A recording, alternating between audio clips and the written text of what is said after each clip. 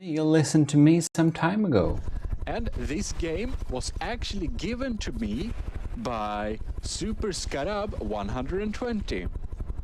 And well, I've said it to you, but I say to everyone that I'm most grateful for this gift, so thank you very much again. So Now, I will be extremely surprised if Super Scarab is still watching, still with us here at the channel. But if you're here, announce yourself. You deserve some kind of gift. We sort something out. If it weren't for Super Scarab giving us from the depth long ago, there is like no guarantee I would ever actually even try to get in it.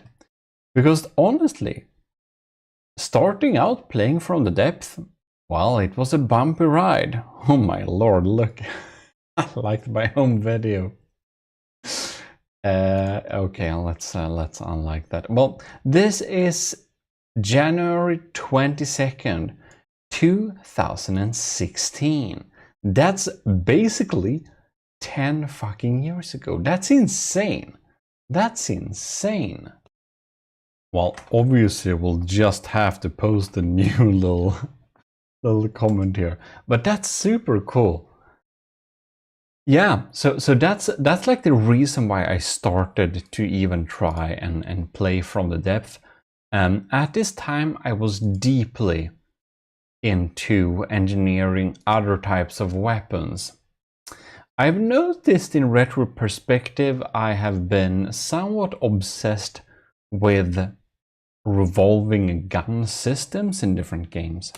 Like I was making these fucking scary like automatic cannon system that was like powered with an actual engine simulator mod and actual gears. Yeah, scary automations we had there. Or like stuff like this little meme gun. it sounds like It's probably the weirdest revolver system one could have imagined. Well, it's special, but yeah, it works. I have been doing weird revolving gun systems for quite some time. It's, yeah, and this I have done in other games as well, like, you know, making warhead machine guns and weird stuff like that in this whole game. So it was pretty obvious, but like when I started to play from the depth, folk were saying in comments, it's like high time you take a look at this game, and obviously everything I could imagine and want to do is of course possible to do in from the depth. But at this time I was very deep into StarMade. And StarMade, by the way, we don't play anymore, but hopefully one day maybe we can return. It's been stuck in a non-developer developing lock for a good time. That's why. Almost everyone is like literally abandoned that shit. But the thing is that I built the Pandora Haven. And if you're wondering what that is, well, I thought that it would be a good idea to build a city, and well, it's a big project, and yeah, there is some valid things to say about like just moving on and play the popular games, but you know, I kind of want to finish my city someday. That's you know. Why? Recording before I will what was that? Recording before the game crashes. So yeah. Thank you very much for watching. Yeah. So keeping with the same games for a really long time gave me this little perk of actually sticking with this game, you know, for very long, and thus been able to. That's we can have into battle. That is true for From the Depth. That is true for StarMade, and you know, Battlefield 2. Fish, 1 get taken, and what the fuck? So they could have their both. But okay, I don't understand why we can't have all our stuff, but never mind. When starting to play From Depth, I had some different issues. I got quite frustrated with the game because, as I mentioned previously, we'll have to end this recording before the game crashes. Yeah. And at that time, when the game crashed when I was recording, it would automatically ruin my recording. It would be void, dead. It's not the case anymore, but at that time it was. And that was extremely annoying. So the game had this issue before of like crashing before 20 minutes or something has passed. So while Scarab and many others were completely right in that From the Depth was a very interesting game, just up my alley, where I could make my fun little weapon systems and all of that stuff, they couldn't know that for some systems at that time, From the Depth had so severe performance issues that it just regularly crashed for a lot of people. By the way, big shout out to Adnicrius, who's been with us for so long. Antros Adnicrius were one of those people who were very early with supporting us playing From the Depth a big bit, with giving us a lot of tips and all of that, so this will be grateful to as well, not only to Scarab for actually giving us the game, and you know, without that, without us getting the game, without his support, we probably wouldn't have stuck with it, because as you can see here, I tested my luck. It's very reliable. It will crash in about 20 minutes every fucking time. Can you imagine how frustrating this was? It was insane. And well, I'm a little bit uncertain where exactly that was fixed, but this is like 8 years ago, and you can see the beautiful old UI. It's darn old. But in any case, so am I. Yeah, we started playing it early on, but the crashes made me kind of quit or play it extremely rarely. But I don't know what it was, but eventually it got fixed and it didn't crash regularly anymore. And at that point, we started to play From the Depth for real, if you will. Like more seriously, just not casually, but you know, actually trying to build complex things. And I started out trying to make some Viking ships and stuff like that. That's how I started building stuff in From the Depth. And then it just escalated. And since I already were making a lot of tutorials for other games and tech and all stuff like that, obviously I wanted to make some tutorial for From the Depth as well, because I felt that there was some lacking space to fill out with my tutorial making style there, aside from the in-game tutorial being absolutely abysmal. They're better now, but they're still kind of abysmal. We should make a video about me going through the tutorials to see if I learned something. Well, I just guess it escalated from there, basically. There was a lot to learn, and like this year, I've started to look into breadboard for a change. The game keeps me hooked because there is always new things to learn, and it's pretty interesting. And of course, thanks to all of you who are watching and engaging with the channel as well. That's obviously also a really big thing will require. If you want some more From the Depth content, look at the Relaxism and GMODISM's GMODIST channel, my secondary channel, for some extra videos as well. But that's basically the story how we got started. We got gifted the game. A lot of our then subscribers and people in the empire of GMODISM were just being really helpful and positive, and that made it so that we stuck, and eventually I learned enough to make tutorials, and you know, I like to think that I'm getting a little bit better each year at least, but I don't know. That's up to you to say. And now I have been dropping in here at, well, 3,260 hours, which is great. This is not totally representative. I have accidentally had From the Depth running this past 2 weeks, at least 2 times when I went to go to sleep. So, you know, there is that too. But yeah, I've been playing From the Depth a lot at my free time. I have some backlog of content to make too, so there is that. Well, in any case, I enjoy it much, and I hope you're enjoying these videos as well and all of that. If you wanted to know how I got into From the Depth, now you do. Other than that, this is your host Eric, and we are signing out with a paper replica that's, I mean, with real me. Well, you find the links to the other channels there in the corner where the badges are. If you want to support the channel, you can go to gmodims.com/support. You can join the ECCLESIARCHY, you can join the commissioned officers, or you can join the government. In any case, thanks a lot for watching. This is your host, signing out.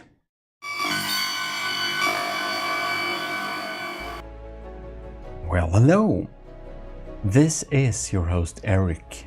You're watching GMODIST, and I felt I had to tell you a little bit about why most of my series have been a little bit lacking and have been a little bit on a pause for the latest amount of weeks.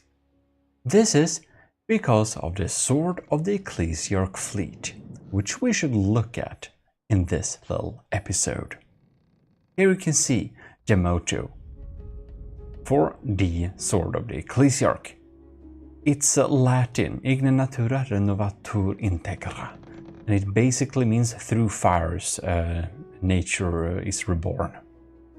This is the first vessel which were developed for the Sword of the Ecclesiarch, and it was first a co-build with Graver, who is seeming the project now, but is actually moving over to holding or helping administrating the thing this is made for. Now it's me. We got the Chaplain General Witch Doctor, and we got the Engineer Robot Stellar helping us build for this little sub-faction. Now this particular build is mostly Graver's work in its shaping, and then I've you know, added many things to it, so that we built. But anyways, we should be looking at the full array. And well, there are some ships to look through here, so I'm not joking around if you think I've been a little bit busy with these things. So that's why we had a little bit low speed of production for the battles, no new tutorials, slow for the builds for Ant Or 2 and the other commissioned officers. Yeah, this is the reason. Sorry about that, but I hope you will enjoy this little fleet. Anyways, so I will showcase the different ships here. We have some adaptations like the Croquette ship here, but made for the Sword of the Ecclesiarch, so we got bigger diff guns on this thing and some missiles as well. The Army of GMODIST Sword of the Ecclesiarch does have its own logo, which is of course accessible on the homepage if that would be a thing, but we got some missiles and some diff guns and stuff like this. Just a little auxiliary build costing just 18,000 materials, so not very expensive. It can better be seen here. We got the Sword of the Ecclesiarch, so we got the AOG gear. We got the motto here, Igni natura renovatur integra, and we got the flame around the sword here. That's our logo. In any case, here we can see the Misericorde class hydrofoil flamer. So Witch Doctor built this little hydrofoil flamer thing, and our Chaplain General Witch Doctor is in effect the deciding function of the Sword of the Ecclesiarch, because this is built for something called the Promethean Directive, and it is basically a tabletop war game like Risk. You know, I talked a little bit about the library before, if you saw that, and it's a little bit like that, but it's actually what library was inspired from, and it's not cancelled because library is cancelled. This has already run a season. It was very popular and very big, so this is like a big undertaking to participate in this. Like, you can't basically participate yourself, and there is a lot of spreadsheets involved, like a lot of spreadsheets. I won't show them to you today, maybe in another episode if you wish to see that, but yeah. This is pretty cheap too, 34,000. Flamethrowers are something we like due to our motto, through fire, the world is reborn. And yeah, Witch Doctor built the bulk of it, and I added some details, some more engines like the engine. I really like the engines we added here. It looks like they're part of the design. Added some extra missiles and stuff like that. So basically, someone builds the design and someone else goes through, checks and adds or removes some stuff that may or may not be good here. So that's kind of the little teamwork we're having here for each of the builds, really. This is our cargo plane. I don't think we are going to use it for a while though, because we decided to not have all the technologies that may be needed. But you can see if we remove the mimics here, man, this is like basically mostly cargo units. It is a thick plane full of cargo, like minimal anything. It's like wood actually. And this beautiful little design was built by Graver. I just add a few fixes. I did basically nothing to it. Just boring stuff. But it works. It's pretty fast too. Anyways. So the Promethean Directive, being a tabletop war game, includes a lot of different factions. It's of course too late to join it now, but if you really think this looked like a cool idea, you can join it next year. It will probably be held next year as well, I hope. A lot of participants, and yeah, it's definitely a large undertaking to hold this event. So big thanks to Mizar Luke, who is running all of this on their free time, and to everyone that's helping making it possible as well. We got a lot of ships here. I think we want to start perhaps with checking out like some smaller designs so we can move up in size. We have some land designs as well, which I feel we may need to look a little bit at as well. So yeah, what I think is that... Where is this now? There it is, the Hermitage class scout patrol boat. Yeah. So we got like names like Hermitage, Abbey, Cathedral, types of names for them. So the Ecclesiarchy of GMODIST is, as you may know, what I decided to call YouTube members, which is a little bit funny. So for many of these AIs, you can see we have actually names of people we're supporting. So we have Elevated Dolphin, like there. We got Elevated Matros Halofo. We got some cadets like Austin Well and Lieutenant Rick Brell. We just have some mix of Army of GMODISM commissioned officer supporters and people in the Ecclesiarchy of GMODISM at YouTube memberships, just for fun there. Anyways, the Hermitage class is a very tiny boat, just 10,000 in cost. It's probably pretty weak combat-wise, but honestly, this is mostly a scout ship that I built it for. So it's not like really built to be this insane battle boat either. It's really not what it's supposed to do. It is supposed to get in early, like front line. It can deliver some damage with its cram cannons. We do have a small little gun here in the back as well, but that's about it. It will share the position of the enemy and stuff like this, so it will be able to provide some targeting information, and well, in general, it's just built to be sent out there and detect stuff that may or may not want to be hiding from us. It looks nice. So yeah, you will definitely recognize the Merops attack plane, but well, I basically made it almost only missiles. The original one is like much cheaper, so I made the missiles a bit longer and added cool daggers to it and some other deco, and then our chaplain general has set this thing up to be much more evasive.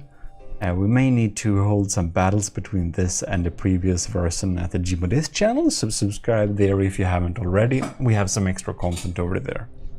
Anyways, it's this is super cool.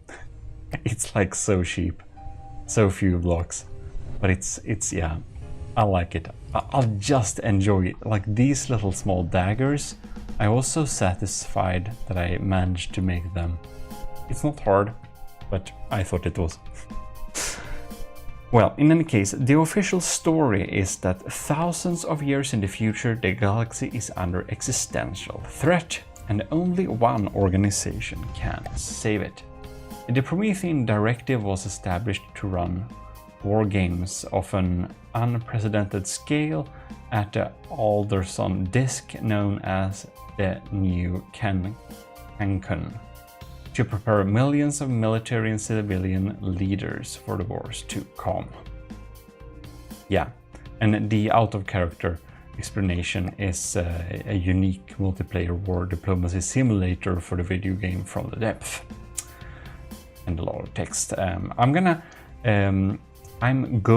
to tag the Promethean Directive YouTube channel in this video description if you want to go and see what's happening there.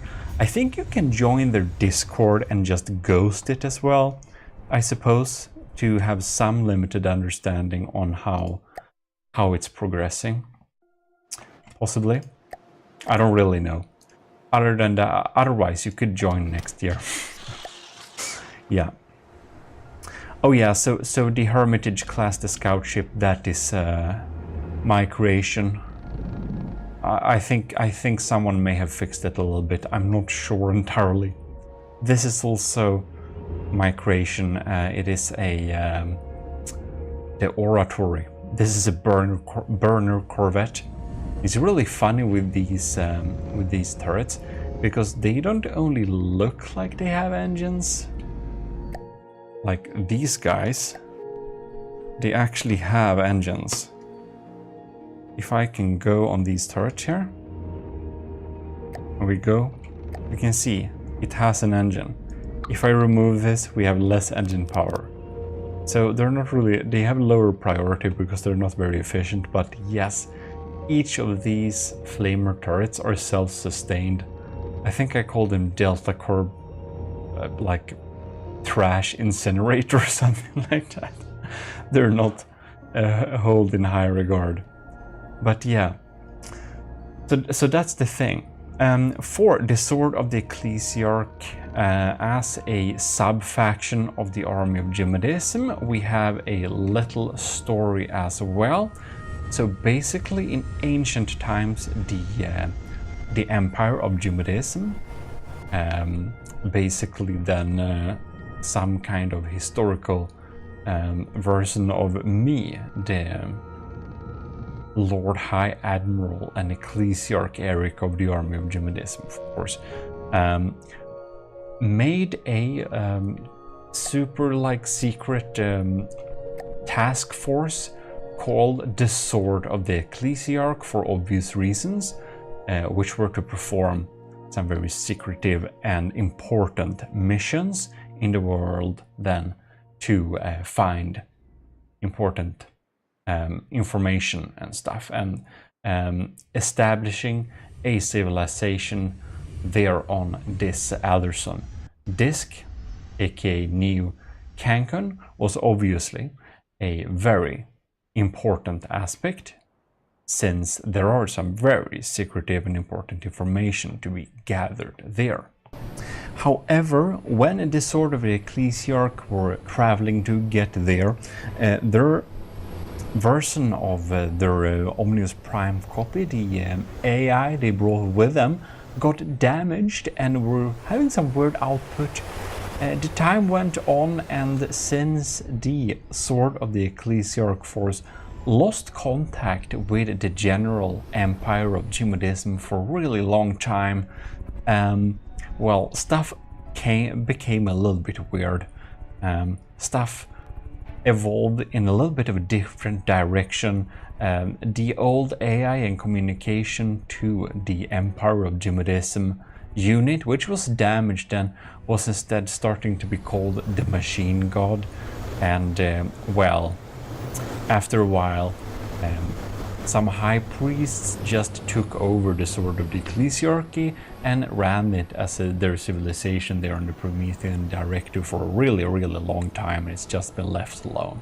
Now recently, the Ecclesiarch, which is I, were reinstated, recontact was made thus, and the Sword of the Ecclesiarchy is under the Empire of GMODISM's control, which is really high time, and the plan all along, of course, because now stuff is moving about in the Alderson disk, because, well, shit's going down.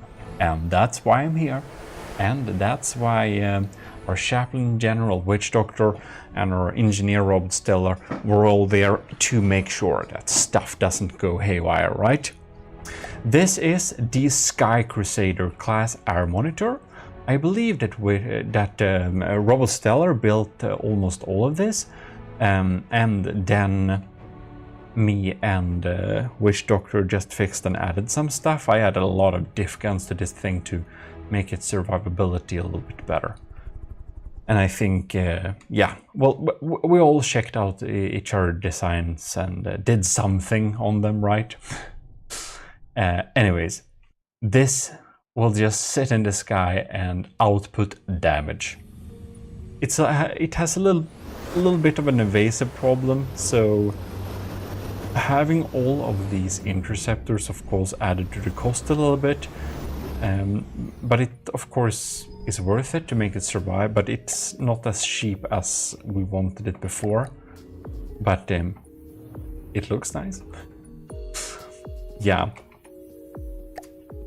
It's not one of our most min-max designs. We have a few of them. Here we have the Sanctuary class frigate. It's pronounced, I think. And this thing is well, I don't know how good it is in terms of the damage output in comparison to our other designs. I think it's built mainly by Witch Doctor. I'm not sure. Oh, whatever. I'm not really sure. But anyhow, I added some stuff to it. We all did something on it. It's super cool. I added like more defensives and stuff like that. You can see this thing looks super beautiful. It's super nice. Add a little flamer here in the front. Other than that, it's VLMs. We have lots of details, and inside this hole, you'll have to appreciate this hole here. It looks super holy, very nice. Well, we have so many designs. We'll just need to go through them, right? We have well, maybe we should look at this on a land, but it's not too much to see, to be honest. I fixed my old howitzer and made a version for this. It looks better. It does. We have some added weaponry and stuff. Oh my god, it's loud. So yeah, we got just a few land units. We can go down with the land units directly here. This is a beautiful tank built by Kevin, but I totally butchered it and made weird things with it, so it doesn't look as cool now. I'll have to show you the proper version later. It looks amazing. This is like a botch job of it, but that's to make it legal as a contestant for our faction, right? But it's nice to have a tank. It's definitely our best tank. We also only have one tank. Alright. Anyways, the previous was the self-propelled gun Lancer 1884 howitzer, and this one was the main battle tank Leon. And we all try to make names that are somehow related to the Sword of the Ecclesiarch theme a little bit there. Now this one is really cool. This is the Bristleback class mortar metal clad airship. And this is Graver's really beautiful design. It is a helium airship, and well, look at this thing. It has a huge array of cram mortars.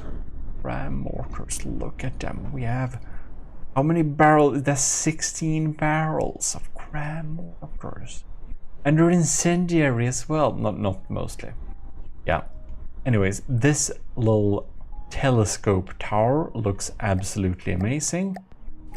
I almost want to destroy the magic by clicking, basically removing mimics. I'm sorry, I shouldn't have done that.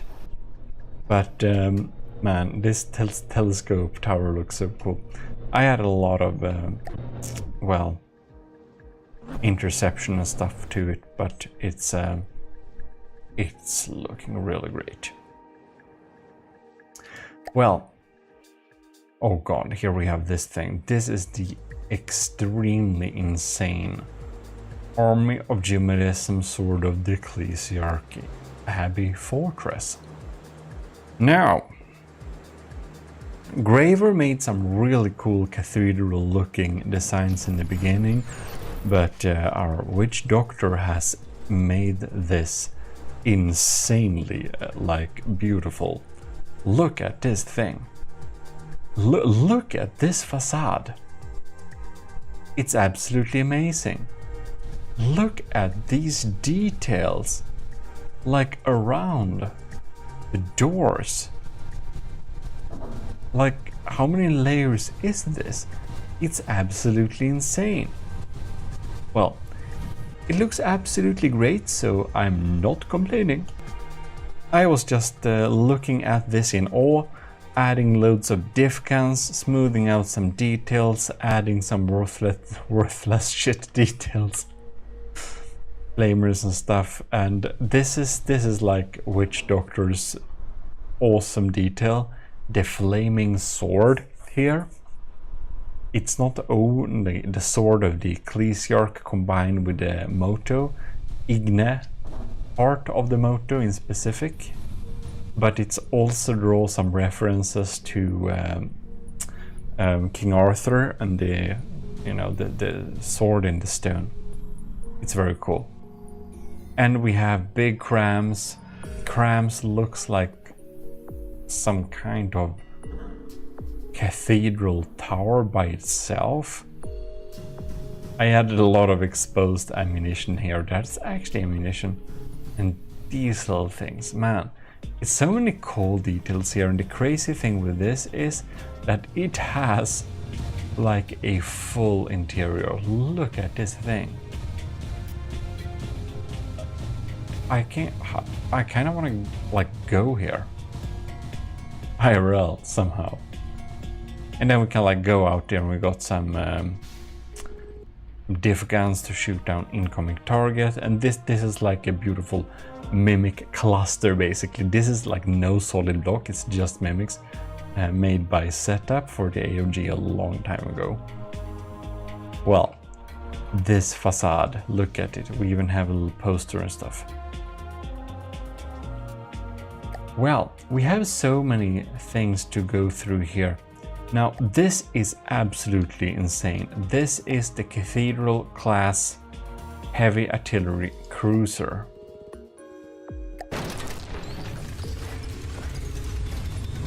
Yeah, this is big.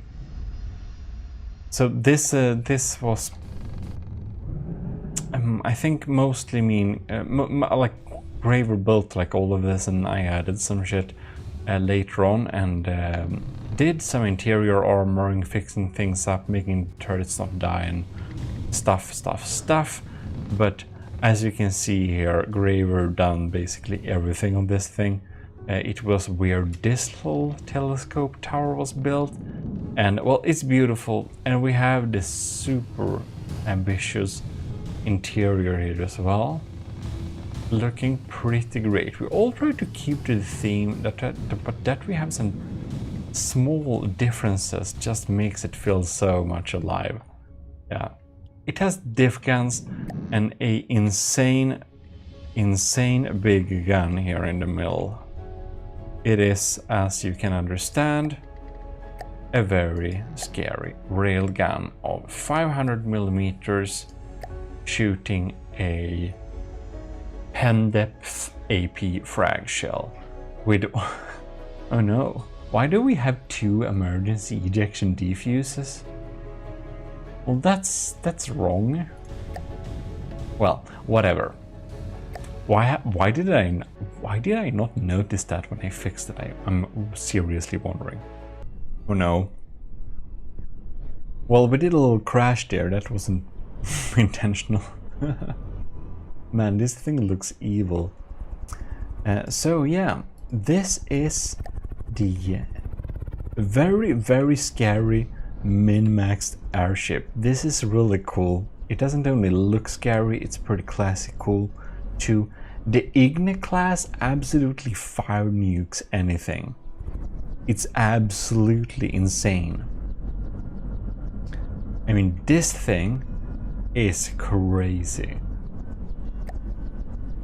Costing $250,000, it is an expensive one-time fix, but a bit of a one-time fix it kind of is, because this thing just gets in close and unloads insane amounts of incendiary shells at pretty slow speeds.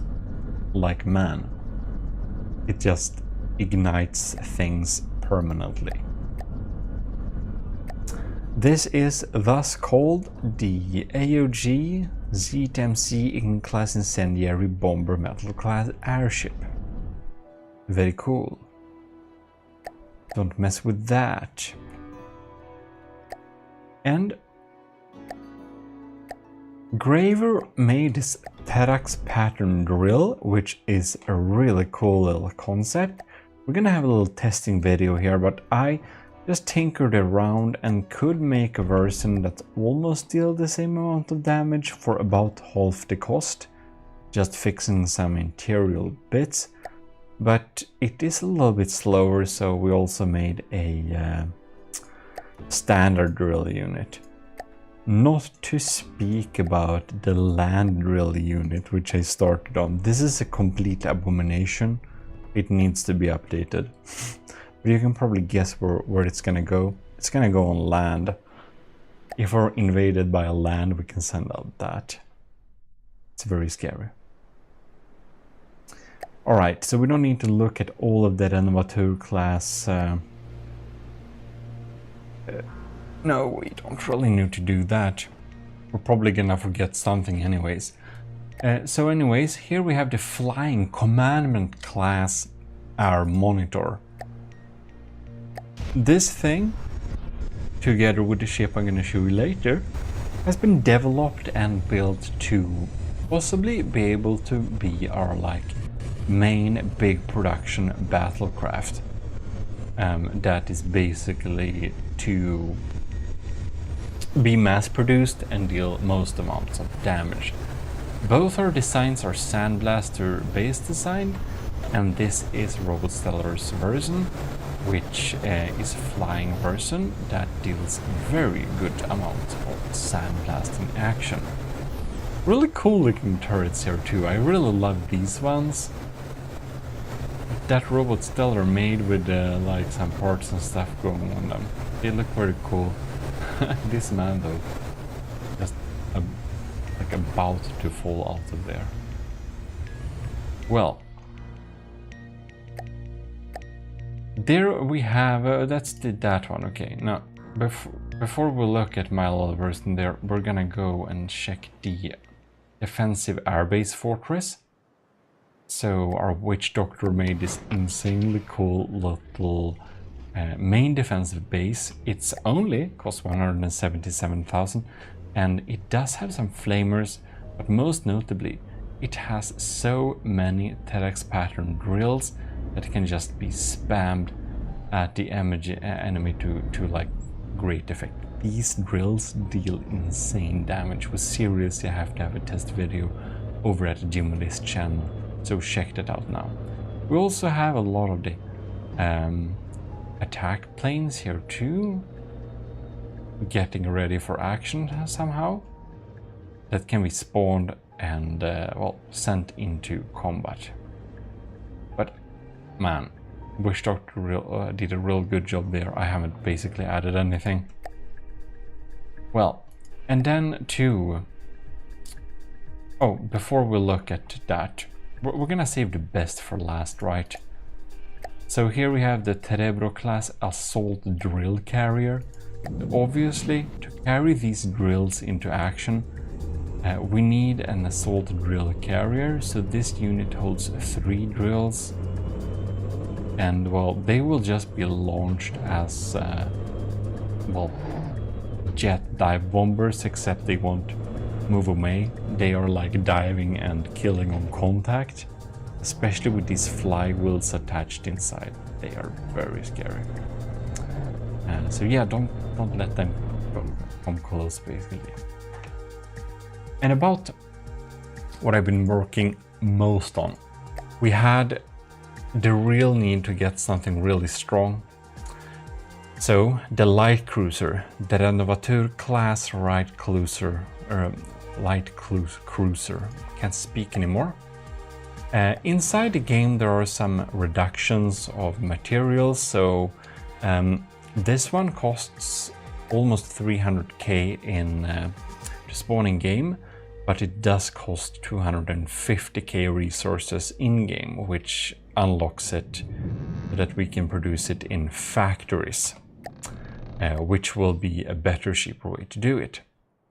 This, however, is the only thing which I can say I've really spent a lot of time on perfecting, because we need this to work. And even though I try to perfect it as much as possible, Witch Doctor went into all of these guns. The Vigoletta Marksman, this is a new version of the Vigoletta Marksman. It's actually rail assisted.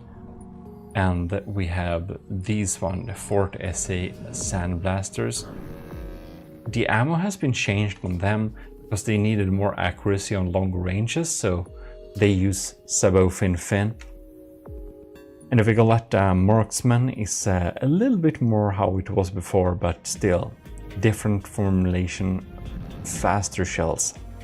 We have a lot of interceptors going on here, and they are really quick. They are from my intercepting empirical testing videos too, so you can see it. And of course, I made a little sword in the top here.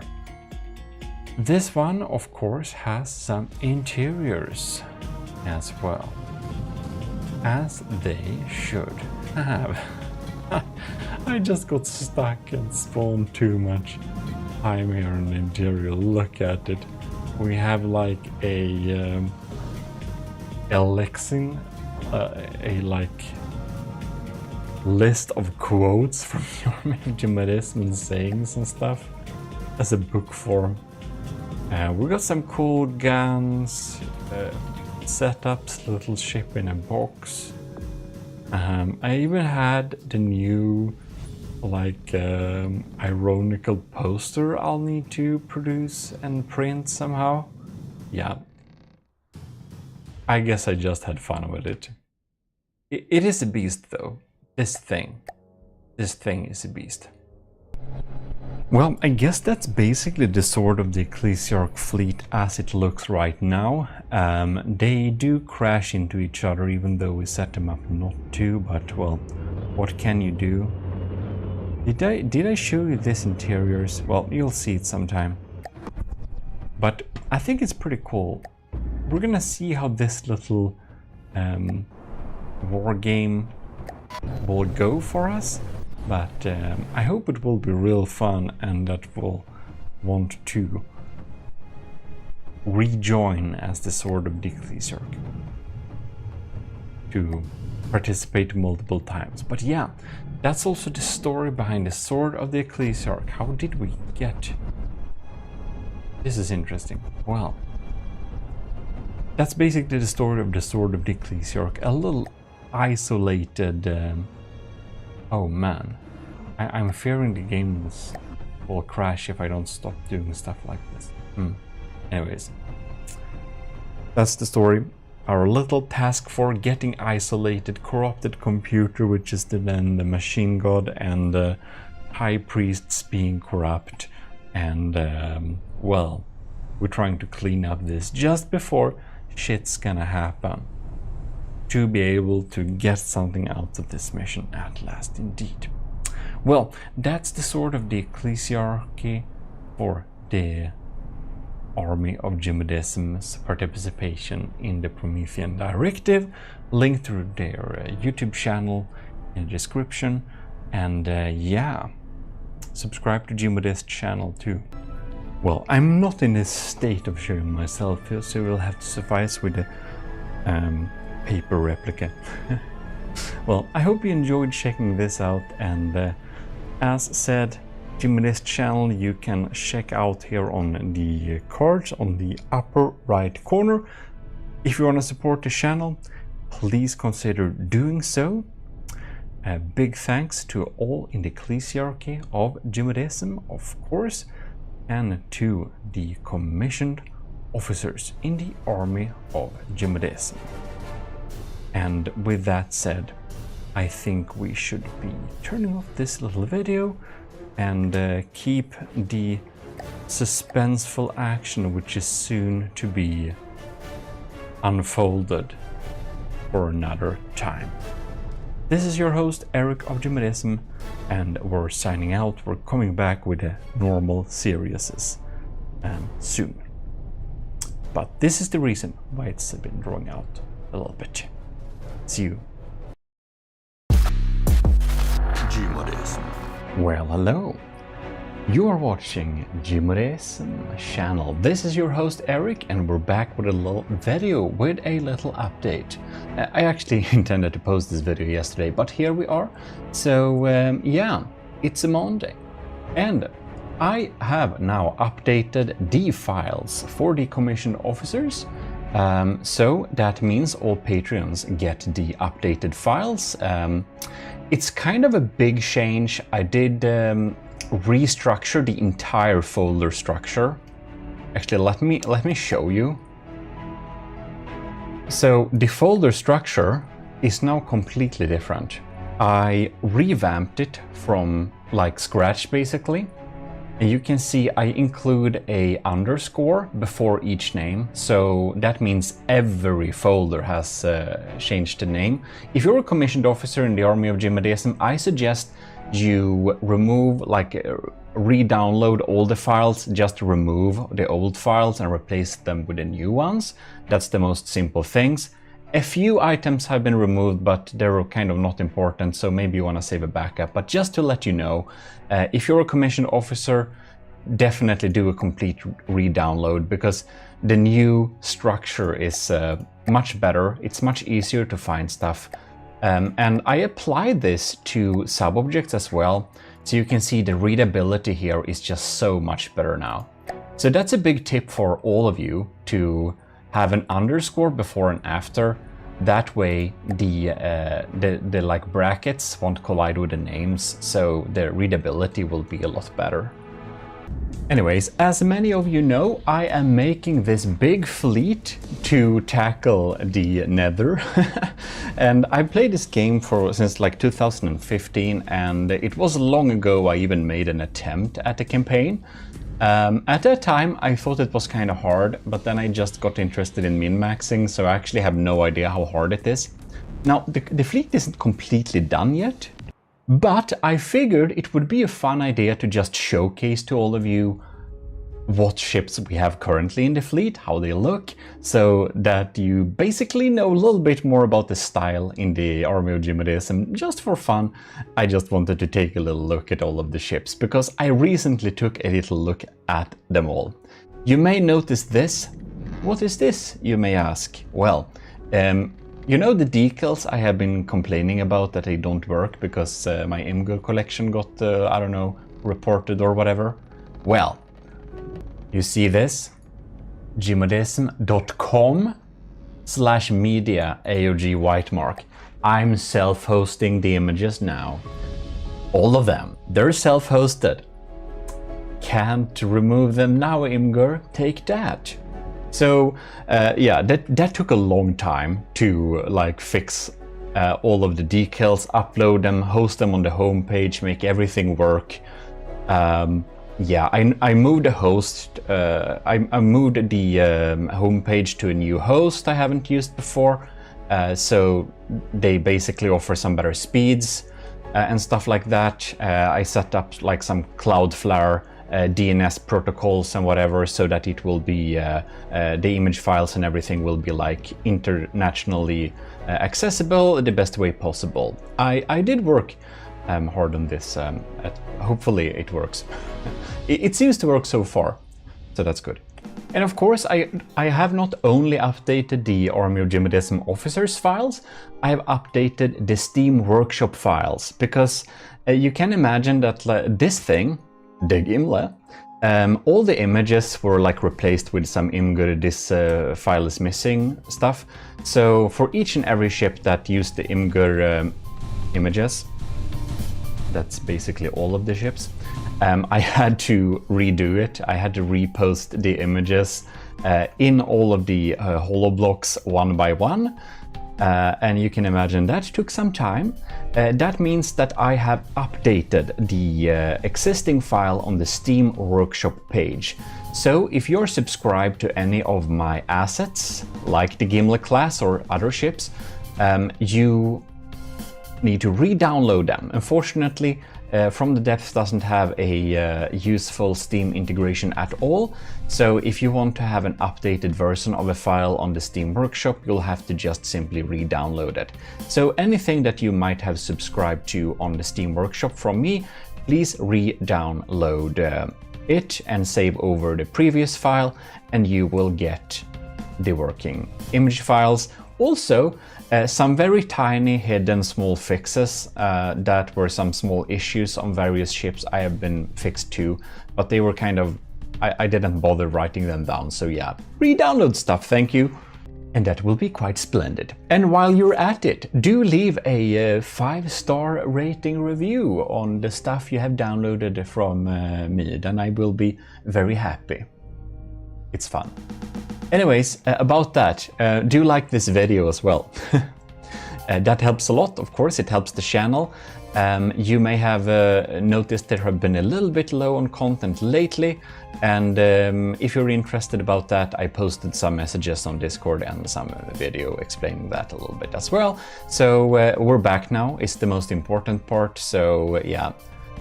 That's the more important part. So I'm going to continue making the videos. That means, of course, continue on the Yamato project. I'm so sorry we have so much delays in the Yamato refit project, but you know, sometimes stuff happens, and yeah, at least we are continuing on it, so fear not.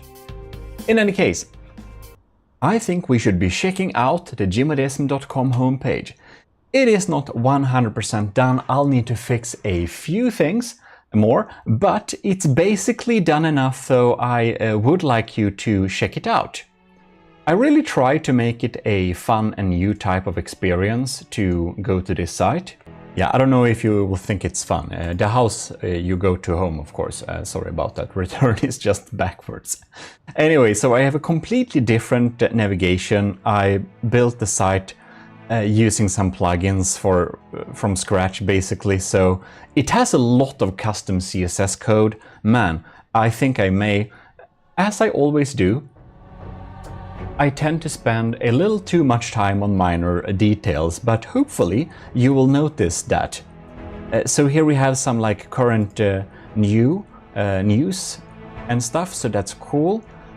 You can click on Get in Touch. So you can go to like our subreddit here if you want to, and that's in a new tab, yeah. You can even like join our Discord here.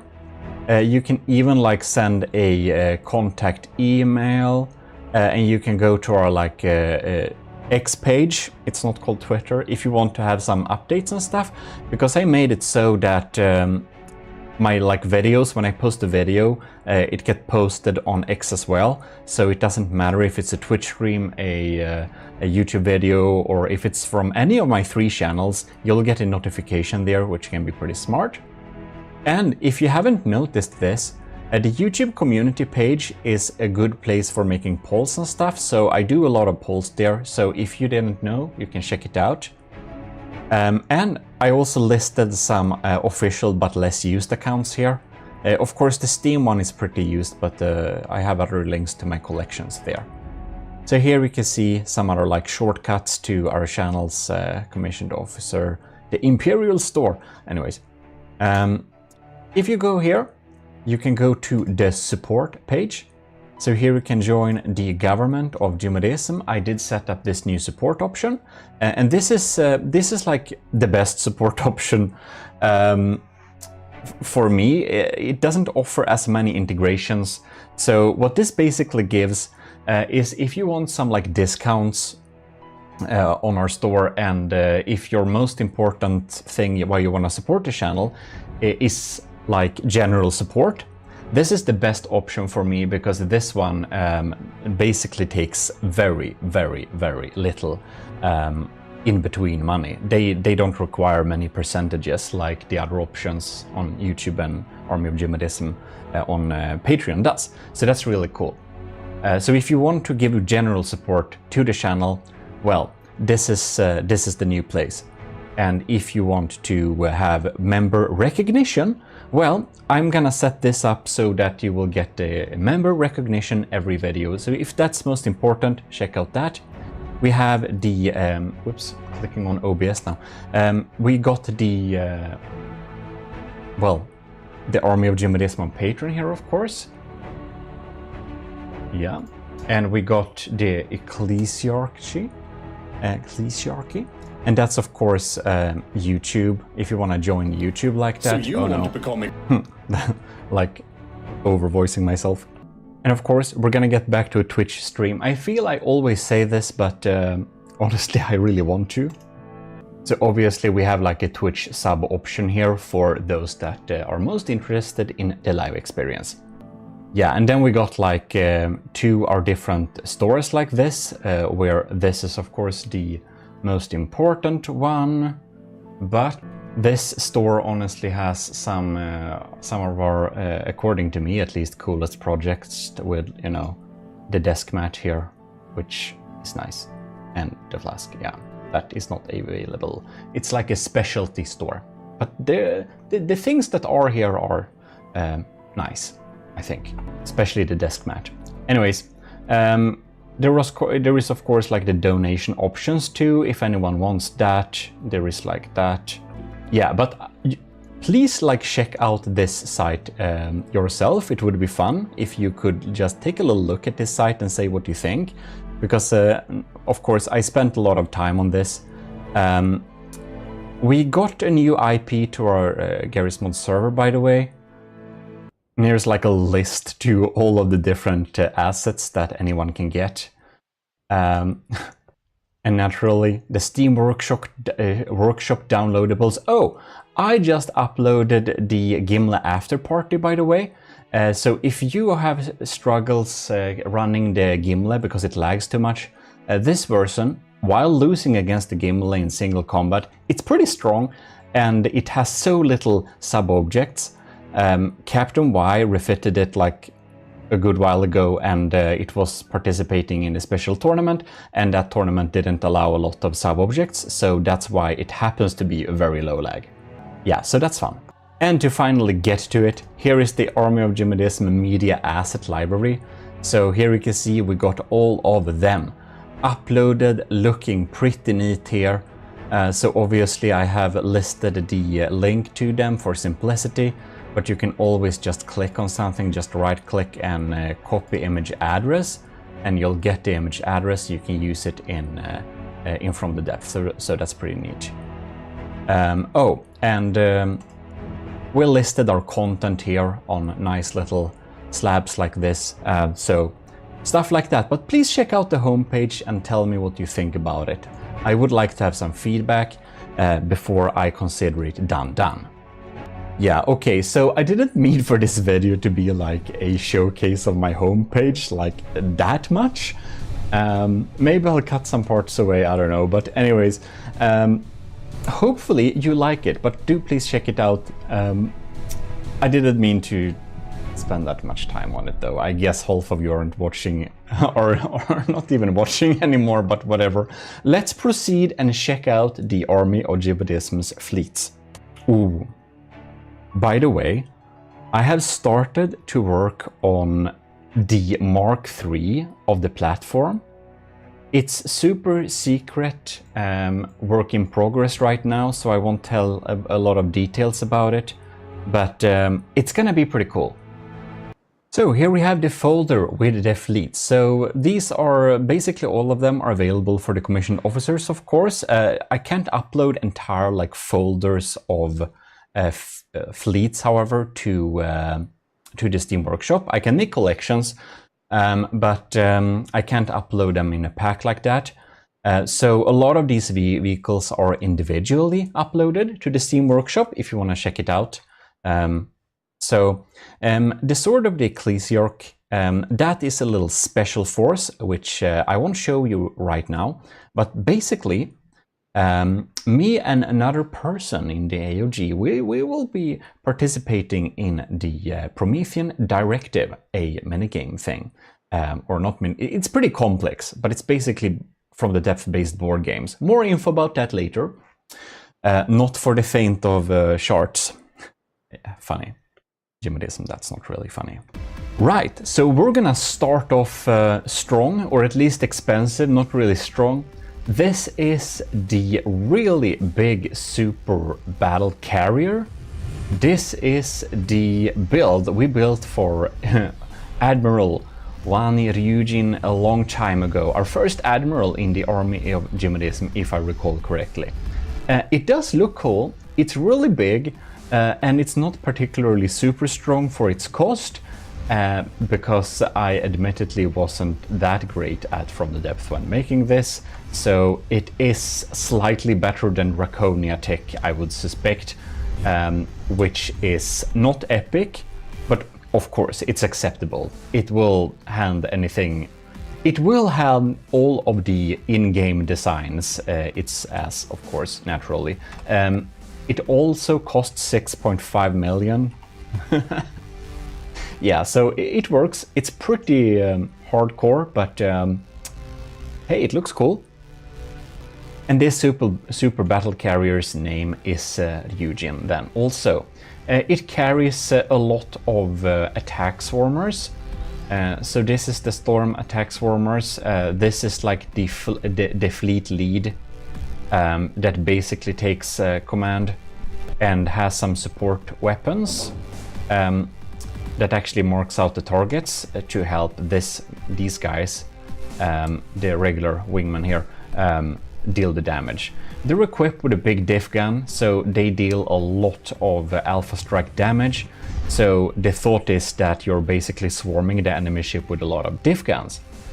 The armaments we got here is mainly, what is it, 5 really big railguns. These railguns are kinetic railguns, the best type of railguns. They're absolutely very scary. They're very scary. On the side we have a lot of sieve systems, diff sieves to be specific. We got some big lambs too. We got interceptors, we got basically everything. We got interiors, we got flak cannons here in the back. We even have a little separator attached drone.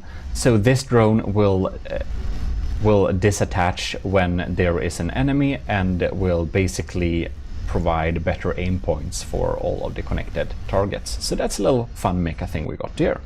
We got this crazy huge missile turret as well that delivers very big missiles straight into the face of the enemy. Scary stuff. Well, we got a little super fun thing on this also. When we actually have an enemy, now I'm a little bit afraid that it will lag a little bit, but let's just spawn a tiny thing so you can see it in action. Oh god, it lags so much when all of the ships are launching, but when an enemy is detected, the bridge is retracting. My god, my game, I fear my computer will crash. Okay, I removed that thing, because if I think a little bit more closely, it actually doesn't, it's manual. Yeah, there are far too many lights on this thing too. Maybe I should do a Mark II someday. Anyways, what we basically do is we click a button and the entire bridge will retract into the safety of the innards of this ship, which means that, you know, the captains and admirals and rear admirals and commodores and everyone that could be aboard this ship is safe and sound inside the innards of the ship and not exposed up here. Oh, and another thing that lags super much, video screens that gives a live feed of the ship. Yeah, so this ship has some cool interiors too. It's on the workshop, it's updated, so you can download it and check it out if you are so inclined. Oh, and it's really cool that this thing is like, you know, not docked by a docker or things, stuff like that. It's actually attached physically to the ship when not in use. The only issue is that it doesn't reattach automatically. You'll have to do that manually here with some buttons. But that works. Well, give it up for the Ryujin, a super battle carrier that desperately needs a less laggy version. But perhaps you have a supercomputer that's better than my laptop, and if you do, feel free to have some battles with it. Next fleet or force is moderately exciting. It's like my more recent saves of my very old adventure mode attempts. Yeah, so you've seen them maybe. So then I participated in the Newbie Rumble 17. So yeah, I played the game for some time, but I couldn't participate in the Newbie Rumble because apparently you're not considered a noob if you haven't participated again like previously, which I hadn't. So they have some special rules which my ships could definitely make more use of. So they were not set up the most optimal way. I did rush them a little bit, and I did honestly put most effort in to make sure they look nice. Then I upgraded them a little bit later as well. So these are rebuilds of the Reed class light cargo cruiser. Well, they didn't make it that far in the tournament. They had some issues and stuff. Yeah, they spent... Yeah. I think EMP was banned in the tourney, but they are still EMP proof and stuff like that. I upgraded them a little bit afterwards, however. So I kind of like these rebuilds. I think they are... I actually don't know if this is better than the original Reed class. I probably need to check that. Yeah. In any case, this is the Reed light cruiser. So it's the Mark II of the Reed, and it's then a light cruiser. Then we have a rebuild of the Mark II light cruiser, which is of course a carrier. So this is the Reed carrier. It's significantly cheaper.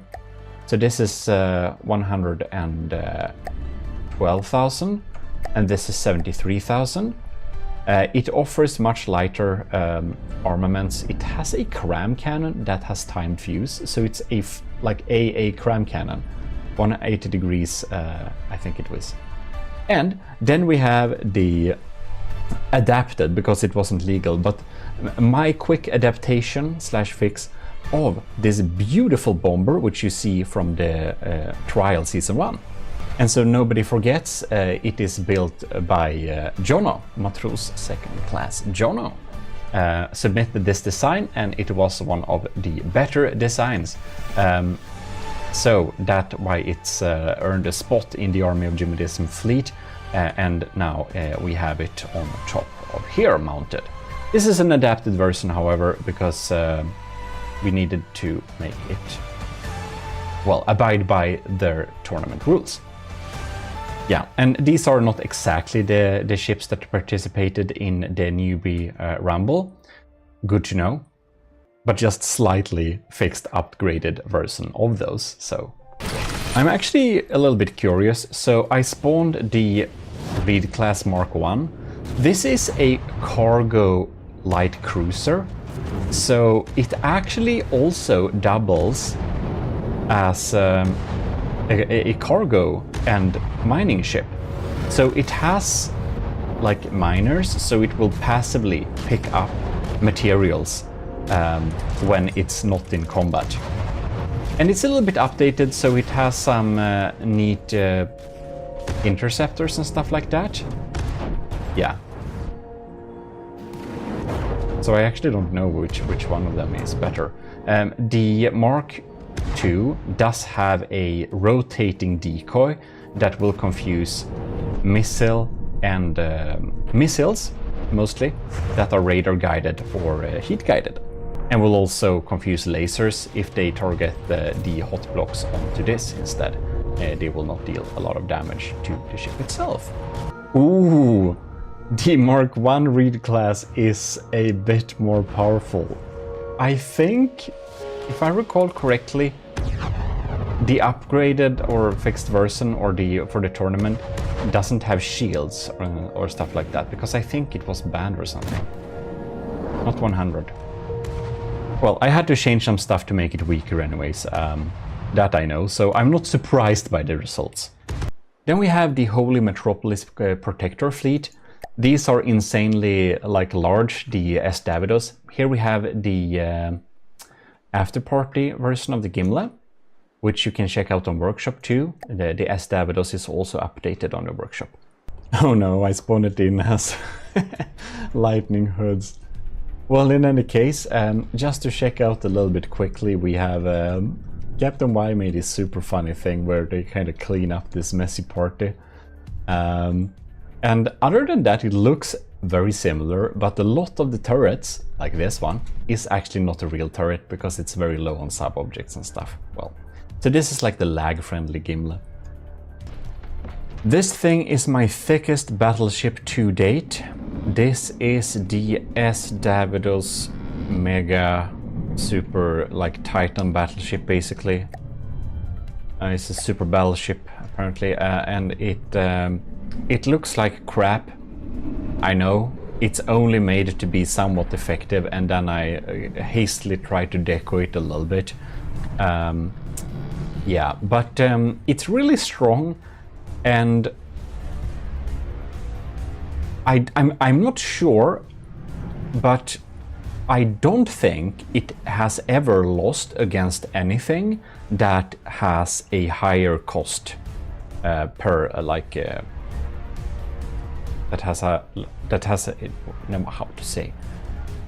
that has equivalent cost. I don't think it has ever lost against anything that has equivalent cost. It has defeated some really big strong ships by well, Suzu likes to build really big ships, so we fought some of the ships she built, like the Juno and well, an array of ships anyways. It's pretty strong. It's not very interesting to look at though. Just has some cool turrets, that's all. But if you want something extremely strong to fight, I would recommend that one. Then we have the Constabulary of GMODISM, which we built for Admiral Scooby-Rocks. So this is the State Trooper observational drone, or a reconnaissance drone. And this thing, I think it looks pretty cool. It's of course not super strong because it's not able to be that evasive, but its main function is actually to provide and share aim points and stuff like that, which it does pretty neatly. Then we also have the officer, which is a very small little jet fighter, and I'm actually gonna upload these to the workshop independently because I feel they deserve independent uploads as well. Not to match it against anything that may in particular be matched in any regard, but just to see them in action. You can see they are making a mess of this, and here we have the beautiful laser controlled missiles from tubes like that. It's just doing its thing, vibing in the sky, firing some guns. Yeah, I think it's pretty neat. These like black medium distance rockets feel really cool. Like the menacing black smoke is just a nice little addition. Very nice. What is uploaded to the workshop, however, and now updated as well, so we are using working decals, is the Constabulary main items. The Deputy Sheriff, which is a completely super scary thing that will dive in and deal insane amounts of alpha strike damage. And the Deputy Sheriff is essentially a real big alpha strike system. It contains a big charge laser and a charge plasma system and has some funny quotes in context, and it will just go close to the enemy and unload. It also has some diff guns for auxiliary firepower, a constant stream of incendiary missiles, some bigger torpedo combo missiles so that it can also target submarines as well, and yeah. It also has a sign movement, so it bobs up and down when we have enemies in the vicinity, so that it's less likely to get hit. And then we have the Sheriff, and the Sheriff is the main thing. This is a carrier, a super battle carrier. It's a lot of big guns naturally. The main systems are actually not these ones. It is the plasma cannons right here. We got some pretty strong plasma cannons. They are really expensive. This ship is really expensive. It's 4.2 millions in cost.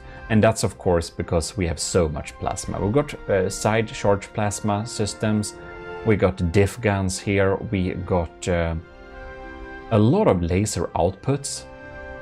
And some really funny stuff here, because of course in From the Depth most enemies are actually AIs, So the thought is that the incarcerated or extracted AI cores they can just be stored in a shelf like this when they have been picked out of the vehicles, so that we can take these brains to be prosecuted. Isn't that neat? But of course, we got some traditional dungeons inside of here naturally, if we would meet something that's not an AI. I got a little bit lost, but here they are, simple cells.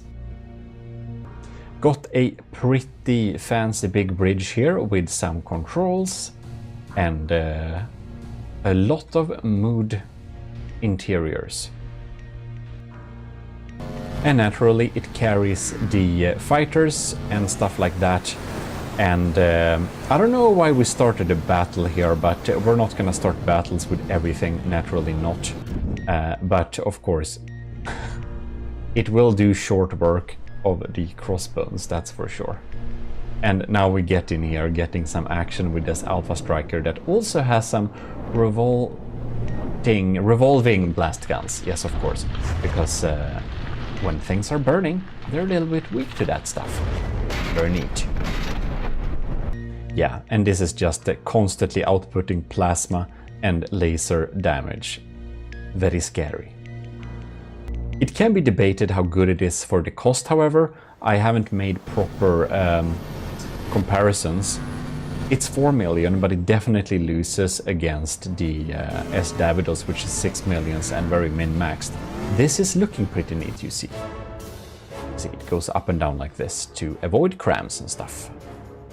Tries to, at least. It's pretty slow because it's very big. Or I wouldn't say slow necessarily. This big thing goes at like 80 meters per second, so you know. I think it can go faster actually. 100, yeah. 100. Well, that is the constabulary of GMODISM, however. Then I think we're gonna check out the very tiny first chapter Wasteland Domination Force.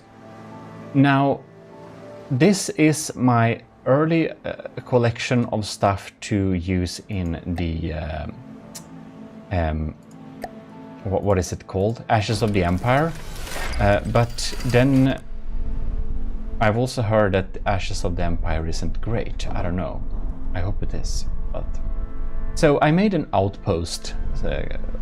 It's pretty long ago actually, but it's fun. It's an outpost. It's a small little station. It looks cool. It's neat. It's an outpost for the Wasteland campaign. It has a cram cannon as well. I don't have a lot of vehicles for it. I did make a howitzer, so we got a howitzer here, a cram howitzer. Very cute. And then I did put the Captain Wise bomber, or a version of it, inside of here too, just a little bit adapted to deal with this land. So I think it looks beautiful, so I wanted to have it somewhere, even though it wasn't among the best performing ones in performance-wise, but you know, we had to have it somewhere. So yeah, that's the tiny first chapter of Wasteland Domination Field. Of course, he be thinking it's loud. Now, then we have the 5th chapter, Intergalactic Industrial Expedition Force. This is a readaptation, cook-up of a lot of previous designs to put together some type of participation. It actually ended up with a lot of forces, but whatever, for the library. So the Great Library is or should I say was, I don't know, basically like a easier version of the Promethean Directive. However, it is, well, I guess the people that are running it don't have as much experience as the ones that are holding the Promethean Directive. So it's a little bit understaffed and the rules are a little bit work in progress.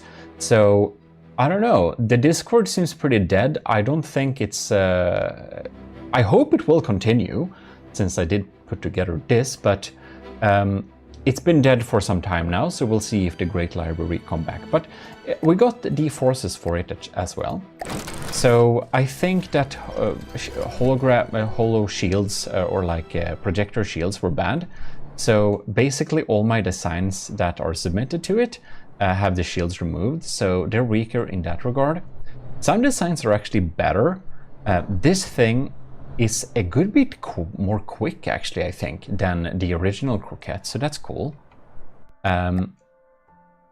We have some adaptations, so for the Filke challenge, Setup / E-Lord, maker of the Turtle Lord, made this beautiful little version of the Filke, and I just had to take some interiors and stuff like that and upgrade the looks of this. Among a lot of interior assets Setup also made, actually, but I made it look a little bit more neat, so threw that in there. In the Great Library I got that perk, I got the fun perk which makes it super cheap for me to spawn ships that are built by wood 40% or more, which basically had me look deep in the folders. So we have another Filke participant, which is Olissa's Filke version, which is pretty neat too. And we even got, let's see here. Okay, we don't have any more of them. We have one work in progress one. But anyways, we got a little upgraded version of the submarine.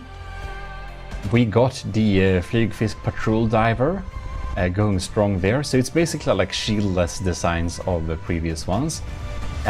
We got the carrier here, the Reed Class Mark IV. And the Reed Class Mark IV, that's basically a little bit cheaper version of the Mark III with no shields and stuff like that, so it's actually less good. But you know, we have to name them properly. Let's go there. Now this one gotten into the water, unfortunately, so I guess we'll need to help it out because I spawned it there. But we have the Flygfisk. No, this is the balloonfish, I'm so sorry. This is the Explorer Mark IV. So this is a little bit upgraded, actually. This is much better than the previous one. It even has a little propeller. It not only relies on sails, it has missiles, so it's much more heavily armed. And it's, well, a little surveillance balloon, which probably should be put in the main fleet for the Nether campaign as well. We got the upgraded version of our Type A fighter. So it's a big wooden fighter that has gotten a facelift, you could say, with some nice decorations and, well, adhering to the rules. I also took one of our best fighters in the Trials Season 1. By the way, Trials Season 2 is coming soon. It's gonna be a real simple challenge, more about that later. But I took the beautiful Manta War by Matros Kovrax in the army of GMODIST, and this was absolutely brutal, super strong design. I have been looking forward so much to use this design in the library, where we just spawn a bunch of the send a bunch of this to like attack bomb somewhere. That would be beautiful. Unfortunately, that hasn't happened yet. But in any case, Kovrax made an absolutely beautiful design out of this. It looks amazing, and all I did was adapt it so it would adhere to the rules and be basically only wood, so it would be super cheap for me to make. Right. I made a service droid adaptation of the observer drone, the state trooper. So this is basically a repair and rearm version of it. It carries material and it can repair and fix stuff. That's basically the difference. It doesn't have shields. Yeah, very nice. And we got a little version of our helicopter as well. And this is the Chopper Mark III, to be specific. Also, they have their own little adaptation here. They got their own version of the of our little fighter here. I should actually put the Officer Mark II versus the Officer Mark I and see which is best, because it uses a different strategy.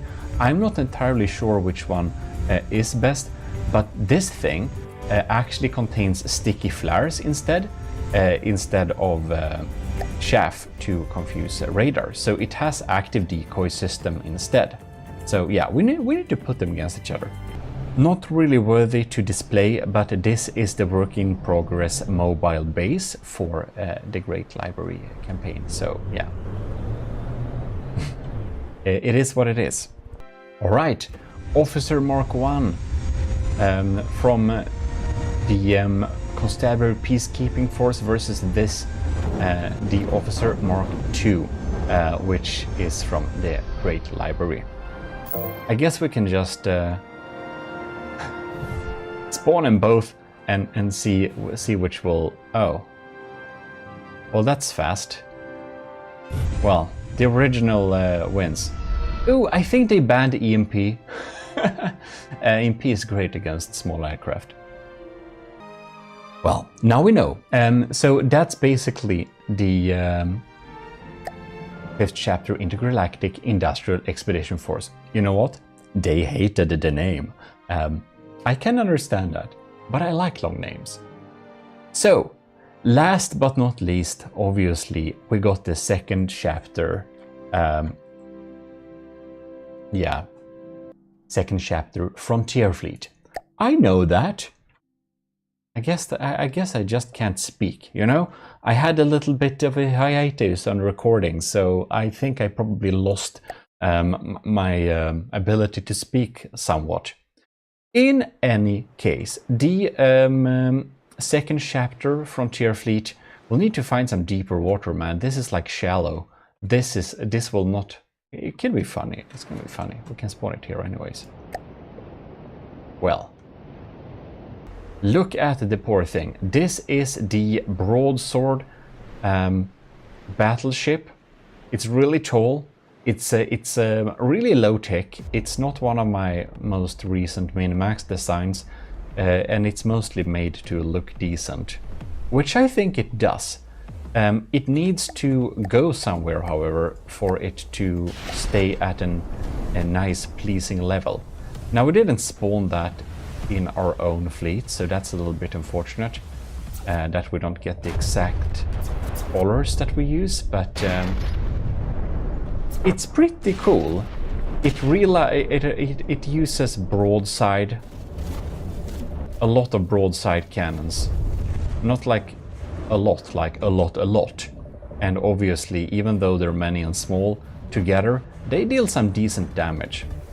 Probably would be pretty easy to take out with interceptors, but whatever. Most in-game craftons have interceptors. And yes, this thing is bad, but yeah, it will actually work decently enough against many of the in-game designs, so that's nice. Then we have the Aerobics Mark II. Mark I is deleted. This is a jet fighter that is pretty good, to be honest. It moves so janky, it's really hard to hit. It usually wins against many of similarly priced Steel Strider designs, and definitely works against the Deepwater Guard. Now, I'm not super happy with the design of it anymore, because I kind of upgraded or changed my style at least. You may think this is cooler, I don't know. It's up to you. But it's pretty... it works. Then we have the funny Filke class destroyer from the Filke battles, which is a super funny design, because this thing will actually jump up and down when incoming fire is coming there. Compared to many of the participants in this little mini challenge, it's of course really bad. A lot of you GMODists out there, you are so much better on building stuff than me, and I'm happy for that, because then we have really cool challenges we can make with cool designs you submit that are just so much better than whatever I put out there. Yeah, so the Filke was a wooden boat, and the challenge was basically make it decent, and people did. We got two versions of the chopper, the Mark II, which is anti-naval, and the Mark I, which is anti-air. Different configurations, they're very similar, but they basically have different setups. The anti-naval version here, obviously, has torpedoes, and the anti-air doesn't, you know. It has anti-missile missiles. And no, anti-aircraft missiles, AA missiles. Oh, and one of our good old battle participants, the Draconia. My first battleship that were made to be half decent. It's half laggy, that it is. Half decent can be discussed, but it holds up. It holds up. Naturally, it will, obviously, deal with all of the in-game crafts that I tested it on. Maybe some new have came that are better, but it obviously delivers great result against the in-game stuff. It's described as a killer baby seal for obvious reasons. It is equipped with a not so good APS, some really scary laser systems, and some really funny like interiors. It's like a mini city on top of it. A little bit inspired by Philip Reeve. I think his worlds are super cool. If you don't know who Philip Reeve is, Google Mortal Engines. Yeah. To spice things up, we're gonna spawn a paddle gun. Because paddle gun is funny. Well, in any case, we're gonna continue to spawn in some stuff here. Oh, this will be unfair. Well, whatever. I made, for fun, I just thought, why not make the broadsword fly? So I did. I made it fly. And it does. This is the broadsword air battleship. I think it looks pretty neat, actually. I'm very happy with the looks of this thing. As it's a naval variant, it's not great by any means, but it does what it's supposed to do, which is look pretty neat. And I'm particularly happy with like having on-board engines like this that are just there to look neat. Yeah, I think it's nice. I think paddle gun died, unfortunately. Well, we have the crossbones in the background instead. I'm guessing crossbones will do short work against the air battleship. And while we're at that, we're going to continue to show the second chapter from Chairfleet. These are missiles for another submission you'll see in a moment. Balloonfish Mark III. You saw the Mark IV, so this is basically the bare bones version of it. Now, I don't know why it does acrobatics in air. Oh, it's too far high up in the air. Yeah, it's not set to go that high, so it will just fall until it reaches a nice altitude. So, yeah, the Balloonfish Explorer is not great for seasick, or like, I don't know, airsick. How to say that anyways? Yeah, I don't know. Roller coaster sick people, or well, enlisted in the army of GMODISM it would be. Which you should be. If you're not enlisted in the army of GMODISM, you can simply go to our Discord and apply the role, and you'll join the army there. And if you basically want to be an officer in the army of GMODISM, well, Patreon is there for you. And we should actually, while spawning in the subby anti-surface, which is a really sad thing to look at, so we're gonna continue and spawning something else. The Carver class hydrofoil, obviously, because that's what we built for Lieutenant Cravey. So that's fitting.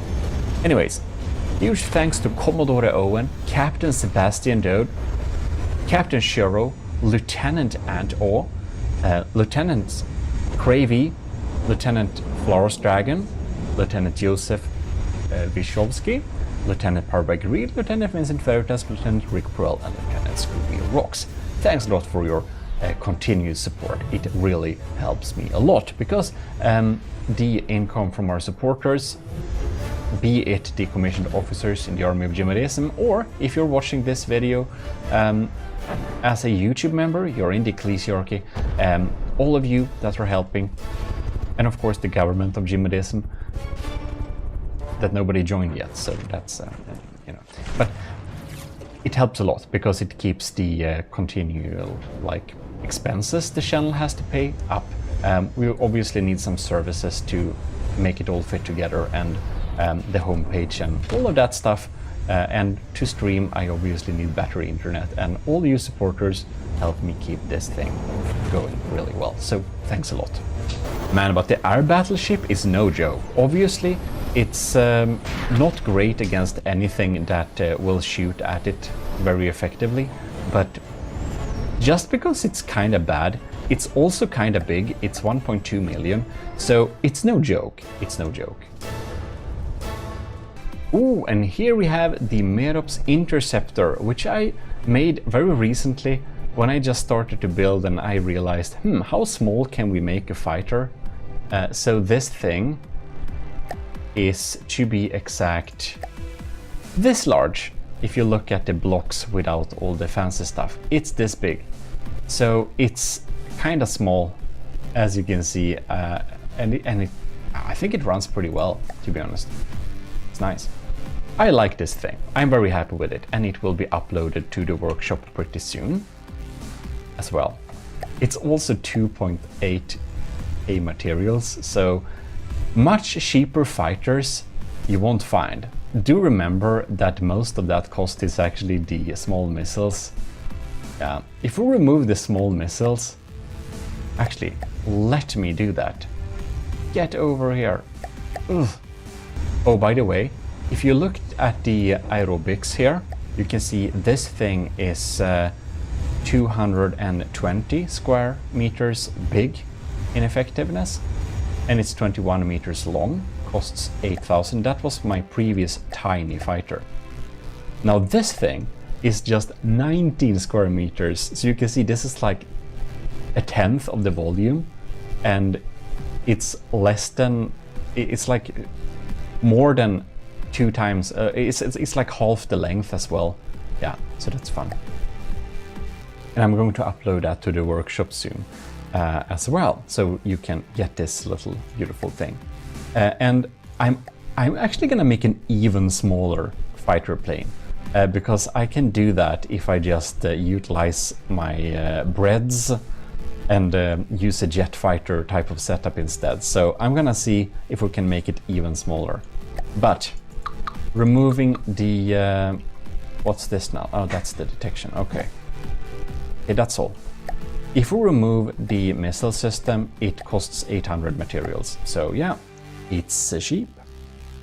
And here you got the Flygfisk, which is well, not made cheaper or adapted to any rules. This is the proper Flygfisk, built for Lieutenant Astera some time ago, which is a patrol diver. So it's a patrol boat, but it also flies up in the air and it dives down again. So it's kind of both a aircraft and a watercraft. And why does it do this? Because it's a fun idea. It also happens to avoid a lot of missiles and torpedoes. It's kind of safe from many of the types of missiles. It's very few people that set up missiles that are able to go in water and in air. And from all those other types of missiles, unless they're super fast and reaches it before it switches like medium, it's pretty safe. So that's cool. When it like goes upward, if missile follows it, they will just end up in space. And if its missiles follow it when it is underwater, well, then they will just get lost in the water and despawn. And Flygfisk is of course flying fish in Swedish, if you were wondering. Well, the Reed class light cargo cruiser we looked at before, and the Reed class is actually built for our commander, which that was some good time ago, however. So I'm very sad, but I have to check up. I have to remember the name too as well. Yeah, so it was. We made it for Commander Ayak the Boater. we built the Reed class. So Ike the Boater was a commander and we built this beautiful thing. And this is a little bit upgraded version, however. And it's pretty strong. I like it. I'm very happy. I'm very happy with that design. Another design I'm very happy about, but I'm not happy with the performance. That is the Fred. So we built the Fred actually for Scooby Rocks. Scooby Rocks was a long time ago a captain before he became an admiral and then a lieutenant. So basically, if you are in the army of GMODISM at a lower tier, if you jump up and join a higher tier, you will get the higher tier's rewards. So you can like jump up and get rewards, and obviously if you have a higher tier and then jump down, you won't get that rewards of that tier automatically, because that's like not very practical for me. Then it's like less support and more work for me, and if people upgrade, it's more support but more work, which is fair. Anyways, to keep things not too long-winded, Scooby Rocks was the captain and wanted something to beat the stronghold. So I made a Fred. The Fred has a very cool setup with a lot of engines underwater. It's so adapted to take on the stronghold specifically. And even though it only costs 700k, it could defeat the stronghold, even though the stronghold was twice as expensive.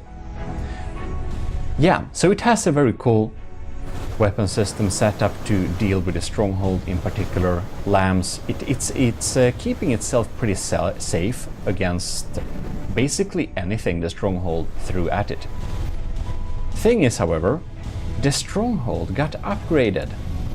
So now the stronghold is much more formidable and like uber scary. So it doesn't beat the stronghold anymore. The stronghold is also more expensive. Anyways, this is the first ship we actually used the Vigoletta marksman cannon on, which is you probably heard me talk about in the Gimli videos.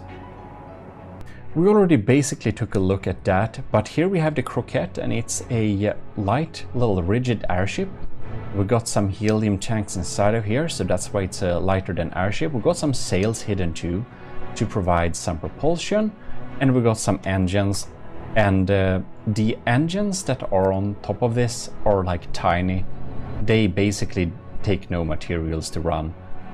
So it's a pretty slow airship, but it's also extremely cheap. This thing's 12,000, and it carries diff guns, some lighter armaments, and yeah, it's not a heavy investment. It's not a big battle thing, but it looks amazing, and that's the main reason for building it. Or I mean, you can think what you want. I think it looks really cool, but I don't know. A lot of other builders make so much cooler stuff. So for the season 1 of the trials, we got this beautiful pigeon that wasn't very good, however. So the pigeon was made by Scuvimation, our matros, and basically it looked amazing and performed so poorly. So we both actually made our different versions of the pigeon. This is the utility version of the pigeon, so it has some light armaments, but it's mainly a utility ship. And this thing, look at this. I absolutely love this little matros sitting here and reading on the phone. Yeah, some fun Easter eggs, a utility ship. And then I made my version of the pigeon, which is the barbecue pigeon. This is a combat airship that uses a lot of flamers. It's not even cheap, and it burns hard. Yeah, so both of these actually will be uploaded to Steam Workshop as well. I already made some art to display them there by my new template. Oh, and this is the aesthetical winner of the Slabman challenge. So the Slabman was a really bad ship, and I wanted it to be upgraded. So Setup, aka E-Lord, that made the Turtle Lord, made this beautiful stridsjacht, and it's absolutely amazing. I even made it into a desk mat, which anyone can get if they want to, by a blueprint style. But in any case, or I didn't do it, Kevin did it, so thank him very much, because that was amazing. It looks awesome. Anyways, this is a 1 million ship that's looking really great. It didn't win the combat, but it did win a lot of, it did win the aesthetical part of the competition.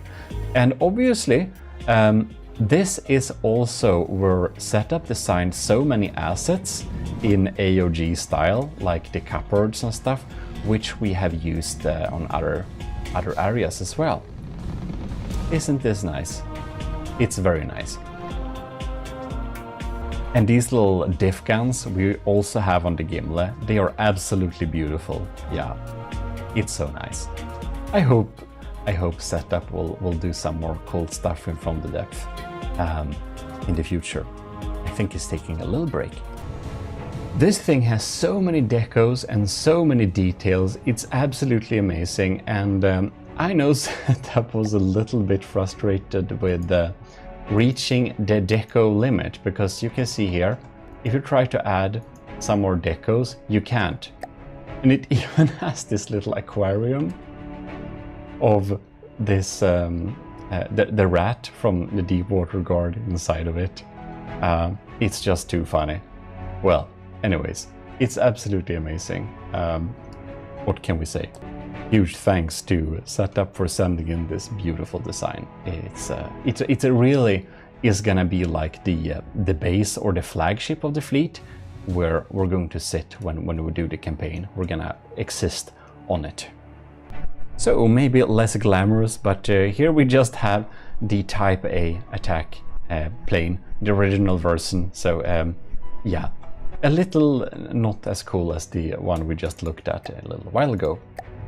Here we have a, whoops, I'm not sure it can spawn inside of there. Oh yeah, it can. I actually provided balloons for it. This is a hover tank. It's a flying heavy armor brick that does hover tank things. It has a burst railgun, so that's cool. It doesn't have a great evasion, however, so I don't know, it's old. Then we have the bolster repair and rearm.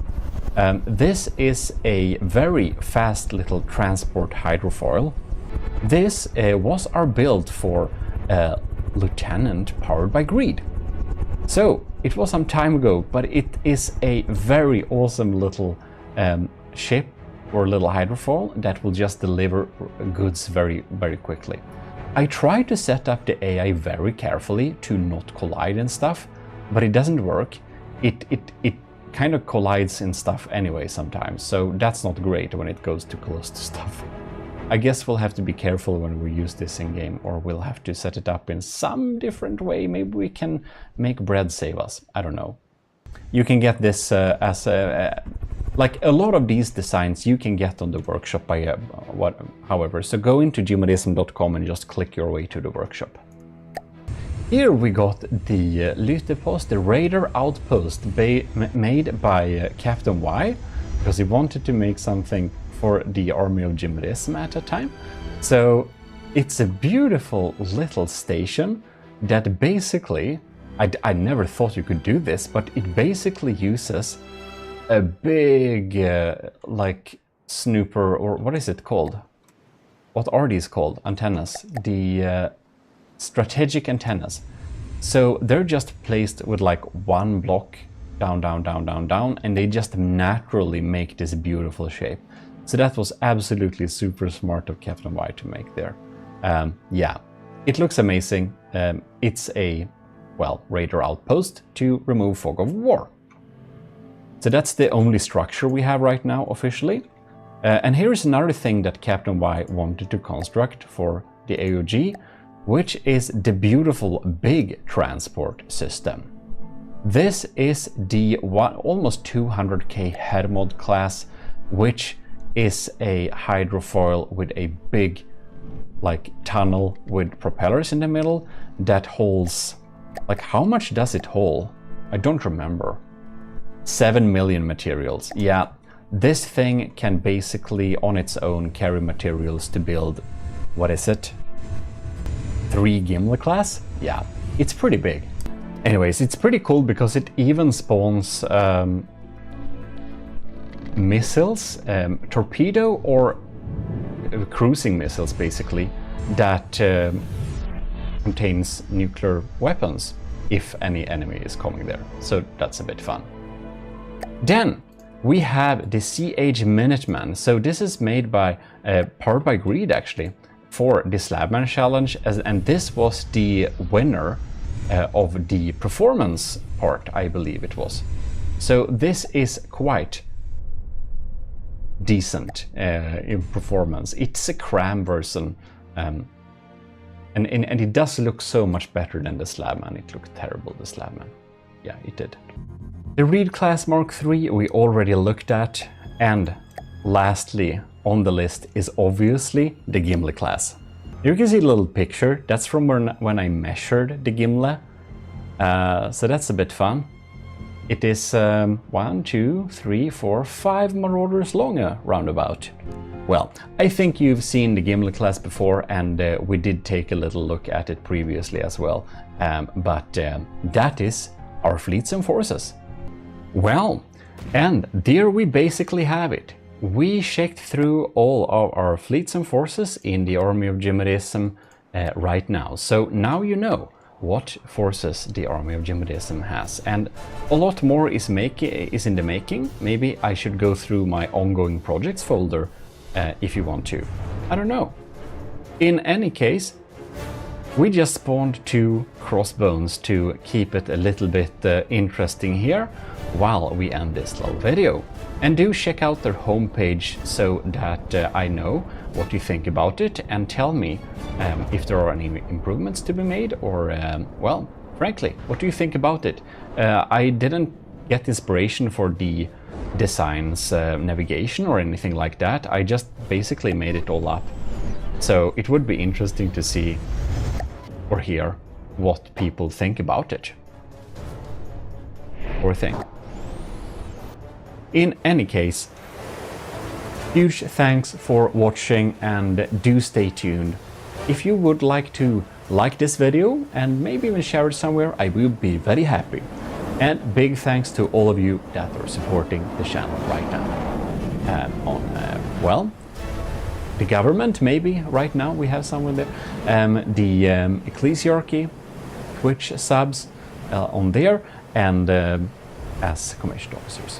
In any case, this is your host, Eric of GMODISM, and I'm signing out. Thanks for watching.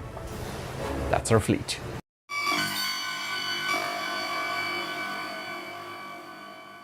This is your Admiral speaking. Today we're going to have a little info video thing for all the commissioned officers in the Army of GMODISM and those who might want to become that as well. So you might know that I offer specific downloadable files for all the commissioned officers in the Army of GMODISM. And that is the patrons, by the way, if you missed that. So for the lowest level, it's $1 a month or equivalent in your currency, and it gives you access to the files. Any level gives you access.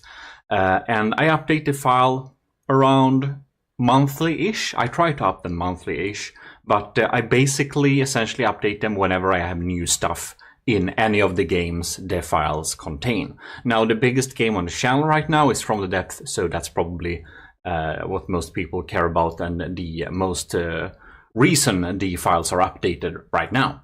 Might change in the future though. In any case, basically we have blueprints, we have sub-objects, that's turrets and stuff, we have prefabs, you know, pastable decorations and whatever in this pack. And we're gonna go through all of them. Here it is basically how it works. Maybe I build on a thing, and now this is obviously not done, but when this is done, it's gonna be put in a folder, right? And whenever I'm going to finish a thing, it's put in one of the folders here. Now most of the things will be in the fleets and forces, but we of course also have the platforms. We can check the platforms a little bit too. So here is the standard platform. This is for testing and stuff, and that's of course available on the workshop for public download. Now it can't be that high up in the air, but anyways. We have different platforms. We have a civs testing platform, which is a little bit rudimentary setup here, just testing some different shells. Some of the platforms are actually my personal tests. So here we have, for example, the 3x armor switcher test.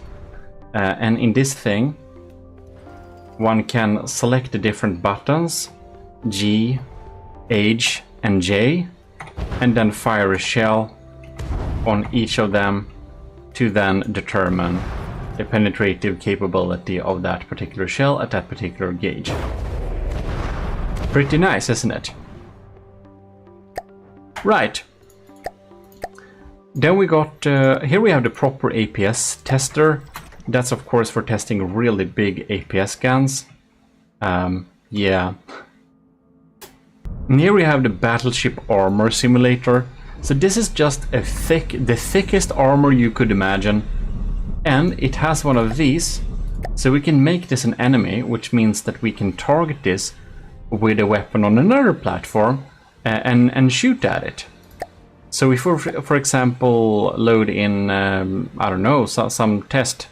Now, that's not gonna work very well, is it? But here we have the cram test. And this cram test tests cram cannons. Makes a lot of sense. And by the way, when you test cram and APS, you can reload them instantly by going into the Q menu.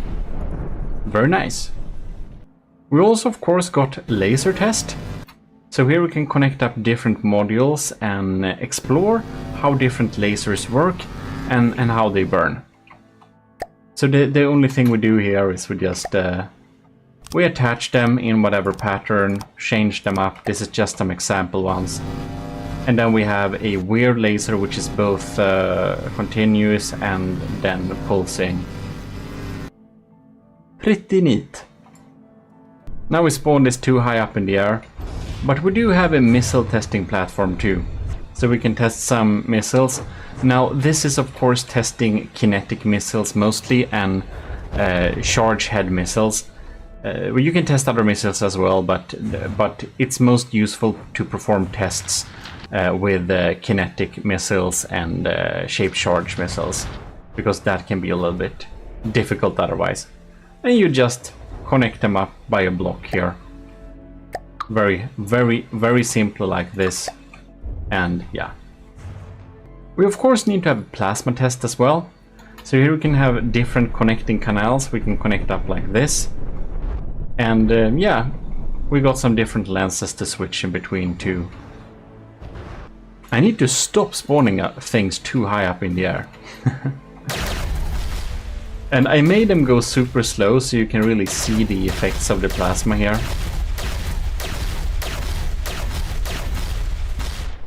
Pretty neat, I think. This is a charge plasma setup.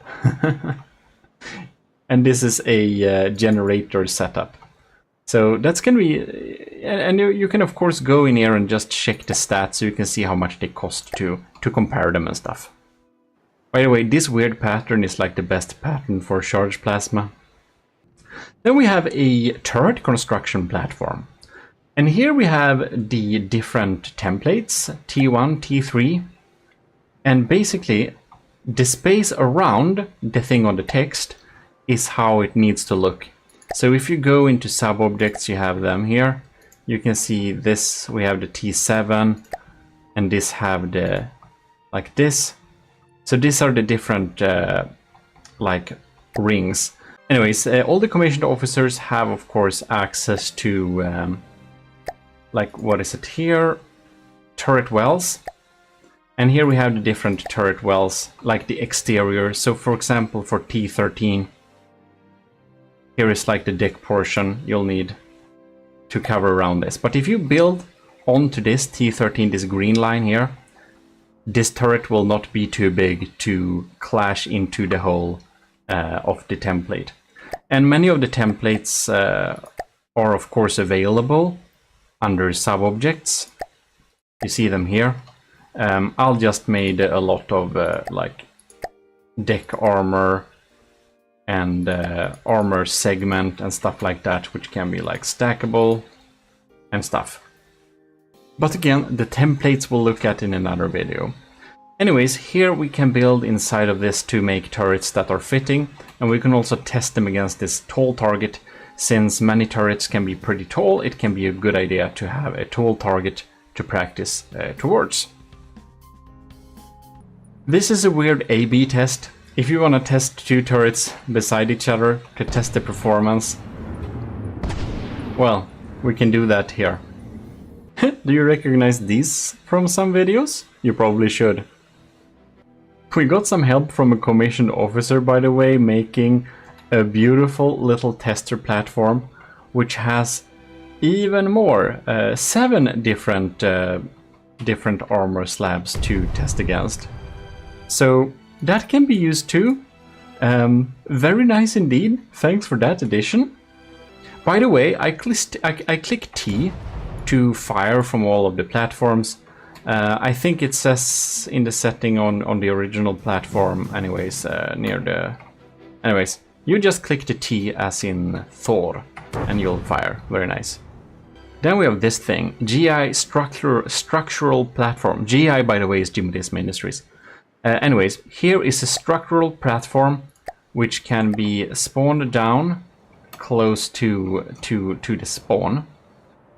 Yeah, here we are. It's kind of built for the deepness of the spawn. So it's above water, close to the spawn. If you just plonk this down, you will have a platform that has no materials and no engine. This can be useful if you want to build engines, see how much they require, how much they take, because the other platforms are of course taking some energy each second, and they are also producing a lot with the steam engines. This is like a clean slate to test engines and stuff without bobbing about on a raft, which is horrible. And we're adding new platforms whenever they come up, of course. Anyways, most of the things are in Army of GMODISM, Fleets and Forces. Perhaps we will not be going through each design in detail today. That will take a little too long time.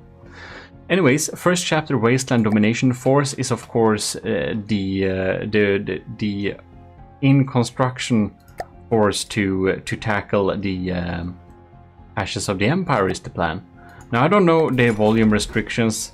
This is a design submitted before by MIA Captain Y, and I imagine it will have a place there. Now I don't know the volume restrictions, so we'll see. The biggest one is the second chapter, Frontier Fleet, of course. We have so many designs here, like the Pigeon Utility by Scuvimation and my Barbecue Bomber Pigeon version here. Pretty nice. And here you can see we even have this thing for Lieutenant Asteria, the Patrol Diver. So this is really funny, or actually I think Lieutenant Asteria may be demoted, or perhaps MIA. But in any case, this is also available on the workshop, but I do think that I haven't updated the workshop versions decals, and I added some deco to this thing as well. So in my private files that I share to all the commissioned officers, of course, all of the most updated versions are available. This is a Patrol Flygfisk Diver. It flies and then dives. Very cool. We have so many things here. We have my only attack submarine so far, which is not deleted. It's not very good. It's okay though. For the cost, it's pretty good. And the flying battleship broadsword class air battleship, of course. Splendid power of the Army of GMODISM. Definitely a worthy companion on the Army of GMODISM second chapter Frontier Fleet. Anyways, remember the Filke challenge? Well, here is my improved Filke. I've improved it a couple of times after doing a video about it, I think. It's a destroyer. It's pretty nice. Oh, and here we have this thing, which is built for a MIA commander. And that is a medium ship, and it does all sorts of things. It's transport, it's salvage, and it's removing fog of war. Pretty utility, but also pretty combat good. This can be sent. This can basically be sent anywhere, I think, doing most tasks. Very handy. And one thing, our lieutenant, powered by greed, won a previous the Slabman challenge. Was in one of the winning positions there with the AOG Minuteman. I've updated the decals on this thing, and this thing is an absolutely brutal hydrofoil. Very nice indeed. Oh, and here we have a battle cruiser. The Fred battle cruiser is built specifically to deal with the stronghold from the Onyx Watch. So even though the Fred battle cruiser only costs 700k, it can deal with the stronghold thanks to its strong defenses. And oh no, we're gonna have a collision, aren't we? No? Good. Well, in any case, now I feel things are going to lag a little bit. We have a little too many huge things in the air by now. Here we have the other winner of the Slabman challenge, the Stridsjacht. And the Gimle is part of the second chapter Frontier Fleet, as well as the old Draconia and of course the original broadsword. Here we have the Type A attack plane. It's weird because it's A-Type A, and that's because A denotes an attack plane. So yeah, that's the class. That's our naming conventions. And this thing I actually recently, just a few days ago, updated the decorations on. So it's looking all dandy. Damn, that's an unfortunate collision. Ironic too. This is the repair and rearm vessel built for Lieutenant, powered by greed. So this thing is a good fast cargo transfer and also repair craft. Unfortunately, we spawned it so it just ran into the enemy and just rammed it. Not the enemy, ourselves, and rammed it. Well, we're gonna clean up.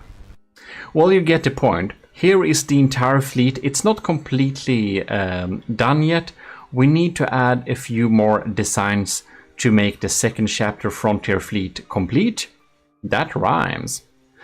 But all of them are here, and keep them updated, and when you download them from the post as a commissioned officer, you get the latest ones there, right? Here is the constabulary. You recently seen a lot of the constabulary, I believe, and I'm pretty happy with the constabulary, especially with the the officer. This is, yes, the officer is a very good jet fighter. I'm happy with it. Look here, we spawned 2 officers and a state trooper to keep the locking on and keep track of the enemy pretty well.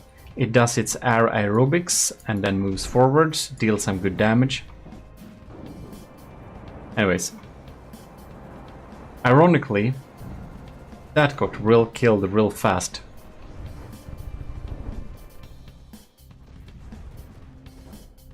That went so fast.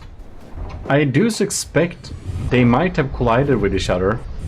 Anyways, I repaired this thing. Yeah, I mean, it's the best fighter I made, but maybe it's. I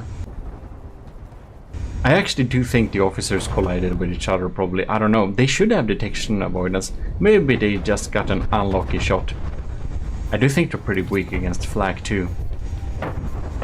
Spawned I spawned a bunch of targets here.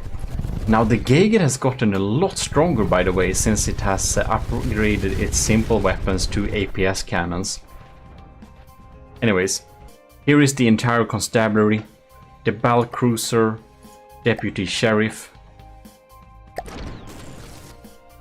We have the sheriff, we have the officer, we have the state trooper, and we have the sheriff with all of the smaller items above, to be specific, 4 jet fighters and 1 observer.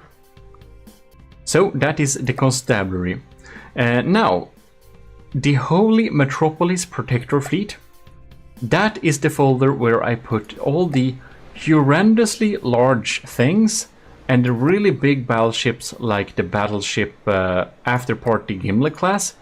I'll try to put all of them inside of this folder, and I hope to basically, yeah, I imagine that the Holy Metropolis would need to be defended by the largest things we have. So for example, the Super Davidos class super battleship is among those. And this thing is 6 million. It's the largest thing I ever made. It is 400 meters long, so it's pretty strong too. And on the Vehiculum Adventurae, we have my saved adventure crafts. Man, this is gonna be big to spawn. There we go. Yeah, so here we have the AOG Venture Som ongoing little what is it called? Adventure mode survivor thing.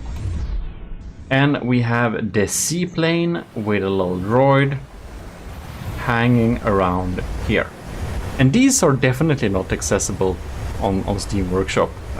So, like, some of the ships are downloadable by the Steam Workshop, but most of them are not.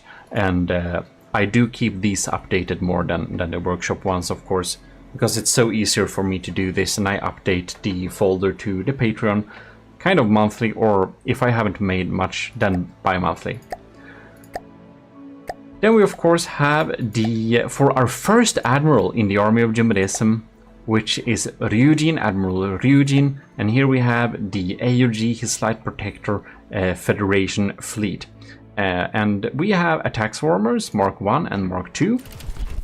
The Storm, which has some ACB magic. And we of course have this thing, which I tremble to spawn. So, Admiral Wani Ryujin, the first admiral in the army of GMODISM. This thing lags a lot when in combat. It is a super battleship carrier. And it is a bit of a glass cannon, but it is mostly a carrier. And it has this huge missile turret. And the really funny thing is, of course, the feature to escape with the the entire bridge can escape down into the safety of the center of the ship, which is a really cool feature. Anyways, it looks great. It also lags a bit, but maybe when I get 64 bits of RAM, gigabyte of RAM, we can have some battles. We had battles, of course, on the Shell. Check them out, by the way. We had some help recording them, so that's great fun. Well, and more fleets and forces are, of course, being added as they are completed. And the more people who join the army of GMODISM, of course, the more forces I'll have to build. So if you join the army of GMODISM as a commissioned officer at a certain level from lieutenant, you can request a craft.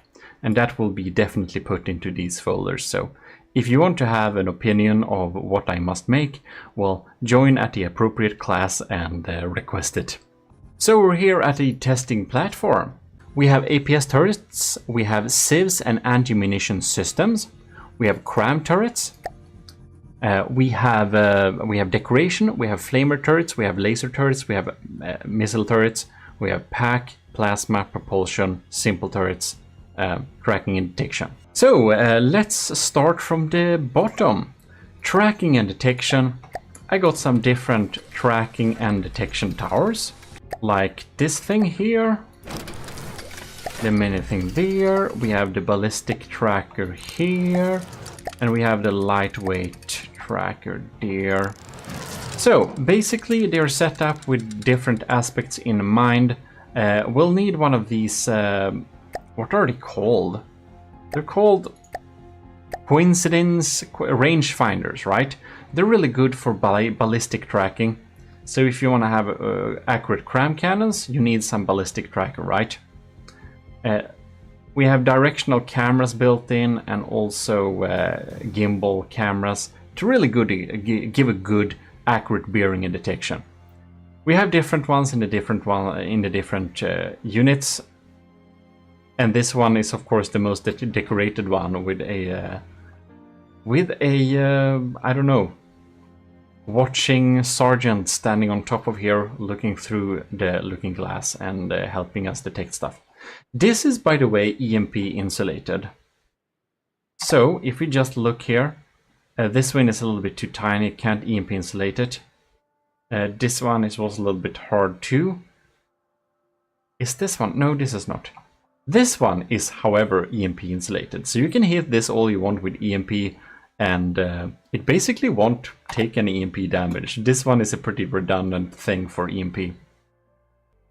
And having a tracker turret of course helps a lot with detection, because then the cameras and stuff will be pointed towards the enemy and will almost guarantee that we see the enemy basically. And then we have some basic simple turrets. They're super basic, but I use them from time to time. The only thing that's, I mean, neat is supposedly the settings, not for that one, for the other one. Here we have revolving blast guns here and there. And when we have a system like this, of course, we have some mimics, but we also set them up so they won't activate for over 400 meters range, because the blast guns won't work very well when shot from far away. And then, yeah, that's basically that.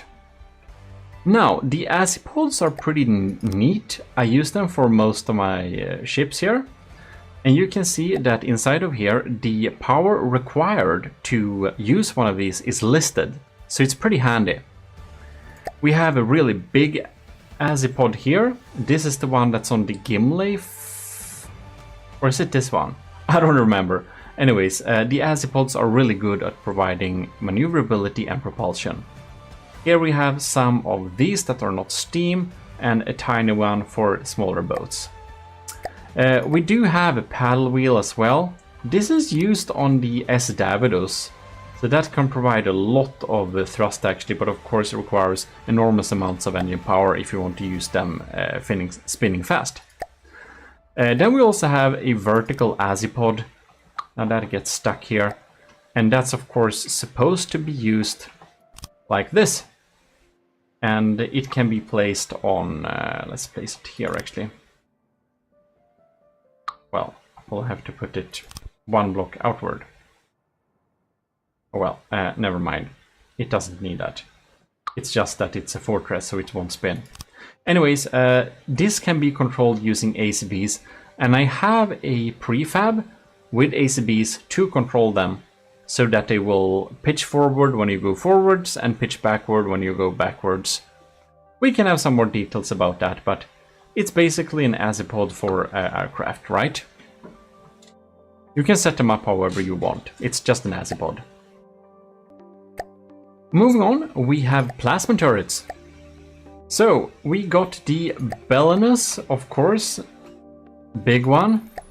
And we have a Belinus Light, and that's because it's alloy. Has a bit longer rods like that. It's not more accurate or anything like that. It's just to prevent it shooting itself as often. And then we have the plasma scattergun. This is a shotgun plasma. We can actually fire them here. The Belinuses are pretty insane. Now the scattergun, this thing, I don't know if it will fire, but whatever. It is indeed a charge plasma system, as you can see here. So that thing takes like forever to reload. But it also deals a lot of damage, right? Well, moving on. We have another charge plasma system. This is used for the. This is also used on the Sheriff, and this is the bomb. It is bomb but plasma. It fires a huge slug. We can check here. It fires a huge slug of 64 projectiles in a. You might imagine it's a shotgun, right? But it really isn't. It fires one big purple charge that deals enormous damage for the size of this thing. It's super slow reload though, and I filled it with some batteries since we require batteries to fire plasma, right? And it's of course supposed to be mounted on the sides of ships and airships or anything else that needs a broadside. It's a broadside cannon, but it can of course be front mounted. The Dominus X, the plasma scattergun. That's a good name, I forgot that. Here we have the Primus Plasma, and this is actually primarily a Civs cannon. That depends a little bit how you set up the these weapon controllers. So if the weapon controller is set up to prioritize over the Civs controller, then it will foremost, I can't talk today, then it would mostly shoot at the enemy and then sometimes at projectiles. And right now it's set up to shoot at projectiles if there are any, otherwise shoot at the enemy. This is a continuous plasma system, so it just shoots streams all the time. It feels like a light sheep gun, but then you realize that it costs 50,000. Anyways. Here we have the Streaks Plasma Mark 1, and this is like 3 tiny shots of plasma. Very cute, but very handy. So it has some pretty built-in redundancy, right? And 17,000 materials is pretty cheap for plasma, and it provides some continuous damage towards some targets. Moving on, we have the pack turrets, and I actually only have one pack turret. I'm not a huge pack fan. I'm not the best pack builder either, but this shoots 3 different shots. They are not synced up because that doesn't work when you copy it over to other things, but you can sync it up afterwards. One is impact, one is piercing, and one is EMP. So of course it's great if I'd imagine that you'll have an impact first and then a piercing and lastly an EMP, but set them up whatever order. Whoa. Wonder what happened there. But this is of course how it should be. Just a nice plasma blast like this. Then we have some crazy missile turrets actually. We have the Mallet deck launcher. We have this thing, which is the over-under pneumatic deck launcher. We have the Matchbox anti-air incendiary deck launcher. And there we have 2 smoke teasers. They're a little bit boring. But anyways, this shoots miniature matchboxes. Like, isn't that so fun? If we just pause it here, you can see they are like they are like matchsticks, but missiles, and they are looking like they're on fire too. And they are of course incendiary, meant to shoot at incoming. Yeah. This is a pneumatic system, so this only fires using air pressure. It has no fuel, and it deals kinetic and heat damage. And then we have the, I don't know, did the mullet fire? No, I think the mullet can't fire since it has a closed thing here. But this is like a really big kinetic missile that deals huge damage. Very fun. Then we have the laser turrets. The laser turrets are not having anything on them really. They are just to be connected up to a bigger laser system. They are of course redundant, EMP insulated. We have the classical version here you see on the Gimle. and then you have an aerodynamic version, which you'll see on the Sheriff. So, and they have some specific settings inside of them to help them target the right targets on the LVC, local weapon controller. You can check it out a little bit more in detail if you want to, but it's pretty simple. The thing with laser turrets is, of course, well, watch my laser tutorial, but you'll need to direct a beam of laser energy, you know, into it using the laser transceivers. Basically, just under this turret block in the middle, it will go upward like this, and we can connect a laser storage to that beam. Next out, we have our flamer turrets. We have the pretty big bad Icarus system, which is a 3 flame nozzle system. It's really big, does a lot of damage. And we have something more sensible, like the AA burner, and then the high performance burner class B here, which makes more sense, installed on the Pigeon, for example. They all deal a lot of flame damage, obviously. But personally, I think the Icarus is very fun, but it's 100k for a flamer, so that's pretty insane. The thing is that this has only fuel, and this has a mix, so it has higher intensity and some oxidizer, which you can't have on a system like this. But this is more bang for the buck if you compare the performance. This is just insane and fun. Then we have some pretty fun stuff. This was actually submitted by Nilden. So Nilden is a matros in the army of GMODISM. And this is actually an energy generating setup, but it's on a sub-object, so we can have all those beautiful details. And yeah,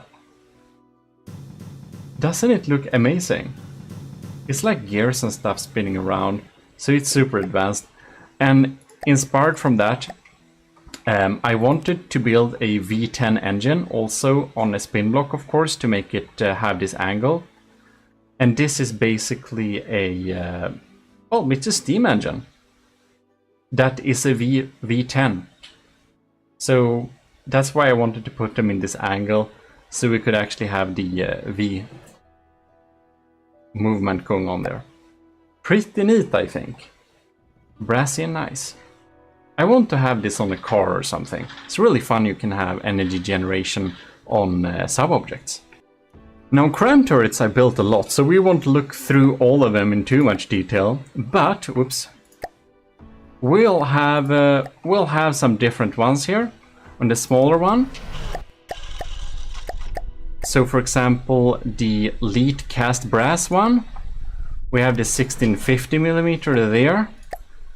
We have the Crusher, which is a previous turret for the Gimlet. This is real big. It uses hollow point. We have the Detonator Mark II, and the Detonator Mark III, which is going to be put on a future and more updated, upgraded version of the Gimlet. We got the Dragon's Claw here. We have so many ones. The Holy Power is the largest one. It's an incendiary cram turret. It's insane. Stealth Dagger you've seen before. It's a little bit stealthy. Many, of course, these you have seen before. We even have a cram mortar here on the gimlets. We have the pipe organ, and we have the Type A's in different configurations here. Different classes and configurations here. So let's see here. This is a little bit more accurate. That's a nice one. That's on the Filke. Yeah. And we have GMODISM Industries flak cram. This is a new one actually, and it's made to shoot down airplanes. Very nice. Maybe not so new. Maybe it's not new, but we have the Delta Corp Type 9 Airburst AA cram, and this thing shoots a layer of shrapnel in front of the enemy aircrafts. So yeah, it's an airburst cram. I don't see if we will see it detonate, probably not. Anyways, it's laser targeted, of course. So a while ago we streamed with Rorsten and this cram cannon, which is called, what is it called? Arkem Quad. I was pretty impressed with this thing when we streamed with Rorsten, so maybe it, the type of design will get stolen and put on some future Deepwater Guard build. It's a pretty nice. It's also flak based. I think it's laser targeted too. Now the civs and anti-munition system, we have a lot of different ones here. We have, for example, Vigoletta Precision, kinetic civs. That's a new, that's actually a new system. And we have the Exacto, also kinetic civs. Here we have my older kinetic civs, which is much more expensive, but works pretty well. That's also on the Gimle. Here we have the Type I flak. So it's a flak system, but it's not super good. Let's see here. This one is a better flak cannon in that case. It's on the Eugen actually. Here we have cram civs. So this is actually a cram cannon that is set up as a civs cannon, will detonate in the air with a big explosion, and does actually reliably take out many things. It doesn't deal enough damage to take out Doom Cram, but it's really good to clean up missiles. So that's nice. Here we have the Type A's, and these are my very nice little anti-missile and cram turrets. They're pretty accurate. Since they aim towards the target, they're really good. Here we have the Orion Combined Speedex. It's very good at shooting incoming crams and missiles. Expensive though. So let's see here. Here we have Type X, and this is a pneumatic civ system, so it only fires using air pressure. Here is a torpedo civs used for, this is of course for underwater use, gonna be placed under ships. Same as the Submarina, but this is instead a kinetic civs system for underwater use. And they are of course having their shells included, so it's gonna be real easy to install them. This is a little bit experimental, but it's a charge laser civs cannon, short range. Should work well in theory, haven't tested it too extensively. The AOG Shred and the AOG Shroud are two pneumatic civs systems. So they are just placing them here in the air, and they are actually provide really good damage. And the upside with using pneumatic civs is that the reload time is like cut down to, I think it's only 10 seconds per missile.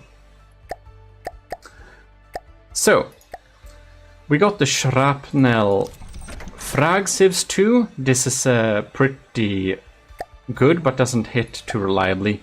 So the Shrapnel Flak version is much more reliable. But the thing is, when you have a frag civs, if you hit dead on a target, you can deal more damage than a flak. We did, or rather, not we, Cadet Kovraks did some good testing with that a while ago, so I decided to try and build my own. Here we have a subsurface, another subsurface system to shoot at the incoming things. Crackler APS. This is my only burst flak system. Now burst flak can be very, very powerful, but of course the reload time is very long. This system deals 136,000 damage in one blast, so that will take out many Doom Crams. And we got the good old Defender that has a lot of missiles on it. Then we have an extensive amount of different diff civs systems. You've seen most of them. And neither of these, of course, have built-in... This is from setup, by the way, as it says, the setup's manual. But these, of course, require us to add an ammo to them. My favorite is probably the Vigoletta Skyfire. It proves to be pretty efficient. The S-Corp Iron is pretty good, though, for the cost. Yeah. Of course, all of them are good-ish, because otherwise I wouldn't have them in the folder. Then, the only thing that's left is the APS turrets. So, same here, we got APS diff guns. Here we can see the one on the Sheriff Deputy. The Octodads, they are pretty crazy. They actually have built-in shells. That's the only diff gun with built-in shells. And they fire 8 shots each, 8 times, what is it? It's like 8 times 5 is the number of shot of it has. Here we have the regular one.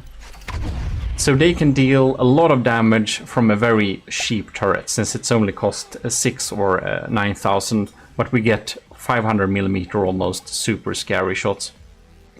Anyways, we have a broadside cannon here. So we have a diff broadside with 3 shots. I think it's pretty cool. And we have a single broadside here. That's present on the Sheriff.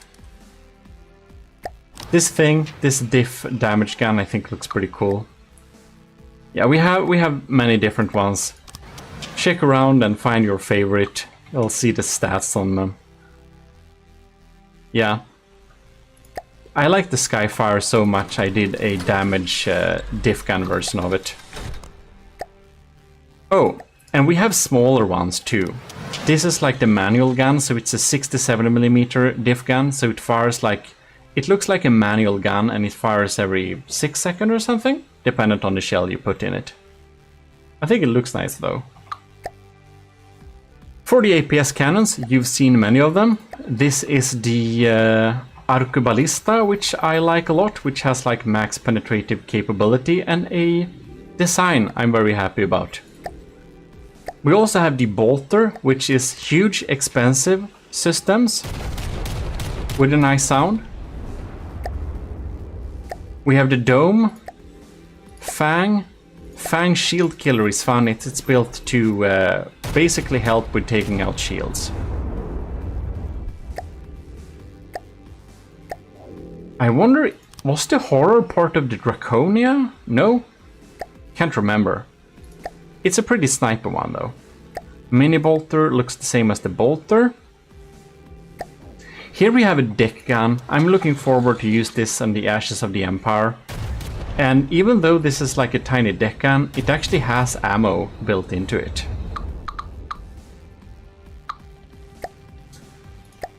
And the good old Scorpio as well.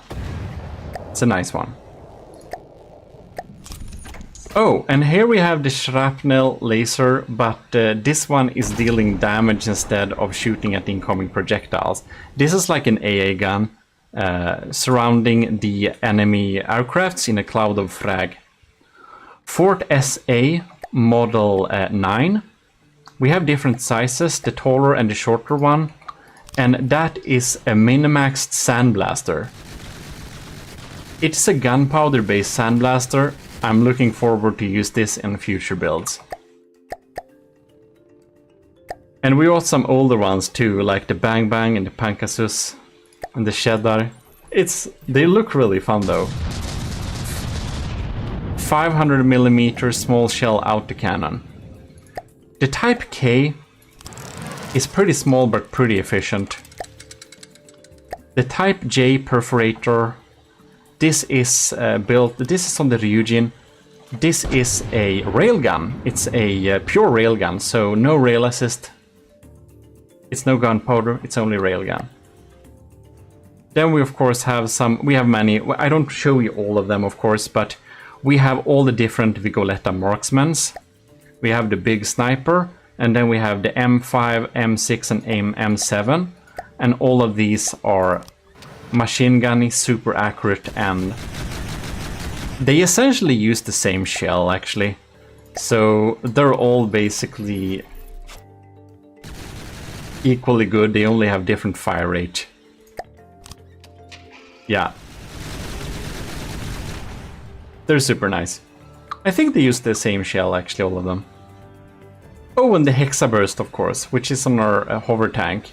This thing is a burst gun. It fires 6 like bursts. I got a tutorial too if you want to make burst guns. I don't like them that much, but it's cool to be able to make them. Man, I'm a bit sad that the only time I've been able to use the bolter is on the S Davidos class. The bolter is so darn expensive, but it's pretty good too, I think. It uses 3 different shells. It's rail assisted, it's definitely a personal favorite. Well, anyways, that is indeed all of the sub-objects, I believe. I haven't showed you all of them in detail, of course. You'll have to explore some yourself there. Hope you enjoyed looking at them, though. And remember, if you download the files, if you're asked to overwrite the previous versions of the turrets, unless you change them yourself, you should, because sometimes I put an update to a turret and then upload it to the file. So even though you may have it, there may be a better version in the new updated version of the files if you have already downloaded the files once. Alright, so prefabs. For the commissioned officers in the Army of GMODISM downloadable thing. Continuously updated as well, so when you download the prefabs, there is a possibility I updated a prefab. So when you download the updated files, since I do update them monthly or bi-monthly, you'll get a notification. I usually talk about that in the hashtag Army of GMODISM quality, Army of GMODISM officers board in the Discord, and there is of course Patreon too. Anyways, we will be looking at the prefabs, and we got different ones here. So we got some AI prefabs. So here we have my older setup of AI cores, which is small, medium, and large, basically. So they have different things built into them. You can see here that we have things that turn on and off the shield projectors automatically. You can see that the smallest AI core, you're supposed to only connect things with the rubber here, because that is of course making this AI core EMP insulated, right? So you can see here the MQL. The M is the main, like main guns or main control. And the Q is for quick guns, quick weapons. It's an extra computer then. And the L is another core there. And they're set up with different targeting practices, right? Anyways, AI, AMS, anti-missile system included, 4 repair bots, 4 RB, 1 RB, 1 repair bot. W missile, that means we have remote control missile too. So that's nice. Then we have some stuff here. We have some newer ones which I'm using nowadays more. And here we have the Orion core, AI primary. Here we have primary secondary, so it's a little bit easier to understand.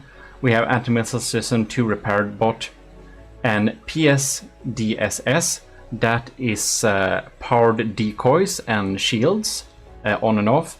And that's the A. We have the B here, primary, secondary. I'm gonna show you a pretty neat feature with these prefabs.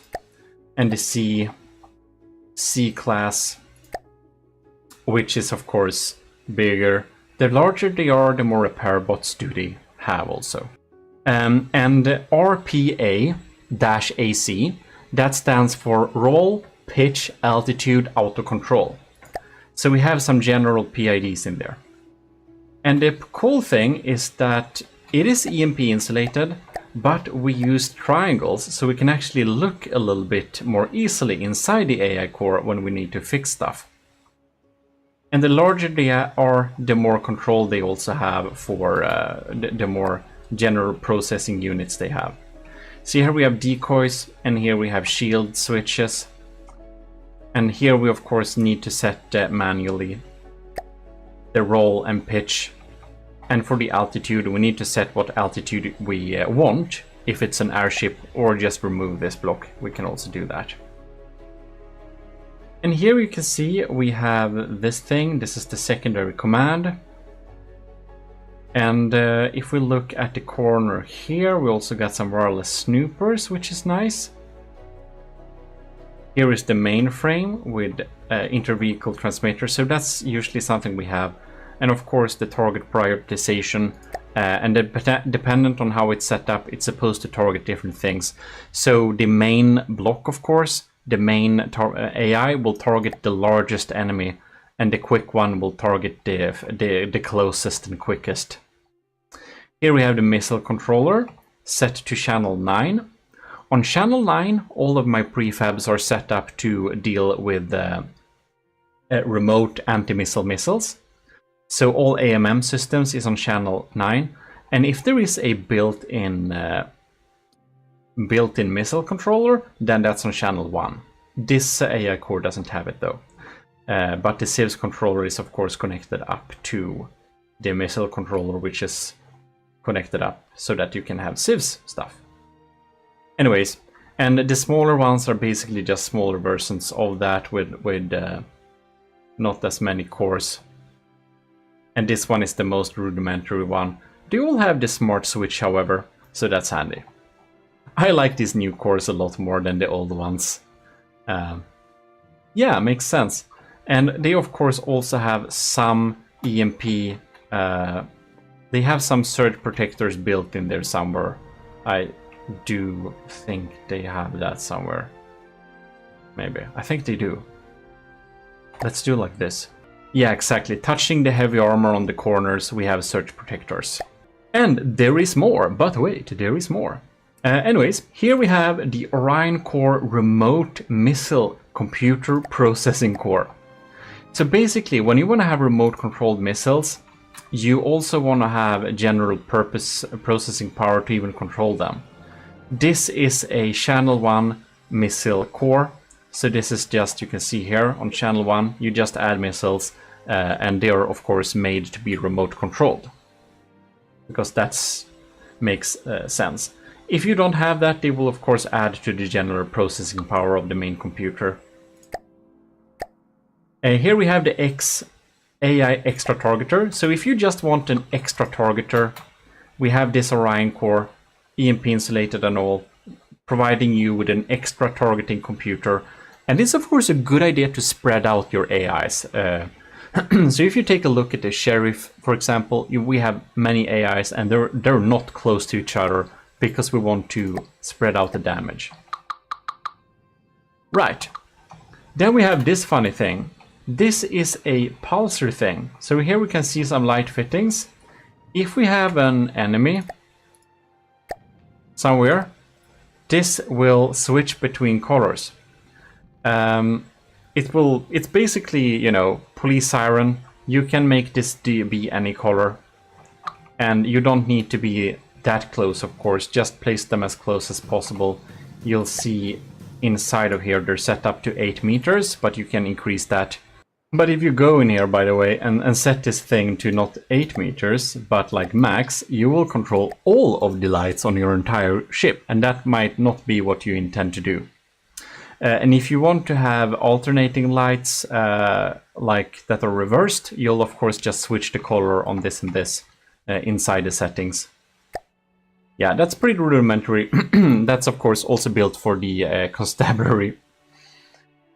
Now, here we have the block systems 40K ECM jammer. If you want your enemy to not shoot at you and be very accurate, here we have an ECM jammer.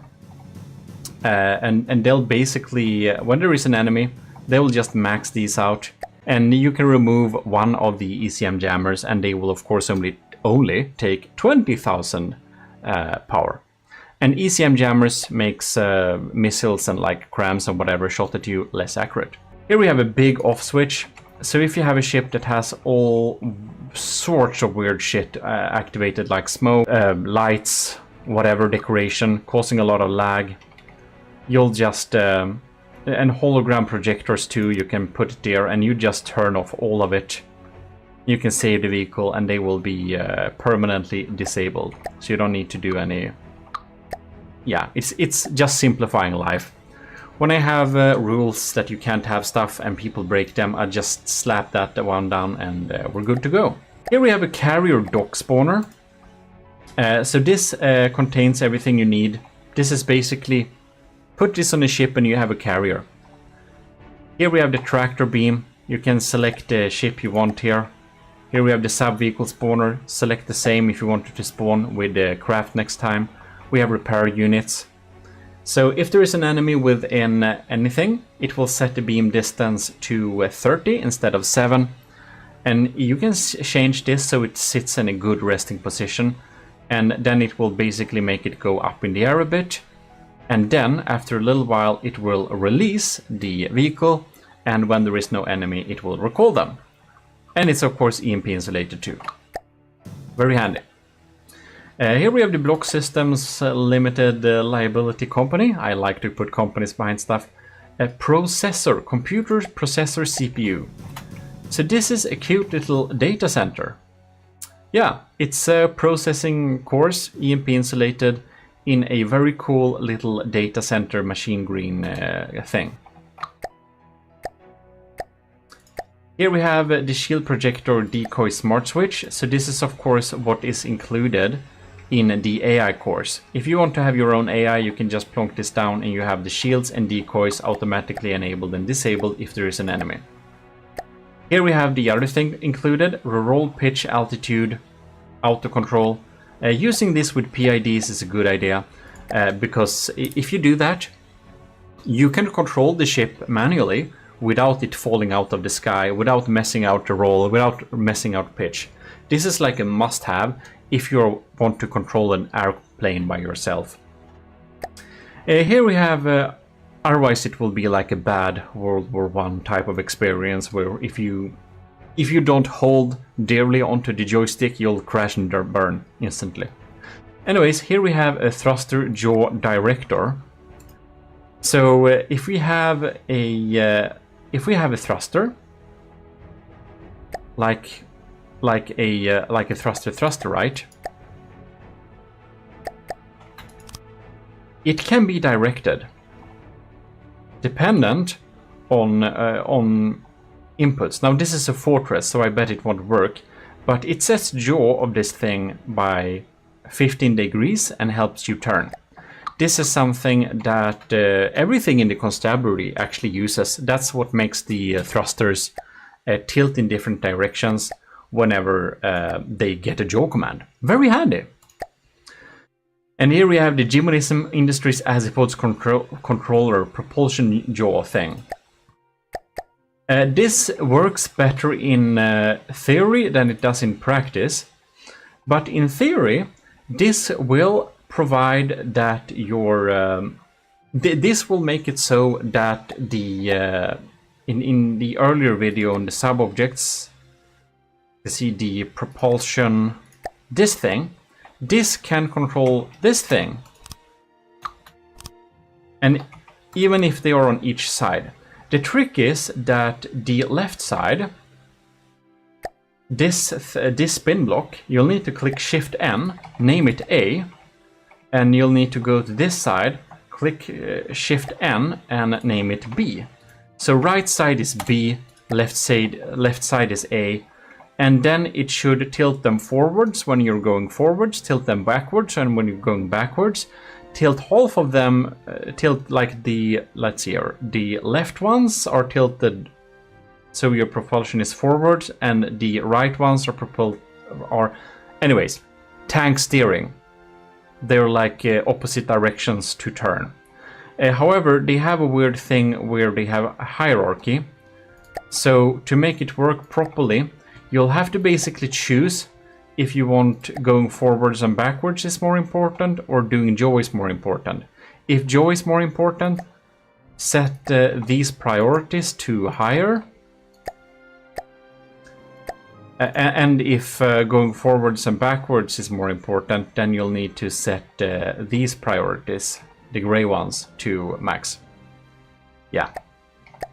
Hope it helps someone. I should learn breadboard, I know, but this works pretty well for the pigeon. I'll give you that. which you saw in the first video in this little micro series, or the second one, where we looked at all the blueprints. Yeah, this is the AI systems anyways. The following folders are not as large. We have ammunition. This is a stackable type of barrel. It contains ammunition. However, this is not full heavy armor blocks, it's half heavy armor. And I found out that this is the minimum thing we can get away with when stacking ammunition like this and not make them serial detonate. It also looks like a barrel, which is cool. Then we have diff gun flak shell. So if you have diff systems and you don't know how to set up a diff shell, or you're just lazy like me, here we have it. Munition defense bodies, a head, a timed fuse, and minimal gunpowder. Just as it should be. We also got a kinetic sieves shells for our kinetic guns, or kinetic sieves guns. Here we have it. Heavy head, 2 stabilizer fins, and they are of course made to be perfectly balanced with the turrets we have that are using kinetics. And here we have a big shell ammo. So that's just a fun ammo barrel that looks like a cram shot. And this is of course for decorative purposes. You can make like a machine gun line for your crams. I don't know, it's cool. Now, here we have some armor slabs. So I thought up some different armor slabs basically. And I'm in the process of updating these a little bit. But anyways, here we have some heavy armor stagger like this for some kind of middle layer. Here we have maxed out kinetic absorbing armor. And they are S12 because they are 12 wide and they are 8 high. So they're like 2 stacked blocks high. Here we have the heavy naval hull, which was the original hull for the Super Davidos. And I also made diagonal variants. But this is for a lighter one actually. Anyways. Light naval hull. Class A is the most expensive. Class B is kind of the middleman. And Class C is like the cheapest one. So here we can see we have like minimal air gap. Hull. You can get a pretty decent armor like this. Just plonking it down. And I'm about to update them or add new variants, so keep that in mind. Here we have naval hull armor, class B. This is the original armor for the Gimli, actually. So, yeah. People think this was thin, but, you know, this is pretty good, too. We have an integrated spall liner here. With a thinner armor type. I won't go through all of these, but here we have aviation armor. I think the name is so cool, I want to use them. Anyways. Here we have something useful. Diagonal staggered era armor. Back staggered era. So that you can easily just have this under the first layer of armor. And you'll negate incoming, you'll negate incoming HESH and heat shells a bit. And AP heat. And sap heat. Here we have a funny diamond coat that is basically a nice way to deal with high armor piercing but low damage shell and also redirect stuff. This is also for redirecting HESH shells to be specific. So this is just a studded wooden board. You can plonk it on top of your flat armor and you'll redirect some HESH shells. This is the only new armor slab. This is the ultimate HP sponge. So the thing hits the metal here, so it got some armor debuff, whatever. Then we have wood and stone. So we have some float and we, most importantly, have sheep health points. This armor slab is only meant to be internal armor, and it's a HP sponge. So it's not supposed to be on the surface, it has no air gap, right? Next out, we have cram systems. Now, we do have some pretty funny cram systems that may not be too much up to date because they are not 3D crams, but this is basically a cram broadside cannon. The broadsword uses these. Now, the ones that are really cool are the stackable ones, because they take inspiration, they take energy of each other, they take packing, you know. So if you stack a line of them like this, they'll be more powerful together because they get connections from each other. And we have this one is stackable too here. Yeah, stackable broadside cram cannons, if you ever wanted that. Here we have flat Tetris. This is like 3D Tetris, 3 blocks high. So if you want to have broadside cannons with decently more efficient Tetris, well, here you got that. Now here we go with our other Tetris. So basically the furthest down layer should be the top layer here, and then you'll just add on top of them like this.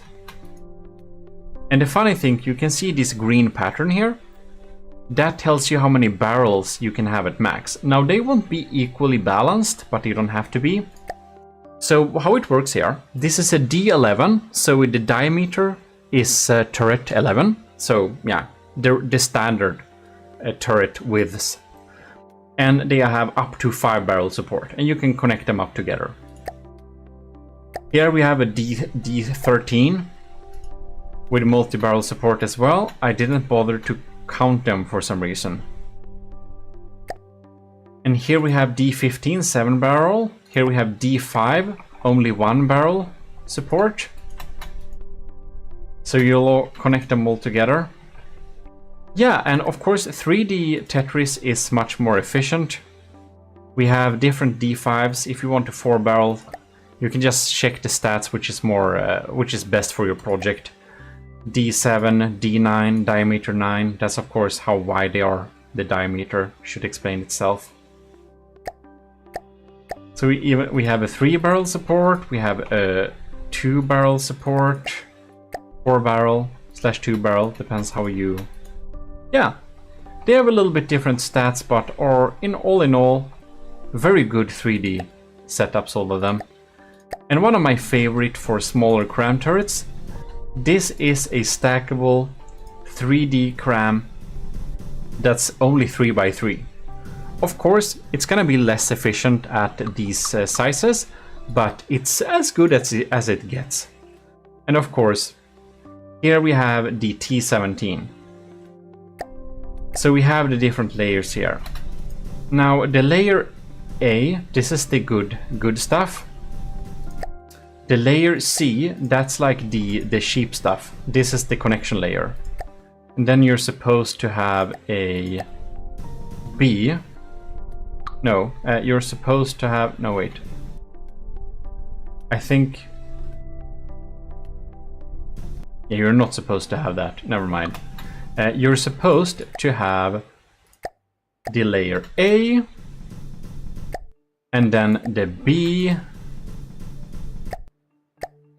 and then the A and the B and the A and the B, and top off with the C. That's how it's supposed to work. Very redundant, very sturdy T17 turret design, if you wanted that. And I do believe that's probably the Tetris. That is the Tetris used on my largest cram turrets. So it's pretty nice. Oh, we even have a budget mortar system here, isn't that fun? So if you want to plonk down a cheap mortar, it's better on spin blocks, but this works. It's on the Draconia, I think. Anyways, moving on, we have decks and detections. This is not the best, it's just I wanted to make some decks. So yeah, this is actually on the Adventure Seaplane. Here we have the Lavish Cabin. This is on the Super Davidos. It looks like a train cabin. Well, And here we have the EMP resistant detection tower.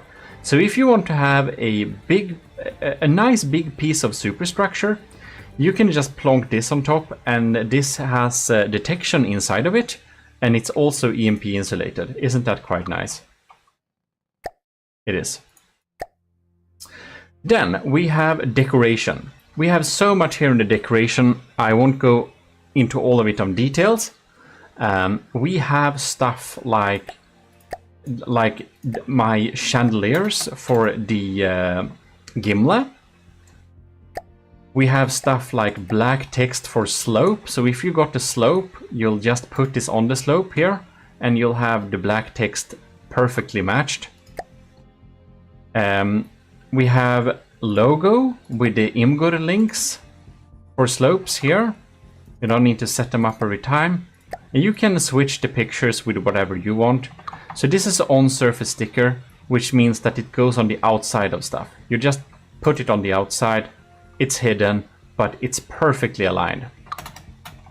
And you can swap the images with whatever you want to if you don't want the AOG stuff. Black text on flat surface. Then we have Setup made some really cool designs for the Stridsjacht, and I asked him to steal those. So here we have the share. Yeah, approved. The share, everything made by Setup is of course called Setup Design. We got a drawer. We got a drink on a table. Isn't that so cool? A little Rambot drink, like of oil with a tiny little bit of Q switch on there. We have the Army of GMODISM gemstone shield. Yeah, we have so many things. Gold text, gold logo. And this is like auto nice interiors. Here we have this Setup's pool table. And we got, let's see here, the AOG poster. Isn't that nice? So on the wall, we can plonk this down, and you'll have all the ranks in the Army of GMODISM here on a poster. Very nice. Ah, this shelf is beautiful. Also by Setup, and the sunbed. Here I have today's lunch, which is a proud design of mine. Eating with wooden logs. Rambot food. You need to eat your fibrous scaffolding or your body will collapse. And don't forget the micro mainframes from tiny creatures. It's probably only me that thinks this is smart, but I made a prefab staircase so that we can make a good staircase for any big building very quickly. I thought it was nice. Yeah, all is just a bit of decoration. It's so cool. And it's so nice that once that we could borrow from Setup too, because Setup is just such an amazing interior things designer, as we can see on the Stridsjacht. Anyways, moving on. Engines and power. Here we have all sorts of stuff. Here we had like propellers that are stationary if you want to paste them on stuff. We have a battery pack. So this is basically a big piece of battery and some engines inside of a big nice EMP insulated box. We have a gas recycler module. So this thing can actually be connected up on the green port, and in the red port it will output the gases again. So if you have gases on your engines, you put them into this green pipe, and then they will be reused by this engine, and your entire build will be much more efficient. Very handy, the gas recycler. We have the Slim Jim Eco Plus, which is super handy because it doesn't require an exhaust and can be put in random spaces. It's still decently efficient, and it provides 1000 power. Here we have the trash bin gas recycler, and that's the same as the previous one, but it's a double setup, so for larger builds. The El Variable mini engine uses 3 different engines with different priorities in a setup like this. It's kind of small, but you know, 1000 power in that space is pretty good. We have a 3-stage fuel engine here, which been around for a while, but it's still pretty good. It's so asymmetrical, I'm awing myself how I made this work. But it does work. And this is the better 3-stage engine. I like this one. If you want to be really stylish, we have 9000 power per material in this super nice little shell. This, my ladies and gentlemen, is the 2 SI3000 Echo Army of GMODISM engine unit. Very nice indeed. We have a similar thing, the 8000 power lightweight power jet engine for all your aircraft needs, not underwater. This thing doesn't provide any thrust, it only provides engine power. To a very in a very nice package. The power flower injector engine is pretty insane, but pretty good. And the power rod, it's the same thing, but gigantuous basically. It has 12,000 power, so this will solve all your power needs. The smallest fuel engine is, as the name would suggest, very power efficient and probably not worth your time. But it's, you know, for things that will sit and chill for a long time. People seem to love this one. This is the steamed pork. It's a nice little slab providing a lot of power actually. 23,000 power to be exact. Here we have a structured generator. It provides power, but it's mostly here to look pretty cool. It's like a little, you know, mobile energy station. Now, we have some different big S-Corp main engines. So the main engines are kind of powerful, but you can see the 1K power is of course very small. The type 0 is, as you can see, using big stuff here. Yeah, it's very nice. They have a different coding here. So A stands for that's small, B stands for medium. So here we have A, we have a B, we have different main engines, we have like medium, and we have small, and the C ones, they are actually the large steam, which is of course really good for battleships. This is a 4-stage engine, 3-in-1. This is present on the Gimli, for example. And we of course have more compact, smaller Class A variants as well, looking pretty good. This is actually in the constabulary. Anyways, we have the same for generators. So here we have the largest generator, 80,000 power, big steam, perfectly balanced like that. So if you want quick energy and quick engine power, you can just select whatever, it's labeled here. Here is my newest one. This is a battleship engine. It is providing, 10,000 efficient power. So if your ship or airship or whatever costs 10,000 to keep alive, then this is perfect. And it can go up to 22,000 power if it needs to. But it can run at 10,000. It can provide 10,000 engine power in a pretty darn efficient way. And of course this one has an exhaust, and I made it directional so that you can, like inside of here, turn this whatever up if you want it to go up or forwards or whatever, down. Yeah, very handy. So this is my newest multi-stage engine, and I'll tell you, this was absolutely hell to set up. It's a 3-stage engine. there is a big portion of super efficient engine, which is here. And that exhaust goes to this engine that's using cylinder and carburetor turbochargers.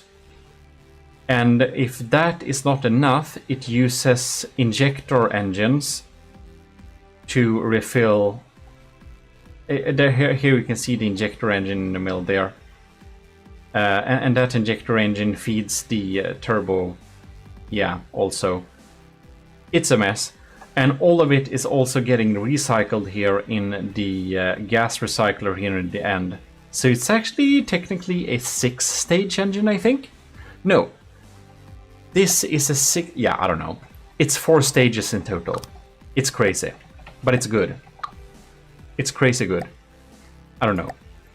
For a fuel engine, it's the best I could do.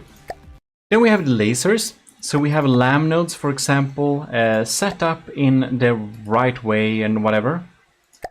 We have, this is the important bit, we have the laser controller core. So the laser controller core will be connected up to anything here.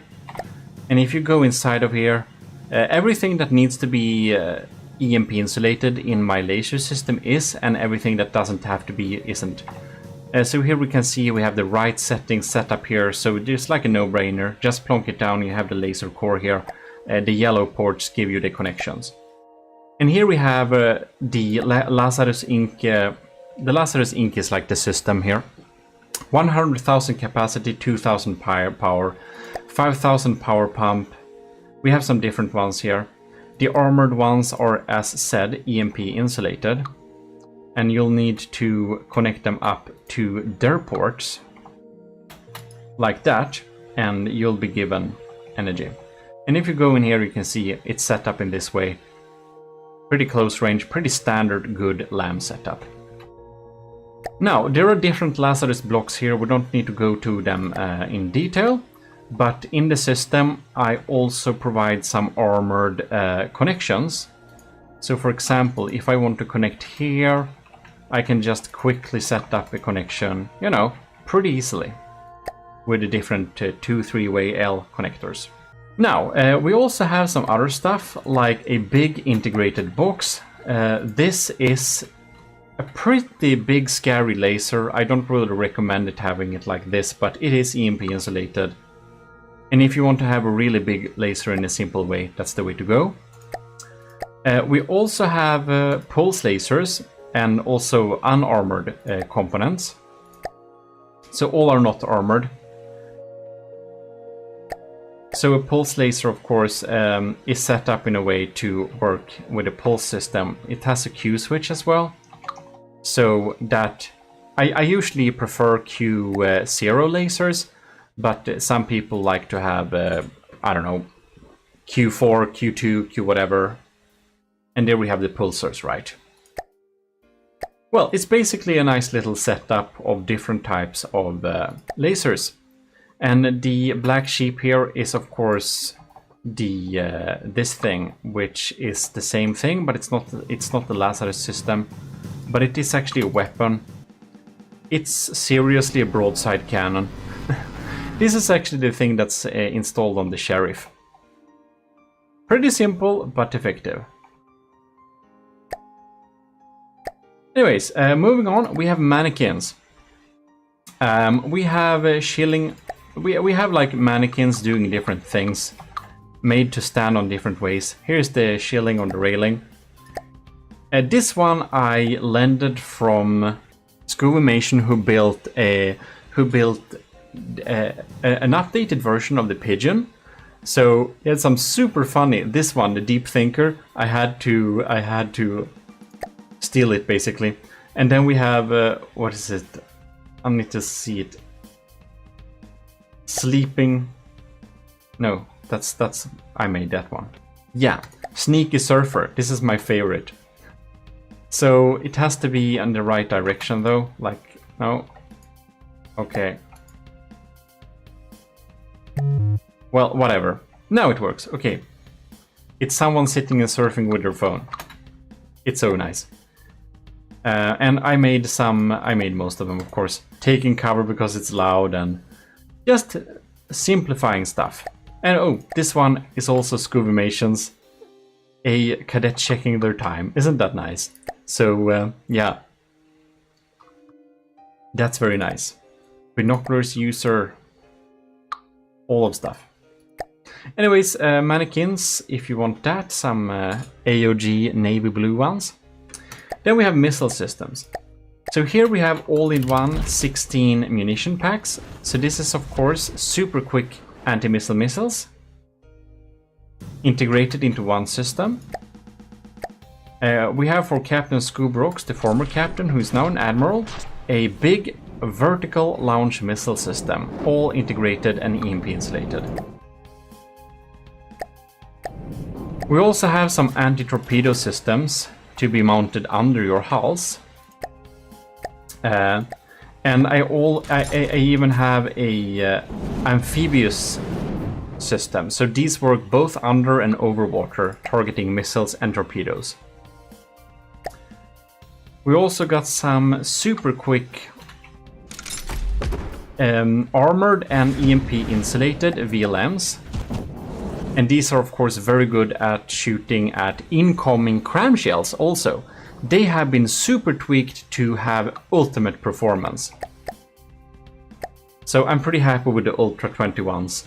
VLM we also have in an EMP insulated Sifnu if you just want that. And you can make them how large you want to as well. Very nice. That's gonna be expensive. You can see this costs like 21,000 materials too. Here we have the Deruta KK AOG Metropolis class huge vertical launch missile system. I haven't used this yet, but this is a huge missile that is very dangerous, a vertical launch that we're gonna use for some capital ships in the future. I think that one is set up to be incendiary. The good old needles. That's like Draconia era. And this one is super good for two super tiny builds. We have the Type A little, well, integrated anti-missile missile system. So that's the missile templates. Now we have some plasma. And I just provided some plasma patterns. This is basically a big nice slab of charged plasma. So if you want to charge plasma system, this is a good way to go. You can just copy and paste this. And if you want continuous plasma, you'll have stackable redundant plasma, which you can just build into towers like this, and you'll have constant damage redundant plasma. And the funny thing with this is that it can be basically built in all and any directions. You can just add on top of them like that and it should work absolutely fine. Also got some integrated power, since we require a lot of battery power for plasma builds. It can be smart to be having it integrated there. Then we got some shields. This is some iron rivets which can be installed in the hull of ships. That provides you with laser warners, detection, automatic release of smoke, and a shield projector that is activated. We also got a diagonal one that is supposed to go into diagonal hulls, so it's set up in a pretty good way. And of course it's also EMP insulated. So the BIR is the black iron rivet system, different versions of that, and we have one under the waterline as well that doesn't have that doesn't need things that don't, you know. We don't need smoke there really, and we don't need laser warners or munition warners because they don't work underwater. Right, then we also have ring shields. This is a gigacube of ring shields to improve that. And we have a slice too, an EMP insulated slice which we can add onto stuff to make it more safe. This blue little rod here symbolizes if this thing breaks, where will the enemy beam go? So don't place anything important in front of this blue little exhaust port, because if this breaks, there is the exit beam. And as you know, with the ring shields, the exit beams are pretty scary stuff. And if you want maximum distance between the shields, well, then you need a way to measure that, right? So I made a way to measure that. That's the measuring sticks. And if you're having diagonal ones, well, you can see this little thing that here is where the shield projector goes. That means that the next shield projector goes here. So it's like a smart network to set up shields in the optimal way, so you don't need to measure. Right, then the last thing we have, that's the turret wells. It's pretty straightforward. We have deck holes. So in the deck, for example, we have a hole for this turret. And then if we have wood, metal, alloy, then we have a compact turret segment. So if we want to have a compact turret, we have heavy armor in the front, we have metal and stone in the back. So we basically face the heavy armor side to where the scary stuff are. Then we have the standard turret armor, which is heavier but also much more safe. And they get stacked down like this, and of course it's the same thing. The sides are covered with heavy armor and the back is stone. So it's really important to have protected turret wells, and this makes it very easy. And that is available for T11, T13, T15, T17, T3. Like even T3. And the standard one for T3. Yeah, T5, T7, T9. Basically all the common ones. Yeah. And these are my two old turret wells, but the newer ones are preferable. Wow, that was really something. That's a lot of prefabs, and that's all the prefabs. So now we did all the now I have made all the three parts. We have the constructibles, we have the turrets, we have the prefabs, and with the knowledge on how to install them, you should probably join the commissioned officers and get a head start of getting efficient systems into this game, if that is something you don't want. Or if you just want to support the channel, of course, it helps a lot. Huge thank to all the current commissioned officers. Anyways, that's all my prefabs I have right now. I'm adding new all the time, and they will be in the updated files as usual. And there we have it. Here we have the prefabs. Also, if the prefabs and the anything looks weird on your system, it's probably because you haven't set up the Army of GMODISM color scheme as a secondary color scheme. I highly recommend that you do that. You can have several fleet colors and you can switch between them. And you only need to set them up one time and you got them forever, so that you can see all of the Army of GMODISM stuff in its full glory, which I think is pretty dandy. Check out my other channels here, the GMODIST channel, the GMODISM channel, and the Relaxism channel. On the GMODIST channel, if that's up and running right now, you should have some 24/7 entertainment. Basically, full, like 24/7 combat entertainment. I put together so many hours, like, is it 100 hours? I don't know. Anyways, it just goes in a loop with fun combat stuff. On the Relaxism, you find some cool, relaxing videos. I actually got it from the depth-themed one there. Anyways, see you next time. Thanks a lot for watching. This is your host, Eric, your Admiral, signing out.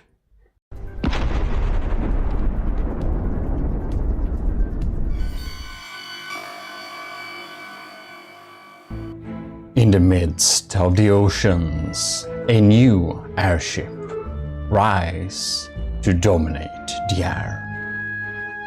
This is Army of GMODISM's latest and greatest very small airship of like 10K, with an amazing capacity of firing a rotary howitzer. This is the unyielding Hierophant, rotary howitzer airship, built for our Lieutenant Anto of the Army of GMODIST.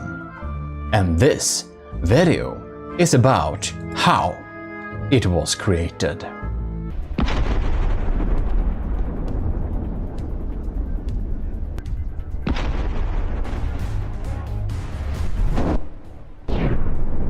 But what warrants this? And why is there an Army of GMODIST second chapter frontier fleet? What happened with the first chapter fleet?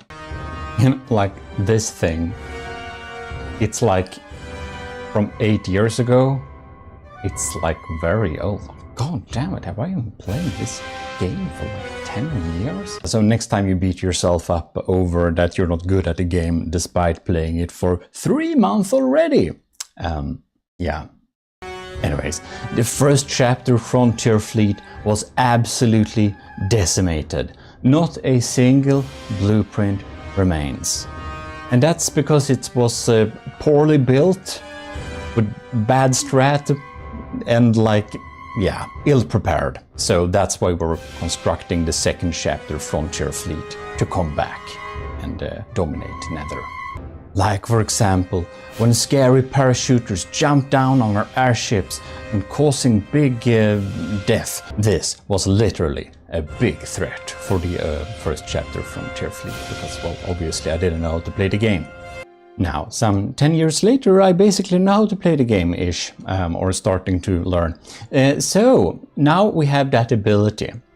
And what we basically are doing here is that we have started building a little airship. If you're new to the channel, those that support me over at Patreon are commissioned officers in the Army of GMODIST, and after some time of supporting, I'll get going and create a project for them as, well, basically size parted up dependent on the rank. This time it is Lieutenant Anto's turn. Also big thanks to our other commissioned officers as well, Captain Awesome Pupper, Shiro, Commanders Ben Wilkie and Delphin, and our lieutenants, other than Anto, which is Ali Rudolph, Cravey, Flores Dagan, Josef Ishowski, Owen Parvag Reed, Vincent Veritas, Rick Prell, Scooby Rocks, and all the cadets. In our contact with Lieutenant Anto, we got some instruction on how to do it. Our Anto likes black point bits and doesn't like plasma, for example. I have started to do a little smart thing. I have like a template vehicle where I have saved all the colors on. I'll upload them to the workshop later too.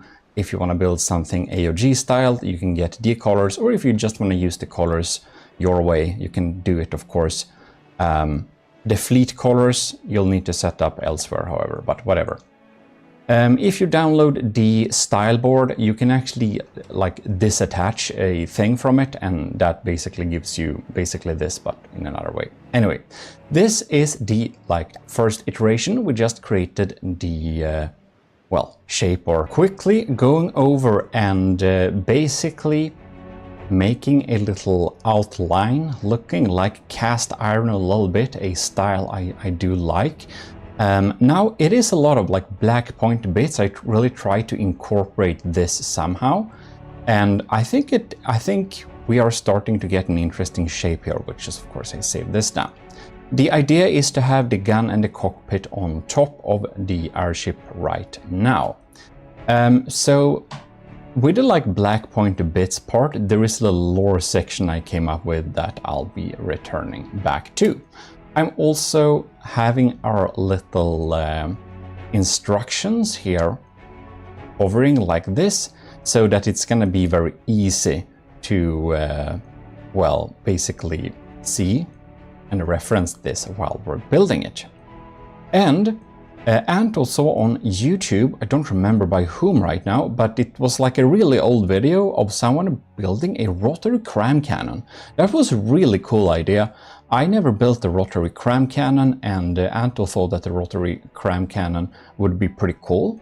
But due to the size limitations of a small crafts, which we built for lieutenants, I realized that a small crime cannon of this size will be so incredibly weak, especially if it's going to be rotary.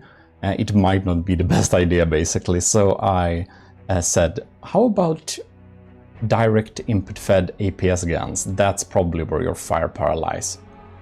I basically said, might be possible to do on a micro scale, but it's gonna be challenging.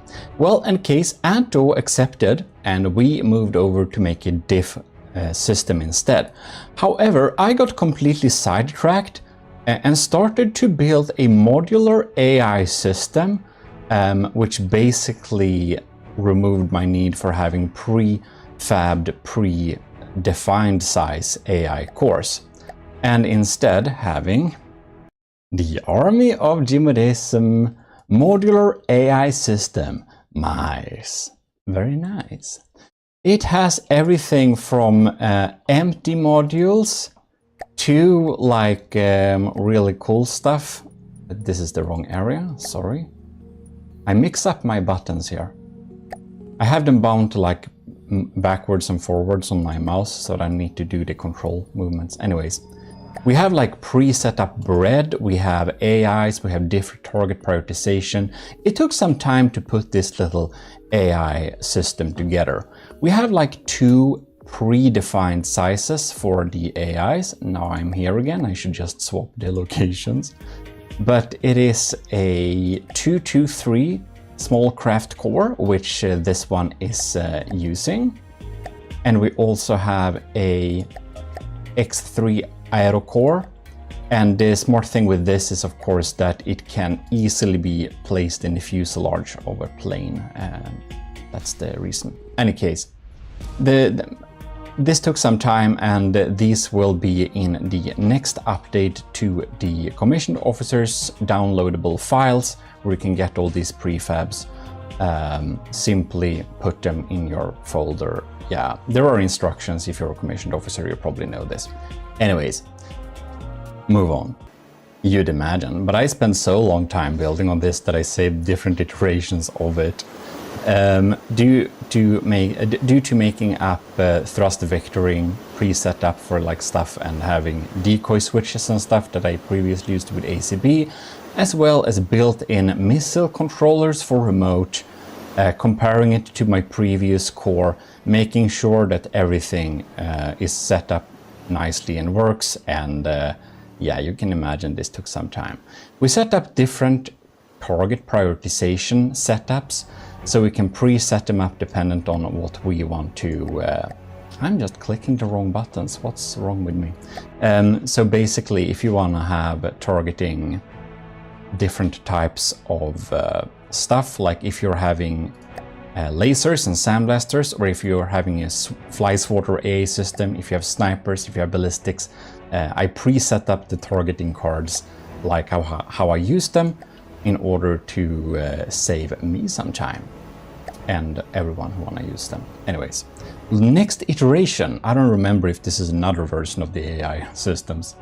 Well, fortunately, I have started to build on the airship again. The AI system is saved down. So I started constructing this gun, having the AI system in place, EMP insulated, and all as all good ships should be.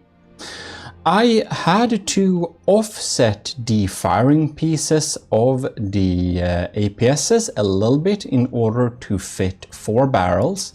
They'll have 3 inputs each, which basically means that they have a potential maximum shot of 4 per cannon, which is... because it's 1 inside of here, so that makes it...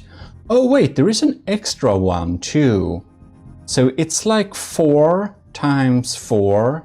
Oh, that's 15. That's 15 shots in total, because in the middle I ended up adding an extra input. Anyways, they are put in a very weird way, and I could get the gauge to be 348 millimeters. Works pretty good, I would think. Very crammed, very crammed.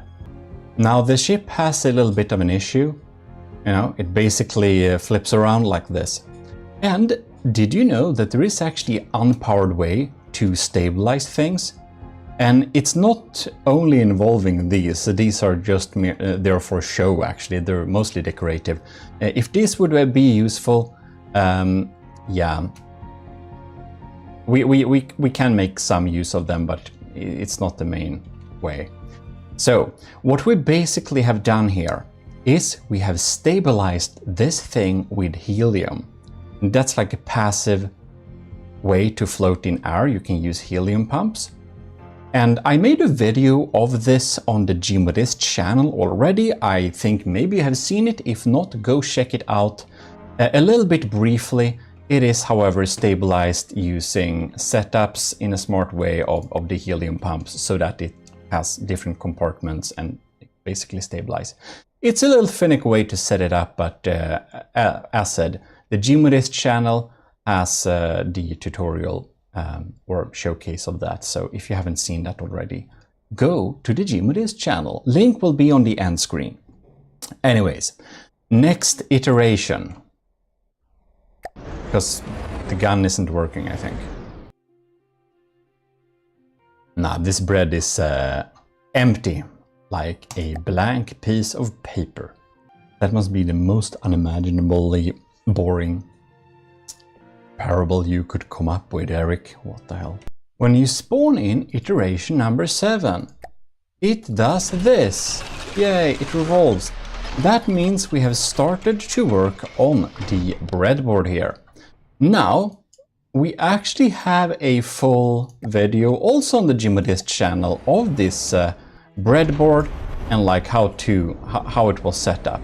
But as you can see here, what it basically does is that it fires a shell, then it turns around and, well, I think we're out of ammo to be honest, but that's what it does. Iteration number 8 have the incredibly, well, interesting name Guns Work, added more ammo, fixed the bread a little bit and started on the decoing of them. And I'm actually using the steam shafts, yes, to have this nice little texture on the guns. I haven't used it for guns before, I think. I don't know how I did not do that, but they look nice. And it's like you can deco over guns if you don't know that.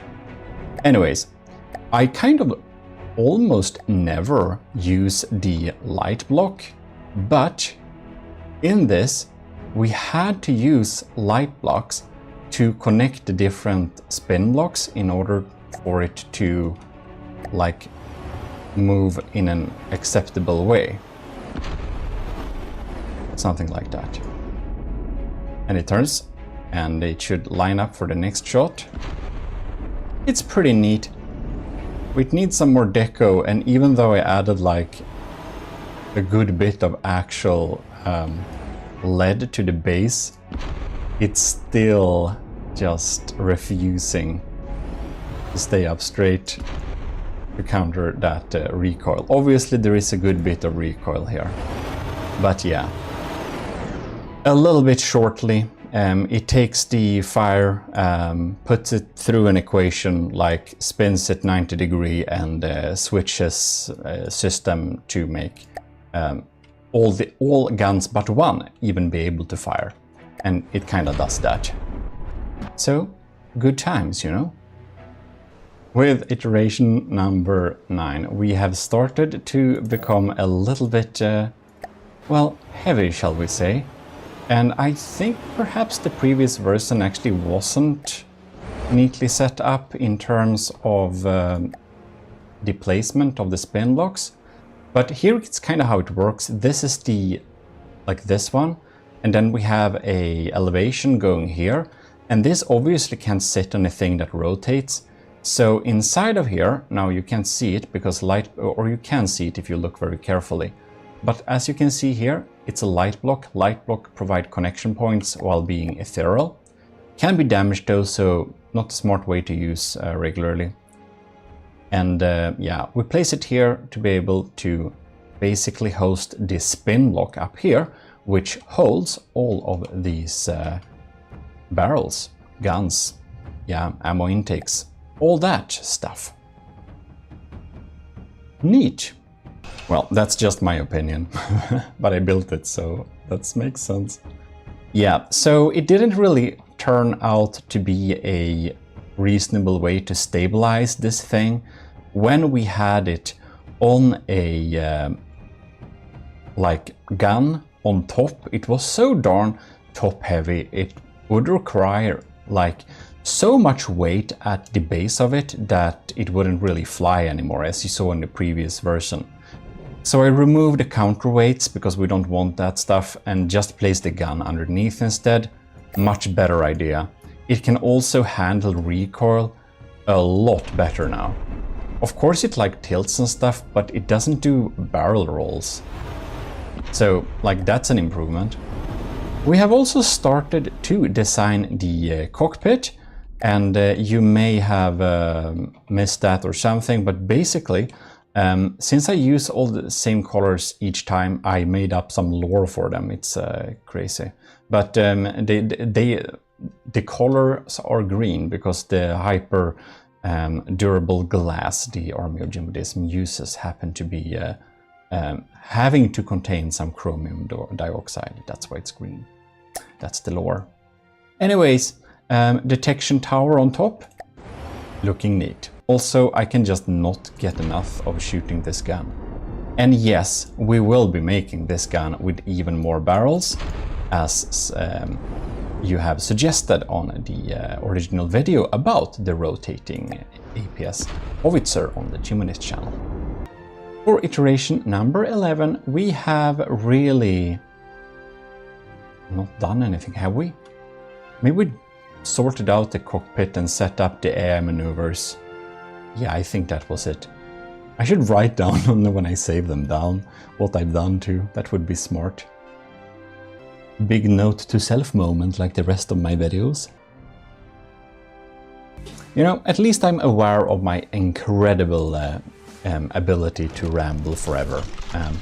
I don't know, by the way, do you think this like little part of the video start with like narration and all that jazz was like interesting or just a regular cringe? Please tell me in the comments. And if you don't want to do that, comment for the algorithm. Also, this is definitely going to be a bit useful. The end system costs 12,000, so like that's okay.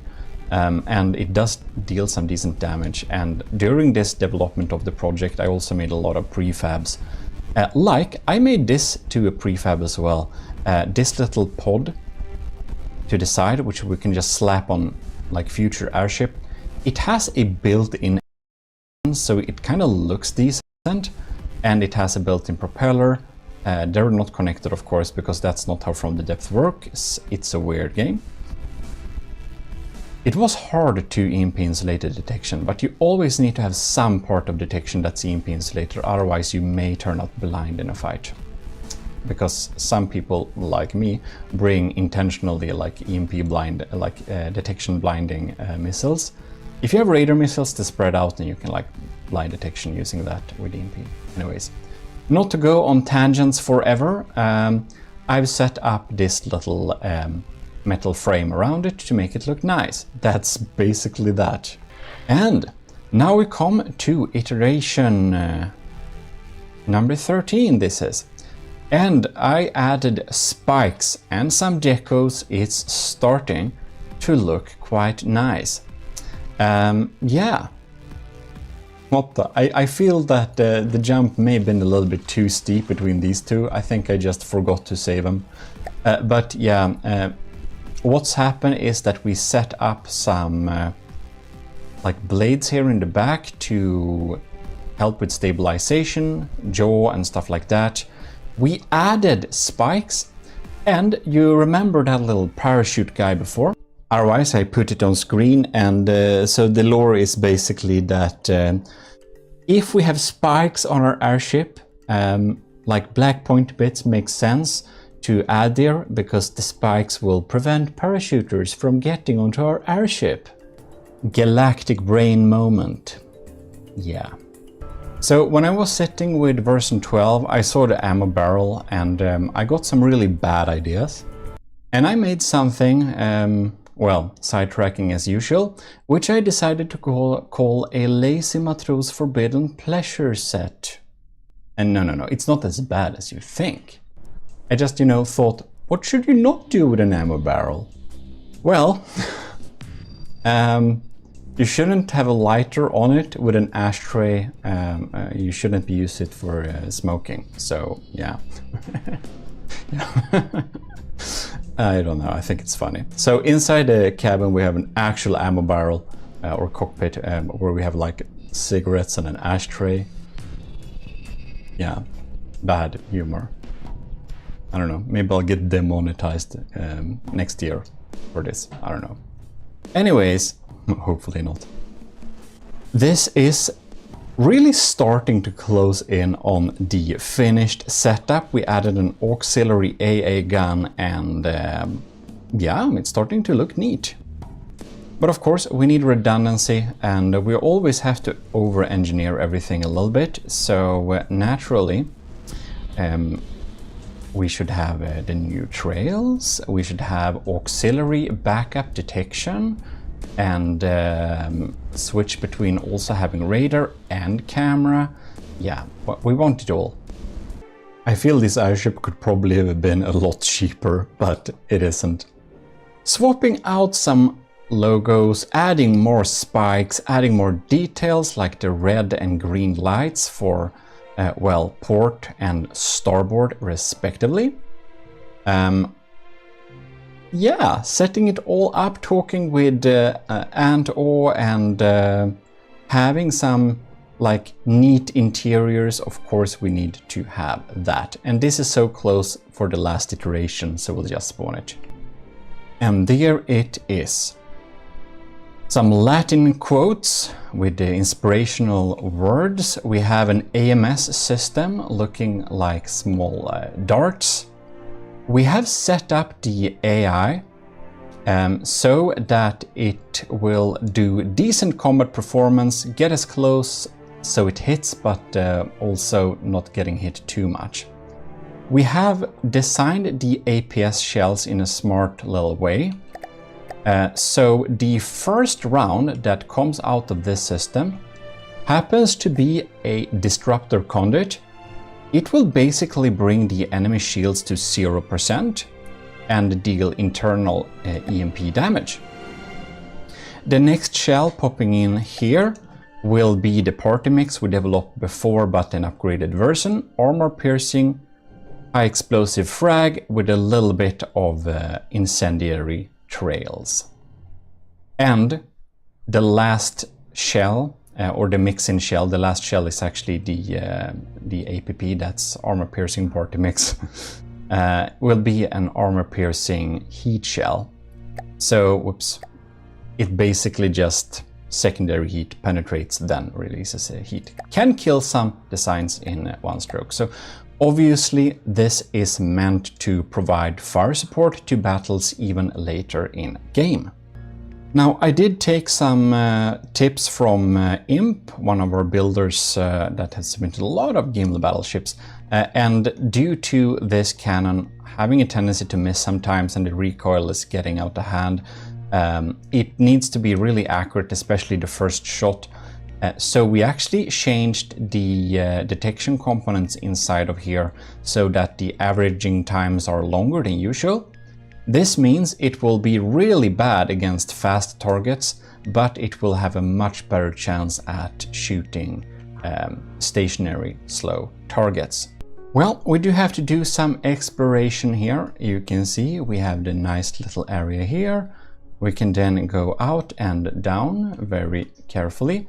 And of course up here to the AA gun, and yeah, of course, it's a tiny design. It's actually probably a bit large to be very small, but yeah, it's an airship. Blimps take space.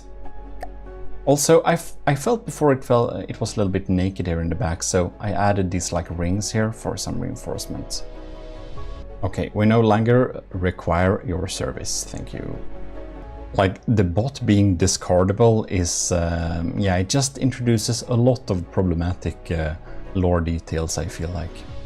Especially with that image portraying a person inside the Rambot. Well, the time has cometh to test it against a target. Namely, the very stationary, not very scary Marauder, because that is the benchmark of all good things. No, the airship isn't this slow. I'm running it at slow motion. Because I'm hoping the first shell will hit. Oh, I think it's getting ready to fire. The firing computer has its like first seconds locked, so it cannot fire, and that's because the detection need to gather detailed detection before any gun are allowed to fire. And I'm hoping to use that on a future update of the Gimli class in order to hopefully get rid of that little issue that makes my cram cannons miss the first volley. I don't know if we can pull it off, but I hope it's gonna do the same here like it did there. Glad we have those fuses, at least we did some damage. I feel we don't need to slow-mo this. Let's just see what damage we can deal with the first volley. And it turns around and goes to the next input. Now the issue is that when the first round of volleys have been completed, well, we kinda have this little problem called recoil, you know? Because it kinda makes it not stable. Oh, damn! I think we probably AI sniped something there. Or we just got lucky. Anyways, very nice work of the Unyielding Hierophant class, which is on the workshop right now as you're watching this video, so remember to go there and upvote it for the Empire of GMODISM. We request your service. Anyways, we should paste this in the second chapter Frontier Fleet. And about super slow sad ships, well, the obvious thing to do is to measure it. How many Marauders long is it? The important question. Roughly we can say it's about half a Marauder long, give or take. And now, checking the stats, 12k cost, 700 blocks, armor cost is very small, top speed is 29, weird, I've seen more. We'll need to check the details of course, and the length of this thing is 34 heretical units. So we'll just input this in our heresy converter. Length Marauder units 34 gives us exactly 0.45 length Marauder units. We can also see how much it costs.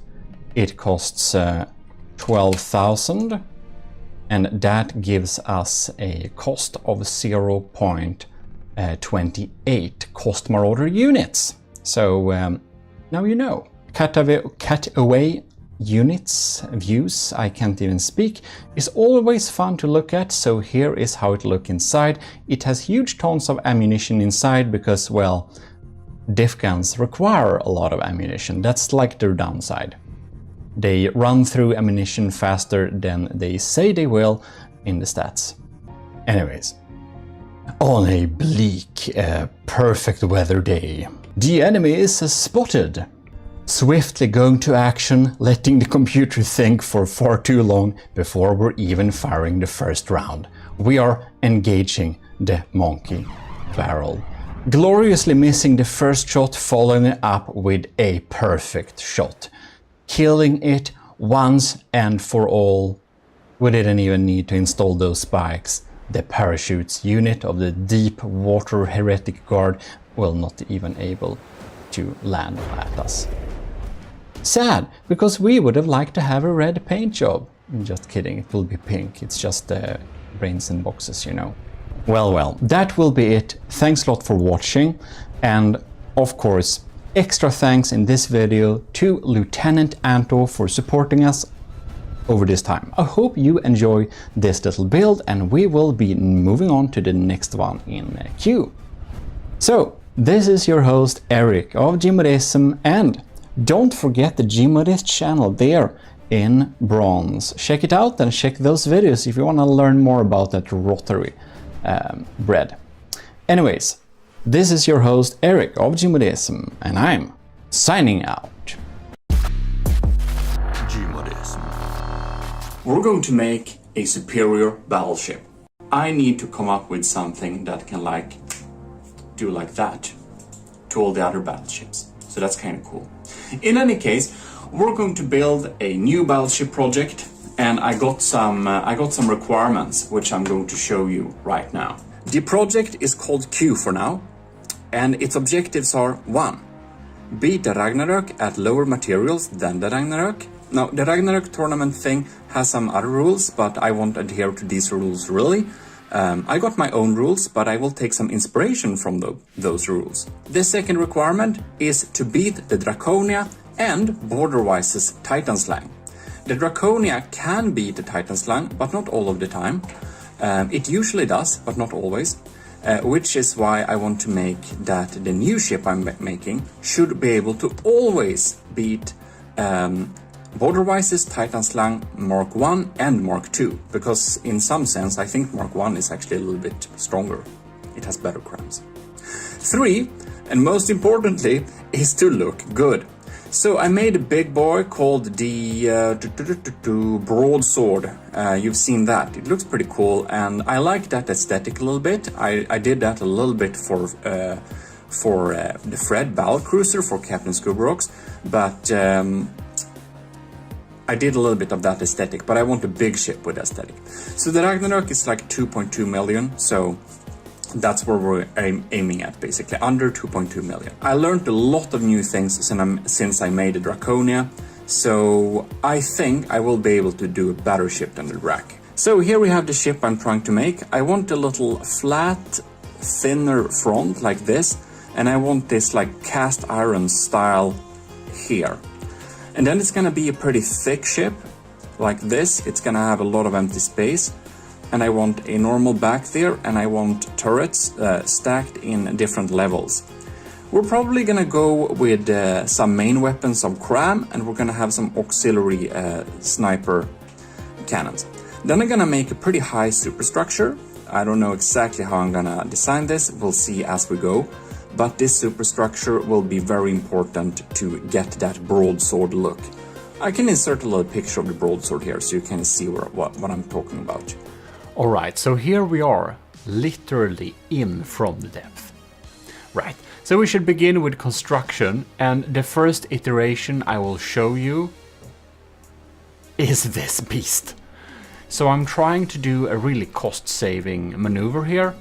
I really want to only have like armor where it matters and just skip it where it doesn't matter.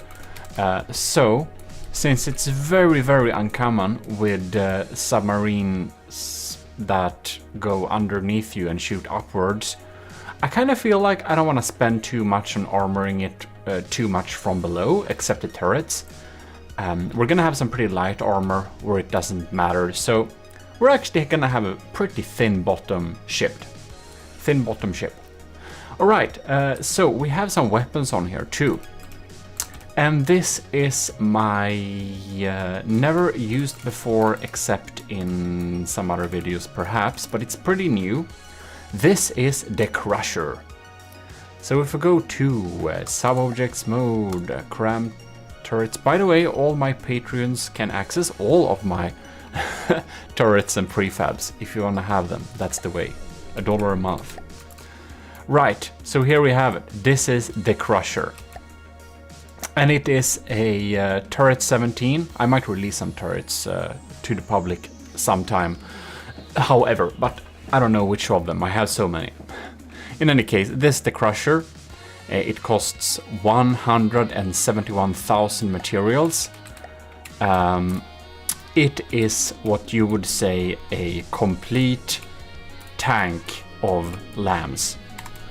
Like each of the, like this shell here, it has 143,000 health, and the mill have 130,000, and this one the same. And you can see they are 15 seconds, 18 seconds. They come pretty frequently, so they are big shots. And these are, of course, hollow point. So these will crumple and crush most armor types bit by bit. there is nothing that can defend you against this except deflecting the shots. So that's what I wanted to have, because I do know that the Ragnarök 2.0 has some extremely formidable civs and LAM system. Like, the budget for those is unusually high. That thing has better civs and LAMs, or a more expensive better civs and LAMs than most ships of that price range, I'd say. So I really need something to get through, and I am pretty certain that these boys will get through.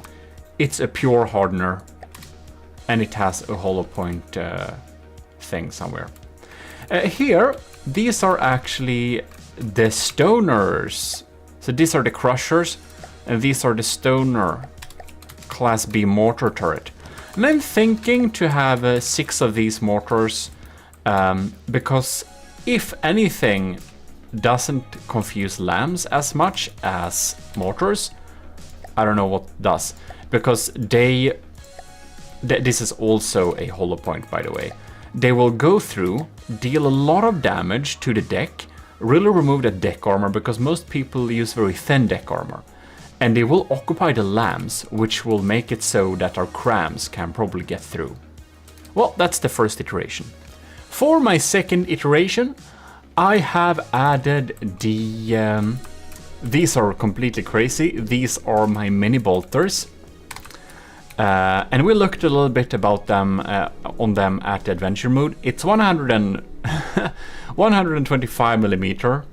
They're pretty crazy. I don't know if I have a fire control computer somewhere.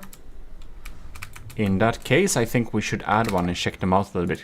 Just check the sound of them, because I love the sound of them. Okay.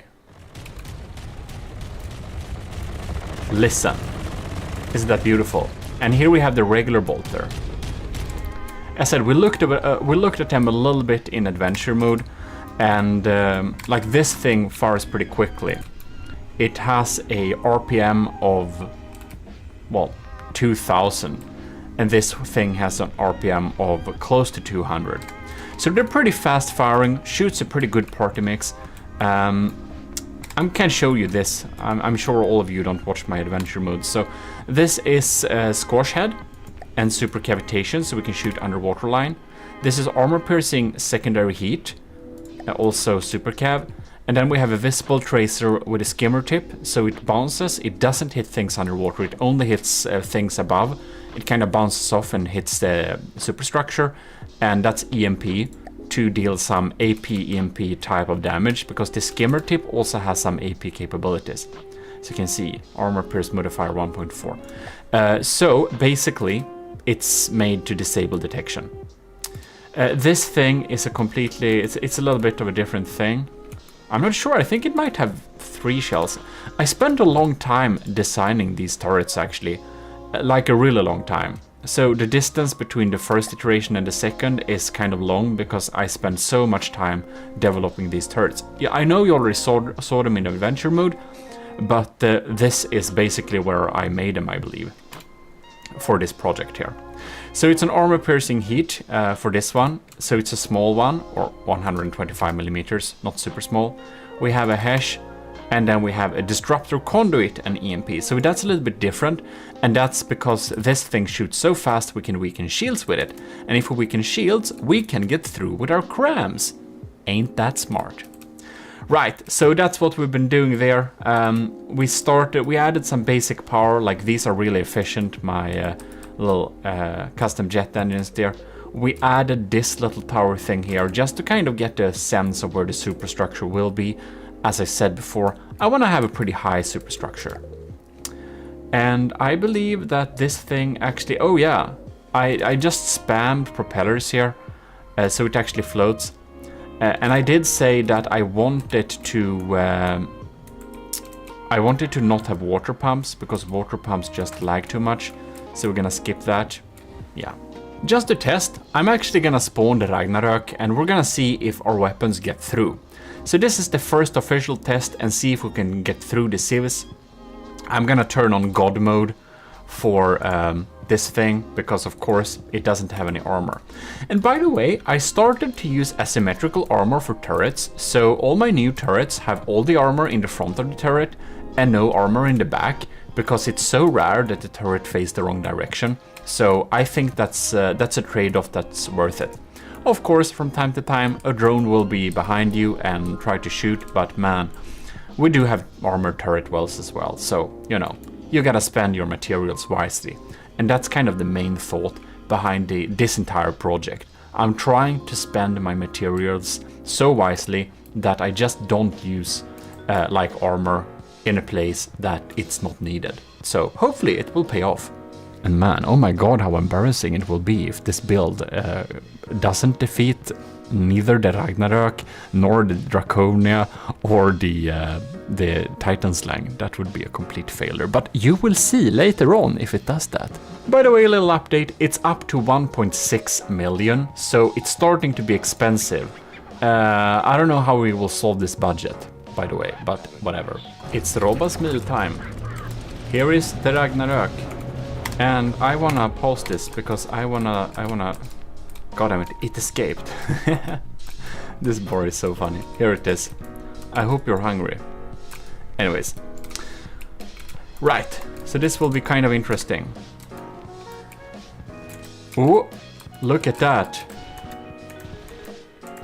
Many of the shots get sniped by lambs. It's so fast. You know what? I think we should turn down time a little bit. We're gonna see. Alright, so here comes the first Quran barrage. And this is like, these have loads of health, man. It's so much health. It's completely insane how much health I put in these. Ah, look at that. Look at that. Of course this is just empty air, but it's a pretty fail-safe method. Oh yes, 2 of the barrels completely gone. It's like, of course, they will be able to shoot still, but I'm thinking this is a pretty good strategy. Here we got some shots bouncing as well. And there a new cram barrage is coming in. Ah, you can see they are actually getting through. That's so nice. That's so nice, because most crams won't get through the Ragnarök. It's very good at killing cram shells. Of course, hollow point damage ain't the best, but it's something.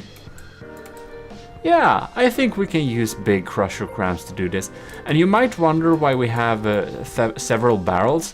Well, that's basically because if one of these shots hits our cram turrets in the right spaces, they will be completely disabled. So I thought it's a good trade-off to have several firing pieces. Even though the individual health of that shell will be lower, it's high enough that it will get through when it is a hollow point.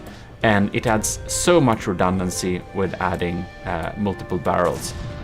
And there are some advantages of multi-barrel turrets, but I found out that those advantages kind of decrease a little bit the larger we get. When we're really large, it's mostly redundancy that we get. If we have some smaller cram turrets, it might be more material efficient per firepower to have several barrels. But I'm gonna make a proper empirical testing video about that in the future, so we can clear that up once and for all. In any case, this test is a success. The Crusher Cram turret does get through the defenses. And there we have it, the third iteration of the ship. So, what did I do now? Well, I basically spawned everything I got that I think could fit on this system, just to see around how much this would cost. And the really bad news is that this cost 2.1 million. And as you kinda can imagine, I can't make a armor scheme that will work for this. Like, if I make an armor scheme that is gonna cover up this thing, like, after all, it's how large is this thing? It's 341 meters long. If I'm gonna make an armor scheme that would protect it, I think I would reach somewhere around 100,000 if I only use wood, like one layer. And that's of course not acceptable, we can't do that. But anyways, we'll go through a little bit and see what we got for types of weapon systems. So, Here we have my Arquebalista Invictus. It is a sniper cannon that you also see in adventure mode that penetrates really deeply, and that's meant to poke holes under the waterline of enemy ships and make them sink. And that's one of the methods I thought to use to combat Waterwise's Titan Slangs and the Draconia. No, not the Draconia, that's floating. I meant, of course, the Ragnarök. I think I might want to combat them ships by having a sniper cannon that shoots holes under waterline so that they sink. And that's a good method. And this is a pretty nice 480 millimeters. These shells travel at almost 2000 meters per second, and they are sabots. You will not stop them very easily, and they shoot a shot every 10 seconds. I'm pretty happy about this design. I am. I spent some time doing it. Here we also have a nice little like auxiliary turret, 49 millimeters, almost 400 RPM. More like, yeah, something like that. And it shoots HESH shells really to annoy and detonate any eventual era armor scheme that you might have. Here we also have the larger version of the 60-70mm Vigoletta system. This is the Vigoletta Mark 5, I think. This is the Vigoletta Mark 4, it's smaller. And this is, of course, a really nice thing shooting. I don't think it's even rail assisted. I think it's pure gunpowder. But it shoots some really dangerous shells, and they are actually sabot frag, really weird combo, but I did tests and they work better. Here we have my new Octodad diff gun. They are 479mm, just to make them a little bit smaller than 500 so we can save on the blocks a little bit. And well, that's a diff gun. It's the optimal diff setup. It's super nice, deals a lot of damage. Smaller diff cannon, what do we have here? Here is, this was used on the Slabman. If you've seen the Slabman challenge, it's there. It's also featuring on the Battle Cruiser for Captain Scuba Oxen. Here we have a stealth dagger. It's a smaller cram turret, lower tier class, but it does provide some stealthy shots because at 1300mm, the detection range is only 257, which means that a lot of the Civ systems will not have time to aim before it hits it. Now here is another little turret. I don't remember the name of this, but it's nice. Here we have my tall pipe organ. It's a really slow reload time, like over a minute. It's like 80 seconds, but they deal some decent damage. 40,000 health for this size of a turret is okay. Pretty tall though. Here we have some other cheaper systems, some even more cheap systems, and of course the laser turret that was featured on the Draconia. And as I want the lasers on this thing too, I think I want to have at least 2 laser turrets in order to not make it too volatile and too easy to take out. Pretty decent turret, and here is a laser cube. So this is a really big system that we can actually do like this. Here you can see we have some laser systems stacked up here, some basic storage, and they are connected up to each other, and they are then divided by heavy armor, and everything is EMP insulated and closed into a box. A very neat little way to make a laser system, I thought at least. So I'm gonna stick it on here because it's pretty big. And hopefully this will be powerful enough to beat the enemies. Yeah, so I'm gonna have a serious thinking session, and I'm gonna take some decisions on what of these turrets we're actually going to feature on the ship. Now, there is a small chance we'll have to let go of the mini bolter because this is a really expensive turret. I think it's over 300,000 in material cost. And while it's very cool, it's probably not that good. It's a little bit too much eggs in one basket with one firing piece if we got taken out. A little too much of our firepower is taken out, so. yeah, it might be a little bit scary, we might remove that.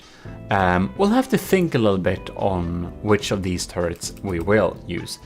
What we do know, however, is that our cram systems, the mortars over there, and of course our main turrets here, they are able to get through the Ragnarök without anything else really. They're really hard to deal with.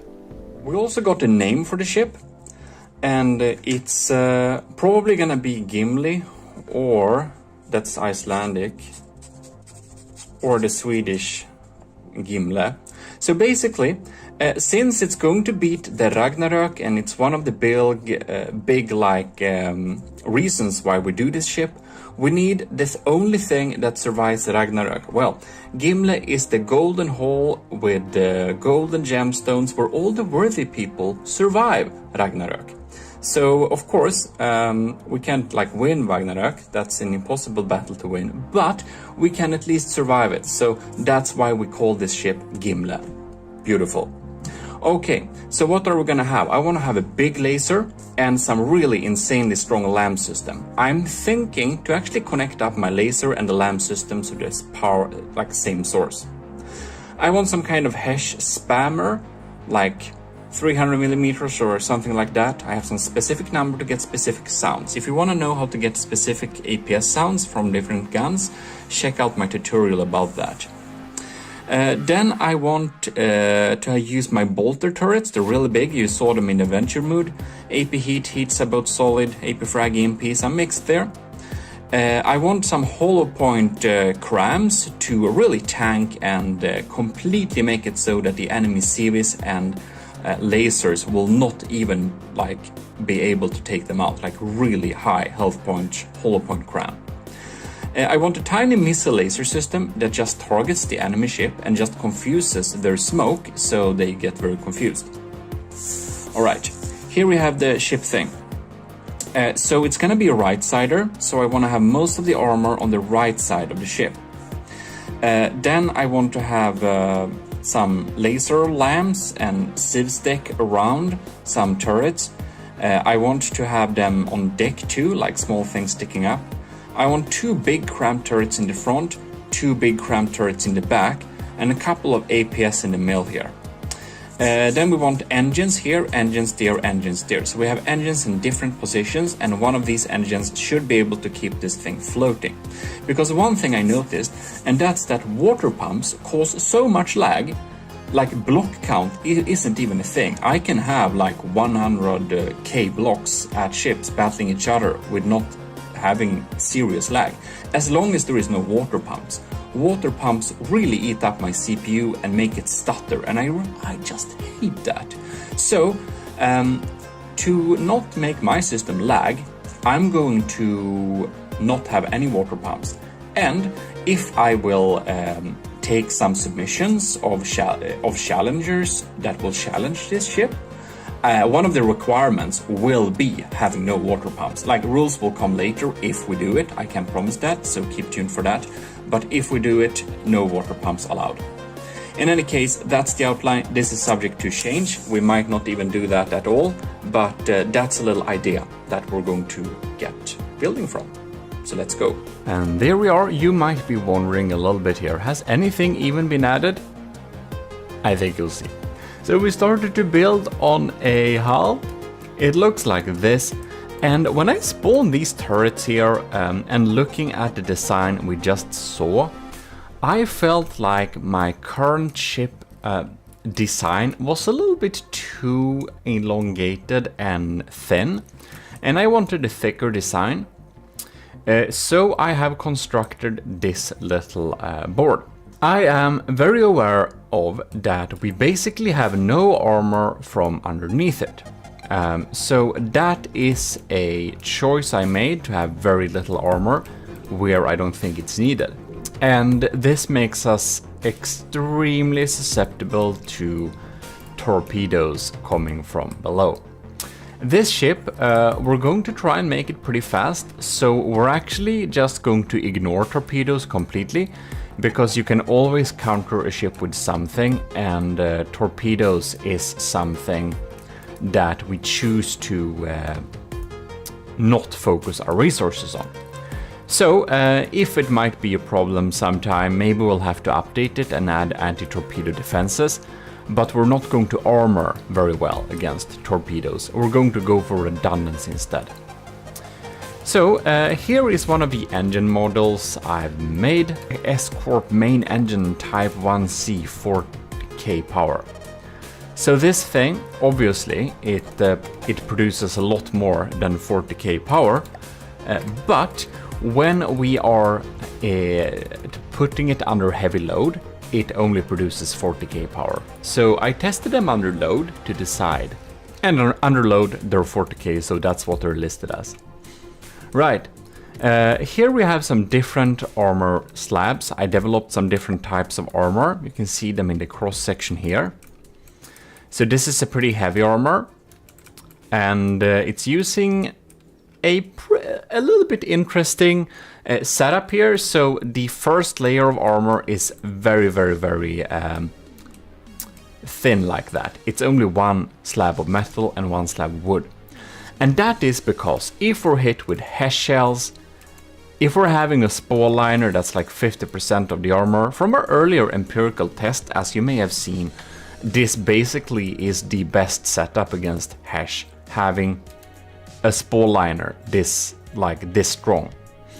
And that should not be able to, whatever the strength of the HESH, if they shoot against this, I don't think they will be able to get through this armor at all. And this armor isn't very expensive.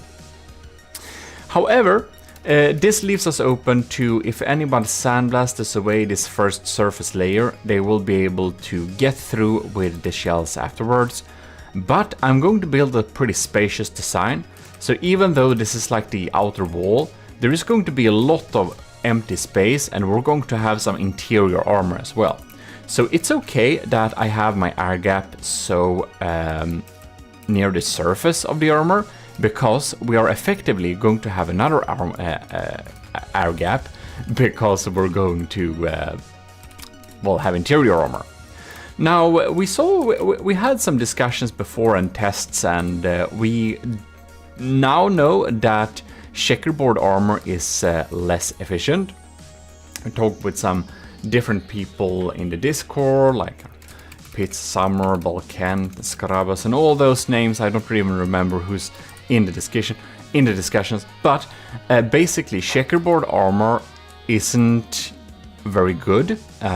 It's useful in some certain circumstances, but in general it's not a generally good design. So the Draconia had it, and it is a-okay, but it's not the best, because high explosive has gotten a little buff, so when a high explosive shell detonates in a enclosed space, it has a damage buff, so it deals more damage. And when we have a checkerboard armor, if the wood gets blown away very easily, an explosion can get into that empty space and effectively deal more damage to the blocks around it. And that's the theory around it. It seems to be correct, but we're going to do an empirical testing video about checkerboard armor, because it indeed seems that it's better to just do like this, for example. So we can kind of put them in slabs like this instead. Should be better than having them,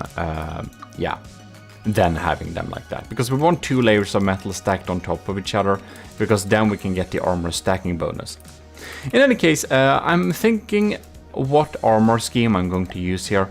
This is the heavy armor. You can see it has actually 2 built-in air gaps, and that's of course not needed. It's just that it has the equivalent of 1 block of heavy armor, but it's ported up like this, so if a shot hits this thing and destroys it, we still have a surface that the shot can get deflected on. For example, for armor-piercing heat shells. Pretty scary stuff.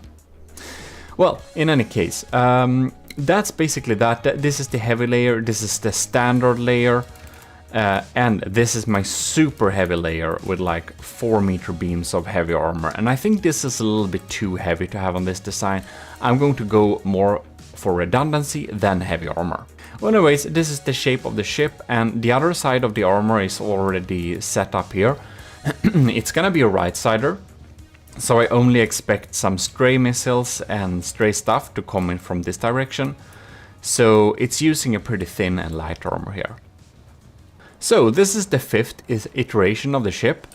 And the fifth iteration basically cost 3 million because we now have started to build the turret placement. So as you could have seen from my little outline, I wanted 2 big cram cannons, but I'm thinking maybe we'll go with 3 big cram cannons. And this is the crusher cram we looked at before, which will go through the Ragnarok's lambs and most other systems, civ systems, like as well. But these are some high health points, boys. Here we also have the Arcaballista Invictus, the 480mm sabot sniper cannon that's designed to shoot underwater parts on ships to really make them sink, which is one of the other strategies we'll use to tackle the Ragnarok. And I decided that it is better to have this shooting at a low angle.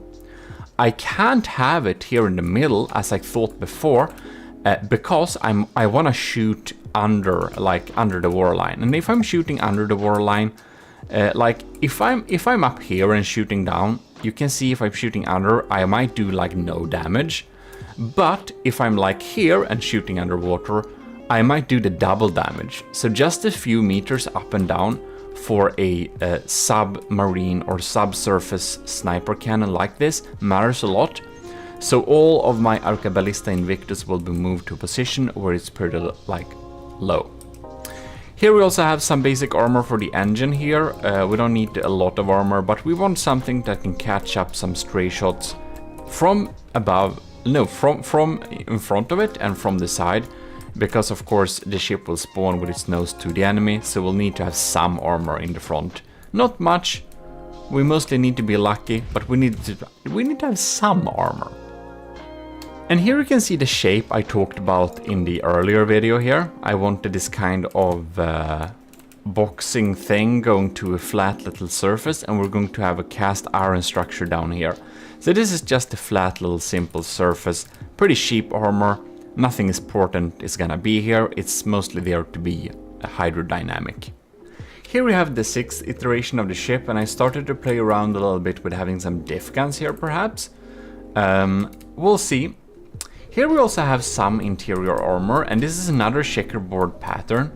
And I'm wondering how it is the case with the stone and metal, because their health values are pretty similar, like 16 and 12. So this should give each other some kind of AP bonus, because stone is more efficient armor technically than metal. But I don't know, I think we'll need to test that later, but I added some of that here because I had my prefabs. So I maybe use this some interior armor, but I think I'll need to have proper turret wells as well, because otherwise we're gonna be pretty sad. We added our laser cube here. So this is the, maybe I can do like this actually, to just show you. This is like the laser cube. It's an integrated laser system, and I hope this will be protected enough to survive. It's pretty well protected up, and it should be able to deliver laser to lambs and damaged lasers in a decent way. I think it costs like, I think it's a 45,000 power laser. Yeah, continuous of course. Here we have a little AI core. We're going up here with the largest of my AI cores. This is the same core that's used on the Super Battle Carrier, I think. It is, it's pretty nice, protected, well set up, has automatic shield switch and stuff integrated. So I think it's gonna serve us well. It's gonna provide us with like 4 AIs? No? 3 AIs. Yeah, it should be 3. Here I also added my S-Corp's 80k power generators, because of course the Arcaballista Invictus uses a lot of power to shoot those railgun shells. It's like a mixed system, but we need some decent power. So that's why we have so much power here. However, I'm not sure I'm gonna have them at the same place, because you know, they might get shot at. And we have some heavy armor framework here to just keep the turrets up. It's pretty unlikely that they will be destroyed completely. Here is a battery actually, if we just remove it here, it's an EMP insulated battery. This thing is pretty expensive. Like man, one of these batteries costs like 800, so I don't know, that's like 100k or something. But I thought we could have a little battery here behind the turret, should be pretty well protected. So we have some power generation and stuff like that. Still haven't decided on the armor, but maybe in the next iteration. Oh my god, look, we have armor. Just kidding. We just started the outline. I decided to go one of the models that only have one layer of metal in front of it and one layer of wood to get that maximum spall lining effect. Because some people use hash to great effect, and I want to make sure I'm pretty well protected against hash spammers. Here, by the way, we have a sonar decoy, because I thought it could be a good idea to have a sonar decoy in case we get some, well, torpedoes that are sonar. And we have also started to add these. These are, of course, my pods of Azipod pods. They are this one. I made it for this application, but they use 8,000 power each. Pretty nice, provides pretty nice thrust, and we could have them in the front and the back, and we should have some decent speed and maneuverability. I removed the turrets, the cram turrets from the back portion here. So I have 3 here. I'm thinking to have at least 4 of them, so I left one, I removed the other ones. And unfortunately, we're still like 2.8 million, and it needs to cost under 2.2 million. So man, I don't know, we may need to rethink a little bit on our armaments. Oh my god, we removed some more stuff. I'm thinking I'm wanting to have all of these units here, kind of, but on this one. But we're still 2.793 million. And I know we should spend the most of our budgets on firepower and not like armor, because spending that on armor is just a waste of material, usually. But man, we're so far away from 2.2 million. It's gonna be a little bit tricky to get this to a cost-efficient way, like seriously. I don't know, we'll see what to do. You can see I wanted to add the cram turrets in the back here. We have my nice little turrets here in the back. And I added another one of these arquebalistas down here just because I really want to make sure we have good redundancy. So we can have like 2 in the front. Yeah, I added another one in the front if I forgot to say that. So we have 1 here and 1 here. And the thought is, since this is a right-sider, I imagine these both can aim to the right pretty well and shoot targets on the right. While still sharing the same plane, because we want them both to be like low slang and under the cram barrels, of course, because otherwise they'll collide with each other. And we have 1 extra here in the back for redundancy, and I think we should really be able to poke some holes in the enemy. And man, we're a little bit too expensive. We're gonna see what to do with this.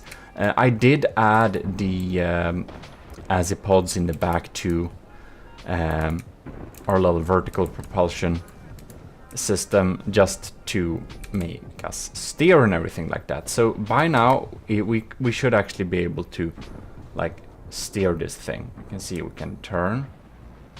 I can like go, like of course this is mainly dead weight, but we can go forwards and turn around and all sorts of cool stuff. Isn't that nice?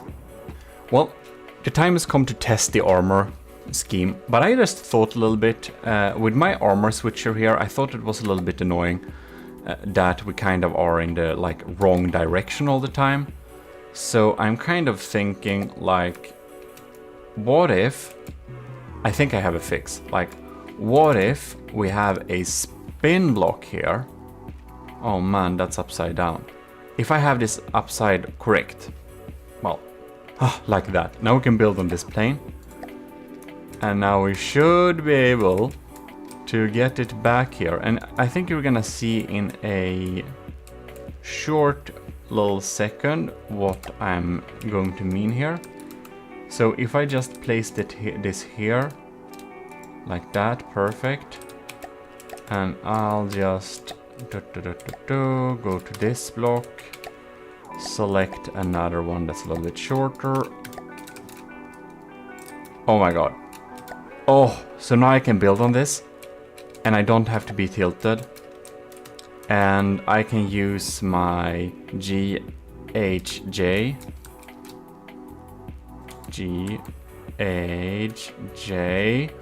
Oh my god, that's amazing. And I can change this armor upright. Isn't that smart? Using a spin block to change the direction. Wow, I'm feeling very intelligent today. Oh my god. We're going to do some tests. I have worked together the different armor schemes a little bit before here. And by the way, they are all, you can see there, available for all the commissioned officers in the army of GMODIST. So I just want to give a huge thanks to our channel supporters, the commanding officers, Admiral Super Dave, Stellar Lieutenant C2, Ayak the Boater, Commander Ayak the Boater, Commander Eugene, Lieutenant Asteria, powered by Greed, Tyler Russ, and Vincent Veritas. Thanks a lot for supporting the channel. It really helps us out to make more videos and stuff. In any case, here we have the standard level hull armor here. Here we have the direct hit capable super heavy armor. And here we have the normal heavy armor. This one costs 4,000. So I made them cover the same surface. They're different. They are differently thick, but they cover different surfaces. And these two have some alloy in them just to give some floatiness and better internal armor. In any case, this one has a cost of 4,269. This one has a cost of 6,336. And this one has a cost of 1,944.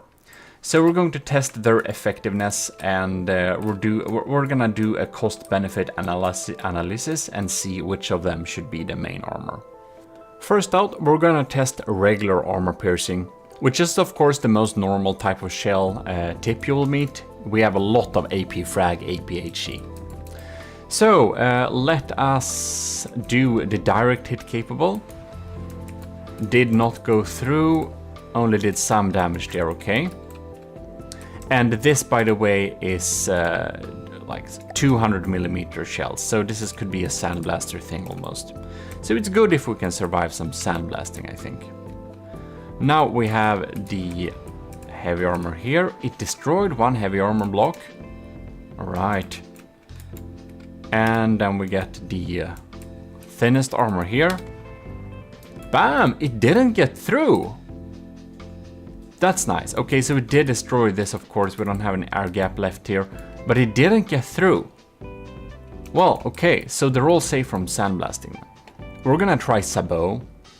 I actually expect this to be able to shoot through all the armors. If we're gonna do a Sabot, let's do what I have, 480mm. I think it should be able to penetrate all of these armors. But let's just test. And something like this, I will not try to defend against, because I don't think we can. Oh, okay. And what about the heaviest of the heavy armors? Ah, melts right through. Okay. Sabots, we can protect against Sabots, like not in a reasonable fashion, because of course ERA doesn't defend against them either.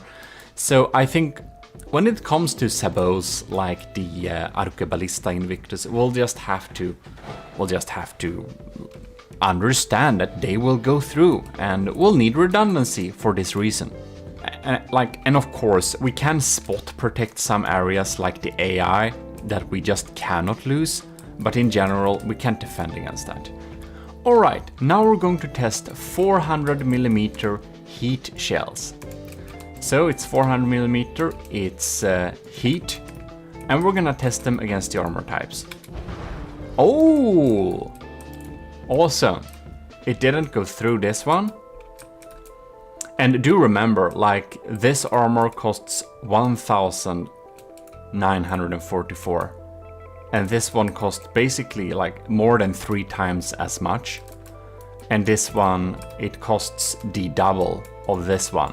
So that's why I thought it was remarkable. I thought they might be able to get through, but that's cool to know. And then we're gonna do the next one. And they shouldn't get through, of course. No, just destroyed one layer. We should be able to fire a couple of more of them before we get through. Yeah. We're gonna go back to this one actually. Fire another one. Yeah, it gets through on the other one.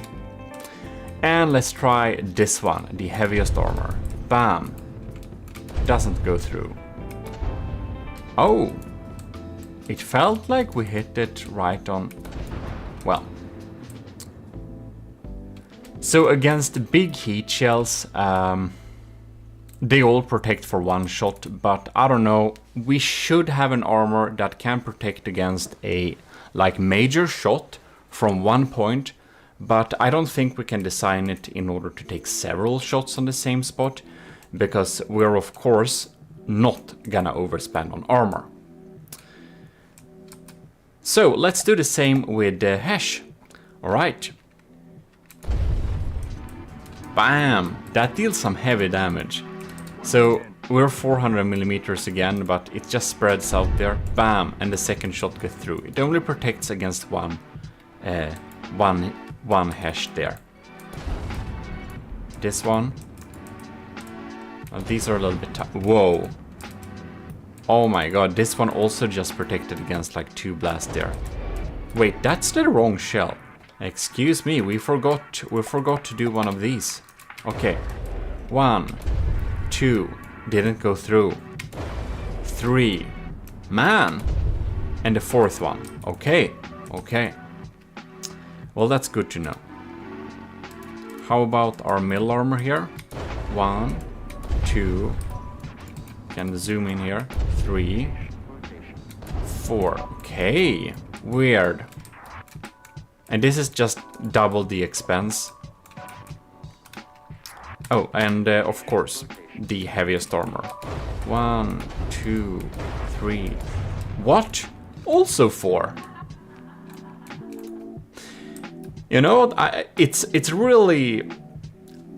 I did already think this from the beginning, because when we designed this, I did some small tests and I found out that this armor scheme was pretty efficient. But man, I didn't expect them to take equally much, even though this is like smaller. That's a little bit crazy. That is a little bit crazy. But of course, the damage done to this part is a little bit less. It's less spread out. But seriously, they protected kind of equally well. This is definitely a current favorite.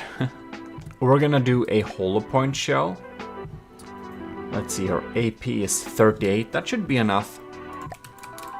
And I think we're going to max out the gauge on this thing. And we're gonna see what types of damage we do here. So, first armor. Bam! Ooh, very much through on 2 shots. That's some serious damage. And the middle armor. 1, 2, 3, 4. Much better, much better. Oh, and we go with this thick one. 1, 2, 3. Also 4. This armor isn't as strong as I thought it would be, honestly. Let's do some AP frag. This is pretty normal. Maybe not at like 500 millimeters, but probably like 450 or something like that. It's a strong shell. So, let's try out AP frag. Bam! Ooh! It got through! I need to see that again. Bam! Okay, didn't get through this time. This time, they caught it. Oof, that's some scary stuff, man. This one, bam. Oh, the armor piercing just melted through here. Bam, didn't even stop it. Did go straight through here. Whew. Yeah, I don't know if we can protect against that. And that one just melts through. Of course it does. Yeah.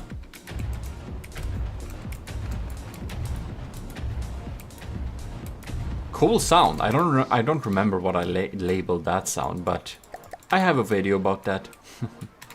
Of all the, what is it, 11 APS sounds? 20? 30? I don't remember. I should say, however, that these are some pretty, like, strong shells. There is a lot of there is a lot of chemical load in these. They're, of course, only set up for testing, but a lot of people don't use as big shells as we're using here. A lot of people are using smaller shells. But I've set up an armor-piercing secondary shape charge, so a secondary heat.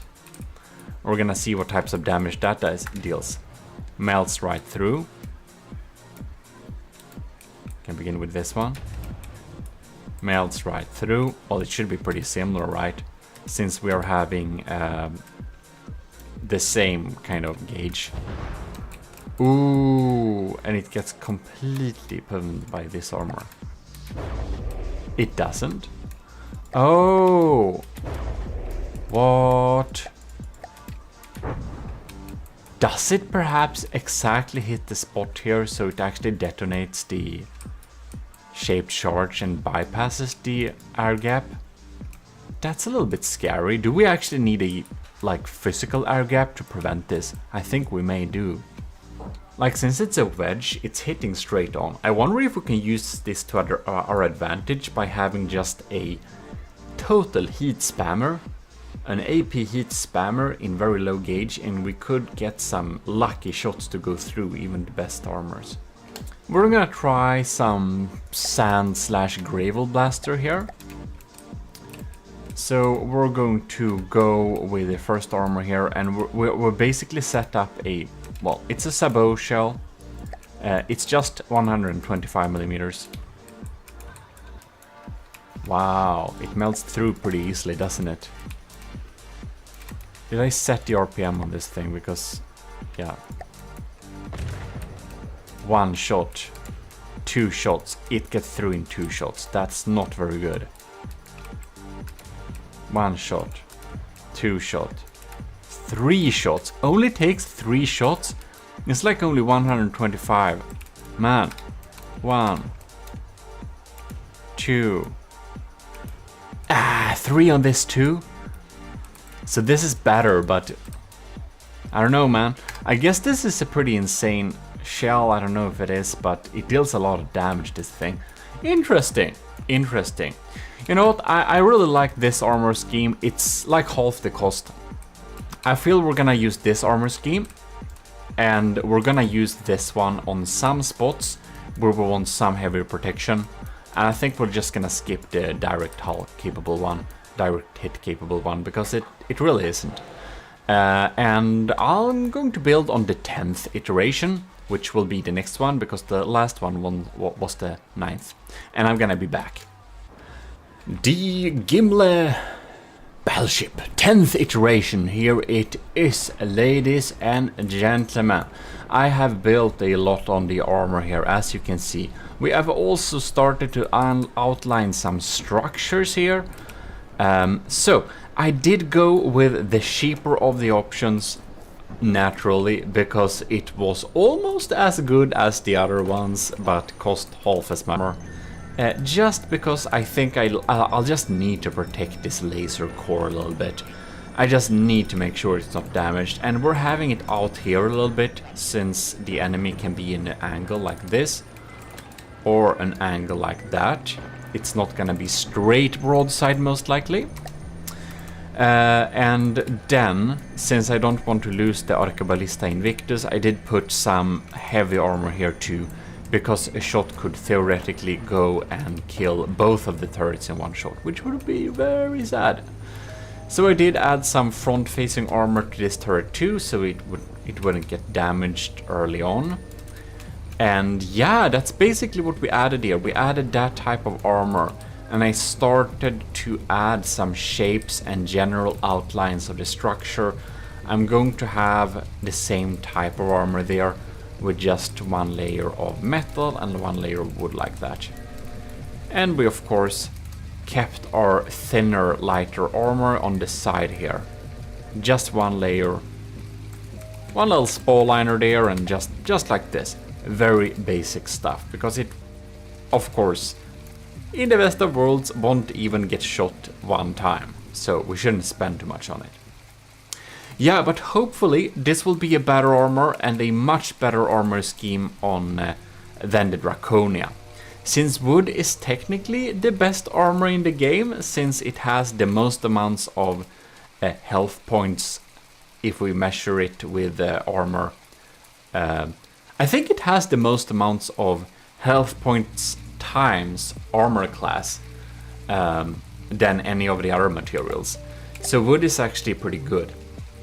But it's not good to have it too much on the surface, and the Draconia had that problem, because then you can get your health points pretty quickly burnt away by a big laser. So it's kind of good to have at least one layer of hard shell in front of it.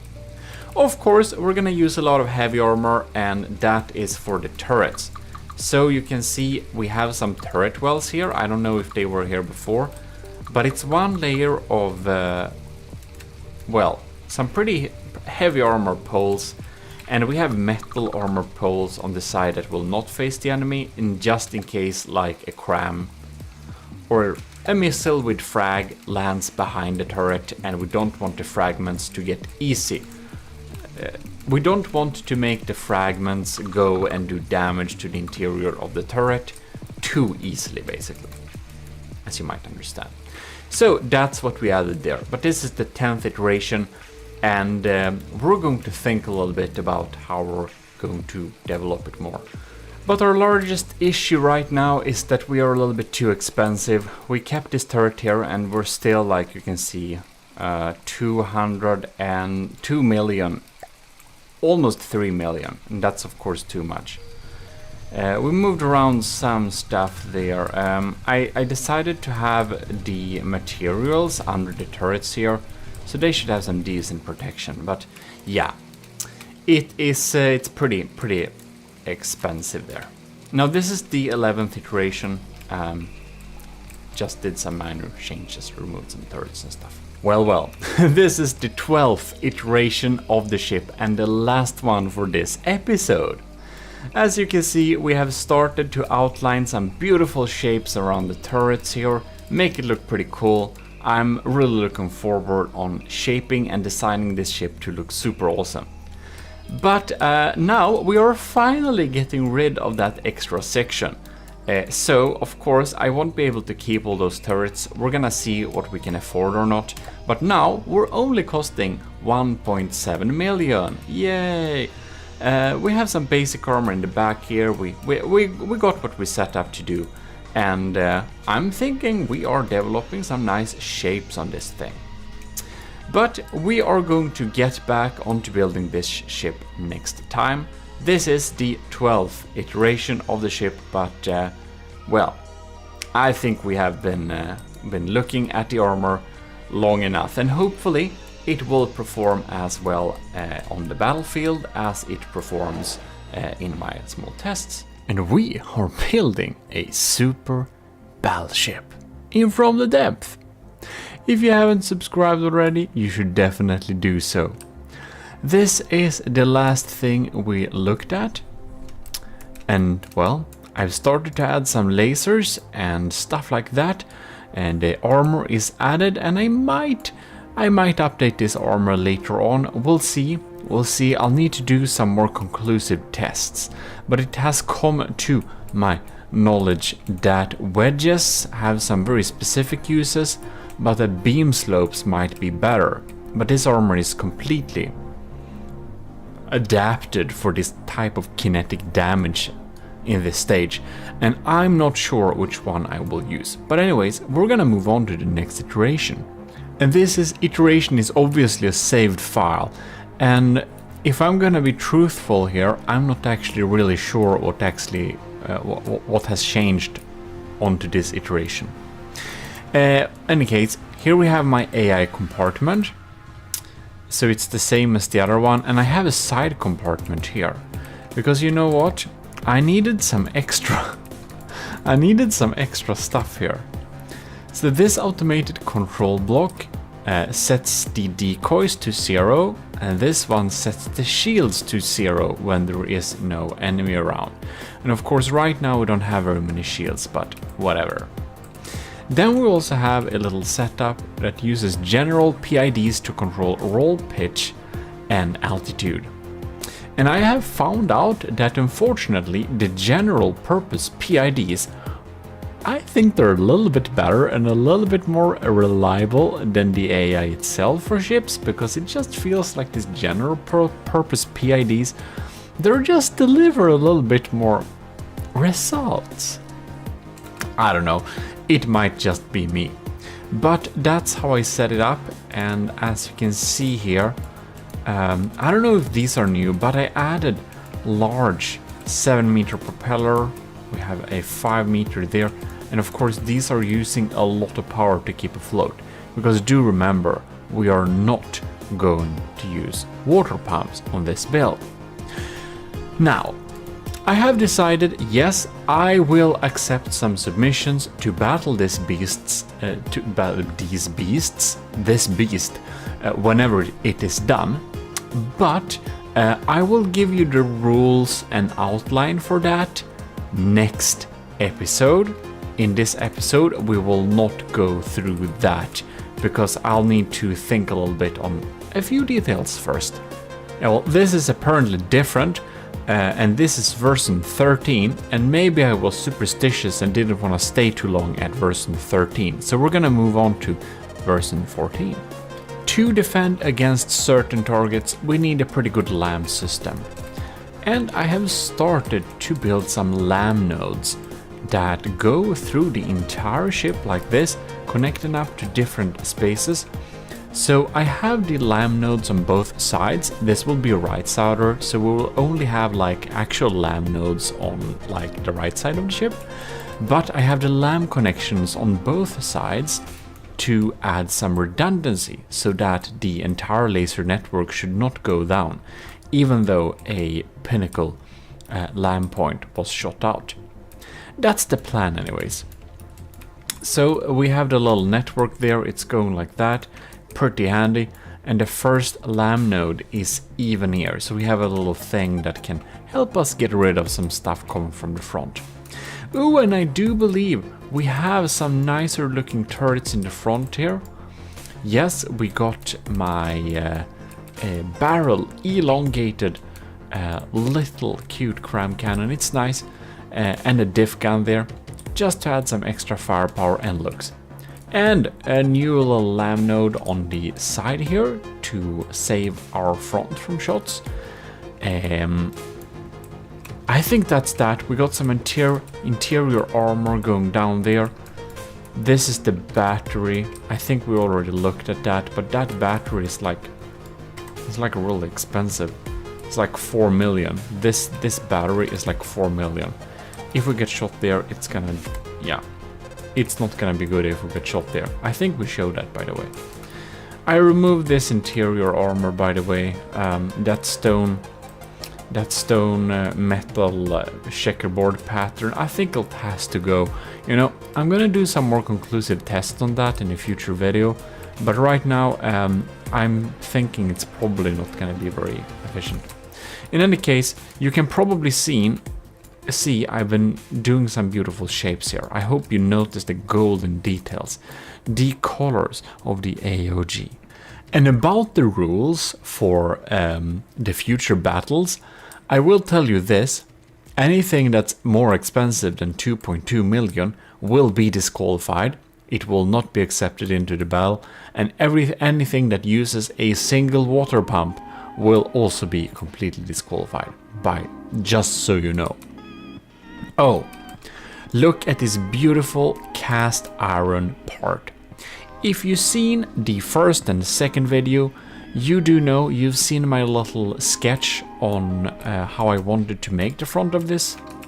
And now you can see I have successfully managed to make the front that I was looking for. We have this little cast iron thing that kind of looks like some kind of mechanical replacement for a real bow.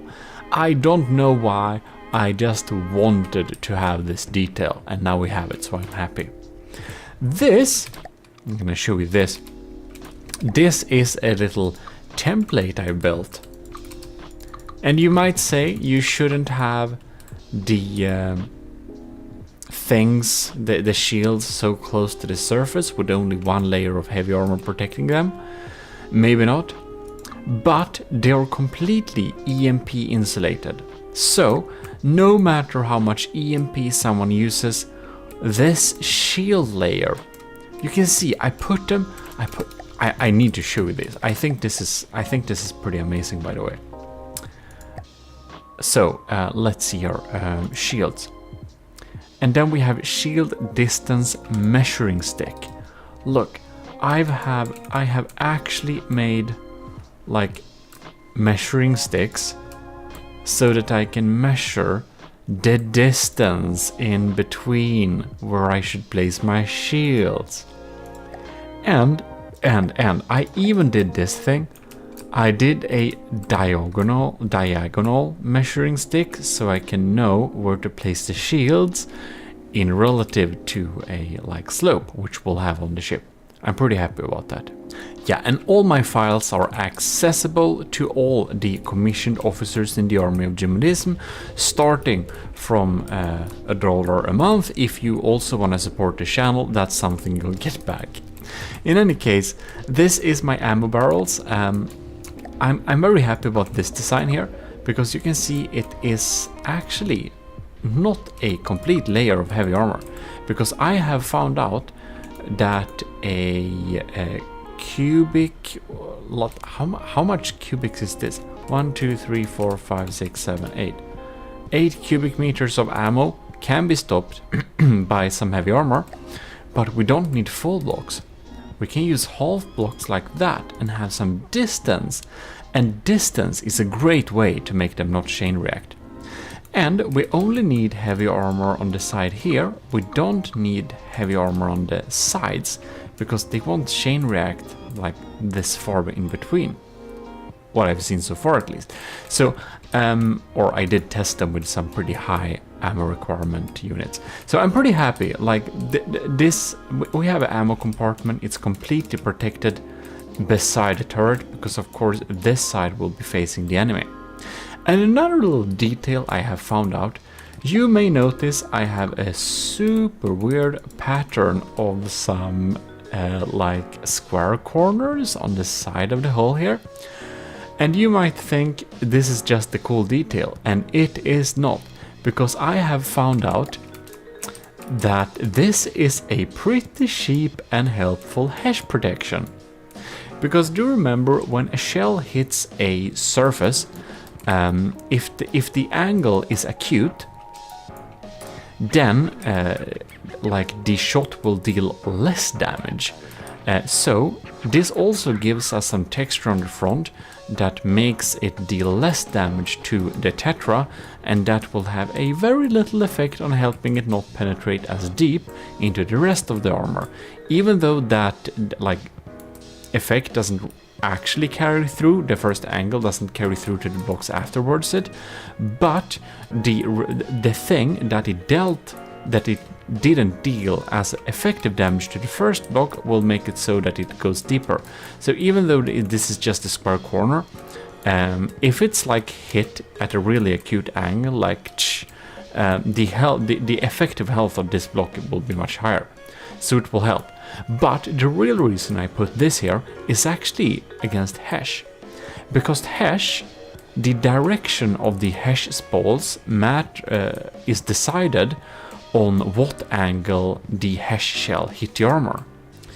So if I have a hash shell hitting this armor flat here, the hash spallings will go straight in and deal a lot of damage to all of these beautiful wedges, and some will even get through into the armor. But if the hash shells hit the angle here, it will actually direct its way down here, and it will deal more damage to the surface of the armor and not so much damage deeper into the armor. So having these weird angles in the surface, according to my small tests, makes it so that hash is a little less scary. And since the tetras are so cheap, I thought that was really cool. just a fun little thing. Oh, man, I added the tall pipe organs. These turrets are completely insane.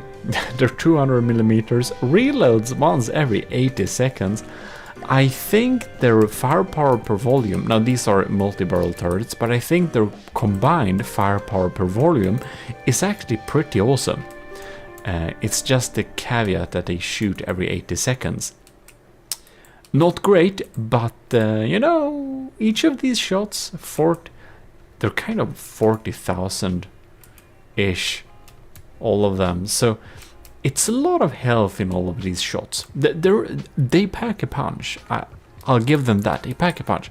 And they happen to be the perfect size to fit here beside the turrets here. So I think they look pretty cool there. I think we should have them there. And I think they might help dealing some damage, even though I'm not sure they will get through the Ragnarok's defenses. But alas, the Ragnarok is not the only ship we will need to beat. Because I heard that we want to beat the Turtle Lord, but Setup/E-Lord made another ship that unfortunately beats the Turtle Lord, which is called the Rhino, which I pitched against the Draconia, and now I need to make sure this ship beats that too. I don't know, this is gonna be crazy. We need to beat so many ships. And hopefully not miserably fail at beating all of them. So let's just keep trying and building. Hey, distraction! Look at how many cool details I put on this turret. The Arcoballista Invictus is beautiful, is it not? Like the video if you agree. Next iteration. I've continued to build on the armor. We have the beautiful details. You can see the ship is really taking shape here. I think it looks pretty nice. But that's just me. And I'm the builder of the ship, so that tells you absolutely nothing. In any case, what I have been doing is I've started to build on the diagonal armor. You can see here I added some of my templates there. Kind of the same type of armor, but up here. Some alloy, some stuff like that, and you know, anti-kinetic armor, to be quite specific. I decided to have some kind of opening here, not sure what we're gonna have there, but we'll see. I have, in any case, started to build on this little back portion here. And I think that's pretty funny, because since this is in one of the extremities of the ship, it's not very likely to be shot, is it? It is not. Oh fuck. The plan was to make the ammo not be able to chain react anyways, because this area is very unlikely to get hit, and we needed some more ammo on this thing. So I put some here, and I'm gonna fix this so it doesn't chain react. Anyways, it's also very unlikely to get hit, this area, if I didn't tell you this. I already told you twice, but I'm telling you a third time to look less embarrassing. Thank you very much. GMODISM, that doesn't work. Your inner thoughts, you should keep them to yourself, because you're making a public fool of yours. Okay, never mind. Instead of making a public fool of myself, I'm gonna talk about the next point, which is, the diversion plan. These are the turrets. You know the turrets I just lined up on the last ship because I wanted to see my options, and then I removed them all. Well, I went through all of my turret folders again because I missed all of these. So I went through the folder and I spawned all the turrets that I might potentially want to have here. This is a heat hash spammer thing. This is of course the Vigoletta Marksman 5 that happens to fire the 67mm water bottle that I designed on my merch store. Check YouTube. Here we have a pretty efficient diff gun with 8 arms. This is another Vigoletta Corporation sniper, and yes, I make up corporation names that doesn't make any sense, and I do it only because I think it sounds cool. Let me do it, thank you. This is a deck gun, isn't it cute? It's also useless. This is a pack gun. This is a 3-lens pack turret, and it's actually much better than I have than I thought, because this happens to be my first serious pack turret that I have ever designed. And it's pretty funny. I think I did it on a stream. If you're not following me, you should definitely check up on my streams on Twitch. They're all on Twitch, sorry, not YouTube, only Twitch. Follow me. So, it's 1 EMP, it's 1 piercing, and it's 1 impact. And the thought is that the impact one should shoot first, and then the other ones, oh god, never use this damn thing. I need to resave this blueprint. Anyways, the thought is that the impact pack shoots first, and like a millisecond later, the pierce pack shoots, and the next millisecond, the EMP pack shoots, and if we're really lucky, we could potentially like EMP crit something. Now, this turret is pretty decent, to be honest. I never seen what I described actually happen, but I'm praying that it will someday. Ooh, Azusa from our Discord, she suggested that I should probably have some kind of system that just uses a guided laser to kind of focus on the enemy where the laser is not focusing.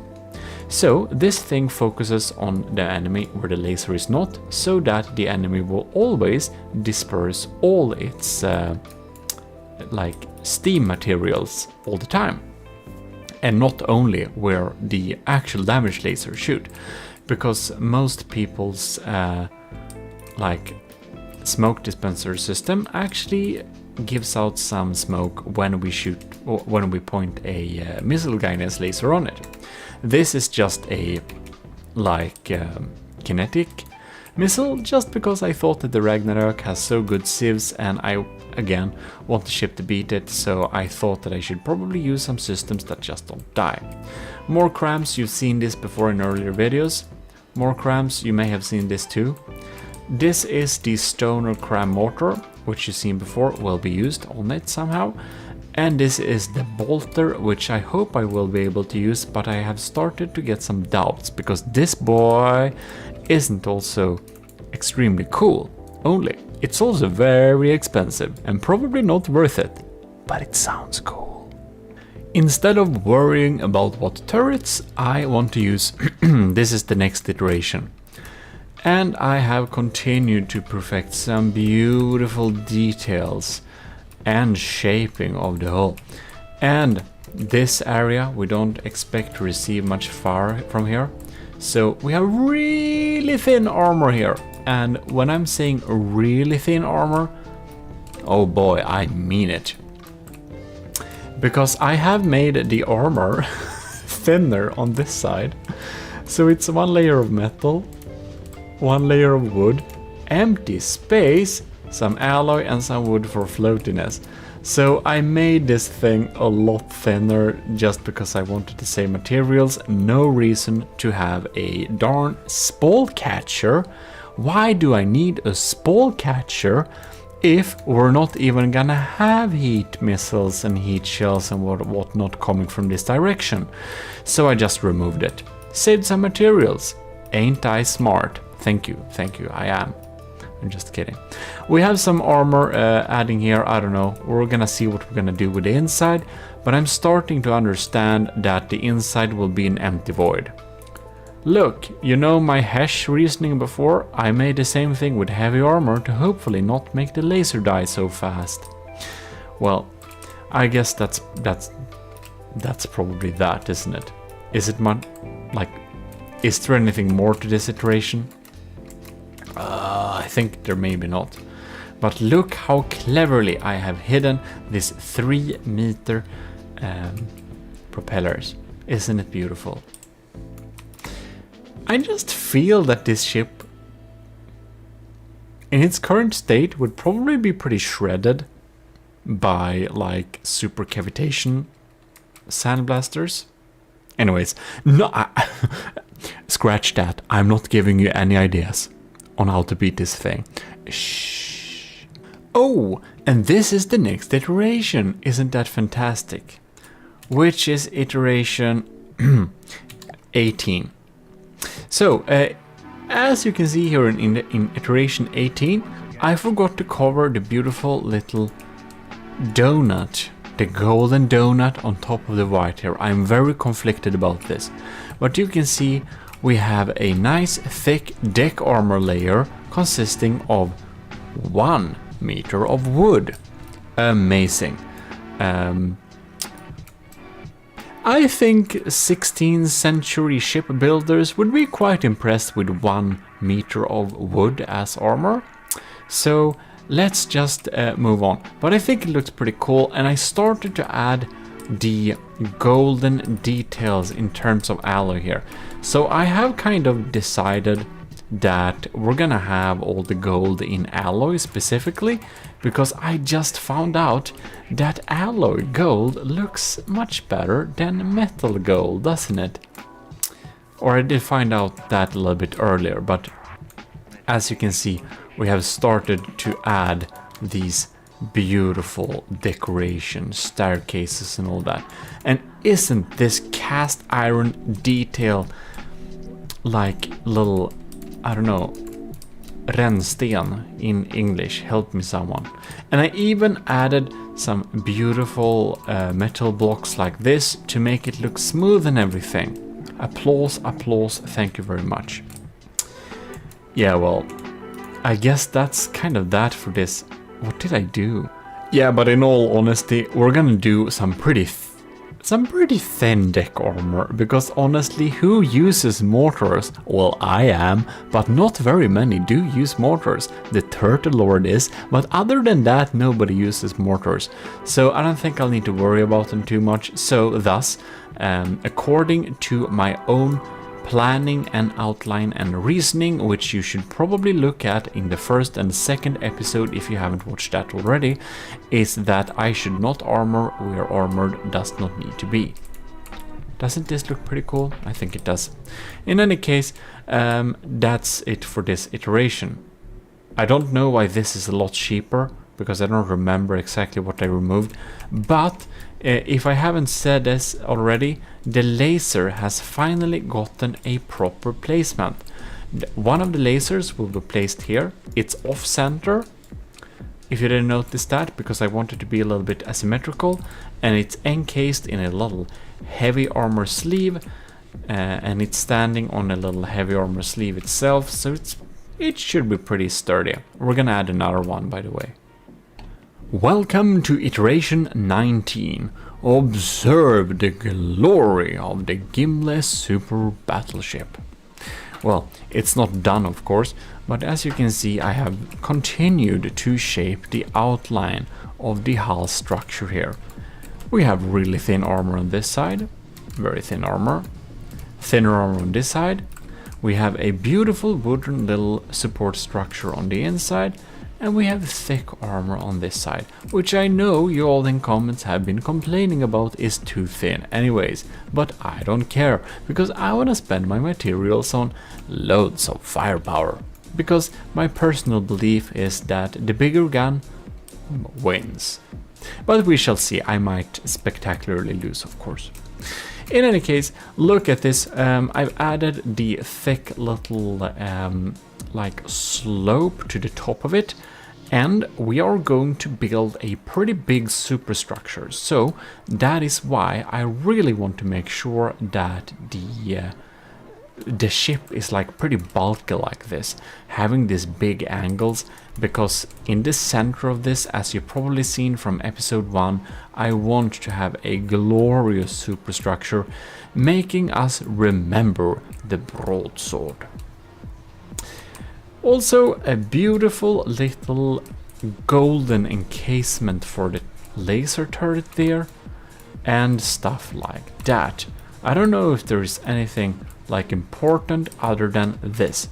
This is my new little blueprint thing, which encases a laser warner, a munition detector thing, and within that system here we have a completely EMP insulated smoke dispenser and a shield. So they can't be killed by the EMP. They're completely surrounded and embedded inside of here. So I thought that was pretty smart to have there. So it's basically the same as this, but it's with detection for both smoke and projectiles, and very, very handy. I'm thinking I should have some guns like here and there and there and there, but we shall see exactly how they will look like. In any case, this side is of course empty and boring. I think we should probably have a lot of text there. Well, in any case, let's move on. Look at these beautiful cast iron details below the water. I just love mixing stuff like this, making stuff looks like other materials. Like we have actual like brass, gilded brass, and we have like cast iron, and we have painted steel plates. I don't know, just my imagination. But this is the iteration 20, and again I did some detail fix whatever. Not exactly sure what changed from version 9. Oh yes, there it is. So I have finally decided what to do it with one of the outputs. This, my ladies and gentlemen, is a laser. So since the Draconia had the problem where the laser died, we're gonna have a laser turret here, but we're also gonna have a laser turret here later. But on top of that, we are going to have a hull fixed extra laser output mounted onto the side of the turret, completely EMP insulated and everything. Isn't that quite beautiful? This little arm connects up with heavy armor and has insulated pads with rubber, connects it up to the laser system, and will be able to completely fry enemies as long as we can maneuver and keep them at the right side. So we have an extra laser output. Isn't that very, very smart? I think it is, because the Draconia died every time its laser died, but when its laser didn't die, the Draconia didn't die. And now we're going to look at the last iteration for this episode, but before that I just want to thank the seagulls for keeping me company. Oh, and you for watching the video and liking it, of course. Also subscribe if you haven't. In any case, I'm just kidding. Thanks a lot for watching, like seriously. Special thanks to the commissioned officers in the army of GMODIST, of course. Special extra thanks to all of you, which is Admiral Super Dave, Captain Y, both new big supporter. Isn't this kind of amazing? Our largest supporters of the channel did join the commissioned officers, pretty close to each other, like in terms of time, so I think that's pretty cool. So thanks a lot and super welcome Admiral Super Dave and Captain Y to the commissioned officers board. We have a special Discord, by the way, for all the commissioned officers, or we don't have a special Discord, we have a special channel in the GMODIST Discord, which is free for everyone, which you should join, I can't speak, if you haven't already, because it's there are some pretty cool people there, and there is always someone to ask if you wonder anything within From the Depth, and we have some really good members that really knows a lot that can answer. In any case, let's continue. Commander Ike the Boater, Commander Aegean, and our lieutenants Asteria, C2, Powered by Greed, Tyler Russ, and Vincent Veritas. We also have our cadets Robert, Shark93, and Marty McBacon. Thanks a lot for supporting the channel. So we've been watching this build in the meantime, and that just takes forever, so let's just spawn it in here. Here we have it, Forever 21, just kidding. This is the 21st iteration of the ship. Do you like pause time? Can you notice this beautiful shield detail I have designed? It kind of looks weird, but also not. You can see the angle is actually straight. It just looks like it's pointing upwards. Isn't this shape very beautiful? I'm extremely proud of this shield shape. In any case, look at the decorations. Isn't that nice? And we have a little turret sticking out here. The cram turret you saw earlier, pretty powerful thing, sticking out here, helping us with some firepower. We have railings, beautiful railings. We have inserted the Stoner cram mortar. I have realized that I will not be able to fit 6 of these as intended, so I will suffice with 1 of them for the meantime, and we'll see if it does anything. What I do know is that we can't fit another turret here that's sensible, so we're gonna have the Stoner here. Hidden in this little box here, we had to cut out some ammo, but whatever. The Stoner is here, and well, now I am lost. Better. No. Oh my god. Anyways, the Stoner is here, and well, from the depth camera you can't get used to it. So I hope it will provide some help with getting through harsh labs, but we'll never know. We're probably not gonna have more than 1, except if we have to. But you can see it's like clearly taking shape here. We have some stuff going on here and there. We have some... we don't have any new details here. The shield was like my main achievement, but of course, as you've noticed, we have the second laser turret in place. It is also a little bit off center, but in the other direction, to kind of give some nice little organic feeling to the thing. So we have a second completely not independent, but a laser output that's connected up to the same big laser system. I think that's pretty cool, having several lasers connected up to the different systems. And I've started to expand the laser here. Here you can see I actually have a little laser compartment down here to provide some help. I think that's a charge laser, by the way. It's like a Q1. So we have a Q0 laser, and we're gonna mix in some Q1 pulses there to really drill into the enemy. I have also inserted a little extra AI core, and this way to use the rubber tetras to kind of make it so that we can look inside the AI without needing to like tear everything apart. I think I learned that from Bell Kent in our Discord. A reason you should join. You can ask some people there. You can see it may look like we have connection to heavy armor, but we don't. We're completely insulated via rubber. Isn't that quite cool? And we can still access the extra AI targeter. So the purpose of this AI is to provide an extra targeting point, and I'm gonna connect up things so that we can utilize that targeting point. We are building on the super battleship, or the superior battleship. This is not the super battleship, it's only 2 million, I think it's a regular battleship, but that's just my scale. If you want my scale, join the army of GMODISM by self-assigning yourself Matros 3rd class in our Discord, and you can see my pinned message there with my classes. And I probably will add some type of approximate cost-ish thing to them, or size or something like that later on. In any case, here we have the last iteration of the ship, and this time we are actually going to build on the superstructure. So here we already have the next iteration of the ship, and we can't really see it, but we're going to go through this little model and see if we find anything new. But about that, I also want to give a huge thanks to the commissioned officers in the Army of GMODISM who are supporting the channel very much on Patreon, and it helps very much. So a huge thanks to our Admiral Super Dave, Captain Y, Lieutenant Asteria, C2, Powered by Greed, Tyler Russ, and Vincent Veritas. It helps a lot.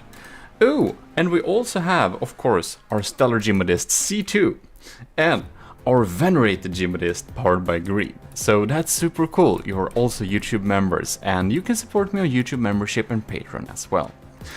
In any case, I hope you've seen the last episode, the finals of the Slabman challenge, because it was quite epic, and we dealt out some cool rewards in the Discord. You should probably join the Discord, by the way. And you should definitely check that video out, because Kevin, with a 1 instead of an I, made a very cool blueprint of the Stridsjacht made by Setup, a blueprint desk mat we've made out of this. So do check that out and see what he created. It's a wireframe thing. It actually really looks really amazing. I couldn't do that myself, so thanks a lot to Kevin for helping with it. So let's see here. I'm trying to keep track, of course, what changed. Oh, look here. I forgot to do like this. Repair all, because I retrofitted this. But isn't that quite amazing? So here we have the start of the superstructure. And as you've seen from earlier models and earlier like drawings, actually, like actual drawings, you saw that in episode 1 and 2, you can see that we're gonna have a pretty big superstructure. And this is the base or the ground level of this superstructure. Right here, we basically have a thin layer of metal. We won't really have anything important behind the superstructure. It's mainly there to look cool, so yes, it will be a complete waste of material and it will inhibit my chances of making a ship that's really good combat-wise. But I'm also thinking that any shot that's aimed against the superstructure is a wasted shot. So it may fill some type of function there. And in the superstructure, this is going to be right-sider, so we don't need to have cram cannons on both sides. But this is, of course, the cast bronze goblin-inspired cram turret. You know, my ancient goblin turret. But a new model, the cast bronze thing, elite millimeters, very funny. And it's just aiming out of the side here, and the other side is going to be open, and this is also going to be some type of entrance thing. Right, here we also have some space for auxiliary detection. So nothing fancy, just some holes there so we can have some extra detection, because of course we want to make sure that we don't lose all our detection, and we don't need it for this side for obvious reasons. Yeah. Here we have the cram mortars. Them looking really cool. We got the decorations, really thin deck armor here, so that's probably somewhere an enemy could aim to deal some damage. It's like, is it like one layer of wood? Why is it 2 layers of wood here? Oh, because I have an... Yes, this is a really cool thing if you want to make things that look cool, and that's have like small elevation differences on surfaces. I find that helps very much. We have the laser output here, so of course we have one laser here, and we have one laser here. We've also connected up a LAM system onto the superstructure. So right now this is a only 120 meter range engaging LAM system. We have 3 nodes here and 5 nodes here. And we're of course having the nodes there and in front, but we're not gonna go overboard with the amount of nodes, because our laser, remember, it's connected up to the same system. The LAMs and the damage lasers are connected up to the same system. Some of it is spread out here. We have some extra ones there, a Q1 laser, and we have the main Q0 laser down here. Then we got the output going out to the side to deal some damage, and we have some auxiliary cram cannons right here, mainly to look cool. I don't think they'll get through to the Ragnarök at all, actually. Here, or many other ships for that matter. And we got another cram. This is a little bit more meaty. I believe in that a lot more. We have a diff gun stuck in here, so it just looks like this is kind of a, I don't know, an entrance thing, and we just rolled out a cram, no, a diff gun, a little APS manual loaded gun there. Right, and the tall pipe organs are going there. So I don't know, that's like where we're at. We have most of the weapon systems already placed down. I'm starting to think, as said, that I may need to change some of the hull point crams to pen depth frag, because that makes a little bit more sense. But we'll see about that a little bit later. And of course, we have some pretty nice shapes going on here. But we're going to build on the superstructure, so let's load in the next iteration. I never actually did this version like this way before, but this is so cool. We can see we're slowly like repairing up so we get the new blocks. And we can just do like this. And ta-da!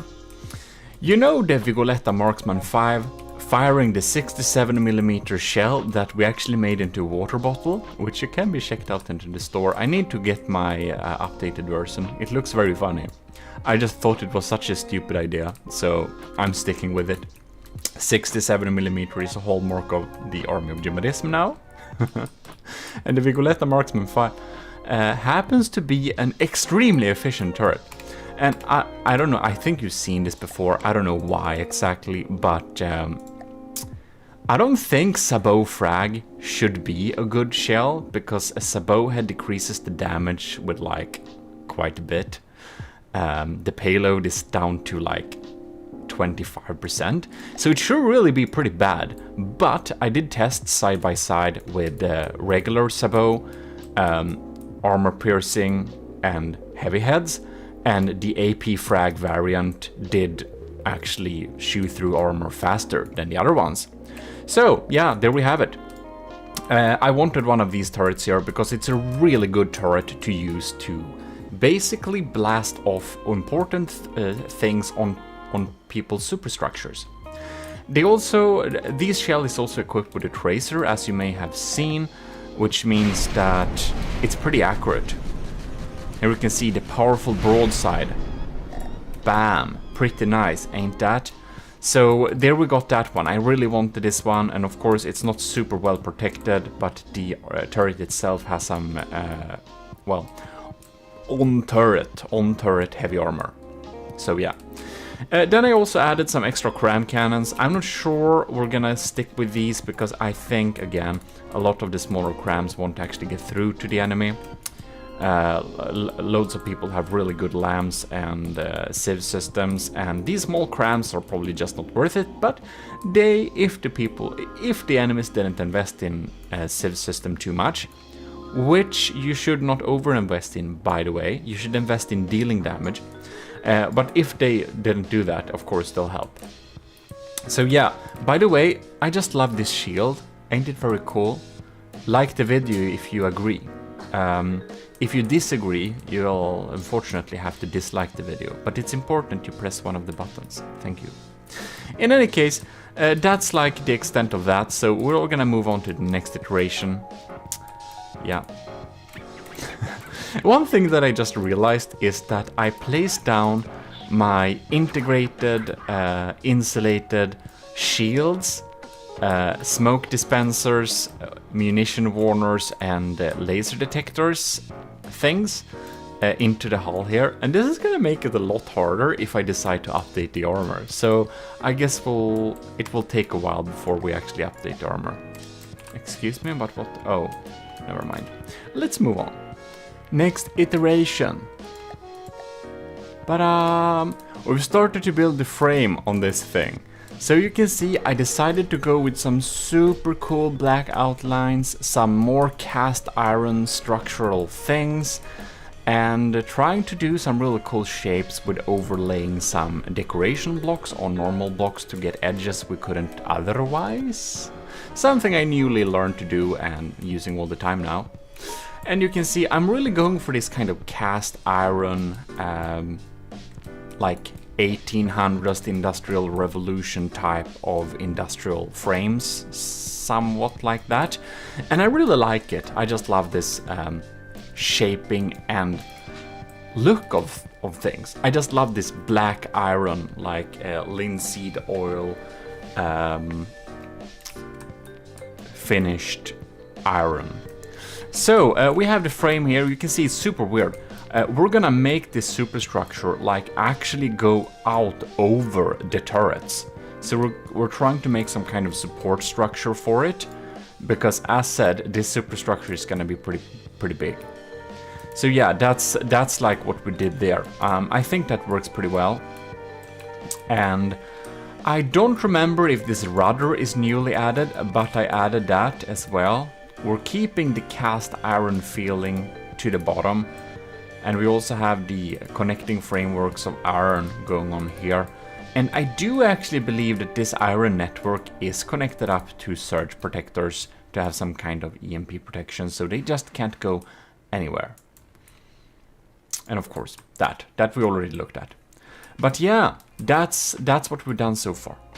And are you ready? I think you're. Okay, bam! Isn't that amazing? Look at that. I know I teased like this picture to the patrons and the YouTube members a little bit before, but now you all can see it. Wow. So, I don't know if you think wow, but I do. I'm really happy with this superstructure because you might remember the name of the ship is gonna be Gimle. Let's dive into the story of what Gimle is. Again, it is a golden hall where the righteous people will survive the Ragnarok, okay? So it's apparently a golden and gemstone roofed hall. And I think this is a good beginning of a great feast hall, because that's exactly what it's going to be. The thought behind the Gimle is that this ship is so great and so strong that we can afford to have a really big deck of feasting soldiers in the army of GMODISM and officers that just sit as at this extremely long table with my newly designed chandeliers. Because of course we want to have chandeliers, don't we? Yes, we do. And they're just sitting at this really great table, having this amazing feast while the Gimle wins every battle. Especially the Ragnarok, so it, will survive the Ragnarok, since, that's the purpose of this golden hall. So they're just sitting here and feasting. The Gimli is doing and winning the battle, and well, that's the idea behind the ship. I'm gonna fix some gemstones in the roof too, see how I can design that, but it's gonna be pretty cool. Yeah, we have windows going on here. I decided again to use all golden materials will be alloyed to kind of get a nice difference. And if you like the chandeliers, remember to like the video. And if you really like the chandeliers, you have to subscribe. And if you really like the chandeliers, if you become a commissioned officer in the army of GMODISM, you'll get access to the prefab. In any case, we have the golden shields here on the sides that they're looking pretty cool, don't they? They're of course completely useless, but they look nice. And we're really going for this cast iron industrial frame all the way, unless where we have the gilded support struts. Right, so of course we'll be able to access the area from here. In this part of the superstructure we have a little staircase, and it's going up to this hall. I don't know what I'm going to do with this hall. Right now it's just a transit hall. Gonna have some basic detection in here, just because it's unlikely to get shot.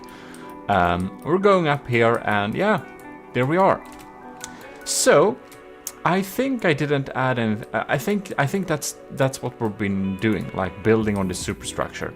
So let me load in the next iteration, because yes, there is more, and it's a bit more expensive, but we added some cool stuff, like one of my favorite details.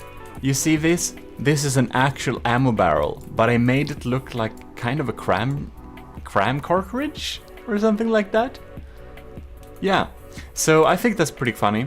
It's like a round of big gun, and it's an actual ammo barrel. This will blow up, but it looks cool. I like that prefab. So in any case, I built a cram artillery piece for Ashes of the Empire we're gonna use sometime. If you've seen that, you've seen it in stream on Twitch, so sub there. Yes, that would be nice, but follow there is probably what you want to do. So in any case, what has been going on here? Well, we've been developing some details. We have some diff guns going on there, if I didn't show that last time.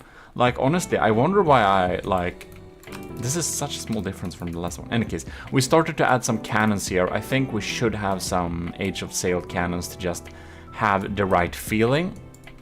I have a couple of them there too.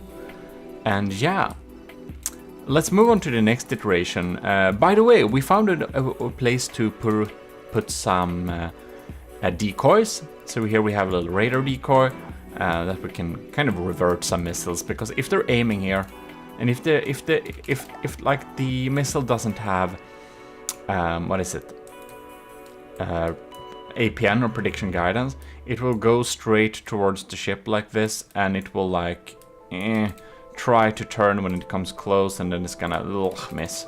Very nice. The next iteration, and we're missing a big chunk here. Why are we missing a big chunk here? Well, that you will see in ta-da! We have smokestacks. Isn't that quite amazing? So we added these smokestacks here just for like aesthetical reasons, of course. They're producing smoke, and we get that broadside look. And that's known as the big boy when I was building it like last year. You've probably seen some videos about it if you stayed tuned for a long time. And if you did, thanks a lot for being with me so long. And hope you enjoy it. So these are some smokestacks. We have some ventilation and fire extinguishers and stuff that we can deal with them if they cause any trouble. But other than that, they're just really cool looking smokestacks that is of course putting up all the cold smoke from the steam engines somehow.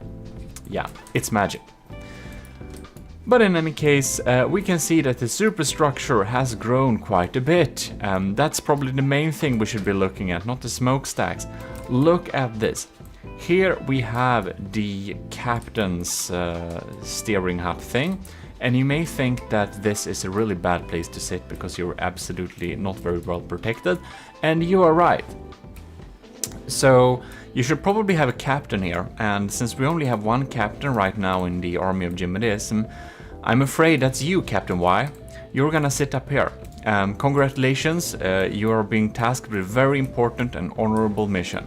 However, we are gonna invest in decent labs and okay anti-missile systems and some civs cannon, hopefully. Yes, indeed.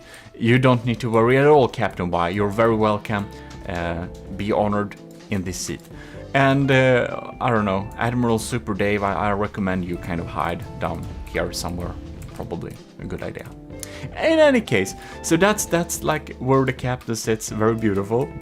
And we have some control pads because I thought that maybe if we want to turn off like the smoke and we just want to make it not lag at all, I imagined we could also put a switch that turns off all the lights. Because I have some cool lights here, we can see there, and of course the chandeliers, they have light as well. And I've understood that light causes some lag, so that's why I want to have a global on and off switch for all lights and all smoke to kind of boost some FPS. Yeah, a lot has happened in this iteration. So let's, where to even begin? Right, so here we have some cool decorations. This is of course where you would board the ship. We have some rubber pads there so that you don't, accidentally damage the dock. So you can just walk on top here. You can kind of tie up the land gang or whatever it's called. We have a little anchor too, really small one, but probably just to anchor some basic things. And you can walk in here and get access to the ship. So we're of course gonna have some type of walkway. We're not gonna have full interiors, but we are going to have interiors. Some basic ones so that you can access it at least. Right, we got them there, and we have actually exchanged some turrets here. I thought that the cram turrets in here was kind of a little bit wasted. So I updated them to the 8-meter tight Tetris Vigoletta sniper cannons instead. And this is a pretty good sniper cannon. It is a sabot sniper only, sabot head, dealing some penetrative damage, And I wanted this to not only deal sandblasting damage to superstructures and potential enemy turrets, but to also be able to help in shooting off barrels, penetrating turret head armor, and stuff like that. So yeah, then of course we have some additional things up here. I made it accessible using ladders. Not the most glamorous, but it works. And then up here we have a new pack turret. This is the tri-pack turret, which was spawned beside the ship before, and I finally found a place for it. This is, if you remember, a pack, piercing, and EMP turret, and I think I removed the synchronization, so they shoot all at once. No, they're not. God damn it. They are going to shoot all at once. And hopefully they'll hit in approximately the same spot, which would be nice. We also got some surface era here. It's actually mostly for the looks, but also to not make one armor-piercing HE shell kill us if it hits right. Yeah. Which I should cover the entire area with the era, but it doesn't look cool. And I realized that my objective was to make a ship that's really good and works really well, but I'm starting to build a ship that just looks really cool, and I just have to pray that it actually works and it's actually efficient too. Here we have my anti-cram cannons. This is flak. These are flak cannons that shoot flak shells to the enemy. Yeah. I think so, or this is maybe damage. No, this is flak cannons. We have a little detection turret here. This is completely EMP insulated, so if anyone like it, you'll have to shoot really well to get rid of it. EMP won't help you here. It's pretty insulated, and it has some basic nice detection. We have a 90-degree radar, laser tracker, camera tracker, 2 camera trackers. It has a lot of detection. I don't know, it has too much. But yeah, and up top we also have more decoys. We have some cool wires that are connecting the superstructure to the main area. And I wanted this just to look cool. I realize I haven't been very good at using these imaginary wires before, but they just look so darn cool. I just have to learn to start using them, and this is one of my first examples of doing that. Right, and up top here we have the idea that Azusa suggested in our Discord, and that was that we should have some kind of teasing system. So this is a laser targeter. It will target another part than the laser is targeting, just to tease the smoke to dispense there too. Because if we dispense the smoke at all the places at once, the enemy's eventual LAM systems will also be handicapped. And if it doesn't get handicapped, well, then at least we are making the enemy use more materials than they would have done otherwise. So we're gonna switch up this teaser to a system that teases fast, and of course it's made to tease the lambs, so this is just a thumper head. It's a kinetic missile, just so that it doesn't get shot down by the enemy's anti-munition systems too fast. Alright, this is the next iteration of the ship. This is the 28th iteration that I've saved. And here we can see I added this super cool pattern on the shields. Doesn't this look super cool? So I added new colors. Instead of using the gold, I started to use a brass, and I made a bronze and a like silvery aluminium surface type look here, so that we can really have these shields that really looks up like some kind of weapon shields. If you're a commissioned officer, you may choose one of these shields as your own specific hallmark. Describe them in the comments which one is yours. In any case, that's what I added there. I think that looks super cool. We have, again, as I said, I wanted to have some basic detection in here. So we have some EMP insulated detection here that goes all the way around. Very handy. This episode we have really been focusing on the superstructure. A lot inside the ship hasn't, of course, happened. It hasn't happened much here. Some minor armor upgrades to internal armor, but nothing hardcore.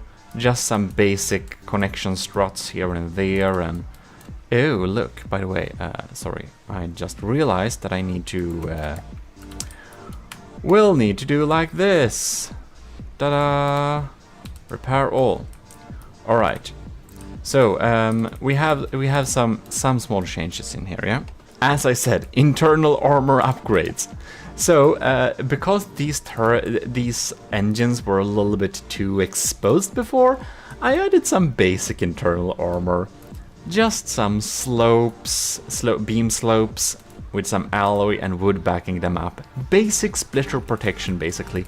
But I think it's gonna help a lot, or actually I know it helps a lot because we had an incident before where the crossbones, of all things, shredded some internal engines during some basic testing, and that wasn't really fun, so I thought that, god damn it, I have to have some internal protection against frags, so there we have that. And of course, we are also looking at a nice walkway system inside of here, so you can see how it's all accessible like this. And yeah, I think that's like the extent of the internal upgrades as for right now. Other than that, we have just focused on making this thing beautiful. And why I didn't show you this last iteration, this has been fixed. We added an anchor here. I thought that this isn't, of course, an entryway. This is actually the exit hole where they cast out the anchor, the proper anchor, so it sits there. We have some rubber padding so it doesn't damage the side, and railings and stuff like that. So I kind of imagine that the anchor chain is inside of there and they just put it out of there, and they also have a little cannon that they can take out. So yeah, that is the gimlet so far. We've been using some more wires to connect things up, make it look a little bit more sturdy. Do you remember how we in last episode actually went over budget? Well, let me present to you the fix. We're just going to check this side out here. You see this armor here? 2 layers of materials and alloy and more wood. Is this a little bit too thick? Maybe we're wasting materials having a lot of armor here. Hint, hint. Ta-da! Let me present to you the new armor on the left side that won't be taking any fire if we're lucky. Look at this. I think this looks so cool. I don't know about you, but to get the same feeling as we got with the shields up here. And have you chosen your shields, commissioned officer? Remembered that you can choose your shield. In any case, we can see here that I've used the same colors, kinda-ish, a little bit, the bronze at least, to go through and have a little holy structure to the side here. I think it looks pretty cool, and it actually saves a lot of materials. Now we are 2.158, so we still have some materials to play around with. And this armor is of course very thin. It is literally look, it's just tetras. Yes, I've become one of the tetra people. That's really bad. We have some of them for connection. Otherwise we just have like 1 layer of alloy. That's the extent of it. We have 1 layer of alloy as armor here. And on these stripes you can see we don't even have like 1 layer of alloy.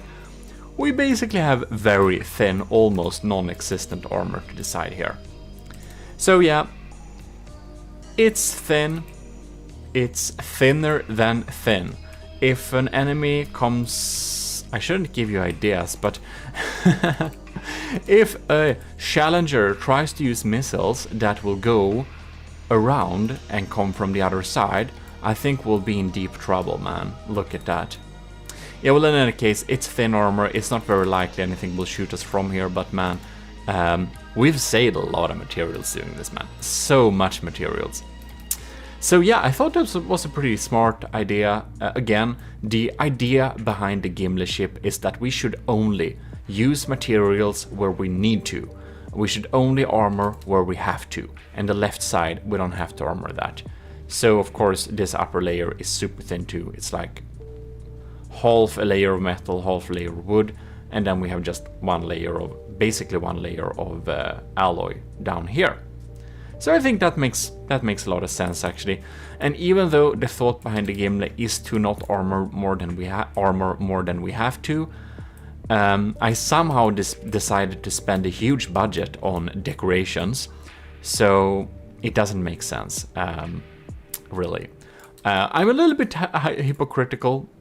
I'm sorry, but you know, you gotta spend on design, you gotta spend on the looks. Otherwise, you know, no one will remember a sad-looking battleship that is good. Everyone will remember a good-looking battleship that's decent, I think. So I removed some lam nodes on this side because, of course, when a shot comes here, zoom, we want it to stop shooting at it when it's like out of range. So I think that's pretty nice indeed. I forgot to show these last times, but we actually have like access points now, so you can walk in here, and not here. No, that's only one access point. But anyways, we got the shapes pretty smooth, so that's one thing. Here we have the next iteration of the ship, and you can't see huge differences right now, but we have some small anti-cram missiles or anti-missile missiles going up here. I think that looks pretty nice. And if something appeared before and I just forgot to showcase it, then I'm sorry, but you know, I'll be able to show you everything eventually. So in any case, what has been going on here? Well, you can see the teaser. It was a little bit too expensive, 30,000 materials just for a big missile system to tease the enemy. So I exchanged that with the same type of system, but small medium missiles. And I think they'll do the same job, basically, because I frankly think that those large missiles wouldn't have gone through the Ragnarok anyways. Like, its defenses were pretty strong. I also did some small tests, and I found out that this big little laser box here, it wasn't really well protected. This hard shell, heavy armor hard shell thing didn't work. So I put some staggered era here for now, and hopefully that will make it not blow up. I added some hard shell on these, however, yeah. So we have the beautiful little structure here, we have a lot of empty space, and as you know, empty space is the best armor. Void armor is the best armor, because you can't get hurt when your enemy shoots at nothing. So that's why actually having big empty spaces is pretty useful. However, I would love to have water pumps in here. Man, that would just make me able to like remove 2/3 of these engines, to be honest. I don't need all these engines, I need them for floating, so it's really expensive. But if I'd removed a lot of engines and had air pumps instead, we're gonna lag so much that's gonna be unacceptable. Did I show this? This is an extra, I think I did. This is an extra targeter. Yeah, I did that like 2 videos ago. That's some time ago. Yeah, so that's basically like that. We have been making the shape of this really beautiful. I think you can see exactly how this ship is going to develop. And we have a lot of testing to do and a lot of things to try out. We're just gonna add some finishing touches, and then we can like think a little bit about which turrets and which armor we need to switch out, what defensive systems we should have or not have. In any case, I will give you some rules on how to build the ship if you want to send it into some official battles. However, I'm gonna do that next video, and you don't need to hurry, there is a lot of time. We have a long list of ships that are already existing, like the Turtle Lord, the Ragnarok, and like 5 others that we're gonna do battle videos with. So we're looking at 1 to 2 like extra month of time after this ship is finally done, which is probably a couple of weeks away anyways. So yeah, you don't need to worry, you don't need to hurry. I'm gonna give you a little set of rules to abide by if you wanna send in the ship to battle this. In any case, let's move on to the next iteration. And have you seen all my beautiful golden details and lining here? Isn't this quite beautiful? I think I did a pretty good job. Like, this is a small detail, but I just think that small detail, that golden trim, just adds so much. Or the golden inlays between the iron and the wood. Maybe it's just me. Let's move on. What happened here? We're now 2,045,000. Yeah, we decreased the cost a lot on this. Why did we do that? Well, turns out the pipe organs, I did pitch this a little bit against the Meg, you know, for testing, and they didn't get through, and they shoot every 80 seconds, so I just thought that's a complete waste of material, go away, because they're not cheap, they're not super cheap. So they went away, and now we have a much cheaper ship. We've been doing some cost-saving measures because, of course, I want to be able to upgrade this ship to actually pack a good punch. We don't want to have anything on here that deals useless damage. This means that these crams will probably have to go as well, but they cost so little that it's not a high prio. It's not a high priority.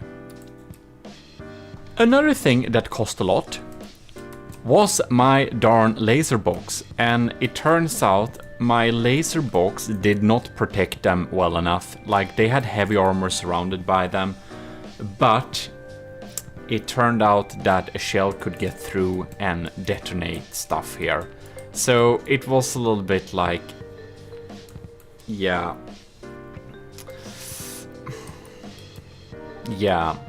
when just testing it a little bit briefly, shell penetrated, exploded the laser box. Like, one really good shot destroyed almost the entire laser system. So I realized that just has to go. We can't waste heavy armor or something like that. So I'm going to find another way to use this laser system, maybe put it somewhere else, probably spread it out to make us have some efficient laser protection. We also added some internal armor to protect these beautiful things, our turbines, because they could also get destroyed by a stray frag. Not very nice at all. So that has been fixed. And this has made our budget so much cheaper. What we also have been adding is adding some cool stuff in the superstructure. Staircases up here, so we can walk with staircases up here. So we can, where is it? Climb up here. So we can walk into here. And look, here we have an auxiliary little engine to provide some extra engine power if we have to. It also provides a heat spot, so heat aiming things might aim up here, which is, if they're accurate, ain't gonna do us much damage. And we have a little tiny electric engine and just some cozy-ish interiors. Then we can climb up here to this layer where we have nothing useful except some smoke dispensers and a beautiful little room. Like, isn't this so cozy? I think this room is pretty cozy, I don't know why. And then we can climb up to the bridge, of course. Very nice. While we should discuss important matters, we of course need to do more important things, which is more decorations. So we have the name Army of GMODIST Gimle right here, very beautiful. We have added some cool quotes and stuff. So here we have Army of GMODIST standing. Here we have, like, why not? Let's just stick some Latin on this thing. Here we have Acta non verba. So this is a ship of action, not talking. No negotiations here. And of course, Army of GMODIST Invictus. Very beautiful, which means undefeatable, which you probably know by now. Our golden logo, very beautiful. Again, we have I came, I saw, I conquered. Oh god damn it, isn't this ship too much?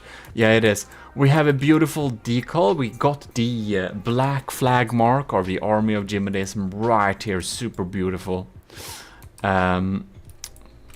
Yeah, and that's like we have spread out these type of. We have it on this one too. We have these decorations here and there, and here we have the white mark on the Army of GMODIST. which is the same file that's on my shirt actually. Pretty funny. AOG Invictus right here. And here. So you can see, we have been decorating this thing. And here too, isn't that beautiful? When this ship comes, it's like, who's there? And they're like, oh shit. Or maybe not. That depends on how strong the enemy is. We don't know, we'll kind of win. Yeah, but we decorated this, it's really important. And of course, we have the Army of GMODISM flag, which is hopelessly dark all the time. I don't know, like, it's impossible to light it up. It's stupid. I don't know what. From the depth, can you like update this darn texture to not be so dark all the time? It looks like a half rotten like potato sack or something. Can we like get proper fabrics, please, or at least the option for it? Yeah, well, probably not. But there we have it. Beautiful decorations all over the place. And in the meantime, I added my super discount little turret here. It's not that cheap, but it's pretty cheap. It's a dual barrel stealth cannon. It's called a stealth dagger. It uses these ones and a not too high of a millimeter, only 1300. So the detection range for these are only 257 meters, which means that only crams should be able to attack it. I think that civs and anti-cram missiles will not be able to target it, hopefully. But yeah, that's what we've been doing, so let's load in the next iteration.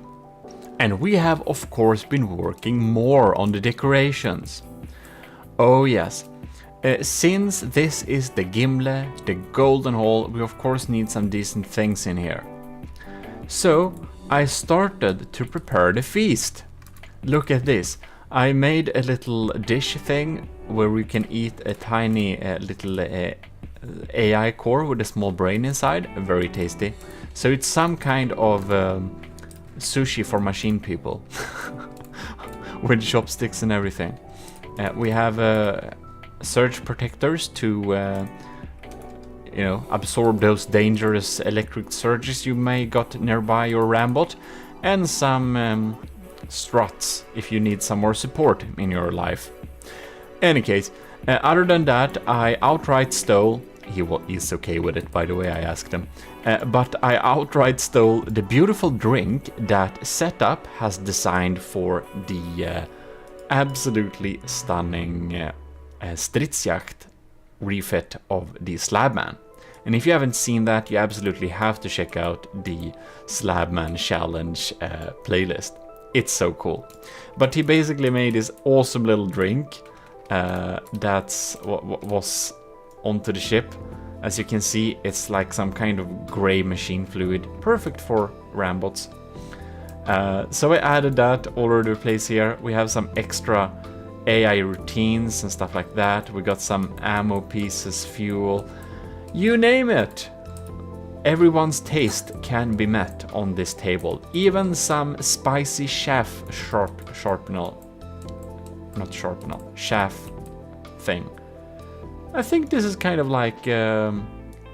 like spun sugar for machines. In any case, this terminal is also Setup's design. I thought it was really neat and really small, so I did make a copy of that myself, and he's okay with anyone using it. So I've taken some of his designs for that, as well as he made this beautiful shelf with some drinks, and I did take that one too. It's a really beautiful little design. Just this is like 2 blocks of wood actually, but a lot of decorations just add so much to this. And a little drawer, also by Setup from the Stridsjakt. Yeah, so I really like those interior pieces he designed for the Stridsjakt. So again, I saved some of them to use at the Gimle too. Which is pretty nice, I think. Really cool designs there. And here too, I made a little table so we can have a co-pilot thing. Oh, here's the small chandelier, by the way, which of course we need up there, if I forgot to show that before. Inside of here, we also took some other designs, these again, and Setup also made a pool table, so we added a beautiful little pool table that he made for for the Stridsjacht, and I guess that the fine ladies and gentlemen dining at the Gimle should be able to go down here and play some pool, don't you think? I think so. Yeah. Nice decorations indeed, and we still have the cannons going on there, but I made them gold because that fits better. And of course, if you want to relax, we got Setup's relaxing areas. The little reclining sun chairs with a drink and a parasol. Very nice indeed. So yeah, we're really making this have a luxury cruise touch to it, because that makes a lot of sense, doesn't it? A warship with a luxury ship cruise. That's how bold the Gimle is. I guess we're gonna eat that up pretty much, but that's our that's what we're going for. The army of GMODIST is nothing but pretentious and blown out of proportion, so it fits. GMODIST, stop giving away your inner strategies. Other than things in the looks department, we have upgraded some interior armor here. We have also been having some places where to have lasers. The laser box was simply too dangerous. I removed all the lasers from here. We can't stack them close to each other anyways. I don't know, maybe we'll have something else in here, because now this structure is pretty, like, it's pretty connected to the rest of it. We do have some pumps here. I think we have the laser core in here. No, we only have some small pumps in here, yeah. And that's the extent of it. Otherwise, it's an empty area. Just some extra auxiliary pumps and connection points. That's 8. And instead, I've spawned my beautiful little prefabs of insulated and armored laser pumps like this. Isn't this pretty nice? And we have some cool angles, so they won't get hurt by frags too easily, I hope. Like this one in the back, but more protected. Yeah, so there we have it. We have some of the lasers spread out. Right now the lasers is a little bit less strong than it was before, but that is going to be fixed. We have finally started to make this little walkway, so we have this little basic interior feeling. We added a little laser here, not very well protected, but we couldn't fit it.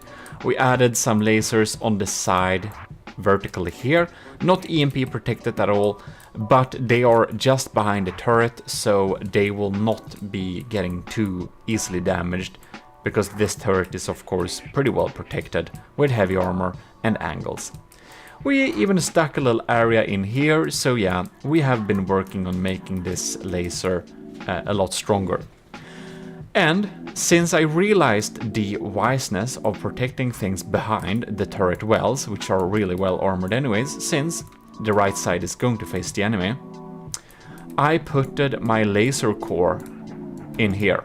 This is my new laser core prefab. All the commissioned officers can access them. And before I forget it, I will just give out a huge thanks to Admiral Super Dave, Captain Y, Stellar Lieutenant C2, Venerated Lieutenant Powered by Greed, Lieutenant Asteria, Tyler Russ, and Vincent Veritas. Thanks a lot for being a higher member in the army of GMODIST. So in any case, let's move on here. We got some basic splitter protection and stuff like that going on there. I removed some of the battery because it was just a little too much. Because if you haven't noticed that, batteries are really expensive, man. And again, we're working on the interior looks. We got some golden stuff going on there, diff guns, and if we go in here. Now this is going a little bit too low, so I'll have to fix that later. But now we can go down here, go into there, and we just have a ladder down here, I don't know. We'll see how we connect that up later on. It's gonna be better when we're actually going forwards as well, by the way.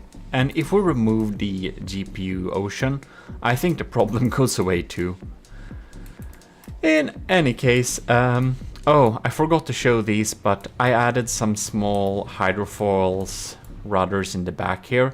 just to help a little bit with, well, like keeping the ship straight, even if we get a loss out of power. If we get the loss of power, we can still do that. Yeah, by the way, this is what I imagine a little entranceway for the guests to the big feast that come with balloon or airship. So we can kind of, or a kind of hovercraft, so we can kind of dock it here, is the idea. Yeah, so I believe that's so far as this iteration goes. So let's move on to the next. And before we move on, this is version 33, by the way. 33! Oh, no, I mean iteration 33. Like the version is closing into 100. But the iteration where I've saved that it has been changed long enough to get a new like save, because every time I build on this thing and I made something major that I think is worth taking up, I do a new manual save, and it's just a number higher than the number before. So this time I saved it as 33. Well, version 33 with a cost of 2.11 million. We will do a little, we're just gonna spawn in a Megalodon to see this in a little bit of action, because in next episode we're going to go through and see which turrets will stay and which turrets will go. Did I show you this golden trim, by the way? Isn't that super cool? I think it is. So yeah, let's load that in, and we're going to look in future episodes on changing out and switching out turrets if we need to. We do actually need to change some of them, but no spoilers. Let the battle testing begin. So right, we're following the crams here. Ooh, and these are whole point crams, most of them. We're gonna see... Big miss. Let's see here. The laser is really frying stuff off here. Yeah, we have a pretty powerful laser. Damage B... Yeah, that should be it.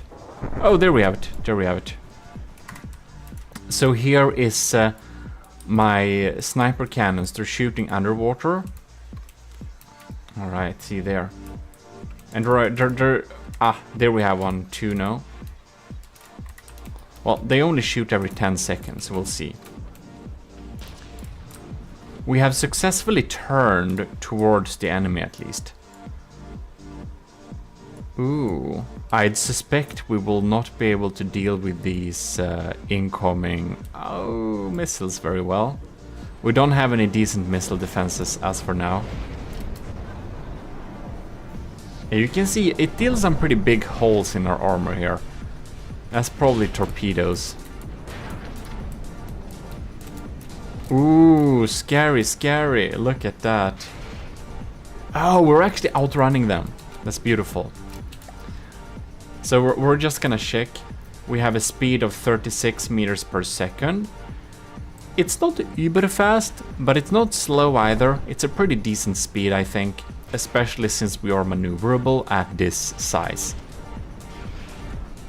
Somehow we got some damage here. Cram cannons has got some barrels shot off. They seem to be aiming towards the enemy. Yeah, they have them in scope. That laser seems to get prio over the other ones.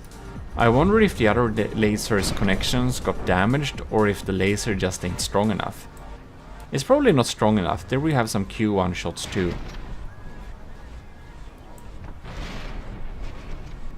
We have engine power still. So before we had a little bit of a problems with the engine power running out, I know. So I added more engines. That kind of upped the budget for that. The pack is going on there too.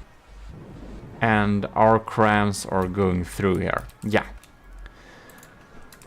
So I think we should turn off this damage debugging.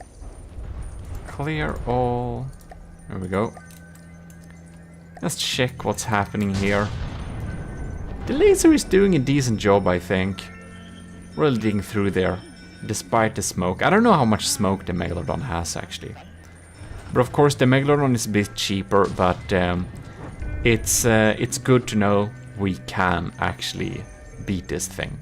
Like, the Megalodon is no match, but we are also a good bit more expensive. I think in the next episode we are going to test against the Ragnarok, and from that information we'll be able to know what we're gonna do with the turrets.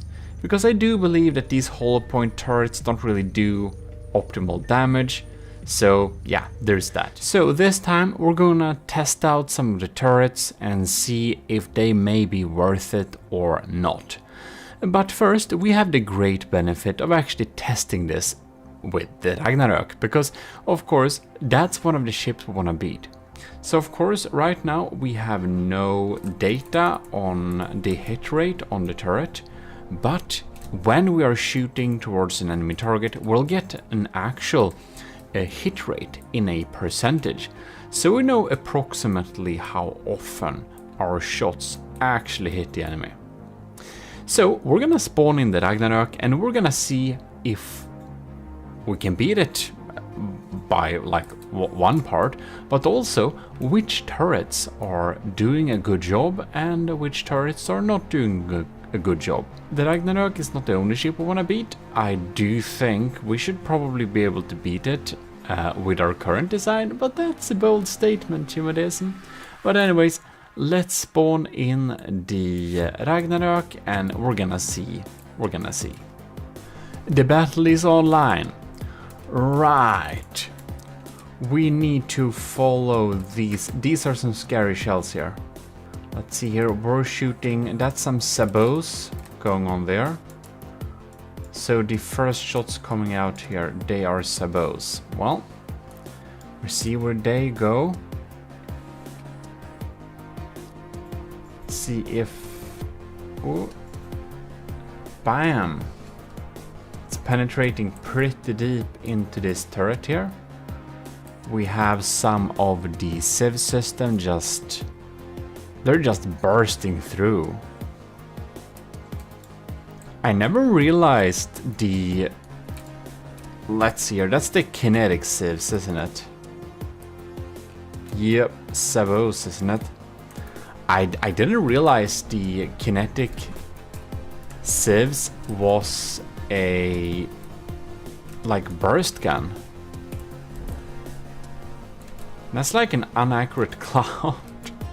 Ooh, this is interesting. Here we have a cram shot.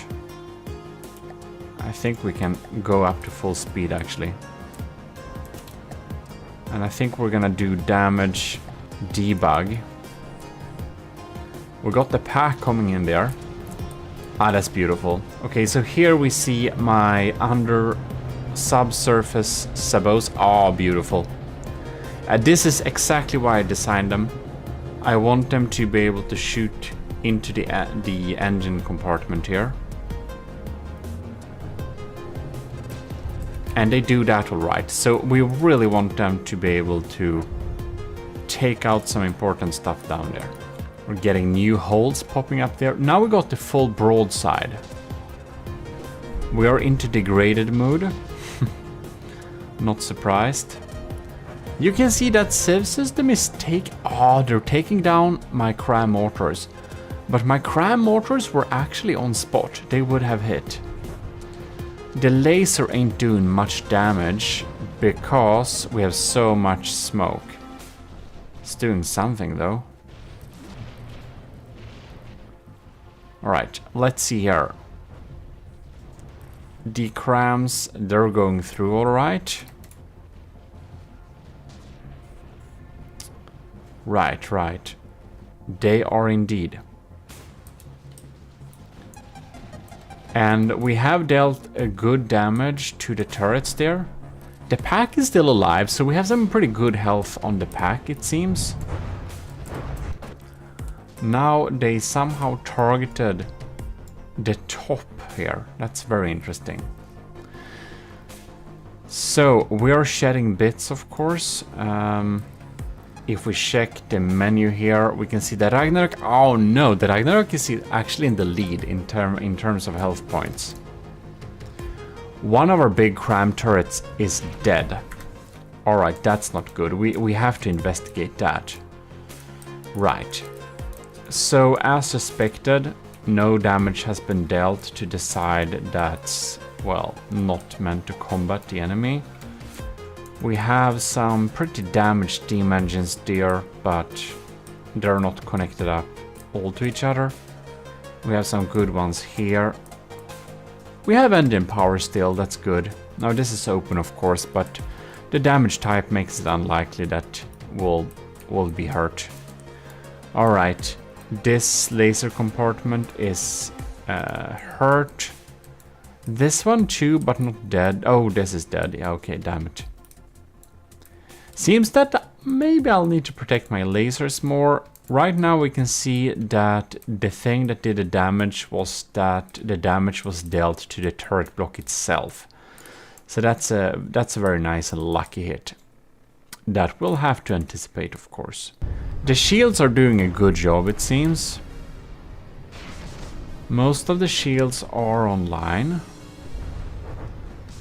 We have the heavy armor beam slow band there. Are we having yeah, we got good battery power. Let me check here. Our engine power is going down. Let's fly with these for a little second. See what's going on here. And they're 200 mil, so I guess they'll be detected pretty soon. They are not shooting slower if I remember. Bam. Yeah, it gets... Oh, bam. That one is actually... Kill that cram one. So, our penetrating stuff is definitely shooting through here. But I think we should clear that away now. So, some of the turrets are pretty hurt. But just straight off the bat, it kind of feels like these cram cannons, the hollow point ones, they have a lot of health, and that's good and all, but they just lack that really heavy cram type of damage that we just absolutely love. That cram type of damage is just pretty beautiful. It can make the enemy's ship explode from within with having an armor-piercing frag model. I think we'll need some of those shots. So that's definitely something we'll have to look at. And of course, they're not toothless. They have a tiny bit of EMP2, but the other type of damage we can deal with crams are just so much more. And we have them divided up in 3 barrels, and that adds a certain type of redundancy, but it also makes that the total shell health of the shell itself is lower, which means that more of them got shot out. If it was only 1 barrel, I think we could get away with having a lot more chemical in there. The stats are as this, 88 to 88 percentages. So it's pretty even now. Okay, well that's at least more hopeful. Laser, it's doing its best to fry, and oh, this turret already looks pretty sad, man. I wonder why. And we'll also need to fine-tune the AI targeting and stuff like that, because right now it's... I think we'll need to focus the laser longer at each spot, especially with the smoke, to really make sure that we dig through, drill through rather, burn through a deeper hole. Yeah, seems that those crams ain't getting really through, are they? I think the levels we get from the turrets in terms of stats, we could actually probably check them right now. I think the levels we get here is the number of shots that actually were hit. So that means if the enemy took it out with lambs, it's not showing up on the list. Here we can see this deep cannon, this penetrating thing, hits 78% of each shot. I think that's pretty good. Oh, wow. 100%? That's interesting. Cram cannon here. So, how much is getting through here? 42%. 45%, 63%. Man. So even though we have so much... Yeah. That's interesting. Oh, by the way, for these ones, the health was a little bit decreased. I added some high explosive and frag, and I added the defrag in a really sharp spread, I believe. Or is it? No? What is this? This is so weird. This is so... This is weird. Okay, they are a little bit mixed. It doesn't work. So the health is a little bit too low. We'll have to test these out, see how much damage they actually do. I thought I may have mixed it up with another iteration there, but they are not getting through a lot of the time, or they're not accurate enough. And how about these small ones here? Well, here we have 11%, 22%, 0%, man, okay. Okay, that's bad. This one, 12%, 37%. Well, these cram cannons here, they probably need to be switched out. They're not doing much, are they? This one here, 1 shot fired. Not even hit. How are we doing down here then? This one is 0%. Yeah, okay, this one has to go. It doesn't do anything. It just doesn't get through the lamps. And this one here then. Alright, what are we doing on this? 41%? 56%. I think we're aiming these at above the superstructure, so I guess some of them can miss, but they should deal some pretty decent damage. Our favorite Vigoletta, 85%. Wow, that's amazing. Okay, that's a stayer. That's a stay turret. How are we doing at the stern cannons here? Now we're missing one. 35%, 42%. Yeah, well, we're tanking some health points with having loads of shells in the air, but man, they're not getting through. 69. Nice. Oh man, we have sync on these. That's bad. Okay. We need to make sure we remove the sync. I think the cram system has, in any case, done some decent job at distracting the Ragnarok's Civs cannons, because when they are turning to point upwards, and oh look, we won the bell. Okay, that's amazing. Well, we are stronger than the Ragnarok, but I feel that our cram cannons are a little bit lackluster, and we didn't win as fast as we should have. Well, that's good news, at least. That's good news. But I do feel that some of the stuff here is a little bit lackluster. These cram cannons are just not really packing it, if you know what I mean. That's a bad joke, GMODIST. Packing, come on. Anyways, this damage doesn't say much. I wonder why this one is prioritized. Oh well, doesn't matter much, does it? 3 of 5 shells hit. Well, I think that's some decent damage done here. We don't have to keep them, of course. 40%. That's bad though, 40%. The pack cannon. Alright. Hit rate 100%, 92%, 64%. I think that's good, man. I think that's good. Okay, good. And our pack cannon is still alive. We lost engine power, by the way, but whatever. 40%, 60%. Yeah, well, that's diff guns. I'm not really sure we need them. I'm not sure they actually do much in terms of winning the battle for us. Do these have a hit rate? Shouldn't they? Maybe they just don't reach. How about you? Nope. Well done. 5%. Oh, okay. They're not reaching the target very often, are they? I'm not sure even this is a worthwhile, worthwhile cost to spend on teasing the smoke. I think in Ragnarok in particular, I think it just always dispenses its smoke. Well, I think we'll need to find some options to these turrets, so we're going to dive into looking at turrets. I have worked a little bit on our cram turrets, and I have found a solution I think works pretty well. So this is the Crusher, and I have updated it to suit our needs a little bit better. This is a new turret which will be added to the ship.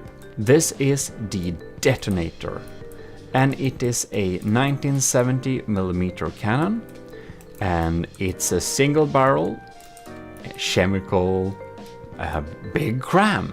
This is one of the more classical crams that a lot of people are using in big tournament battles, and since I found that having multiple barrels makes it so that each shell has lower health, which makes it more likely to get taken out by the lambs in the end.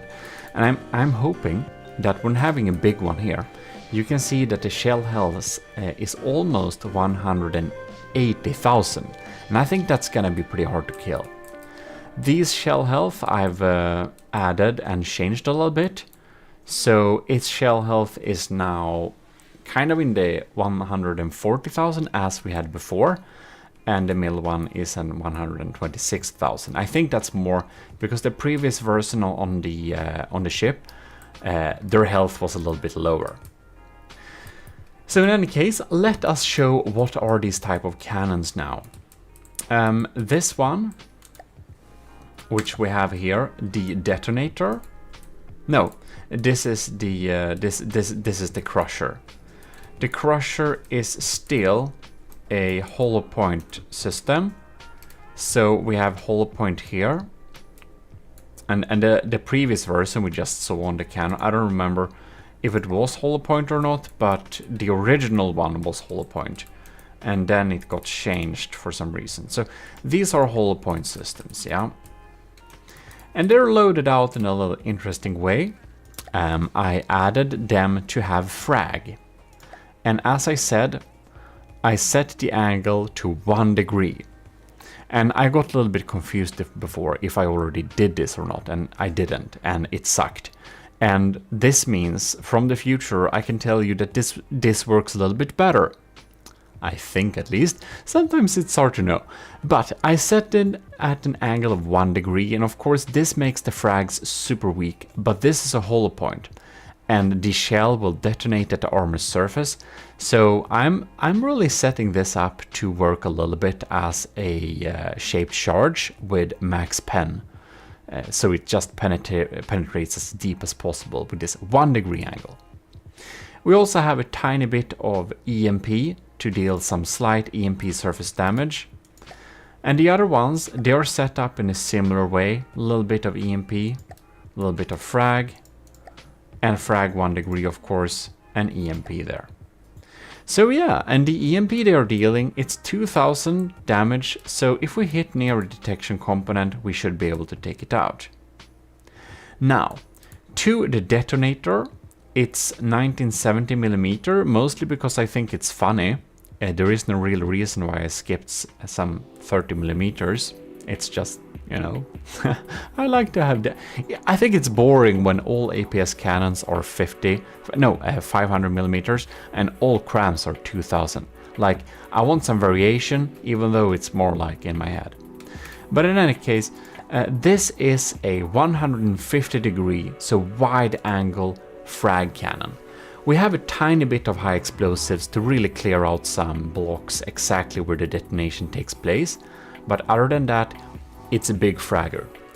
And having the frag angle as large as this makes the fragments very powerful. We have 51 fragments with almost kind of 120 damage each. These are gonna kill some blocks, are they not? Yes, they are. And I think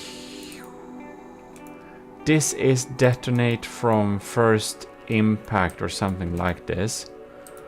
Wherever I have the fuse, I don't know where I have the fuse. Is it kind of here? No, oh, there it is. Right, so here I put the fuse, and it is time from first impact 0.09. And I set that up to be approximately exactly what I want to deal some damage towards enemy battleships. So we don't want to penetrate too deep, we just want to penetrate deep enough.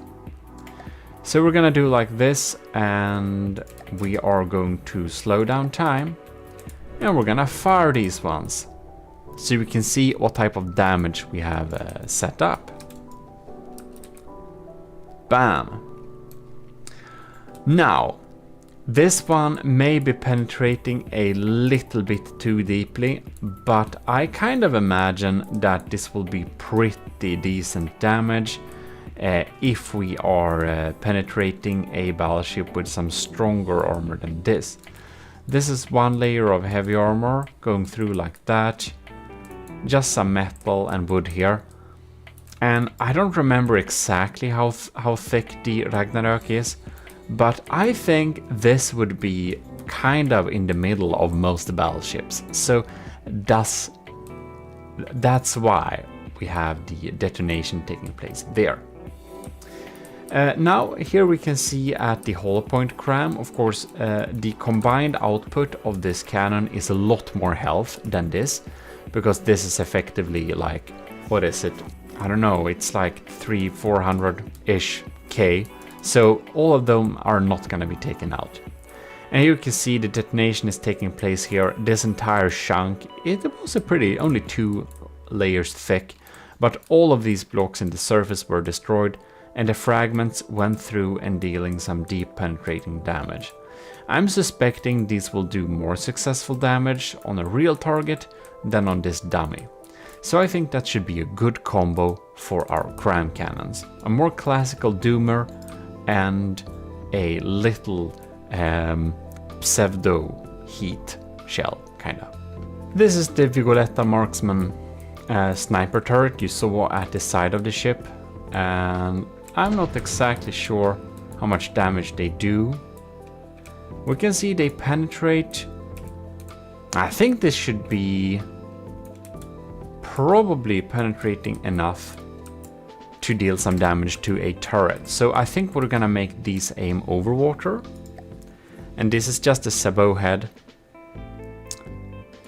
But yeah, we're probably gonna make these aim over water because they are dealing good damage, but they are not going to be able to penetrate like the side hull of an enemy ship. I think they're a good fit in there. We're not going to test all of the tiny turrets. We're going to take a decision on them only, or like solely, dependent on how big of a percentage the shot actually hit. If they didn't hit very often, they will just be removed. So don't be surprised by that later. This is in any case the Arqueballista Invictus. Oh yes, I already knew this, by the way. But I just wanted to show you here an extra time. They are very well capable of shooting through most hulls, and these are definitely a keeper. I definitely think they were able to disable the Ragnarök's engines pretty decently too, and were one of the factors that made it sink in our little test earlier. I only have one pack turret, by the way, so I always forget its name. But it is called the Triad. So we're gonna test this one out too. We of course need to damage, clear all, repair, and we're just gonna... Excuse me? Excuse me? My god, they're acting super weird. I replaced them, let's see if they work now. Like, these worked actually pretty well in the battle. They hit almost every time, some of them hit every time. So, okay, let's see here. Ooh, the piercing ones are actually going through, man. That's pretty cool. Each of these turrets only cost They only cost 30,000 by the way, but man, I didn't expect the Pierce one to go through like that. That's cool. We're dealing EMP damage, we're doing some impact damage, and the impact damage is a little bit lackluster, but I'm kind of thinking if we hit the small turret, we can just delete it if we hit it with some. Yeah, I think that one gets a pass, and we only have one of them anyways. This is one of the cannons we're gonna replace some of the cram cannons with. I'm just gonna show it to you. This is the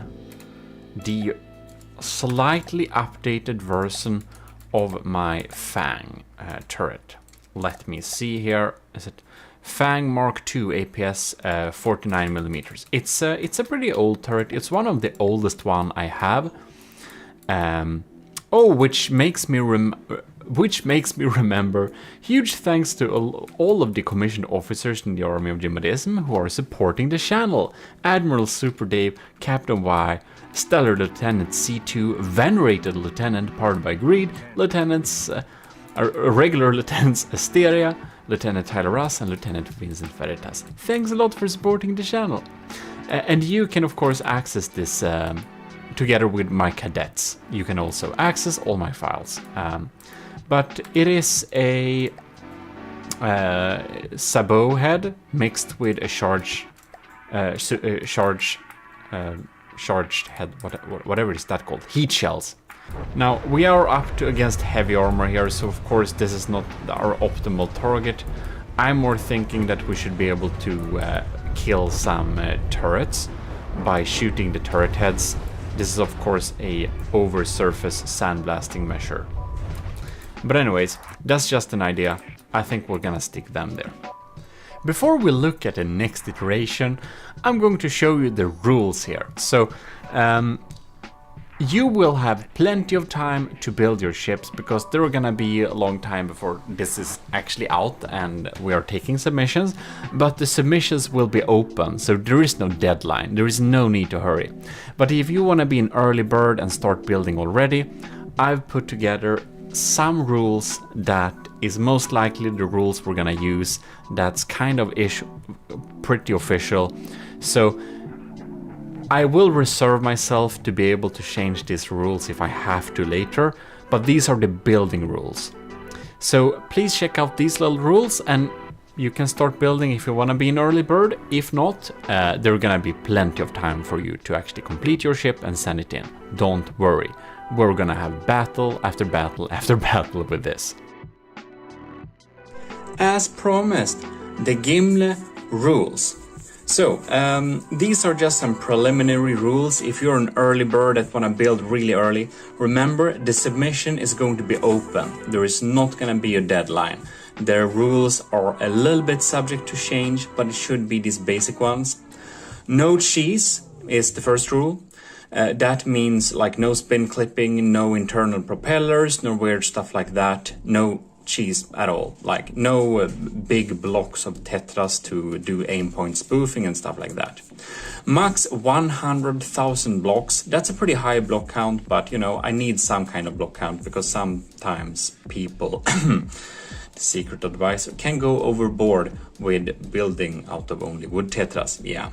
So that's why, 100k blocks. No extreme missile spam. So you can't have like several hundred missiles in the air at the same time. It just lags too much. Of course you can have big blocks of interceptors, but not like huge blocks of interceptors. And a little hint is don't use small, use medium. Small is not bad, but almost mainly rely on medium. They're also more efficient, by the way. Oh, and then we have no water pumps and no helium pumps. So no water pump or helium pumps whatsoever. Not a single one on your entire construct. It's banned. They lag too much. They make my game stutter. I'm sorry. I would like to use them otherwise too. Under 2.2 million cost, that means not 2.29. That means 2.19. So max. So max 2 repair bots. Yeah. No spawn drone, sub-object or detachment thing. You should not have 2 vehicles in one, basically. And lastly, no extreme sub-object span. So don't come with me with like having like 500 diff guns. It's just like too much. keep the sub-object sensible. Of course, these are big ships, you should be able to have many turrets, but no spam. It's a little bit subjective, all of this, but I'm the judge of it, so don't test my patience. I can refuse to do battles if they don't work. Like, if my computer lags too much when I'm trying to run the battle, it won't be a battle. So these are some rules to make it fair and to make the battle works. Next iteration of the ship. Here it is. I've already started to replace some of the turrets. Here you can see we have the new detonator here and there, and we have the detonator here. Now, these auxiliary turrets, I completely forgot to check the stats on this, but I actually checked these stats before. And that's pretty funny. They are mostly hardener pellet, they're not very big, but they have a detection rate of 257. So they actually hit more often than you'd think, because its small diameter makes it so that the LAM system is not occupied with it. So these are probably gonna stay, by the way. I just forgot to talk about that. But they're pretty cheap too, so it doesn't matter. But there we replaced them there. So let us look at the next iteration of this little ship, because this is literally the only thing that was added, I think. Alright, here we have the next iteration. And a lot has happened. So let's dive into it. So here we are in our seat. Whoops, I'm just clicking the wrong buttons here. This one stays for now. I'm thinking we might remove this with some anti-missile missiles later, but we'll see. The pack turret does a phenomenal job, it stays. We replaced some of the diff guns. Here we actually have a diff gun that just looks so beautiful, and Setup designed this one, and it is a Civs diff gun originally. Now I don't really remember if I changed this version to be a damage dealing one. I think I did. In any case, that stays there. So we have the cannons there, nice angles going on there. We have them sticking out at broadside so they hit the enemy more oftenly. And here we have the Fang we talked about before. It's sitting here instead of those cram cannons. These cram cannons here, they were a little bit too expensive and they kind of sucked. So I stuck some super cheap cram cannons in here too. I think each of these cost like less than 2,000. And they are only kinetic, and they are mostly here to look cool, to be honest. But since they have a small diameter, I think that they, like them, will not be very much prioritized, so I don't think they will be shot down too often. So that's what we did there. We have some damage dealing areas, and I have a fantastic detail to show you. I've added the gemstone roof, just as promised. Now the Gimle is really living up to its name. It's a golden hall with the roof covered in gemstones, and a very safe and nice place to be, thanks to the military powers it yields. So I think it looks absolutely stunning. Please leave a like for my artwork in the roof here. I think it's pretty cool. Yeah. So here we have it, the golden hall, a hall that is worthy of kings and queens. If you're a king and queen, you need to subscribe right now. In any case, that's the things we have added. I don't remember if this area was so cozy, but it is now. Yeah, that's basically that. Oh, by the way, this entranceway, look at that. Beautiful golden trim around the corners like that so we can go in here. Yeah, we needed something like that. So, what we're going to do is we're going to test this against the Setup's Turtle Lord, because I want to see how it survives a beast like that. We don't really have much in terms of anti-munition systems, so it's going to be very interesting. Beautiful Lagfest Turtle Lord, let's go. Alright, this is just absolutely terrifying. Oh my god. So the laser is lasing, but oh, okay. I don't want to wait for this to be so scary. We're gonna speed up time to normal again. Ha. Alright. We have some anti-missile missiles trying to deal some damage. Oh. That's a big taste of my own medicine. Cram my ass. That's scary, man. Ooh. Well, our pack is still alive. Man. Superstructure. This ain't a very nice feast anymore. There's like literally three shares left, man. Well, I guess only 3 people survived that, and it's the end of the table too. So I'm sure they're like low-ranking soldiers in the army of GMODIST. So we may had some commanders that died this blast. Oh my god, KIA. Very sad. Any case, the next episode is gonna be about Civ systems. If you could have guessed that. Oh, here we got more of my own medicine. Cram mortars. How is the stats, by the way? Ooh, I'm only 1% behind. That's pretty cool.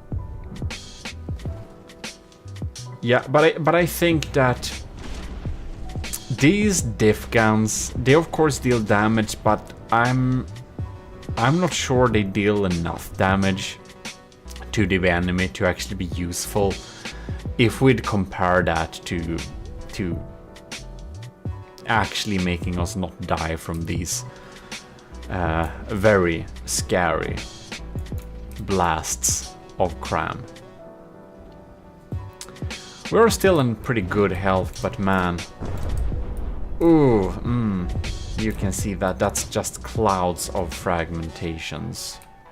Our big superstructure does help us getting not too many shots at us with those diffs, but man, we're feeling pretty sad. We'll need to pause here just to see. Oh man, do you see how low we're going? We have engine power and stuff left, but man, these are some big holes. Sad turrets, sad lasers. Wow. Yeah, well, that deals some damage. That's for sure. As the pods are going on there too. Yeah, I'm not too worried about the bottom of the ship. I'm more worried about those cram detonations. I really think we're still going towards losing. Oh wow, they shot at his superstructure. That's so lucky for me. How are my crams doing? Turtle Lord doesn't use any civs of any kind. Poor turtle. Meat red inside. Yeah, and we're doing with crams, of course, but it's really looking. Oh man, we're down to 88%. Yeah, we're definitely gonna invest in some civ systems. Oh, and this, we exposed that. That's nice, but I think our hollow points may not be the best choice against the Turtle Lord. Nah, not the best choice at all. I think we're slowly going towards losing this battle. That's what makes most sense. All the crowns are online too. We don't have anything to put against those. Ooh, that's a bad day for Captain. Captain Y, are you okay? I don't think Captain Y is okay. Well, he is okay actually, but oh, poor Captain. It's just his seat disappeared. And Captain Y is of course a commissioned officer in the army of GMODIST, so it's a real person. That's why we're worried. I'm sure he's hiding somewhere in the bow of the ship. That's the bow. The other thing is the stern. Yeah, we're losing this one. We need to invest in some good civ systems, no question about it. I'm gonna think a little bit on what type of mix of lambs, what type of mix of civs missiles, what type of mix of civs cannons we actually want. There goes the laser turret. And see what we can come up with.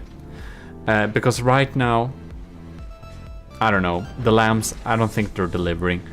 In our Discord, Belkant even suggested we should just get rid of the lambs altogether and focus all of it to deal damage. But you can see the lambs is doing something in the front here. They are taking down the mortars that are popping down there, and those are a bit scary. They really are. It's me, not Mario.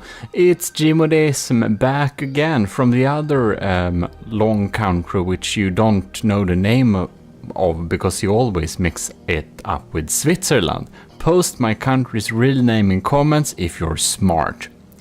Anyways, we're back with building a battleship and we're using the beautiful Rambot costume because you have told me that the droid costume is heretical. So I myself cramped into this space and it's very cozy.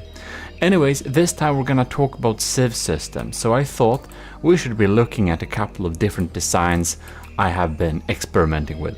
Right, so when we're trying to develop some kind of civs, close-in weapon systems, we need to have a good mix of different systems. Now, these are 3 different ones. This is an old medium one. I updated it a little bit, but it's pretty efficient. However, I do not want to have too many sub-objects, so I think this might be a little bit too small. Then we have this really big design. This is kind of expensive, but it has loads of missiles and should deal pretty good damage. And then we have a pneumatic system actually, and this is proven to be pretty efficient. And if you haven't watched that, you should probably watch my empirical testing about pneumatic civ systems, because we can make a medium missile that has a much smaller reload time. So this is like 14 seconds each, and this is 10 seconds each. So of course they have limited range, but I think it may actually be worth it. So we might use some missile systems, and then we might also use some kinetic type system. This is original a flak civs cannon, and I want flak to be able to deal with crams coming in for the Turtle Lord. But then we have a kinetic civ system here. This one I've been pretty happy with in the future. No, in the past. It is the kinetic 49mm civs, costs 11,000. I'm pretty happy with that. And then we have this combined system I made recently, and I think this is pretty cool. I like this one a lot. But it's a kinetic, a flak system, and a missile system combined. But I'm wondering if this will be too many sub-objects. You may recognize this from Adventure Mode, by the way, which you should check out otherwise. Let's just spawn in something for the eyes to see. Here the crams come in. You can see they actually take some of them out. It's pretty cool. So, what I'm looking for is to deal all sorts of different types of damage. You can see that's pretty beautiful. We can blow up stuff there. We got the kinetic system popping in there, and the anti-missile missiles seem to be doing a pretty good job. The pneumatic civs can be a little bit hard to see because they're kind of not. They're a little bit hard to spot by the simple fact that, well, they don't show any thruster plume when they're fired. But again, they reload fast, so I think a pneumatic system could only be complementary. But I'm thinking to use some diff civ system to tackle crams in particular. So we'll see a little bit. I think we're going to skip small flak like this one, because small flak will just not be able to deal the type of damage we're looking for. Here we have a couple of flak diff guns. So these are diff civs gun And I'm particularly happy about the Vigoletta Skyfire dual system. I think it looks pretty cool. I added some decorations, of course. And it has, well, 8 shots in total, and then it's gonna be a long reload. And then we have the S-Corp smaller little system that's even cheaper, a lot cheaper. And then we have the little design we have gotten / lent / taken with his permission from Setup, which was present on the Stridsjagd. So, oh god, now they kind of blow up a little bit too close, but they are supposed to do their job. If we just reload, you can see that they actually blow up the shells coming in there. Bam, you can see that. That's pretty amazing. And since the Turtle Lord is firing swarms of crams like this, I think we need a couple of these flak diff guns to clear up the sky a little bit, and maybe we can make the lambs deal with the rest. That's the strategy in any case. I am thinking to combine it a little bit with some missile systems, medium missile system, because we want to keep the small missiles low to be able to like not have too many missiles in the air, because that will lag. That was one of the problems with the Draconia. It just kind of lagged too much when we had too many things in the air at once. It was a little bit crazy with all those VLM small missiles. The needles, they were called. Well, in any case, I'm going to test and look at different missile designs, and we'll see what we can come up with.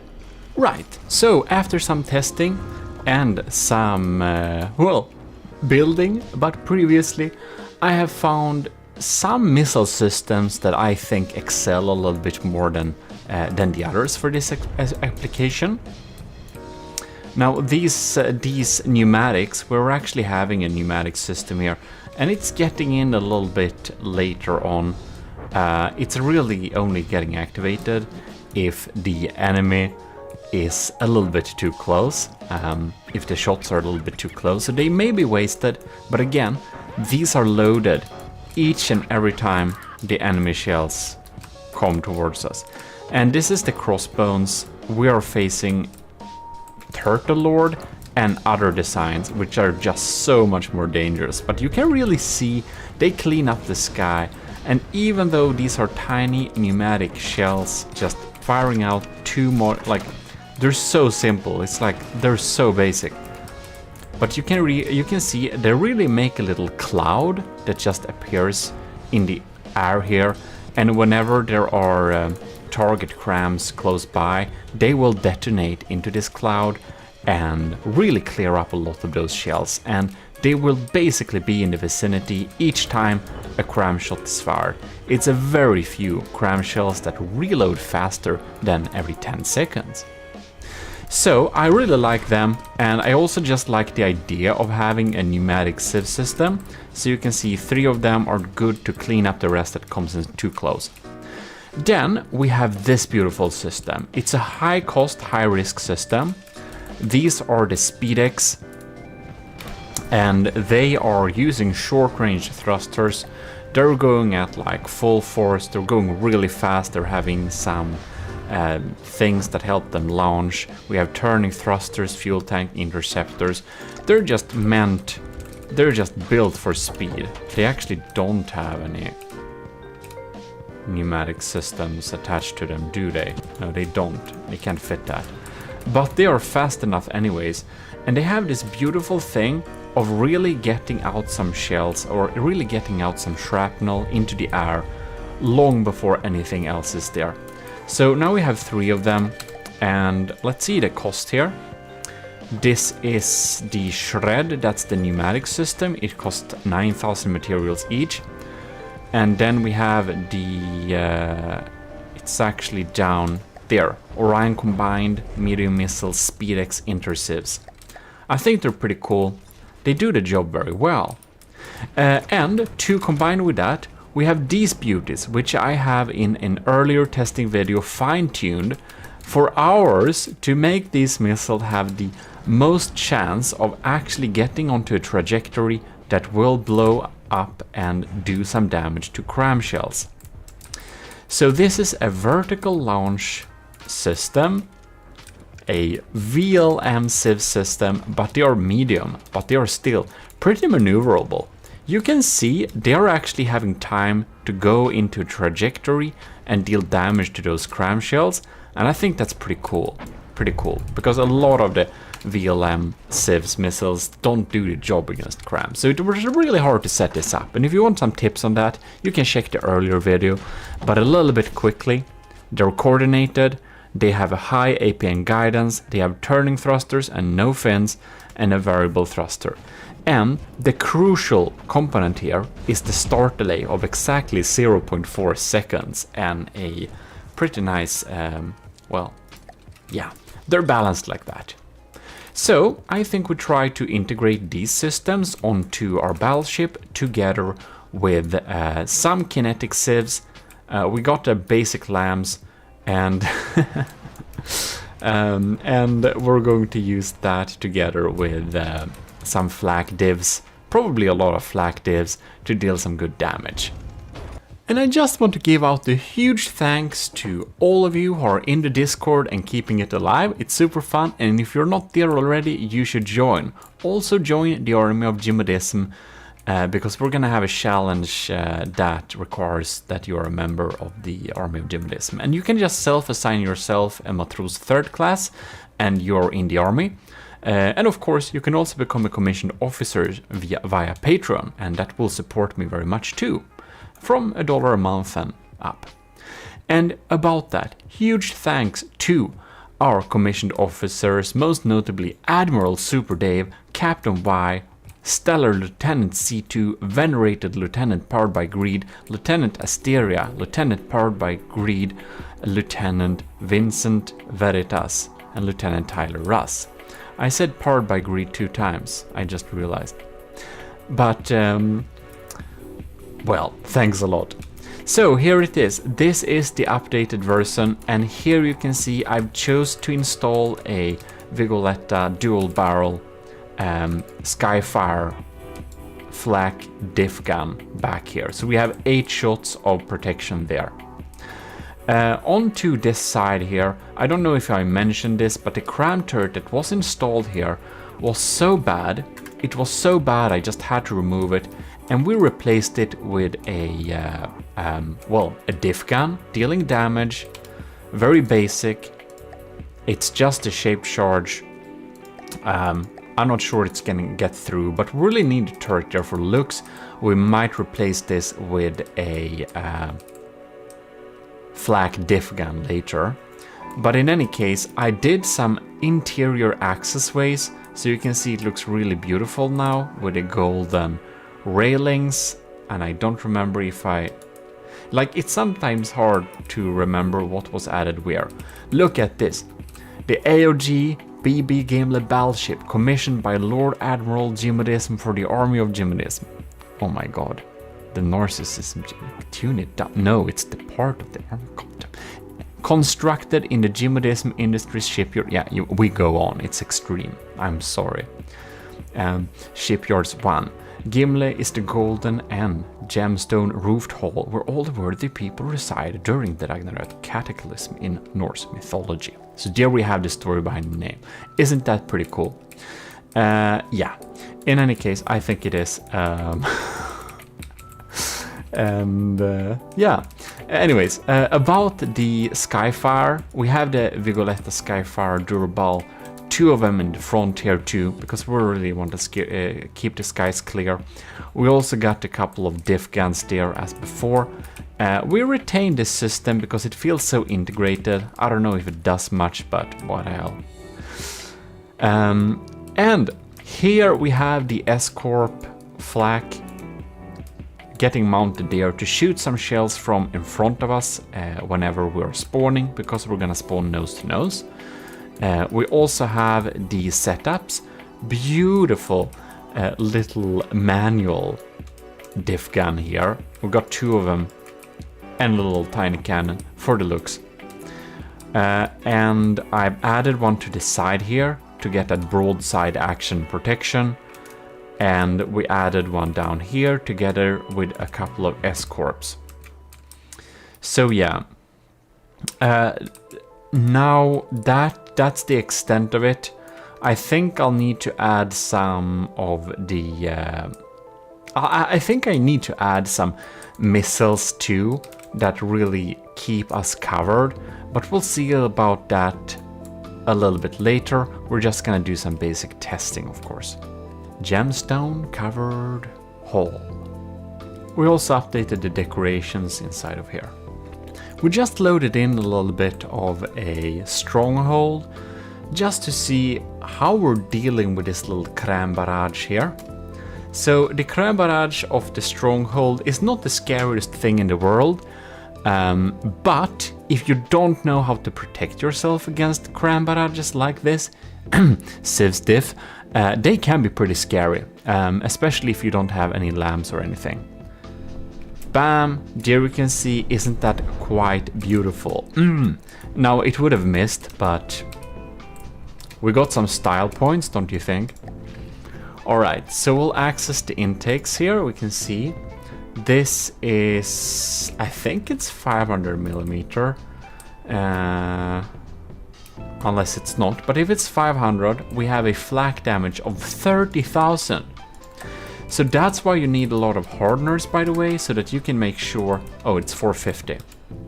Yeah, well, in any case, that puts our damage of this flak shell to 26,000.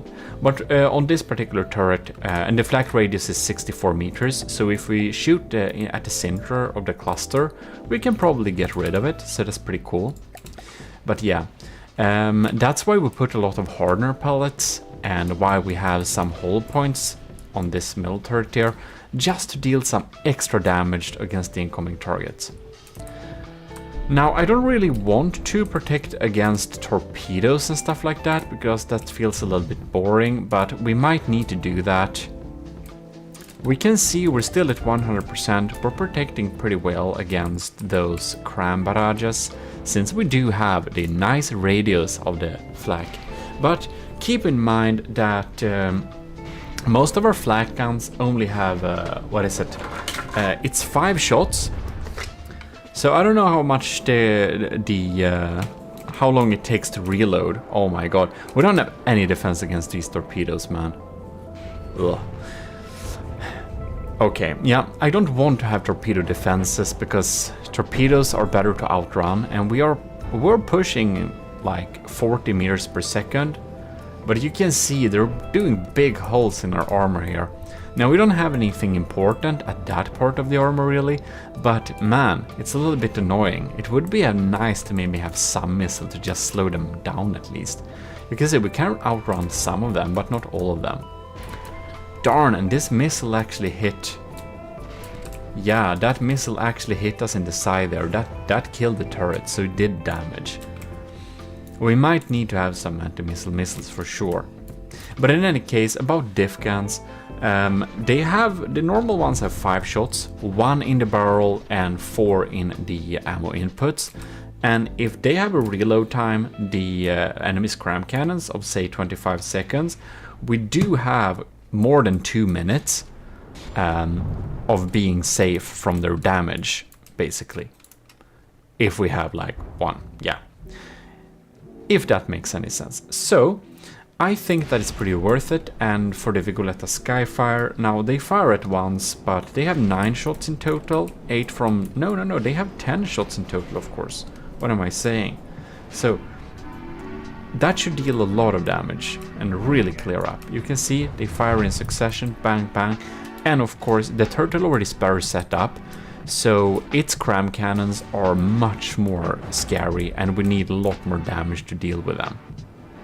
I really think we're gonna replace this teaser up here with something a little bit more scary. What? We got a torpedo that got the damage to the other side. But because it's so much empty space, it didn't kill anything critical. That's pretty funny. Well, in any case. we're gonna add some more systems and check the next iteration. And there we go. I went to go with the SpeedX on top here, so we should have some nice cover there. And I integrated the beautiful actual VLM system, but I figured we might as well point in towards the enemy. So we have a little VLM system integrated here, and caution tape so you don't stand in front of them. There's the decoy, and we have a couple of diff civs there too now, so we need to spread them out because some of them could get shot out. I noticed when I tested that a little bit too off screen. Now, if we have to, we could change this to diff civs, by the way. That's an easy fix if we need to. And other than that, I think that's like the most of it. But I do think I actually updated the share during this thing, so you can see I made a beautifully designed custom share for Captain Y sitting in the commanding position, steering the ship. A little bit more scary position to sit at, but you know, we can't put the Admiral at a dangerous place like this, so I think the Admiral will probably sit here and just chill. Or if it's smart, maybe not here, maybe like, I don't know. There is no good places to really sit.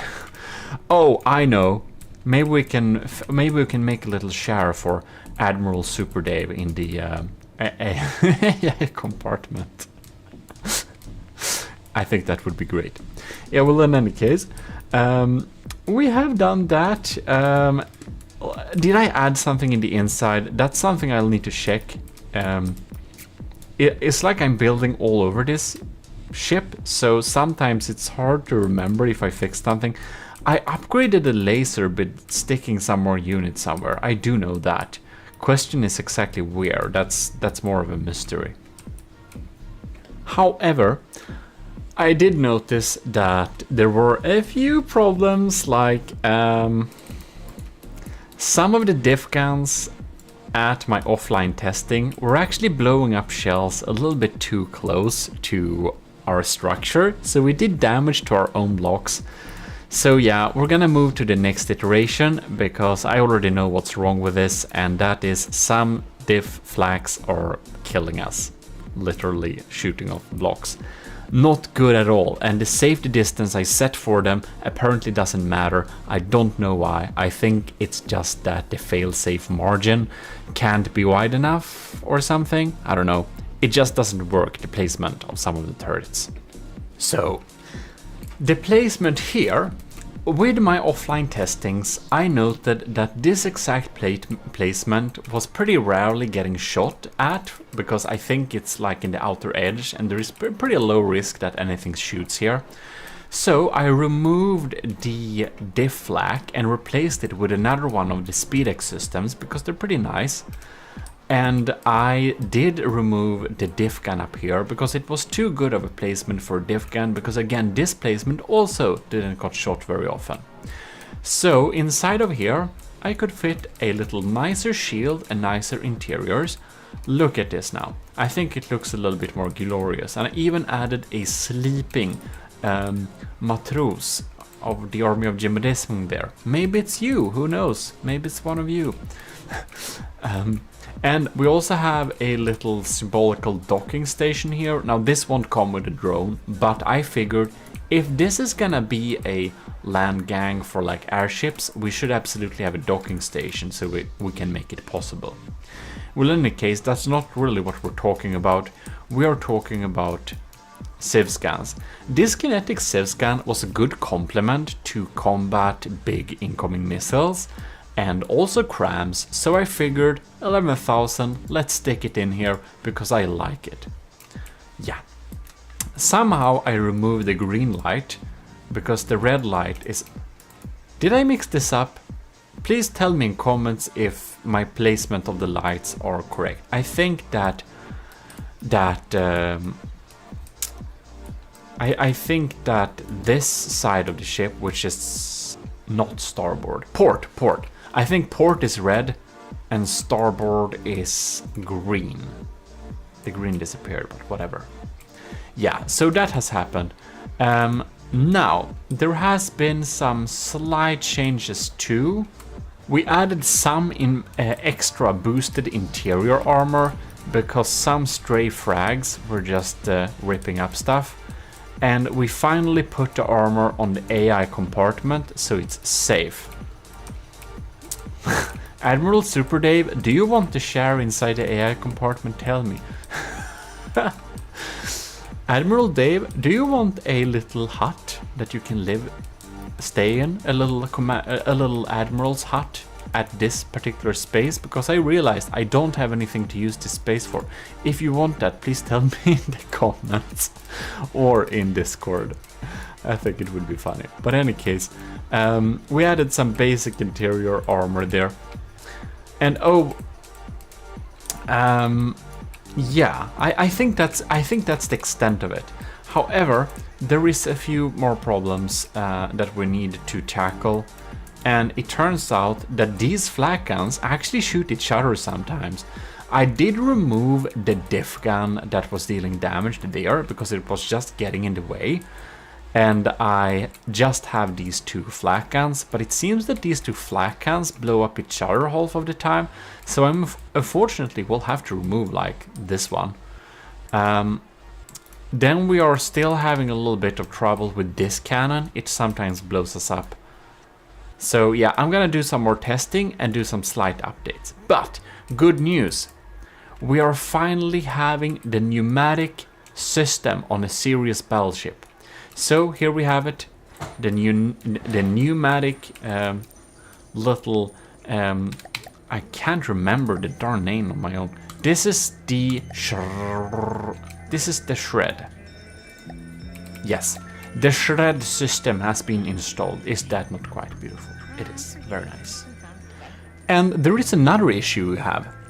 We are over budget. We're 2.208 materials. And that's like 10k at least over budget. Because I don't want to be cheesing my way to like the finish line. I want to have a decent end cost. So we're a bit over budget. We'll need to fix that. Let me present to you the discounted fixed version of the previous iteration. There it is. We have a little double sun bed there, but we only have one of the Vigolettas here because we don't want them to blow up each other. That's just super sad. Okay. Other than that, what do we have? We got some different types of diff sieves. You can see we have removed the problem shy that was there. This one, we were able to fix that one and that one with having just limitations on how they can aim. And other than that, we're looking pretty smart here. It's working perfectly fine, and I'm trying to remember how I decrease the cost because we are now under the limit. We're a little bit too close to the limit for my liking. It feels cheese almost, even though it isn't. But yeah, we are under. We're within budget at least. I added a green light, by the way. So that's nice. We're having a ship that should work, should have defenses, and it's under the budget. But we're going to move on to the next iteration with some small fixes on it. They are so small they're not really noticeable with the eye, but it's more like lambs tweaking. We have been tweaking some turret movements so that they can't shoot where they shouldn't shoot, and all sorts of stuff. We've been going through the system during some light battle testing just to see that it kind of works. But for now, I think we should end this video with checking out if we can defend ourselves against the Turtle Lord's cram systems, which I definitely hope we can do. Now the Turtle Lord is almost 200k less expensive. Oh my god. But the barrage is very scary. So we're going to stay with this barrage and see how our newly-ish set up LAM system is able to deal with it. Now the lambs will take the power from the lasers when it's getting in close. They are not lasers that have much storage. They are more like a continuous laser system, which makes it so we can actually combine it with our lamb systems too, because our lambs does take from the same pool. So here we can see the lambs are taking, oh yes, bam, come on, we're getting in the closest ones, bam. Here we see some flak diffs. Oh, do you see that? Bam! What the cloud, man. That's so scary. I'm very glad we got rid of that. You can see some Civs missiles popping in here in slow motion, trying to take on these very strong cram shells there.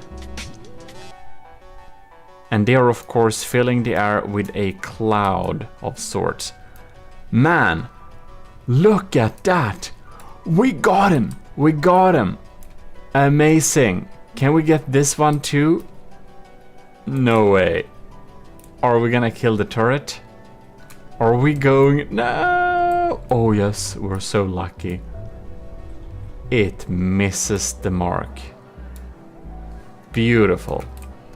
Oh, that's an explosion a little bit too close to home. I hope that was us defending ourselves and not a mistake.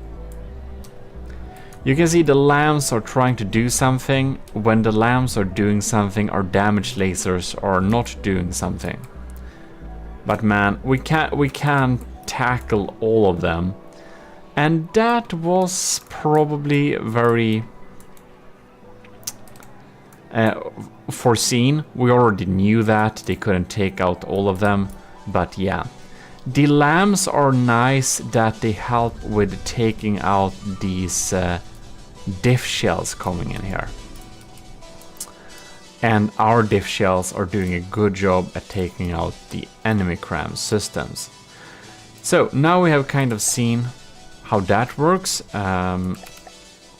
No serious damage has really been dealt yet. We're gonna move up time to real-time speed and we're gonna see. But yeah, I think so far I'm pretty happy with this system. And we have the kinetic Civ system going in here too. Going with this barrage. Yes! Yes! We almost took out all of those cram barrages with our flak diffs. Ladies and gentlemen, are you having trouble with are you having trouble with cram barrages? Flak diffs is your answer. And that's super nice. Okay then, that's good. One thing we do want to check, and that is which turrets hit or not. We'll need to do some fine tuning and stuff like that, but I'm thinking this ship is starting to be a formidable opponent.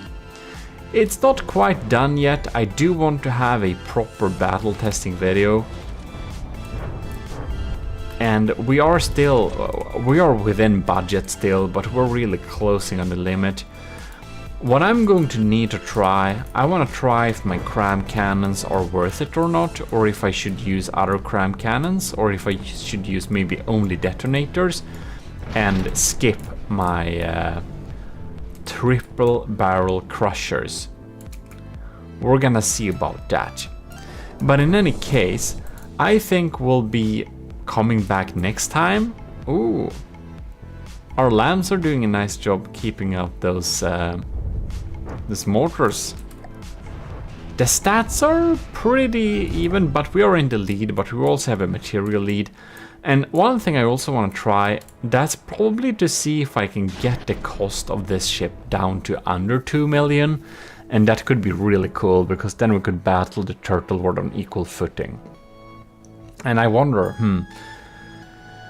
we don't have any air pumps. That takes a lot of materials to keep afloat, but the air pumps lag. Here we are, we're building on the Gimle Super Battleship, and it is quite big. This is the 41st iteration. So it is one update newer than how we saw it last time where we added the civs systems. So I will be completely honest that it's only like 2,000 materials more expensive, and I'm not 100% sure what I added. I think it may have been this auxiliary diff guns at the side to protect against, maybe. Or it's not, I don't actually know, but it's a kind of small change, so it doesn't matter too much. If in case you have forgotten, I think we should do a little quick sweep on how this build looks like right now. Here we have the cockpit, we have the sleeping matros, and we have a lot of potential people in the army of GMODISM who is trying to claim that role, I think. In any case, here we have the middle deck, nothing going on here. We go down, here we have the other deck, we have some tiny extra energy generation, probably not worth it, but I think it looks cool. We have the anti-missile system thing there, and we have the way where we can walk down into the big hall. In case you missed some episode, here we have a docker to dock airships so that we can walk on board.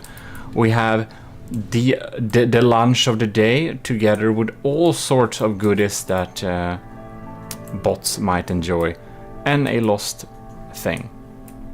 Some beautiful assets we lent from Setup for his Stridsjagd design, and the little pool table area. We go down here, we have like an empty area with more drinks yet again. And remember, this is a golden feast hall that's supposed to, well, you're supposed to await Ragnarok from there, kind of. Now these connections, they look kind of weird. Why did I add them? I'm not sure if I completely, whatever. It looks pretty cool. We have the Vigoletta Marksman, we have the Arquebalista, we got all sorts of cool turrets going on here. So yeah, and if we look inside this portion here, we still have a very empty big shell of a ship. If we go here, we of course don't use any water pumps because that lags too much, but I think you already know that. And I think my speed mode for going around is a little bit too quick. It's really twitching like that. I'm not sure if you like that or not. Like the video if you like it. Also like the video if you don't like it. More engines and some stuff like that. We have a tiny engine power problem, so that might need to be solved in the future. Or we need to cut down on the LAM a little bit. We shall indeed see. Now here we have this armor here, and I think this armor has a little too high block count, and it's probably not really delivering. This armor is probably really good against heat shells, but against what we have it at now, I don't think this armor is really good, but in this episode we won't really change those right now. So then you might wonder, what will this episode be about? Well, let me tell you. Do you see the biggest turrets here? Yes, these two. Above here we have the detonator, and below we have the crusher. Yes. So the crusher is a 3-barreled design, and it has some penetrating plumes of frags. So it's basically some kind of heat cannon with slight EMP charges. And we divide it up in 3 barrels, which makes it so that it's less likely to get shot out of the sky using kinetic civs. For the destroyer, we have a more classic Doomcram setup, and having all the payload in one shell makes it so that it's less likely for flak civs to shoot down the target. And that's all in theory. with this, we can shoot down, we can avoid kinetic sieves, and with this we can avoid flak sieves. But after the previous episode, which you probably saw, I came to the fun little conclusion that flak diffs is kind of superior. Flak anti-cram sieves. We can shoot down big barrages from the setup's Turtle Lord using them, and I suspect that we could use the same weapon to great effect to counter this ship. So, firstly, I got some crazy idea. Now, the detonator doesn't have that long of a barrel for its stock design, so I thought that it would be a cool idea to redesign this turret, short barrel standard version, to a slightly more expensive turret that's named after our honorable Army of GMODISM Admiral Super Dave. So we're going to use Admiral Super Dave's glorious status and insert that into a upgraded version of this turret. Now it's really cool that this turret is more cheap. I mean, that's a really good thing. But I thought that if we only have one firing piece, it could probably be a good idea to not only like have one layer of heavy armor protecting the pieces, but actually having some really thick turret armor.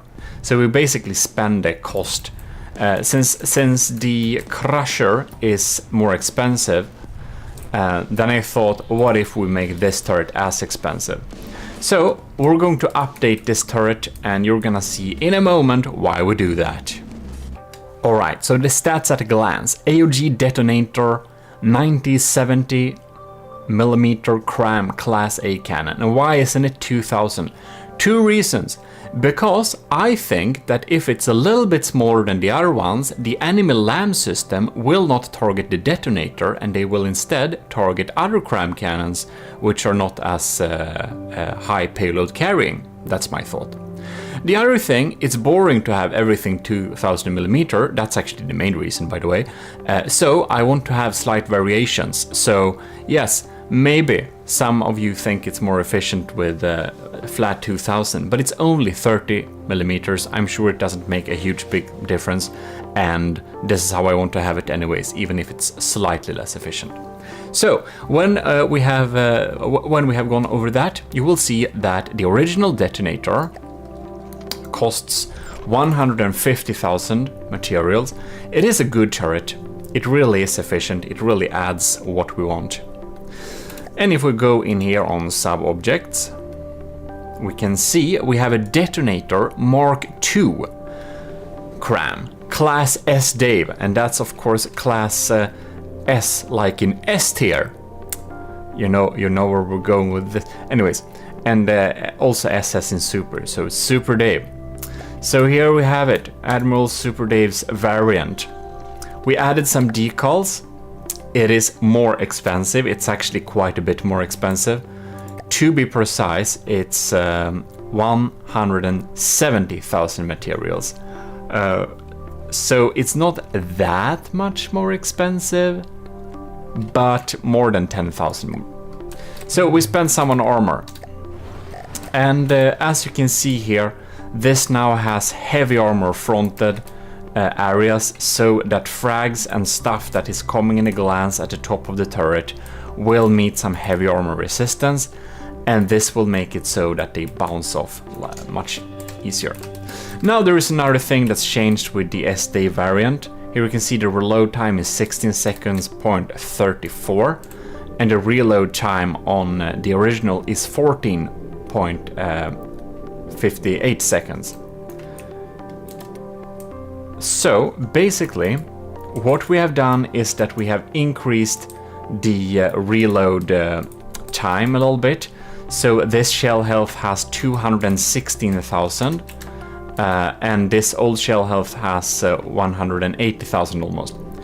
So it's a little bit more sturdy in terms like that, because I thought that we really can't afford that the enemy shoots down the shell, so we're gonna make it slower, more expensive, and we did that by adding some more compactors at some free places.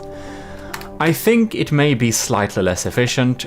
We can easily check that because it's a single barrel cannon and it's easy to check stuff like that on these. But if we see here, where is it? Material cost, material per firepower, 506. And this one's material per firepower is 535. Okay, cool. It's actually more efficient, never mind. It shoots less often, but only slightly. They're still pretty... This is pretty fast to be this gauge, actually. A lot of people will recommend you having slower reload times. But since this is a capital ship, we really want to deal the max amount of damage we can in the earliest minute of the battle. So I think it's personally worth it for me to have a faster reload speed, because in case the first shell misses and it has like 40-second reload speed like some people recommend you to have, I think that would be a catastrophe. So it's less than 20 seconds, so we can shug out 2 shells, and I hope it will not be too easy to actually shoot down this shell. Anyways, so that's an upgrade, and you might think we're pretty close to the material limit on cost. How are you gonna be able to support this? Well, you'll see in a moment. Anyways, this has, let's see here, what do we have? We have pellets, Horner, HE, frag, mostly frag, 12 EMP. This one has some more EMP, some less explosives, the same amount of frag. Yeah, so it's basically a similar loadout actually. And thanks to the longer barrel, the base inaccuracy is a little bit smaller. I think we should do like this. We should go into, what is it, delete, no, insert, no, home, end it is. And we're gonna cut off left, right. Where is he? Can have this little cutting thing here. You can see this also has a little shield projector in here. It's just turned off. This one is turned on, but I kept it there, of course. It has more heavy armor in front of it. It's of course a little bit EMP susceptible, as you probably know. But I really wanted the armor there, so I didn't think it was... here it is. I didn't... like 60% susceptible, yeah. I didn't think it was worth it to use one of these spaces there. Instead, I think we have some hidden surge protectors there. But you can see here we have some lighter heavy armor going on here. We of course have some serious heavy armor, but we don't have the thick stuff. Alright, I was just gone for like 5 minutes and you didn't notice, but whatever. Right, where were we? So it has much thicker armor here, right? And one thing I really wanted to add, you can see this thing is kind of a little bit susceptible to hash spam in the wrong area. So if it gets shot here, bionk, the hash shells might get in here and deal some damage. It doesn't really have a lot of those angles to deal with the hash. It has it from above, because I would think that a hash spammer would come mostly from above, but that's a small weakness. So for the upgraded version, I made an little air pocket everywhere that's like heavy armor, and we had to have heavy armor versus heavy armor here just because we want to have enough armor, right? So I think this investment might be worthwhile. And now you might wonder, what are we like up to doing here? Well then, I will tell you. We're gonna do like this. We're gonna take our very nice little ship, and we're going to fit it. One of them we're going to fit with 2 AOG detonator 1970mm Mark II cram Class S Dave. Class S Dave. Yes. And the other one we're gonna fit with these. The Crushers. So, and we're gonna pitch them against each other, and we will thus do proper battle testing in order to see which of them is best. And this is something you always have to do when building ships. That's to test it against itself, because one of the absolute best ways to really find the weaknesses this particular design has. So, without further ado, let's retrofit the ship and spawn them in. And that's not very fun, so I'll just do it. Alright, Team 1 is Q41 Super Dave. Team 2 in Scarlet Dawn colors are Q41 Crushers. Beautiful! And they're gonna spawn head on so that they don't run away from each other and get close if they fail to maneuver. Great test to do that. So I'm gonna click the start button and I'll see you in 2 minutes when it's loaded in. And there we have it, the ships have loaded in. This is the AOG... well, they're both the Gimlet, but this is the Super Dave variant, which you can see on these glorious turrets here. That have like blue stripes like this too. And I took that from the Admiral's badge, I believe, from the commissioned officer. And about that, I will also give huge thanks to Captain Y, Commander Jacob, Lieutenants Albert Benke, Asteria, C2, Cravey, Parbagreed, Talaras, and Vincent Veritas. Thanks a lot for supporting the channel. So we had some new folks joining, which is absolutely awesome. In any case, here we have it. That's the Super Dave thing. Let's move over to this evil Scarlet Dawn design, which is of course fitted with quadruple crushers. So it should really crush through any kinetic lamps. So let us you know what? We should actually slow down time here. I want to see what happens. Alright, we got some shots incoming there. This is gonna be completely off, isn't it? They are grilling each other. Ooh. Yes, this laser, I'm not sure we have a lot of smoke in this area. That may be something we should fix. We have a laser warner here though. No, that's a munition warner. They updated the AI. This is the alpha branch, by the way. Because I think that's fun to play alpha branch. So our results should also be a little bit... well, we shouldn't believe them too much. Alright then. I wonder if the cram shells got through here. Hard to say. We should sneak by the cram shells coming in here. So here we have detonators, Super Dave detonators, 200k damage. These are really scary. If they get through, they can deal some serious damage. And one thing I was actually thinking about when building this design, that is that our armor is probably too expensive. Like, I know what you're saying, your armor is too thin, but honestly, I'm not sure about that. Oh, here we see the first flak rod is in there. Interceptors is popping in. Kinetic sieves 2. Oh, 3 flaks. Okay, and we got more. More interceptors. Oh, they got them out of the sky. Whew, that was that could have been real scary. And the laser is lasing here. Seem to not have stopped anything from moving yet. The laser has started to target up here. And that's probably because it's set against hot blocks and we have a heat decoy up there. And that's exactly why you need some heat decoys. Okay.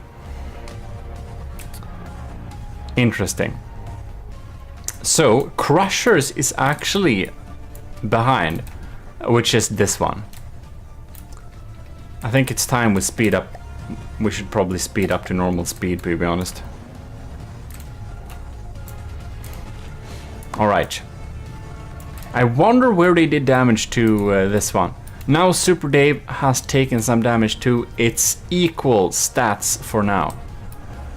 The pack is popping in. Bam. EMP surges goes through there. Oh. Here we see the crams. We got 4 shots incoming there. Lambs target them. Whoa, they all go through, right? Bam! That's probably some damage there. Oh, this part of the feast hall isn't very easy. Did I mention this is hollow point mainly? The crushes are hollow points, so they basically crumple structures like this. Now, oh no. I forgot to set up the rotation limit on the turret. This is what happens if you don't set up your rotation limits properly. Your turrets might be sad like this. And is this one having the same? No, it's actually popping along very fine. Well, since 2 of the doom crams of the Super Dave is disabled for this test, I must say I think it's a little bit unfair. Actually, quite a bit unfair. Alright. Oh, well, we can see it's good to have bulk, that's for sure.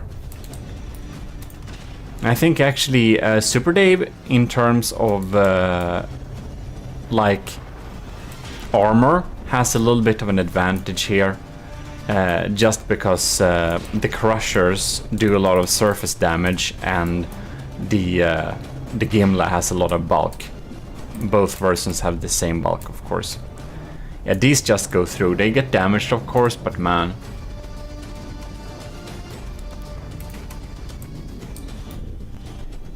Alright.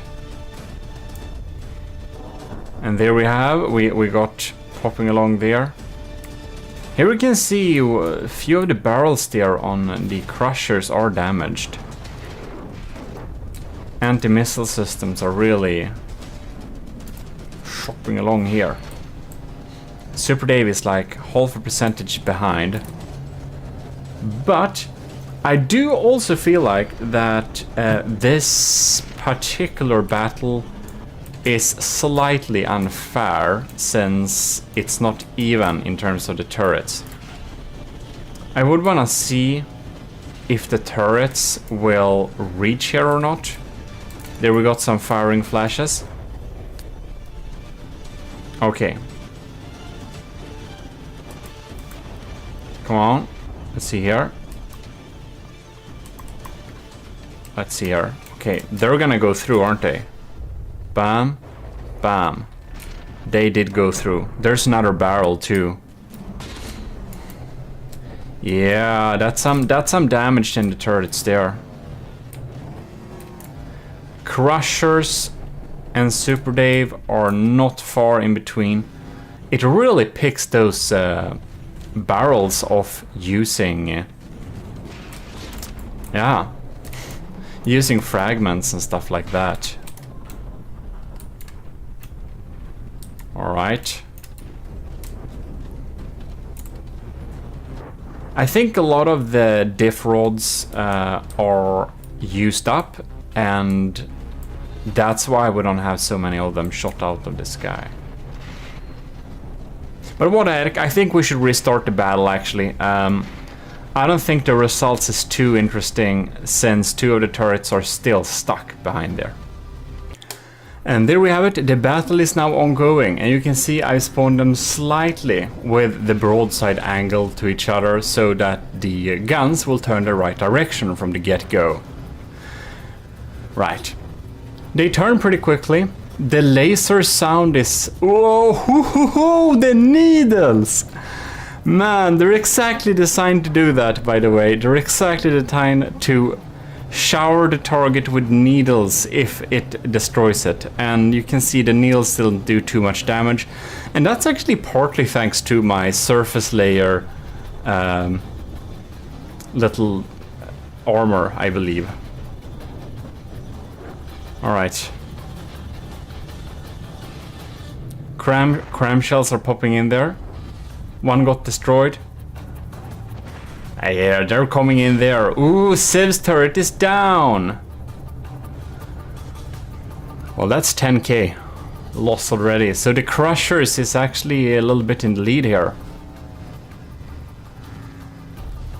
And I have insane amount of like alpha Civ's potential. It's pretty crazy. I know there are Doom Crowns that have health of like 400,000, but they don't reload this fast. They reload a lot slower usually. Alright. Crushers went down to 97. Interesting. Let's see, we got another volley of shots incoming there. They're going through. It looks like they're going through. It's hard to see when my game is in degraded mode. You know, we can run it thanks to not having any water pumps. If we had water pumps, I would not be able to run this. So that's why this rule, that's why that rule is no joke. Like, seriously. Alright. For me, it depends on your processor and stuff like that. I'm trying to target those crams, but they are getting through. You can see we did big damage to the cram shell, however. You can see that this cram shell didn't do much damage. I do wonder if that's really the 1970 the crusher, or if that was actually our tiny cannon. But that's actually armor piercing, so it shouldn't be that. This is a small cluster of the extra turrets we have. I think it's the stealth daggers.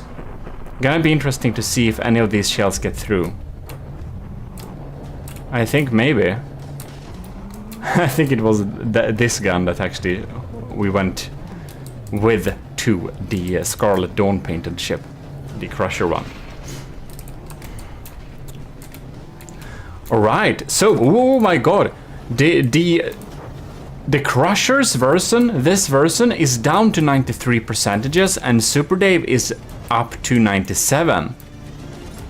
It's very interesting. So when it had... Now this one has their cannons turned the wrong way. What's going on, man? Alright, minus... Okay, we set them with a, like, 30-degree angle. Come on now. The battle is ongoing. We're gonna follow this diff shot and see if it got sniped. It did actually get sniped. Okay, cool. Alright. Here we have the needles coming in here. I think I overestimate the power that my needles actually deal to the target when they land. Because this ain't much, man. This ain't much, man. Isn't that lovely? Our laser wastes time shooting on this tiny little heat, like, warm block up there.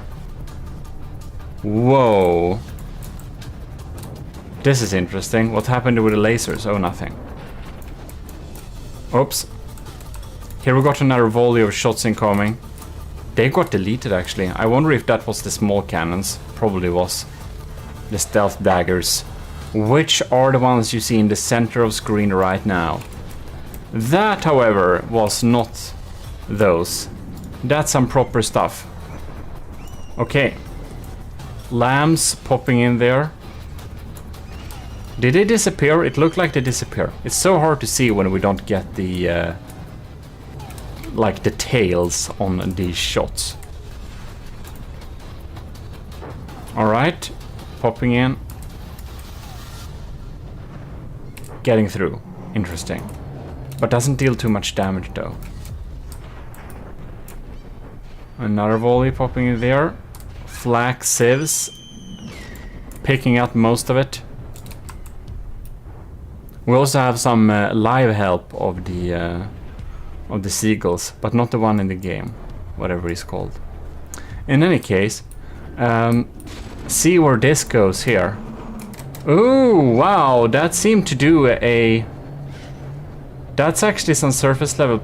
Did that actually go deep? Interesting.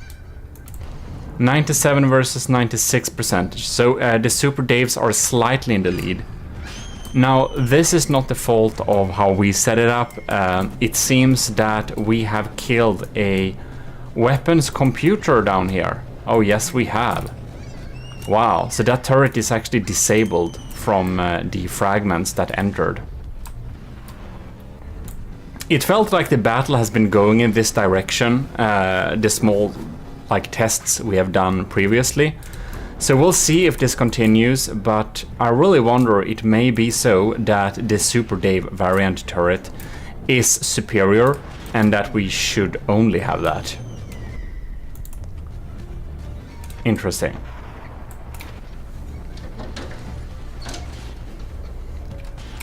Do we get any shots coming in from here too? We got a couple of them. We're gonna follow through here, see what they are gonna do. Lambs took him out, and oh, the other one got bounced. Interesting.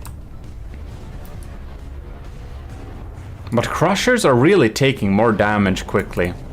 It seems that the fragments from the Super Dave variant, from the detonator variant, just is more efficient in taking out important components. And I must say, I do feel I have a really high budget that's put onto shooting at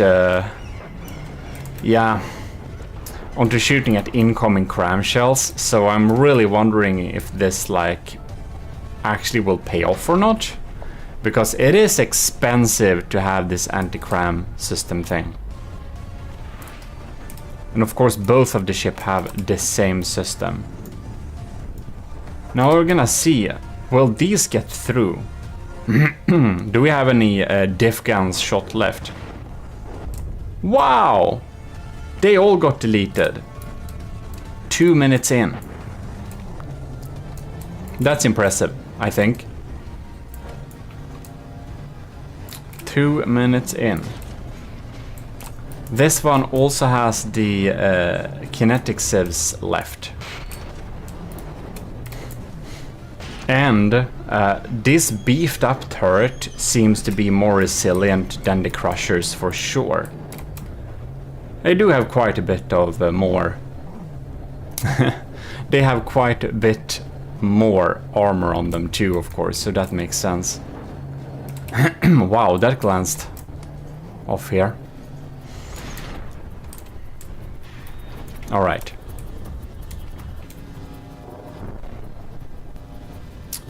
The crushers is down to 89%. This is very interesting. I think we need to check the ships inside a little bit here. Yeah, the needles. They only deal damage if they actually reach the target. Alright, so we have a little quick interior sweep here to see. We got some big holes there. But you can see it hasn't reached through to damage any of the important components, so I bet the Super Day variant has so much more healthy lambs, while the crushers are down to 89%. And here we are. So what's happened here? We got a lot more of surface damage. I do think that the frags that has been able to penetrate has made, oh yes, they've dealt so much internal damage. The lamb nodes, that's not the lamb nodes, the lamb racks, packs, tubes, they're a little bit sad. Some of the energy generation damaged here. None of the turrets are actually intact from those shards.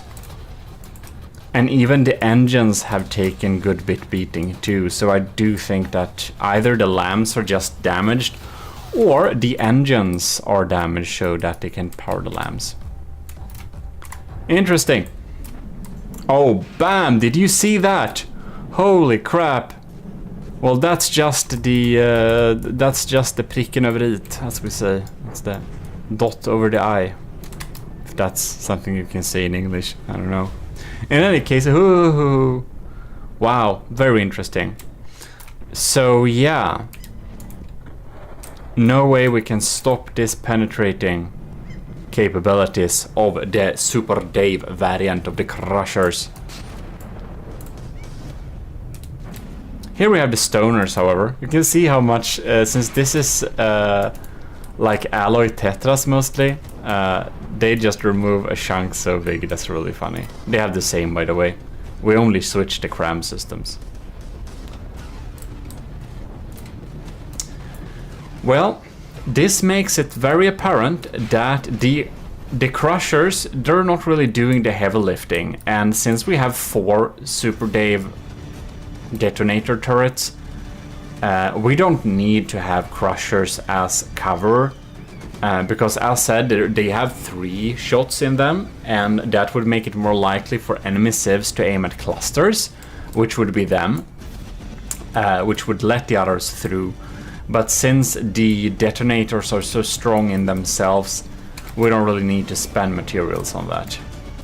And the higher health of the shots from the detonators makes it so that all of them are not shot out.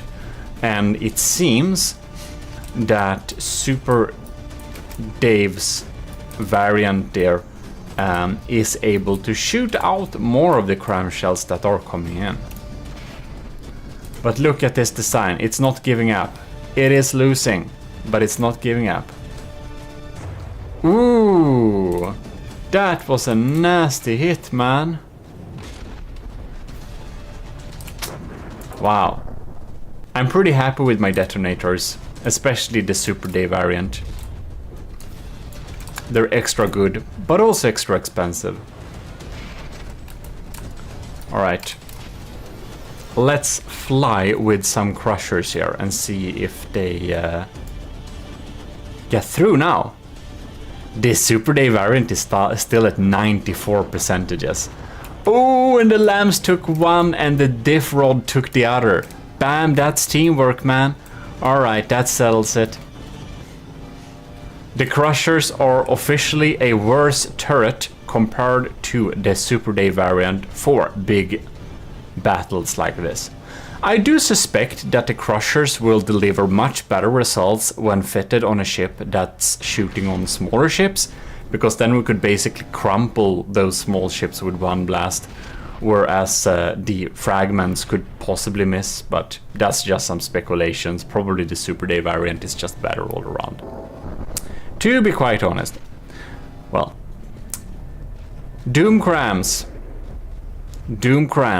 Single barrel Doom Crams are a class of their own, and multi-barrel has some advantages in terms of materials per firepower, but it seems to be only for smaller designs. When we come up to the really big Doom Cram or larger crams in general with 3D Tetris and all that, it seems that a single barrel one is better. But we're gonna do a empirical testing video about that later for sure. By the way, I have upgraded these automatic turrets here. So now they actually fire not only this beautiful little shell, which is this a heat or is this a hash now? God damn it, I can't remember. This is hash. Anyways, they also fire disruptor conduits, because I thought that having a constant fire of disruptor conduits may help the crams to get through better. But both ships have them, so it shouldn't matter for this particular test. Yeah. But very interesting indeed that we got such results. And really bad luck for this turret to get taken out early on, but it has gone in this direction a long time, so I don't expect any other outcome.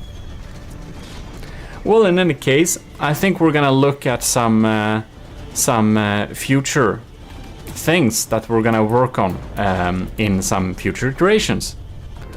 42 is the answer, and this is version 154. Yay! Of the Q or Gimle project. And as you can see, both the Super Dave and Crushers variant were actually over budget, and now I have removed some stuff to make it not be over budget anymore, which is good. And here we have it, the awesome AOG Gimle Super Battleship. Not at all dramatic. Anyways, so what have we done? We made it fit the budget. So I had to remove some stuff. I wouldn't say it's junk, but I have to remove some stuff. I have made this AMS system a little bit smaller here. I did remove the pneumatic sieve system because it turns out it is really good at shooting at cram shells if they come in at the right angle. And they're really bad at shooting at like missiles and stuff, so it had to go because it was too expensive. Replaced it with a simple S-Corp little diff gun here to shoot at incoming cram shells instead, or missiles. Right, so that's actually the main things that has been saving some materials.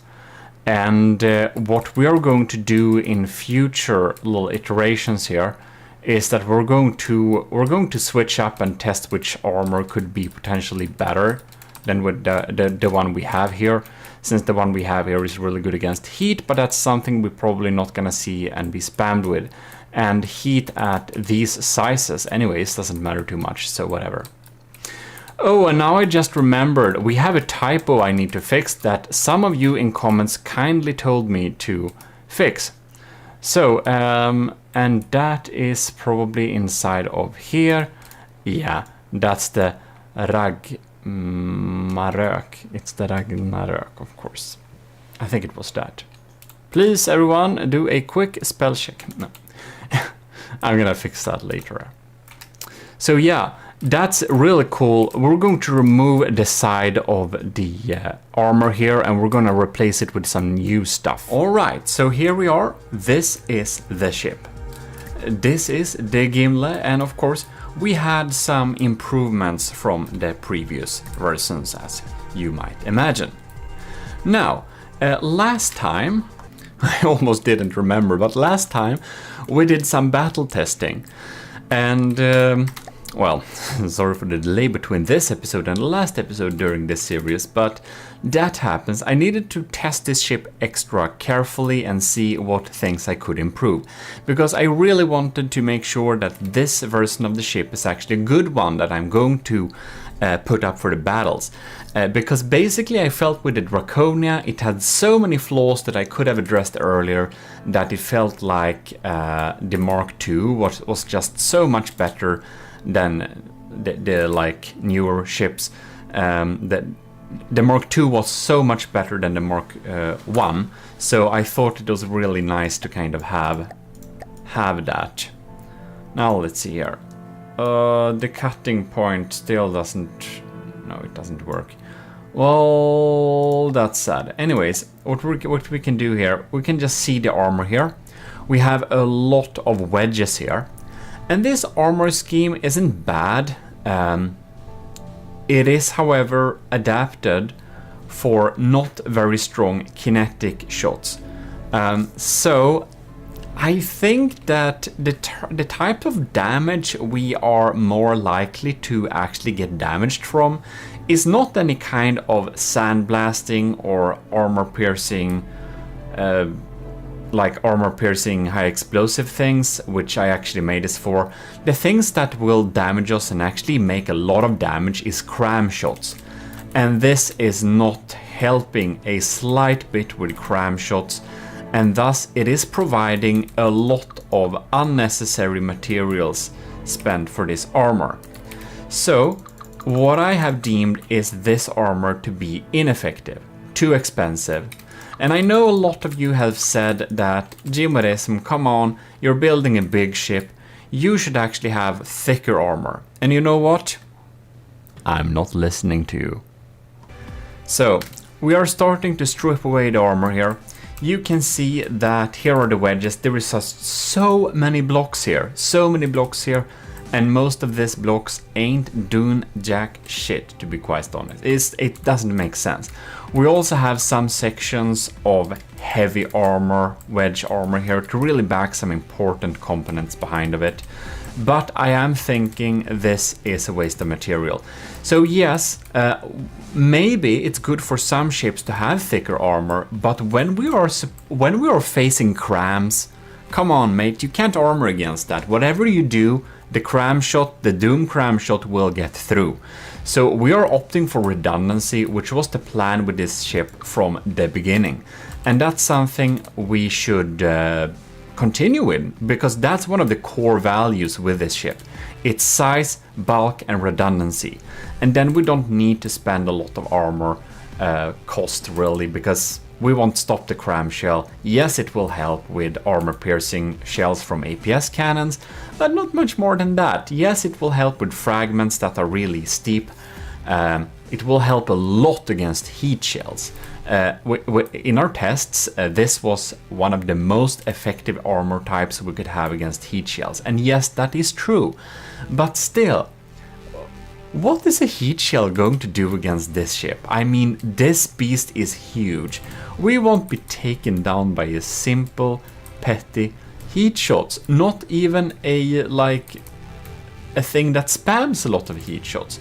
So what I have been thinking is that we should probably make the armor thinner at the outside, because you may have seen the Secret Advisor's wooden diff gun ships that just provides great performance, and they basically have no armor. The greatest armor, some say, is air. And I'm starting to believe that a little more. And I'm not believing that completely, because I don't think that's quite true. I think you can make a good Alpha Strike craft using a lot of diff guns, but that lags too much, honestly. I know, because I built a ship that uses only diff guns, almost. Not only, it has a lot of cramps, but it has a lot of diff guns. And it was supposed to go against Azusa's Saturnus class ship, but it didn't work because it lagged too much when we had two of them. It just did not work, and that was because it had loads of diff guns. So having diff guns and just wood and thin armor works well, because then there is no weak point to really hit against. But really, when you're making ships that are also fun and using all types of systems and methods in the game, well, diff gun ship is not the answer. And they have a lot of weak points too, but what I wanted to say with the entire idea was that thick armor rarely wins, especially not during big battles. So yeah, that's my reasoning behind not listening to your thoughts about making the armor a lot thicker than it already is. And of course, this is a one-sider if you didn't remember it. Like, this side is literally like alloy tetras and metal blocks, tetras and full blocks, and a mix of them. It's just really thin. And as promised, here you can see I'm actually removing the entire side of armor. The armor slab I developed for this project is removed, and we have moved the cost of this ship to a flat 2 million. So yeah, the armor wasn't super expensive, but I will remember it was a little bit too expensive with the armor after the battle testing session, so it had to be discounted for anyways. What I'm going to do is I'm going to actually use some of my armoring budget to armor parts that were damaged during the battle test. So for example, these laser tubes here, they have some slight armor, but they were actually easily damaged, which made our LAM and laser damage laser system go down easily. So these are going to get some armor. These areas here also need some buff. And of course, nothing can get through to the AI core. So I think we're gonna have some more ERA on top of that. Someone also suggested that I should have ERA armor inside the side of this ship. And I'm gonna see if I can have one layer of staggered ERA in this craft without breaking the block limit of 100,000. So I'm also going to give you some rules in this video for what you need to adhere to if you want to participate in the open submission Gimle battle. Basically, battle the Gimle. It's a little bit similar. You know, Brenzo remade the Ragnarök ship, and that was super cool. And he had a Kill the Ragnarök tournament. Now, probably won't do a real tournament. I most likely would just do a Kill the Gimle, but if we have some particularly nice ships we really like, we might pitch them against each other anyways, because that can be quite fun. So yeah, there we have it. We're going to move on to the next iteration. I will also say that some of the rules, I've been slightly inspired by Brenzo's rules, like the altitude You can't build a submarine, basically, and you can't build an airship that flies too high, but I'm gonna give you the rules at the end of this video so you know exactly what to adhere to for the open submission. And there is no deadline, it's an open submission, and that's also one of the reasons why there is not a real, like, proper tournament. So yeah, it's like that. But anyways, let's move on to the next iteration. Alright, so this is a weird little session here. You can see my FPS is actually fine, because I went into here and I clicked boost my performance. So if you think my game looks like shit, well, that's why. I hope you enjoy the 60 FPS. I do. But in any case, I will say this. The texts and logos don't always work on other faction colors, but I will say that Gimli looks basically great in any faction color. It still looks kinda cool. Now, this is a little weird thing. This is the first iteration we looked at during this session, and it is actually battling, if I may ride with something, I may not. It is actually battling this thing, which is a test version. This is Gimli working in Q44, and it is void armor. This is no armor. This is just one layer of metal. That's it. I wanted to test if it even matters if we have armor or not. Like, basically, if I put armor on this thing, will it be improved at all? Like, does it matter? So that's what I did. I added just one layer of metal, nothing inside of here, nothing fancy, just 1 meter of regular metal, not backed by anything, just to compare how it does battle with the original design. So this ship has a cost, it's basically like 2 million, of course, very cheap.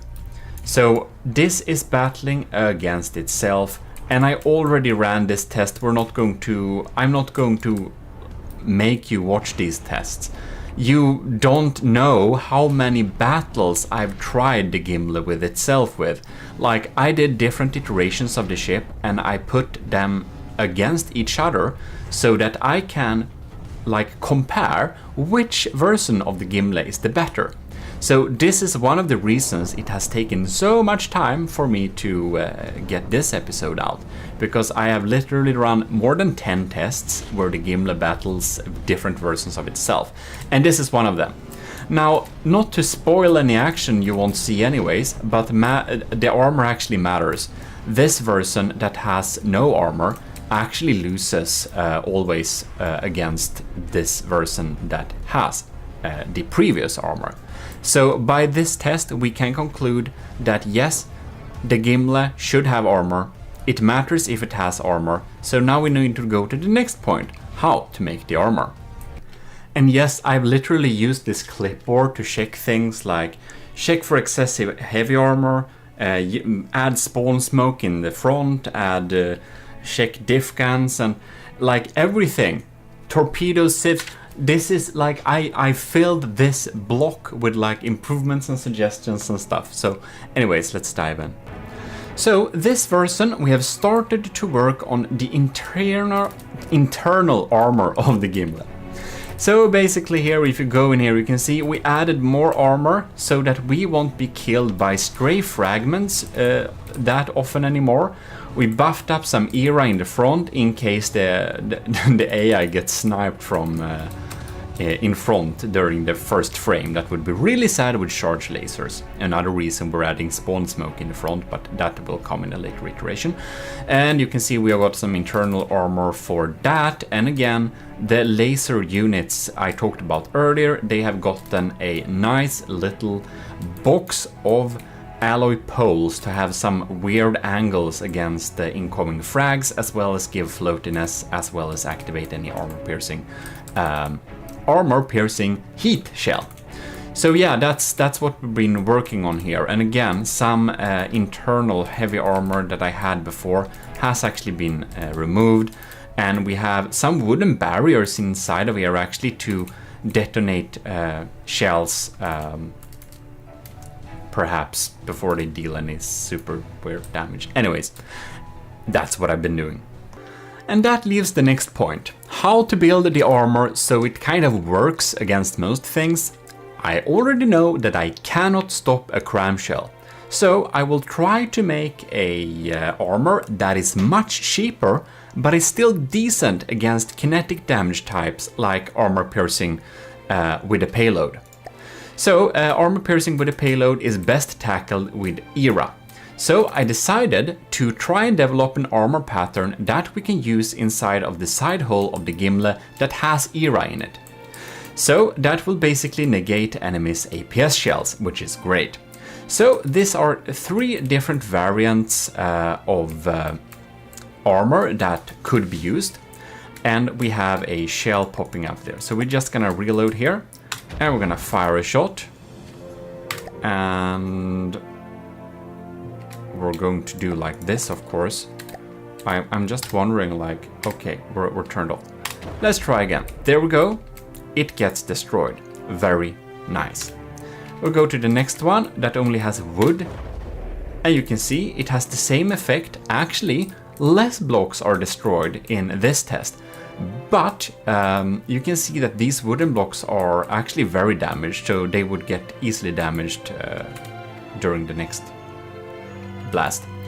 And here we have this one, which has the amazing effect of having a wood-backed metal area, which I have been testing in earlier things. Works like a spall liner. In this case it don't, but we get some slight boost from the wood to the metal, and backing metal with wood is actually quite efficient. You know the wood metal checkerboard pattern? Well, it turns out it works better with layering, having 1 layer of metal backed by 1 layer of wood. So that's actually better. So this is like the upgraded and more simple checkerboard armor, but a very thin layer. So yeah, that's pretty decent. And if we run the tests again, we can just see here, we go back here. We're gonna do a blast there, deletes those blocks, blast there, deletes those blocks, and blast here, deletes those blocks. So I feel that having an extra layer of wood here kind of improves it quite a lot. On top of that, this one has alloy blocks, and these alloy blocks don't take much more damage than those metal blocks that were here. So technically, this armor is thicker and better, but in terms of floatiness, I think this armor will perform better for less. So it is a little bit cheaper, and it's a quite bit lighter. So I think we're gonna go with this type of armor for the Gimle. So with those tests, which I have been doing a lot, I actually was intended to upload an empirical testing video about this itself, but I did that in secret instead. So here are the fast results. Anyways, let's move on to the next iteration. And there we are. This is the next iteration of the Gimle, and I have started to add armor here. I also decided to add a layer, like here, a thin layer of just these beam slopes of alloy to provide some deflection points for fragments, alternatively armor piercing things, so when they blast through and kind of penetrate, that they deal less damage, since we already know that shots will come from almost a 90-degree angle. Why is we should have an angle? That's also the reason why we had all of those wedges before. The problem with the wedges was 1, a little bit too expensive, 2, a little bit too heavy because it was metal, and 3, well, it only gives a great buff if the enemy is using kinetic APS, and since they're probably gonna use cram, well, whatever. So, but I added that. I think it's worth it, but I did realize one thing. Here is my armor. It looks like this. 1 meter of metal, 1 meter of wood. Then we have staggered ERA with alloy. Gives floatiness and good protection from APS. The only problem with this is that we cannot cover the entire side of this. If we do that, we're going to exceed budget. And I don't want to remove any weapon systems to basically have less firepower. Right now we have a firepower of 1,687, and I don't want to have less than that, I hope. So what I did instead is that I have looked internally where we should be able to actually protect. So of course we want to protect our turrets. So in front of the turrets we're going to have the staggered era, and this turret, well, it doesn't start from the bottom, it actually starts from the middle of the ship because it's the same turret. So we don't need to have staggered era all the way down. So what I'm basically doing is that I'm putting the staggered era pattern wherever I need to have it and skipping it where I don't need to have it. And hopefully this method will be able to have a cost-efficient but still effective armoring scheme. Finally it is restored to its former glory. We have the Hesh deflection tetras on top of here. No, these are not tetras, these are square corners. And in a previous episode we could see how they can be used to deflect Hesh direction. So what I basically did is that in the internal armor where I don't need to have staggered era, there is only like 1 meter of metal and 1 meter of wood, and then we have like 1 of this and basically very thin armor. Yeah, so that's what we did. We got some alloy on the side and we got some wood on the side here too. So that's what I've opted for basically. Staggered era where we need it and basically no armor where we don't need it. So you can see this patch, nothing important behind here. I have small patches here to make railguns not take out some of my LAM systems too easily, but really it works fine with this type of empty space, it really does. And I shouldn't say too much because we're of course going to test this version against Q42 before I upload the submission. Not in this video though, but probably in the video where we're gonna release it. We can probably show some of the final fixes and suggestions that you guys have asked me to test or change. In any case, that's basically that. I think I did some improvements for the internal armor as well, possibly. So we have some barriers here and there, meaty connections there. Yeah, I think that's completely fine. Oh, and one thing, that's what I wanted to cover too. We have some staggered era. Okay, that's in the next iteration, never mind. Oh yes, it is. In the front, I added some staggered era so that when we get shot from the front during the first blast, a railgun can't handicap us too much. It's going to kind of stop there. So I thought that was kind of reasonable to actually have here. Maybe we're gonna add some more staggered era in the lower bottom front. We'll see. Our only problem right now is that this iteration is actually over budget. It can be max 2.19 something. Like, it can't be 2.2 something, then it's over budget. And as you can see, I've solved this issue, barely. This is borderlining the max allowed rating. But what I did to make it a little bit cheaper is that you can see the turrets that I had here. We had the stealth daggers here, and I replaced them with the Type A turrets, the C-class Type A turrets. So they're back here. Really cheap, doesn't do much, and the previous ones didn't do much either. The problem with the previous turrets was that they were not able to get through serious civs systems, and they were still kind of expensive. So when we're really building something that can get through like heavy civs and interceptors and stuff like that, we basically need doom crams. That is the entire reason why we had to scrap the crushers. And or was it the crushers? No, that's, yeah, maybe, yeah, the crushers. We had to scrap the crushers and replace them with the detonators instead, just to limit the amount of shots we had. The crushers were great against smaller vessels, but when we're up against heavy civs, one shot beats it all. So yeah, that's why. So we made those turrets cheaper. I think we discounted some other systems somewhere too, perhaps somewhere. But basically, we made it meet the budget, basically. We also removed some of the metal beams at the side where it doesn't take any fire with just, well, metal square corners like this, because it didn't make sense to spend on full beams here, really. Just didn't make sense. So yeah, that's some improvement. Another thing we have been working on is that these missile interceptors in the back that was supposed to target torpedoes, they just didn't work very well at all. So I have been starting to develop some different types of methods to shoot at potential incoming turrets, torpedoes I mean. Here, for example, we have a kinetic autocannon that, if not able in combat against torpedoes, will shoot against the enemy's ship underwater. So it actually has a function. And it's basically shooting kind of accurate heavy head shots like this. You can see it's heavy head, stabilizer fins, super cavitation, dealing some damage to torpedoes. Not shooting too fast. How fast is it shooting? 6 seconds between the shots, but still does decent damage and helps.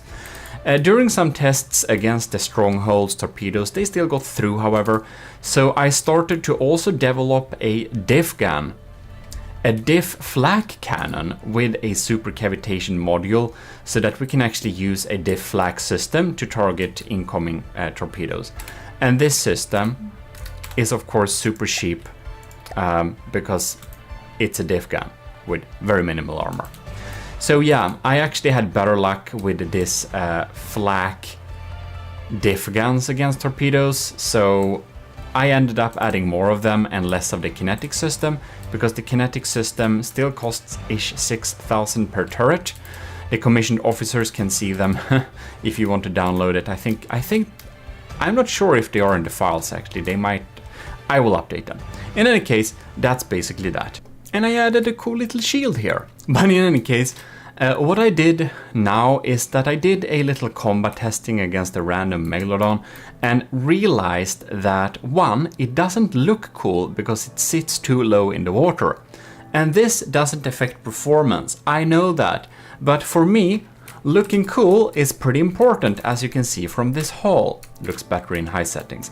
But anyways, I elevated its like altitude. It's of course using upprops, because in this tournament or this challenge, the Gimle battles, using air pumps is completely banned because it lags too much on my system. I can't record that. So when I build large ships, I sadly have to rely on passive float or upprops. Water pumps lag too much. Having one of those or a helium pump on your ship will immediately disqualify you from participating. So just make sure that you don't have it on your ship.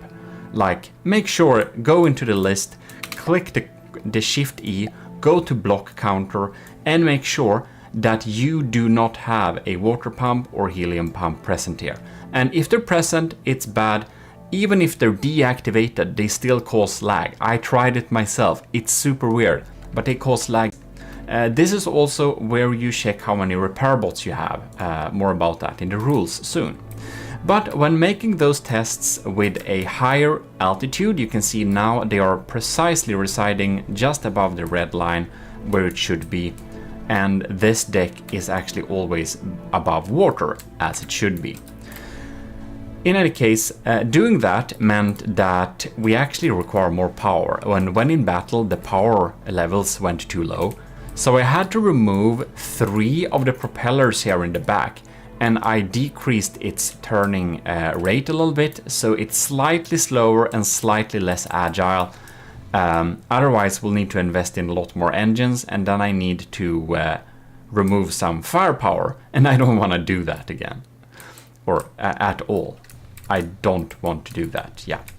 What we also did is I've installed a somewhere here. No, that's another iteration, never mind. So that's that. There we have it. Do you see this? Well, that's a mimic, but down here somewhere we have a spawn smoke system. So now this vessel provides spawn smoke in the front. It's gonna spawn with the nose to the front, and this should really make it so that a charge laser can't crit us in a very sad way. I hope...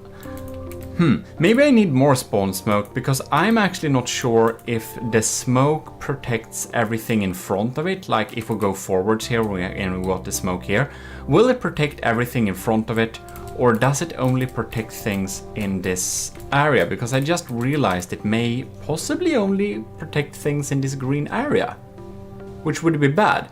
Then it means I would need some spawn smoke here too at the first turret. Yeah, I probably need to add that. I need to write it down. Yeah, so please tell me that in the comments if you happen to know the details on that, however. But in any case, that's some things that have been done. Maybe I need to improve the spawn smoke a little bit.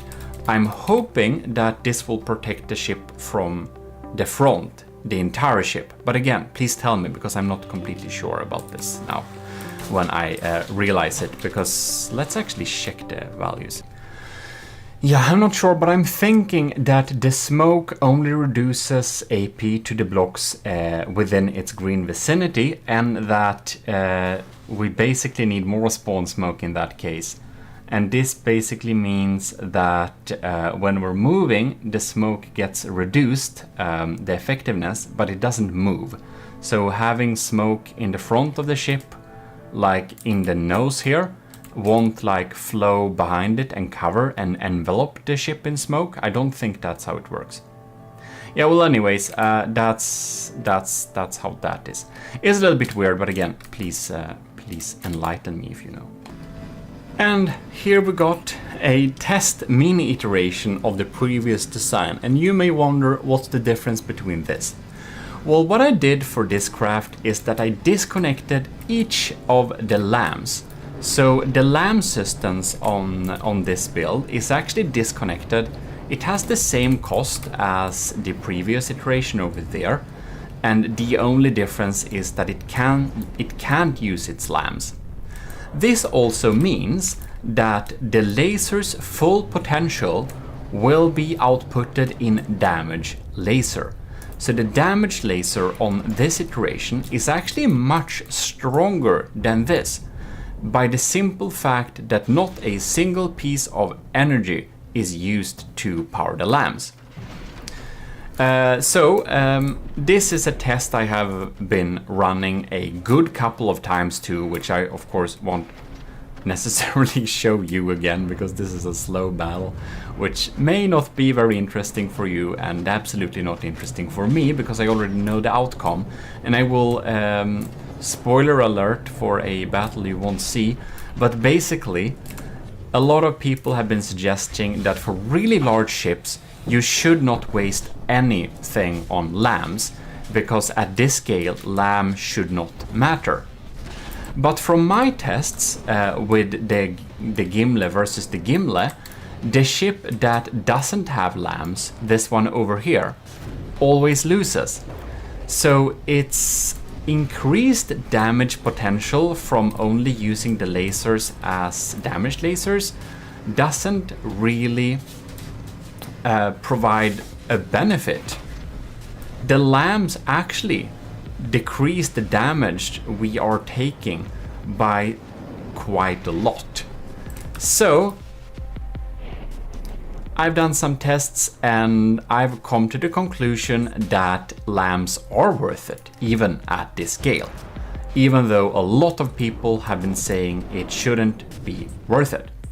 But that's that, I guess. What I did, by the way, is that I have been putting the damaged lasers and the lamps lasers on the same laser system to save costs. If it, however, was that we had a lamp system that was separate from the laser system, I probably think that the cost of that system would have not been worth it. But having the lamps and damaged lasers on the same system actually seems to be a great way to save costs. So there we have it. Lamps, yes. But I will, however, say that it's not weird that people come to the conclusion that lamps are not worth it, because the difference isn't very huge, as you can see here. The system with no lamps can still win, and sometimes it's up to luck. Now, this battle, you can see that the system with the lamps connected up actually is only 1% in front of the other one. Now 2. But from my experience with my tests with the Gimle, it seems that it takes a couple of minutes, and quite far into the battles, it's concluded that the lamp system is able to provide so much support that it doesn't, it works. And I have spent several more hours adding details, so we're gonna spawn in the next iteration. But before that, I'm going to tell you this thing. You can see it looks pretty interesting, this game now. It looks kind of modern-ish or something like that. I'm just gonna show you basically what settings I use to do this. So when I want to go into cinematic mode, I go for nice full quality. So I just click maximum quality. And by the way, excuse my camera, it just stopped working, so it's a little bit scuffed right now. I think I need to replace it. But in any case, so basically here you can see I drag down ambient light just a little nudge. You know what? I'm gonna do like this. So just a little bit. And then reflection intensity factor is drawn up so that we get more shiny reflections. And then down here at bloom threshold, it's actually dragged down so that we get more bloom reactions. Then we have bloom intensity factor, and that can be drawn up or drawn down, depends on your taste. So, and of course full clarity. And this combination makes this little dreamy feeling in from the depth. So if you want to take nice screenshots, those are my tips. So let's go and just explain one little thing that I had questions about last time. So for this smoke emitter right here, you can see this little green sphere. Any laser or missile laser that passes through this green sphere whenever it is active and emitting smoke will get a reduced accuracy / AP value. The lasers for missiles, of course, get reduced accuracy, and the damage doing lasers, of course, get reduced AP. So it is not, as I said, that I was fearing that it only protected the blocks within this sphere. It is not so. If it just goes through this green sphere, it will get reduced AP. And the AP will be reduced if we're moving quickly, but the smoke per se won't move. So if we move really quickly, it just gets weaker, but the smoke itself don't move like behind it, so it's not realistic in that way. But yeah, so that's how it worked. If you were confused about that, I had some very nice people in the comments or in Discord, don't remember which. I think I shouldn't, yeah. So basically, thanks for that. I did additional tests. I almost made a little testing session, but I didn't. But basically, I found the same results. It is true. It does indeed work. As long as the laser just passes through, AP is reduced. So we can survive with only having this spawn smoke here, since enemies will spawn in front of the enemy. Wait, enemy spawning in front of the enemy? I mean enemy spawning in front of the glorious army of GMODIST, of course. Well, let us spawn in the final iteration of this ship in 3, 2, 1. Ta-da! Gimle Q51 is right here and spawned. So here it is, the final iteration of the Gimle, and it has some new beautiful details. Now you can't see much from here, but I've spent hours fixing up some scuffed corners and adding some nice decorations, so we should take a little look at them. Now, before we do any of that, I will just give a huge thank to all of you who has followed this series through and enjoyed the process. Thanks a lot for staying tuned, and I hope you have enjoyed it so far. We'll do many more building sessions in the future, so I hope you will stay tuned. And other than that, I will thank an extra time to setup. So elord/setup made some assets for the the Slabman challenge. Well, they made a really beautiful Stridsjacht Slabman, and it has some AOG assets on there. And I asked them, and I could copy them. So I've used some of those assets, like the sunbed there, and a nice pack of cannons here. Beautiful tables and chairs here. And of course, most notably, the beautiful diff gun manual loading style thing right here. Thanks a lot, setup. That's some great assets. Oh, and stuff like the cupboard desk, what is it called? Drawer with drinks on it right here, as well as a shelf, a similar style shelf that we also used. Other than that, however, the decorations and design is all mine, but those details are of course here and there in furniture and stuff, but they just make a huge difference to the quality of the polish, to have some of those extra nice looking furniture. So I appreciate it a lot. Oh, a pool table too. Setup made a pool table that I used for this thing too. It's amazing. Well, in any case, let's dive into what's new here. And we should actually start in first person view. By the way, because I added a lot of decorations, we're now 2.199. And I didn't want to get that close to the limit, but well, the last bit was all decorations, so whatever, that's how it is. We're below the level we set, so it's okay at least. Anyways, we'll begin here in the cockpit. No, this is the flybridge. So I added some gemstones in the roof here to look nice and cool. Then we also have a text TV. I made a text TV and added some drink and stuff like there. And here we had a drunken matros. The one that leaves the most amount of likes on this video using different accounts is the official sleeping matros in this area. Anyways, here we have some helping hands, and we can of course go down here. So here we go. Be quick, this is the only VC. So yeah, there is a toilet here. Beautiful. This is the only toilet. Beautiful. And if we go along here, I added a poster with the ranks in the army of GMODISM, which I should indeed thank. So down here we have a huge thanks to Admiral Super Dave, and then we have, let's see here, Captain Y right here, and then we have Commander Jacob, and we have Lieutenants Asteria, C2, Cravey, Powered by Greed, Tyler Ross, and Vincent Veritas. And Asteria, did I say Asteria? Anyways, huge thanks to all the lieutenants and of course the other cadets that are supporting the channel. About Captain Y, here he is, sleeping on his shift. That's why you have the opportunity to command the Gimle in case you download it from the Steam Workshop and spawn it.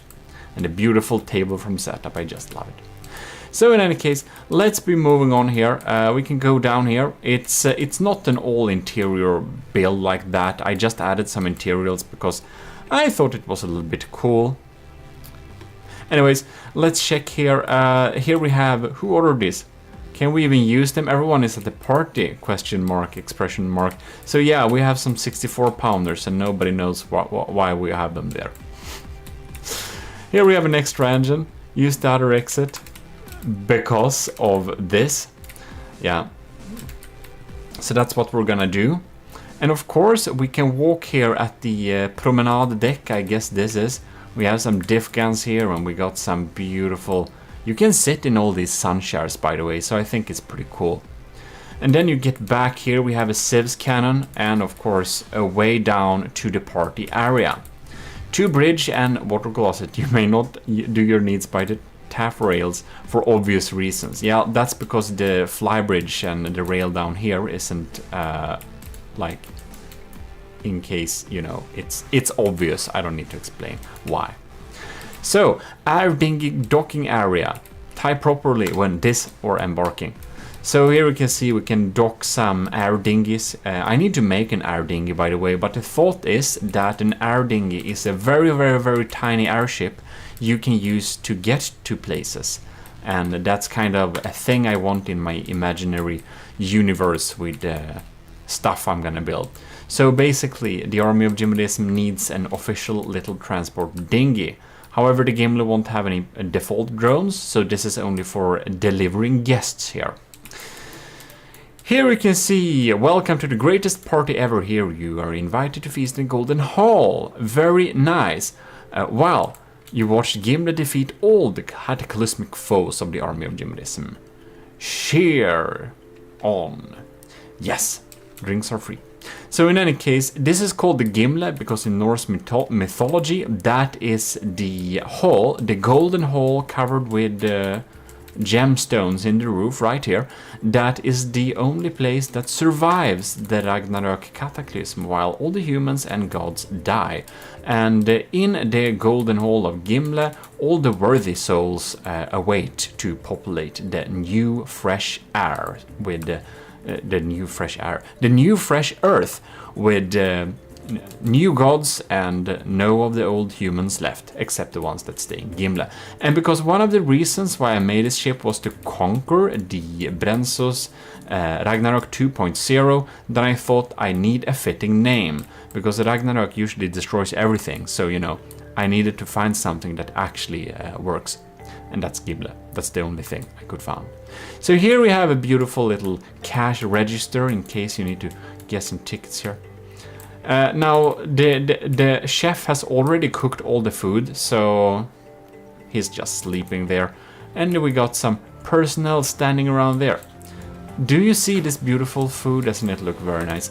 It's a very nice feasting hall and absolutely not dangerous at all. You can stay here and nothing bad will happen because the Gimli is so superior. It won't die. Hubris, anyone?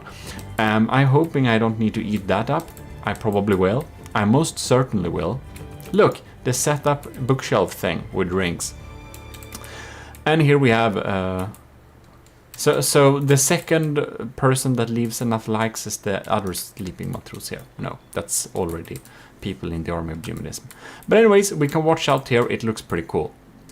So there we have this area. Now we can go down. And do you see the army of GMODISM chandelier? I think it's very impressive. But that's because I made it.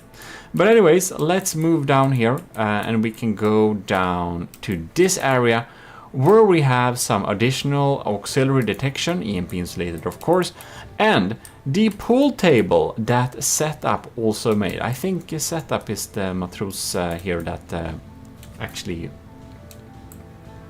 do the games here, I believe. In any case, bet some money, the surplus goes directly to the army of GMODISM war efforts. Yay! So you're executing the main party area, don't get in the way of personnel. So yeah. When you go below here, it's not party area per se. Of course, you can go here. There are some drinks down here too, and really, even more of them. Why? Because never enough Daka.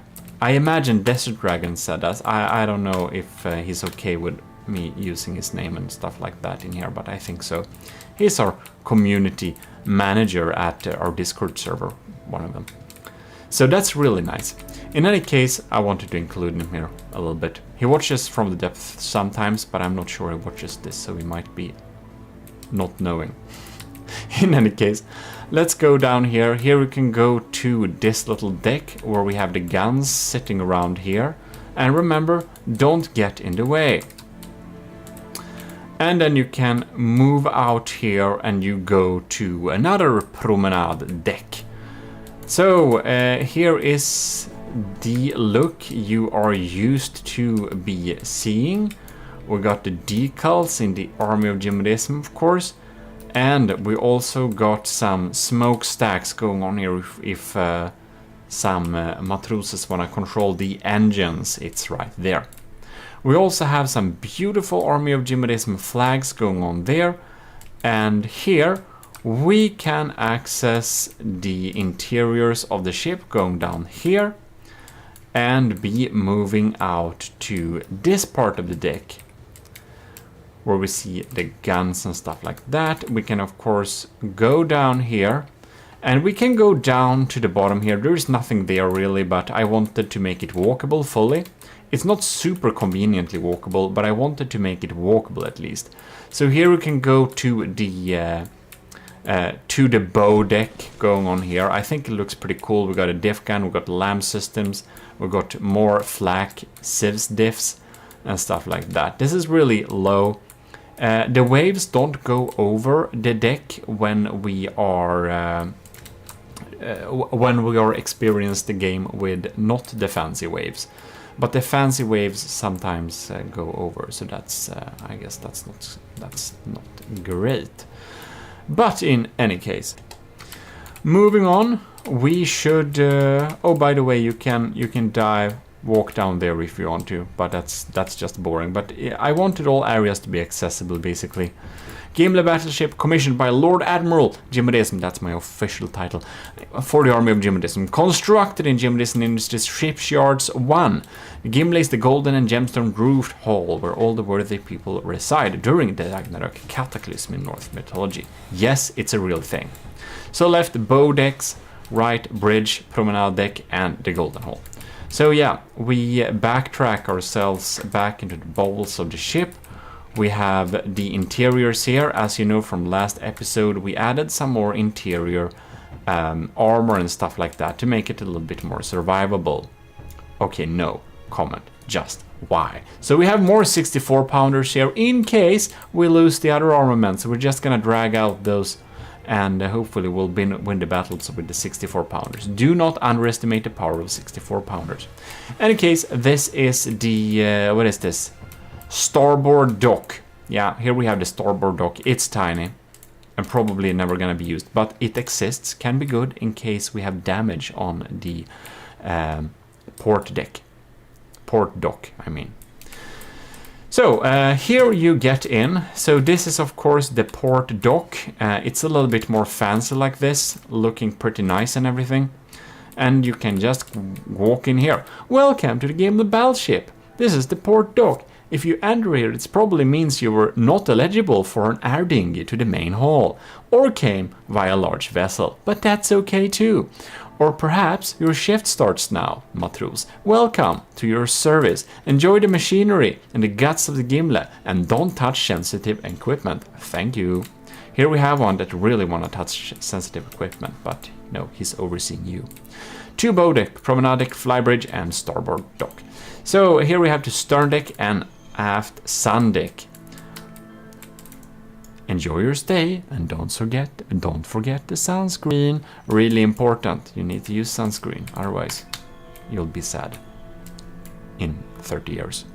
So here we can walk up there, we can get to the turret there if we want to, not sure why we would.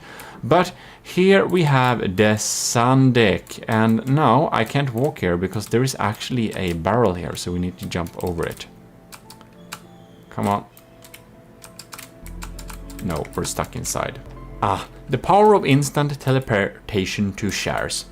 Yeah, well, here we have it. Here we have another sleeping Matros not doing their job, but whatever. I'm sure he'll be fine. By the way, did you know that we have some auxiliary extra ammo storage down here? So if there is a battle, it may be so that it's safer in the Golden Hall than in the sun deck here. But you don't need to tell people that. Wait, I just told you, that's bad. In any case, here we have it. And the Gimli also is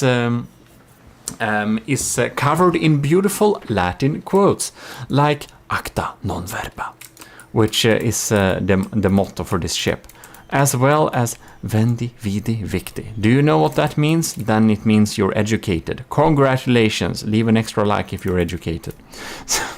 If not, get educated and leave a like later. In any case, here we have it. I guess that's all the parts and the decorations of the ship. So the Gimli is hereby complete. And I will say this, go to Steam Workshop and download this beast because it wants your downloads. Yeah. And if you're wondering what the beautiful sound is in the background, well, we are accompanying.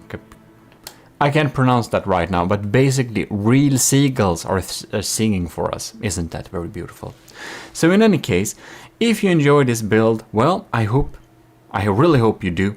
Then you should definitely stay tuned, where we have more projects coming on. But right now, we are going to start and having the battles with this beautiful little ship.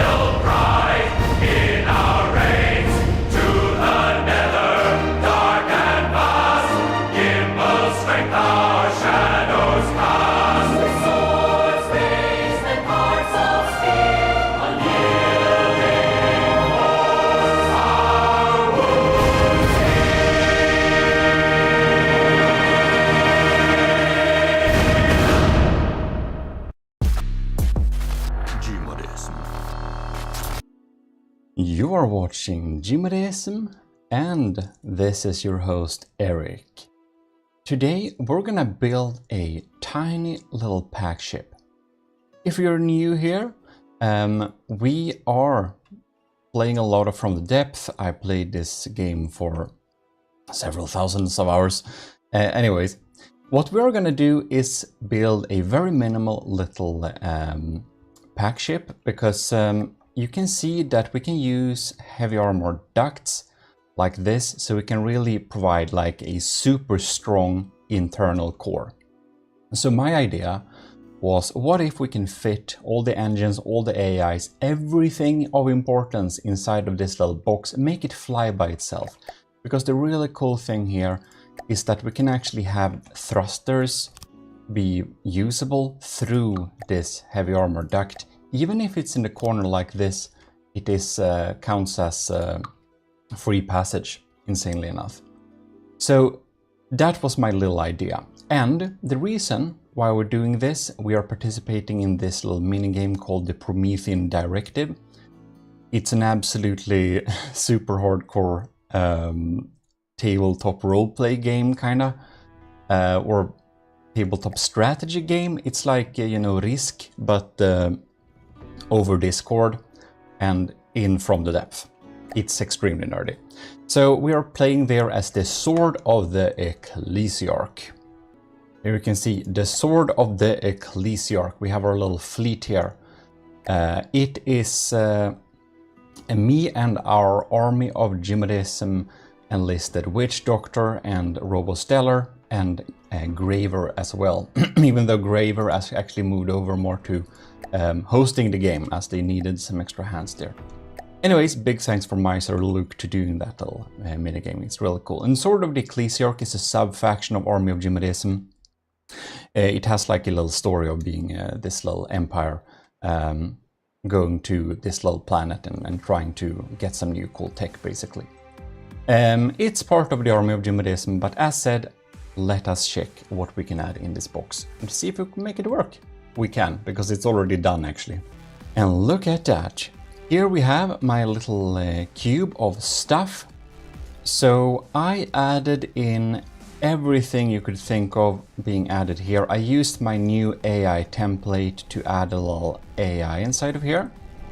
We're doing steam electric. So we are having steam engines inside of here, which basically are just these little tiny turbines. So if you are, whoops, let's see here.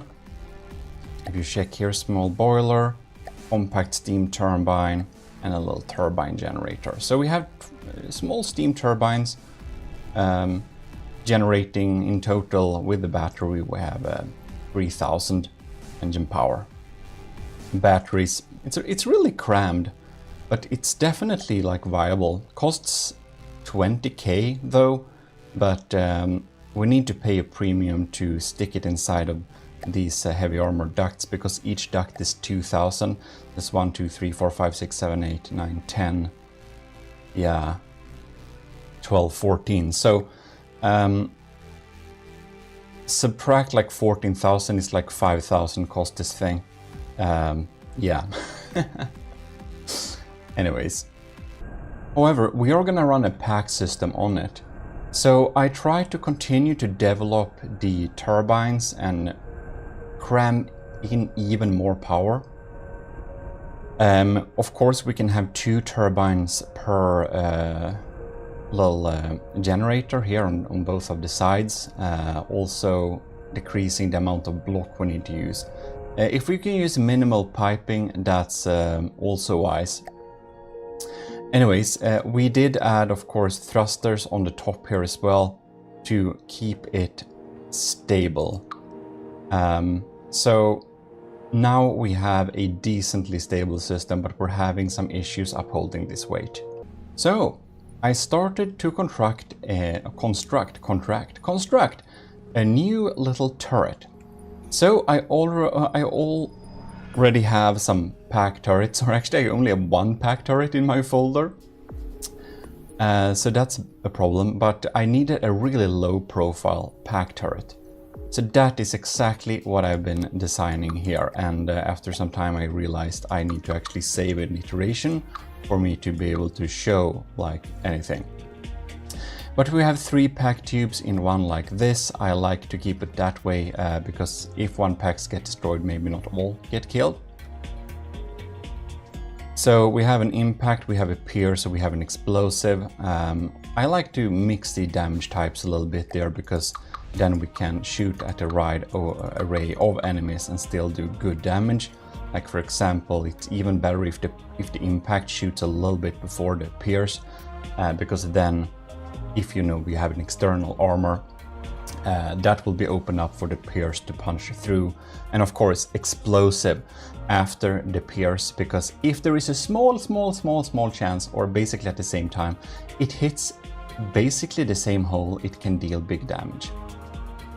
Anyways, doing pack turrets like this is of course very expensive, and they take insane amounts of energy. I had to upgrade the internals of this a lot. You can see here it's completely changed the layout of stuff here. I basically had to redo it. Now we have 1 medium boiler going into here, having a lot of tubes parting up, and then we can use some, not the all-in-one block, not the compact one, but the real ones, because they are a little better, producing a little bit more energy, as you can see here. So unfortunately we can't share too many of those turbine generators, but it does provide much better stats than before.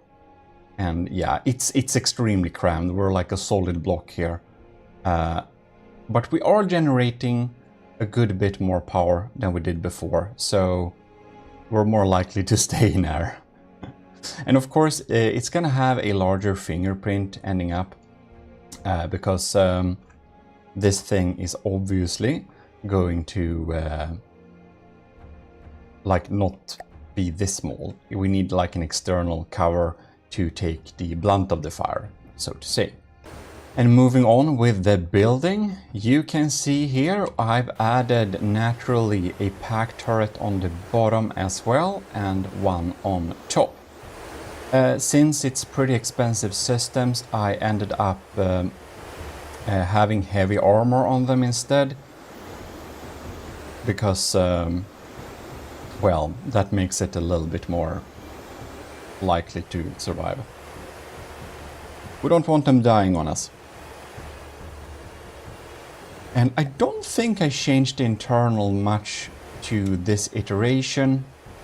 And the reason why we built this exact pack little ship is that we needed a pack-based anti-air ship of some kind. So this is meant to shoot down other air targets, basically. You can see it's basically a fully functional ship now. It may feel a bit jank and a bit cheese somehow, I don't know, but it works pretty well. If we take a little look at the pack turret, we ended up calling it the Trinity, and it costs 15,000. Looks like this. Pretty happy with it, but well, impact, pierce, and explosive like before. And obviously, I want to have some cool stuff controlling this, but that is for the next iteration, I believe. And now the exterior shell, it's getting its shape. This makes it not only more aerodynamic, but also a bit faster due to the added aerodynamic. Naturally, the biggest improvement with having an external shell like this is that the heavy armor ducts won't take damage directly, because even though they have like 37,000 health, if one of them die, it's game over, you know. So here we have like the external shell a bit. We do have some issues, however. If we shoot these guns, bam, we are using a lot of our energy, and when we're using this energy, you can see here when we like clocking the next shot, our energy is getting lower and lower. And can you see the engine tab? The engine power is getting lower and lower too. So as the pack cannons drain the batteries, such is the electric engine getting weaker too. I don't know if you know this, but in real life, the amount of voltages decrease the lower, like the less full the battery is, to say. You're basically lowering the voltage when you're discharging a battery. It's of course like a currency in voltage. It has a couple of joules of energy stored, but a discharged battery has a lower voltage, and a electric engine also then produce less power. So this is the issue. In real life and from the depth, when we drain our electric batteries, we get less engine power to work with. So as you can see, we effectively drain the batteries, so we actually crash into the waters. I don't think I'll need to tell you this, but that is an issue. So the only thing we had to do was add a lot more engines. We should have a little breadboard too on this thing. We'll check that in the last iteration of it. But we basically completed the exterior shell here. We added some reverse launch anti-missile missiles here. And we made sure to use the most we could of the 4-meter offsets, making it the most, well, health point effective block in the game. We have a lot of injector engines stacked here, and we have like really careful snakes making sure the outputs of the jets are not blocked, but still. So this is like a very crammed, very weird little engine. And for like backup redundancy and stuff like this, we have several of them. We can have 1000 power from this engine.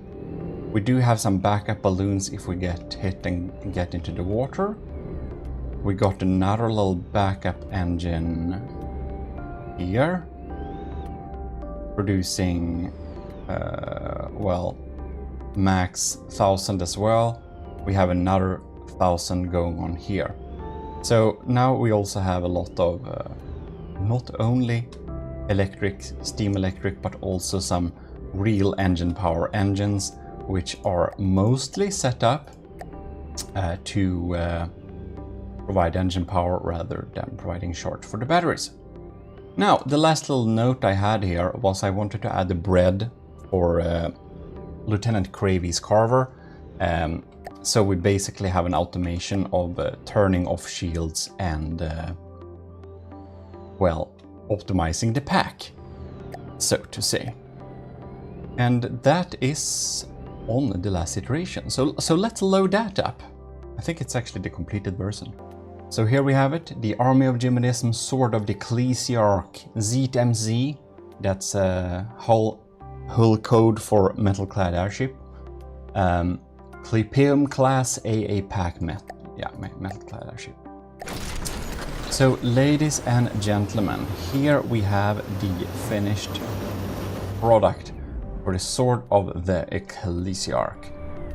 I added a paint job, obviously. We have some redundant extra detection going on here.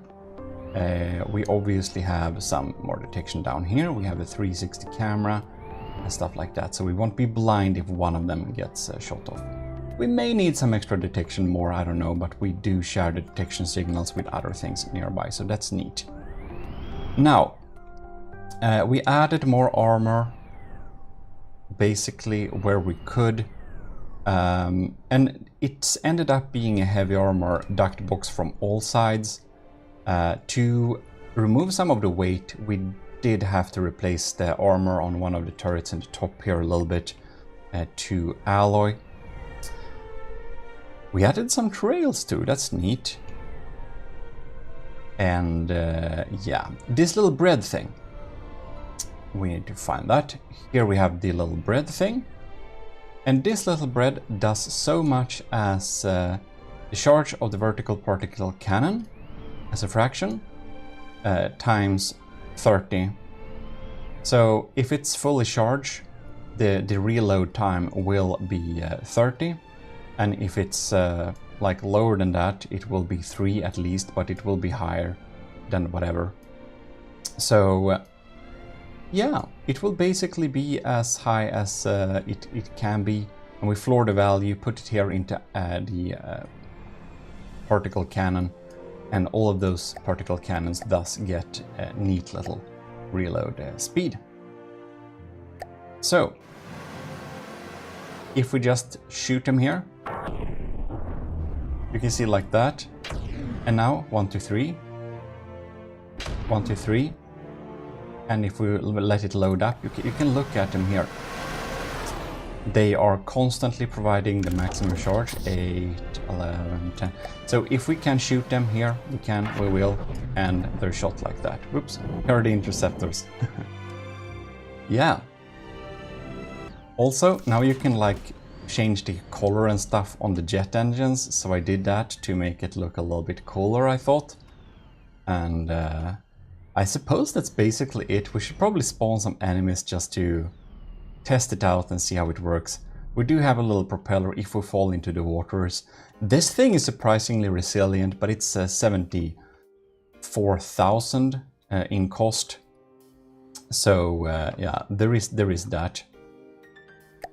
Let us get in some deep water guard. We begin with like 2 small planes in the Geiger. Yeah, we're gonna do that. Oh shit, I spawned them really close. Really trying to get up in the air here. It is fighting from pretty high altitudes. We're getting shredded by those... Oh, bam! Look at that! Okay, that was a big hit. Fortunately, we have this exterior layer of armor. So it needs to go through that before it actually deals any type of scary damage. And if it can shoot, it will. And if it will be able to reload a little bit more, it will do that. So it's always firing at full charge, which is very neat. And this little front bulk basically shields us from a lot of that fire. Now I think our engine power got a bit compromised with some of our engines being taken out. So our shield has switched off, as it does have lower priority. Did I set this up correctly, by the way? Yeah, it has. Okay, good. Just wanted to check. Really starting to dig through here. Oh yeah, the fuel box has caught on fire.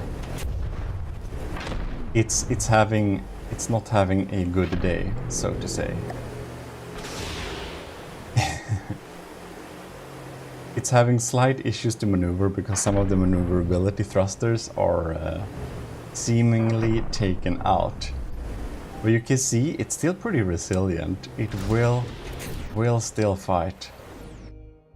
Oh, and that is despawning. So our 70k ship could take out the deep water guard, Geiger, yeah, all of them we spawned.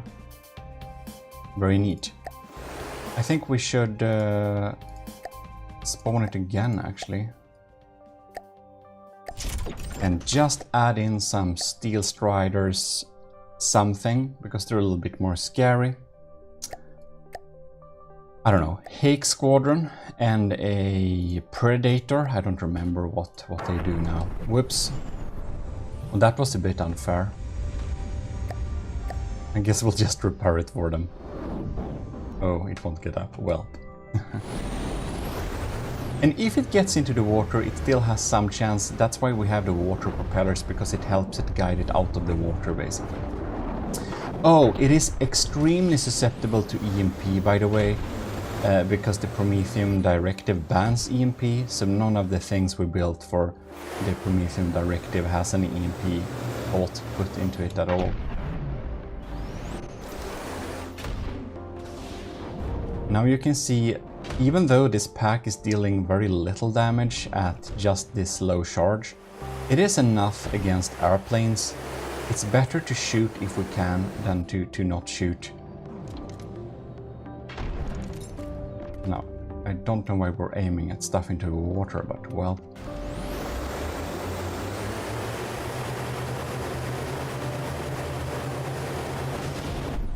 Oh, bam! I'm wondering if we have like some local weapon control or whatever taken out. Okay. They just keep missing.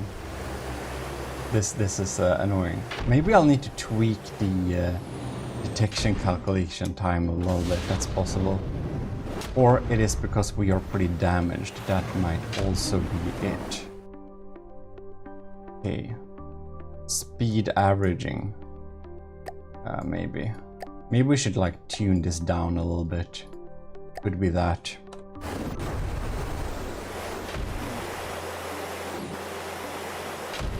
It isn't fully battle tweaked yet, but I feel we should repair it because I don't know if its performance is representative, as it may have issues seeing the target. Here we got a little hit. Bam. So it works as a kind of fly swatter, swats them out of the sky eventually. Bam, there we got another one. When they do hit, it's at a good spot. It's pretty quick work of whatever it shoots at. I think we need to just see it from the Hake's perspective. Where are our ship? Gonna like rack. Oh yeah, look at that. Now we're locked on and tracking. That makes so much Janky camera. What the hell? Well, I think that's basically it. That is the clipium, which basically means the shield. Yeah, we got taken out. We took that out right there. I do want to say big thanks to all the commissioned officers in the army of GMODIST. Captain Awesome Pupper, Captain Shuro, Commanders Ben Wilke and Delphin, Lieutenants Ali, Anto, Creevy, Flores Dagon, Josef Ishovsky, Owen, Parba Greed, Vincent Veritas, Rick Burrell, Scooby Rocks, and of course all our cadets. Everyone in the ECCLESIARCHY of GMODIST, that is YouTube members, and if anyone joined the government of GMODIST between me recording this video and, you know, I'll mention you in future videos, okay? Well, huge thanks for supporting the channel, everyone that does it. That helps a lot. It really helps a lot. So thanks a lot for that. And well, thanks for watching this little video. I hope it was fun to check out this little clipium class getting created bit for bit. And yeah, tell me if you want me to put it on the workshop.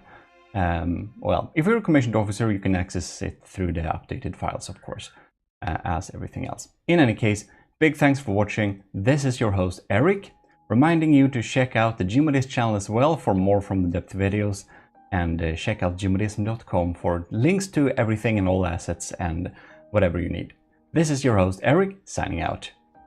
See you next time. Let me check that again. Right, not there, not there, it's not there. Well, this isn't very good.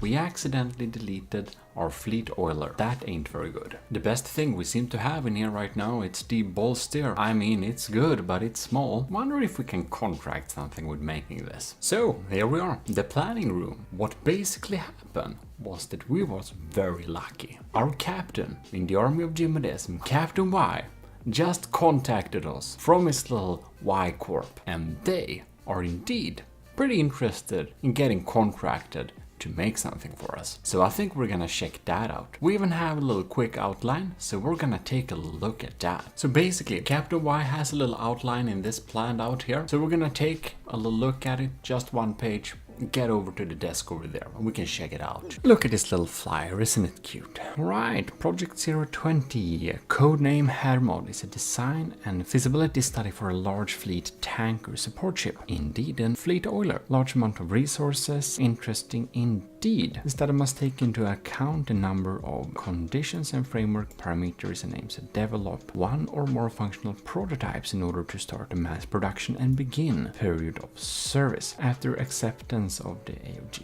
leadership, well, that's me. The order to develop was given to Captain Y and his research team, the so-called Y Corp. Yes, now it is. AOG criteria: naval vessel, fleet oiler, large amounts of cargo and storage capabilities, 2 to 7 million materials. Yes, that is my request. And some main mining capabilities. Then we have some Y Corp criteria after analyzing. Complete new way of ship construction, fleet self-repair ability. Maneuverability, cruising speed. It's a pretty quick design, it seems, that Y Corp is trying to design here. Very interesting. 120 meters in length and 41 meters in width. Well, that sounds like a pretty good max standard. Cost below 220k materials. Yeah, more expensive than that would it be great. So minimal maintenance cost, max energy efficiency. Yeah, well, it's a fleet oiler, so it shouldn't burn up all its materials. Battle performance, offense, cargo and transport vessel. No combat participation planned. Active decoy system. Medium strength civs. Possibility to defend against medium vehicles while being attacked.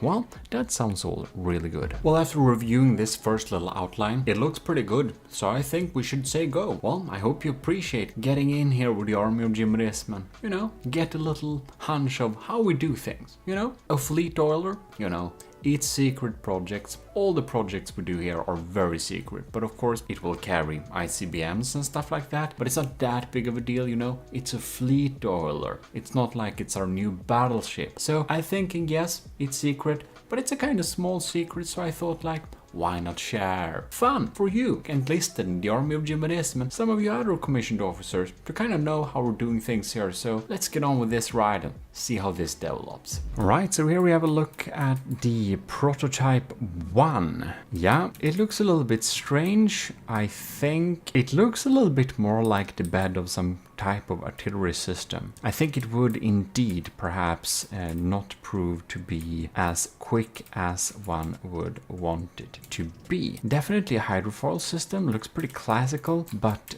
not too much in terms of new design. As you can see, I just came back from some very important Spec Ops operations. But anyways, Admiral's back here. We apparently got an update from Captain Y, so let's check in on a little bit. Document 2 is here. Well, we all know this text. Very interesting. Let's dive in here. Oh, right. Army of GMODIST Project Hermode Update 1 Hull Decision. Ooh, interesting shape. Well, I'm glad it's rejected. Status rejected. Cost of rejection. Yeah, too much water resistance. Yeah, that's gonna be slow. It looks so unmodern. So I'm glad it was rejected, this one. What is happening here? What is he doing? And anyways, I'm glad that was rejected. Not gonna say it with his face, so I'm just gonna send this response.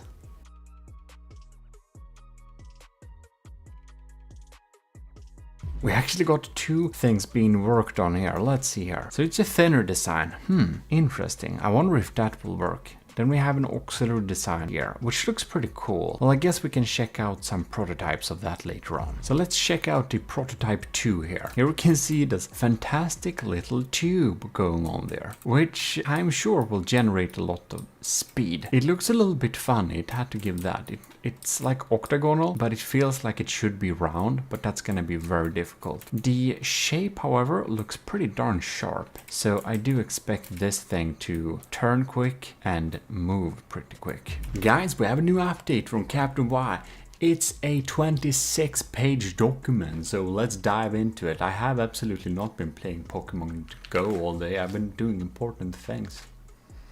Well, here we have this 26-page block, so let's check it here. Now it's starting to look like some proper documentation. Isn't that very nice? Codenamed here, yeah, we recognize that. So let's jump into this book here. Table of contents, decision tree, vehicle, drive related hull. Okay, phase prototype, 1, 2, 3, 4, project phase 2, cargo and storage design, summary submission tree. All right, so let's sift through this document here. Specification and framework condition. 2 groups of interested parties for the project who have requirements for the vehicle and the prototypes resulting from the project. This is mainly the Army of GMODIST primarily, in addition to the primary requirements, best practice of experience, the Y Corp, architecture office is used. It is not permissible for the architecture office's changes and proposals to cancel the primary requirements of the AOG. They are only permissible as supplement. Well, that sounds good. We don't want to be overrun by our contracts. Initially, primary criteria. So this is some nice little parameters we recognize from the previous document. No combat participation plan. That is right. Evolved secondary criteria. Right. Criteria for the battle performance. Civs. Primary civs should not only serve as the role of pure missile defense, but also to fight against light and medium bandit units. That sounds like a pretty smart setup. That's what we often do too in the AOG for our in-house designs. So, phase 1, primary hull design. First phase revolves around the generical shape designer hull. Okay, so here we have some thrust tables per power, per invest. Yeah. Block space, propeller diameter, so 2 to 4 blades. So here we can see that's very interesting. Here we can see that the double amount of blades does indeed help quite a bit here. So 4 blades with 13 meters of length provide some really good power right there. Okay, thrust per invest. Yeah, that's absolutely much better than any of the else. That's really interesting. So the thrust per invest is higher the larger the blades are. That is very interesting indeed. And it is better with more propellers, with more blades, but not a lot better. That's very interesting to know. And the thing we really win with having big blades here seems to be having, they just provide more thrust compared to the base cost. Yeah, so bigger propellers aren't a lot better. That's interesting. It isn't a scaling in an exponential manner. Of course, and the Lord High Admiral already knew this. Well, here we have I didn't. Very interesting. Learn new things every day. Propeller testing. Yes, indeed, we got it there. Initial requirements. Drive, seizing a vehicle, hull design, steering system, air propeller system. That seems like a really wise decision. So, decision 3, initial requirements. So we have classic propellers, jet drivers, sailing systems, air propellers, which is indeed the selected method. One big centered system, and we are going for the catamaran design because of this. And we got hydrofoils to get some higher speeds. And we have air propeller system here for the steering as well. And we get alloy armor for getting the lightness, and layered armor to 1 meter layer. Okay, and we got a couple of prototypes coming in here. So if we go through the document here, we can see we got some really interesting data here. Vehicle drive related. Due to space saving measures, the YCOB decided to use a large centrally located propeller system instead of 7 propeller systems at each side, which would also have been possible to steer, but also a really big weakness, because if someone shoots off one propeller system, we will not be able to go forwards anymore, which would be really sad. Well, let's go to the next page. Here we got hull form related, less block building space, less needed building material. We got some weak points, but we got some redundancy, so I think that should be really good. Skeleton armor should be light and cheap, so it's more expensive than wood, yes, but the only light material is alloy. That's really feasible to use in our modern battle building. Wood is of course really good too, but I can understand you want the maximum lightness. Alright, so here we have this old hull, which is rejected. We're very happy for that. It seems this prototype here is indeed obsolete, because we indeed went for the catamaran design, which we have all here. Looking pretty splendid, I must say. Look at it. The glory of the AOG will blow through this hole and get very high speeds. Very beautiful. So, prototype 3 is obsolete. Alright, okay, we have a really covered area here. Benefits from prototype 2, layered armor while reduced height. Okay, this is confidential, by the way, so you should be very happy. You can see this. Prototype 4 blueprint. And here we have benefits from prototype 2 and 3, much more style. Indeed, indeed. It's not a tube anymore. It is a framework for propellers, not just a simple tube. Tube is a little bit boring. We have to agree with that. Project Phase 3, cargo and storage design. Since the vehicle is primarily intended to transport materials, the type and shape of the storage space and the transport capabilities, therefore, Phase 2 of the Delom deals with this important topic. So here we have storage type, the cost of the storage type, the storage amount, the QM rating, the weight of it, material storage per weight. Oh, storage material invest. So we can clearly see here that the cargo container is just excelling at all regards here. It's just so much better in terms of storage capacity per investment. That's actually very interesting here. I wonder how it measures together with health points. Could have been interesting too. Well, here we see a couple of them there. Storage types. So here we have large, small cargo container, mainly use of cargo containers. With every project and every prototype, important decisions and crossroads have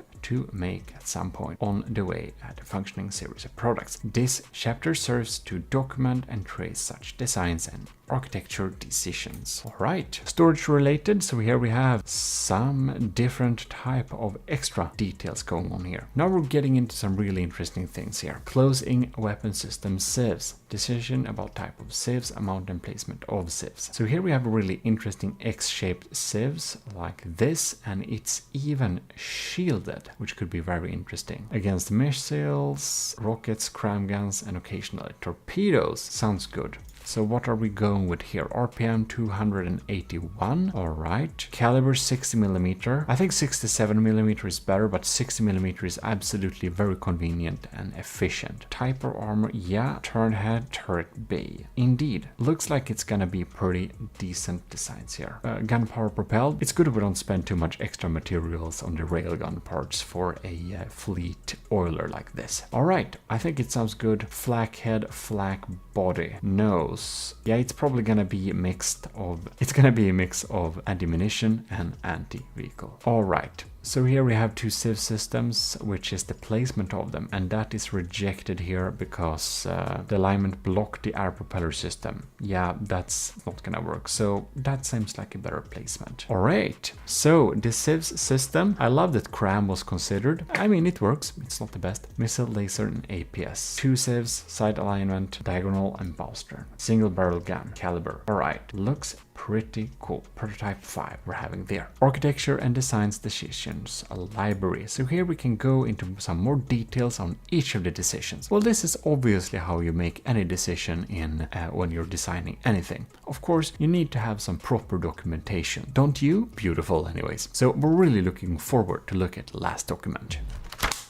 That's what I'm talking about. Now we're getting somewhere here. This is like some real documentation. This is how we always do things in the army of GMODIST. Whenever we're developing something, we're not doing some kind of joke. We always have, like 900,000% of the time, we always have documentation like this. It's how we do it, you know? You have to stay professional. Well, anyways, I'm looking forward for the final results of this. I think it's gonna be a real good fleet oiler. I can tell you that. I'm pretty sure we won't miss the old, what was it called? I don't know. It's deleted from the workshop. It's deleted from my files. Who cares? Here we have the prototype 3. I think it looks pretty darn cool. Now we're getting a little bit more modern design, open up the tube a little bit, make it look a little bit more open and less constricted to turning, because having a big tube that's not open anywhere, it feels like it would turn kind of more slowly. We have a sharp design going on here, and we got the same type of turning. Gonna be really interesting to see how we're gonna be able to fit the internals here, but having the outer hull be 2 meters of alloy is probably a wise decision. We're now looking at prototype 4, and the prototype 4, as you can see, has a much more decorated tube for the propellers, which just look a lot better. We have a pretty wide feeling to this, and other than that, we're retaining the main features and feeling of the design. This is like a cool little additions and cool small details that really make it come together and really look like a professional army of GMODIST design with gold trim and everything. So here we can take a little closer look at the sieves system. We got some system going on here, which is the sieves. We got some metal shielding in front of the belt feds. No, these are not belt feds, right? These are 1 meter autoloaders. So that's good, because if it was belt feds, you couldn't have ejectors like this. Well, it's coming together pretty well here. It looks like a solid system. It's being mounted here. We got some control units going on there with some redundancy as well. Not sure if this is an interesting little thing. Not that I think we're gonna encounter a lot of EMP, but if we got EMP'd, that's not like a huge issue like that, but yeah, one of them might fall off like that, so I don't think this surge protector is doing much. We really need to EMP insulate things if we're able, if we are going to protect them. But anyways, here we have the general sieve system. We have a lot of shields on here, so it's gonna be protected. Even if shells are penetrating, they might bounce off. The design of it looks really cool though. It's like an X from above, and I'm sure this system will be able to shoot down incoming missiles pretty reliably if just this turret neck doesn't get shot off. To take the decision on what propellers we would have, this is the aforementioned little test. So here you can see the thrust they would provide, 10,000 here, 20,000 there. So of course, having 2 blades will make it have more thrust, but it will not make it be more efficient. If you have 3 blades, however, it will be kind of unbalanced, and that will not be very good. If you didn't know that, I think it's pretty funny. You can see now, it now has asymmetric limit there. Asymmetric thrust reduced to 98%. So that's something that can be good to know. This one provides like 76,000, this one provides 38,000. Well, good to know the testings behind the results. Well, here we have prototype 5, which is really starting to look like a ship that is indeed coming together. We have the sieves system installed, we got some basic rudimentary detection, and we got it here. Isn't that quite nice? Alright, so here we have some Correspondence. Dear Sir, here's an update. Construction information, phase 2 and 3. Important fundamental decisions about storage system and sieves. Brand new sieves, Mantis 60. Very interesting. So we got some new cool files to check out there. So we're very pleased to see the results and the rigorous testing. Indeed. Well, that's of course our normal testing procedures. Regards. Acta non verba. EOG Invictus. Regards, Lord High Admiral GMODIST. As understandable, we had some slight issues with some of the testings here, so I was just wanting to have some extra testing about the turret neck. It looks a little bit weak, so just get that back into the testing board, yeah? And it seems that it's all going pretty well with that. Captain Wise explains it's rarely a problem with the turret neck being blown off, not seems to be a weak point according to Y-Corp. Interesting indeed. And ooh, top secret component, which is intended to significantly increase the survivability of Project Hermod in combat. Details are currently top secret and only in development office itself. Interesting indeed, Captain Y. Well, it's gonna be very interesting to check that out later. And of course, some obligatory praising of the Gimli battleship's unbeaten status in the Gimli battles. That definitely deserves a applause. So please applause. Thank you. We got some new documentation incoming here. 37 pages of documentation. That's exactly how we do it in the AOG. In the Army of GMODIST, we want to have good documentation. So let's dive in there and check that out. The final design is closing in, so let's take this 37-page beast and dive into it. We have the library going on here, so let us check what's going on here. Initially, secondary criterias. Well, I think we know this document by hand now. Looking pretty darn cool. And, well, obsolete, go there. So really closing in here. Just take a little refresher on what's going on here. Yeah, looking pretty good. Muscle brake extension. We got some more detailed decisions here. Type of sieves, developing sieves indeed. We got a shield, metal. Seems to be pretty decent. We decided the same thing here. Nose is gonna be shaped charge and the anti-munition is gonna be flak head.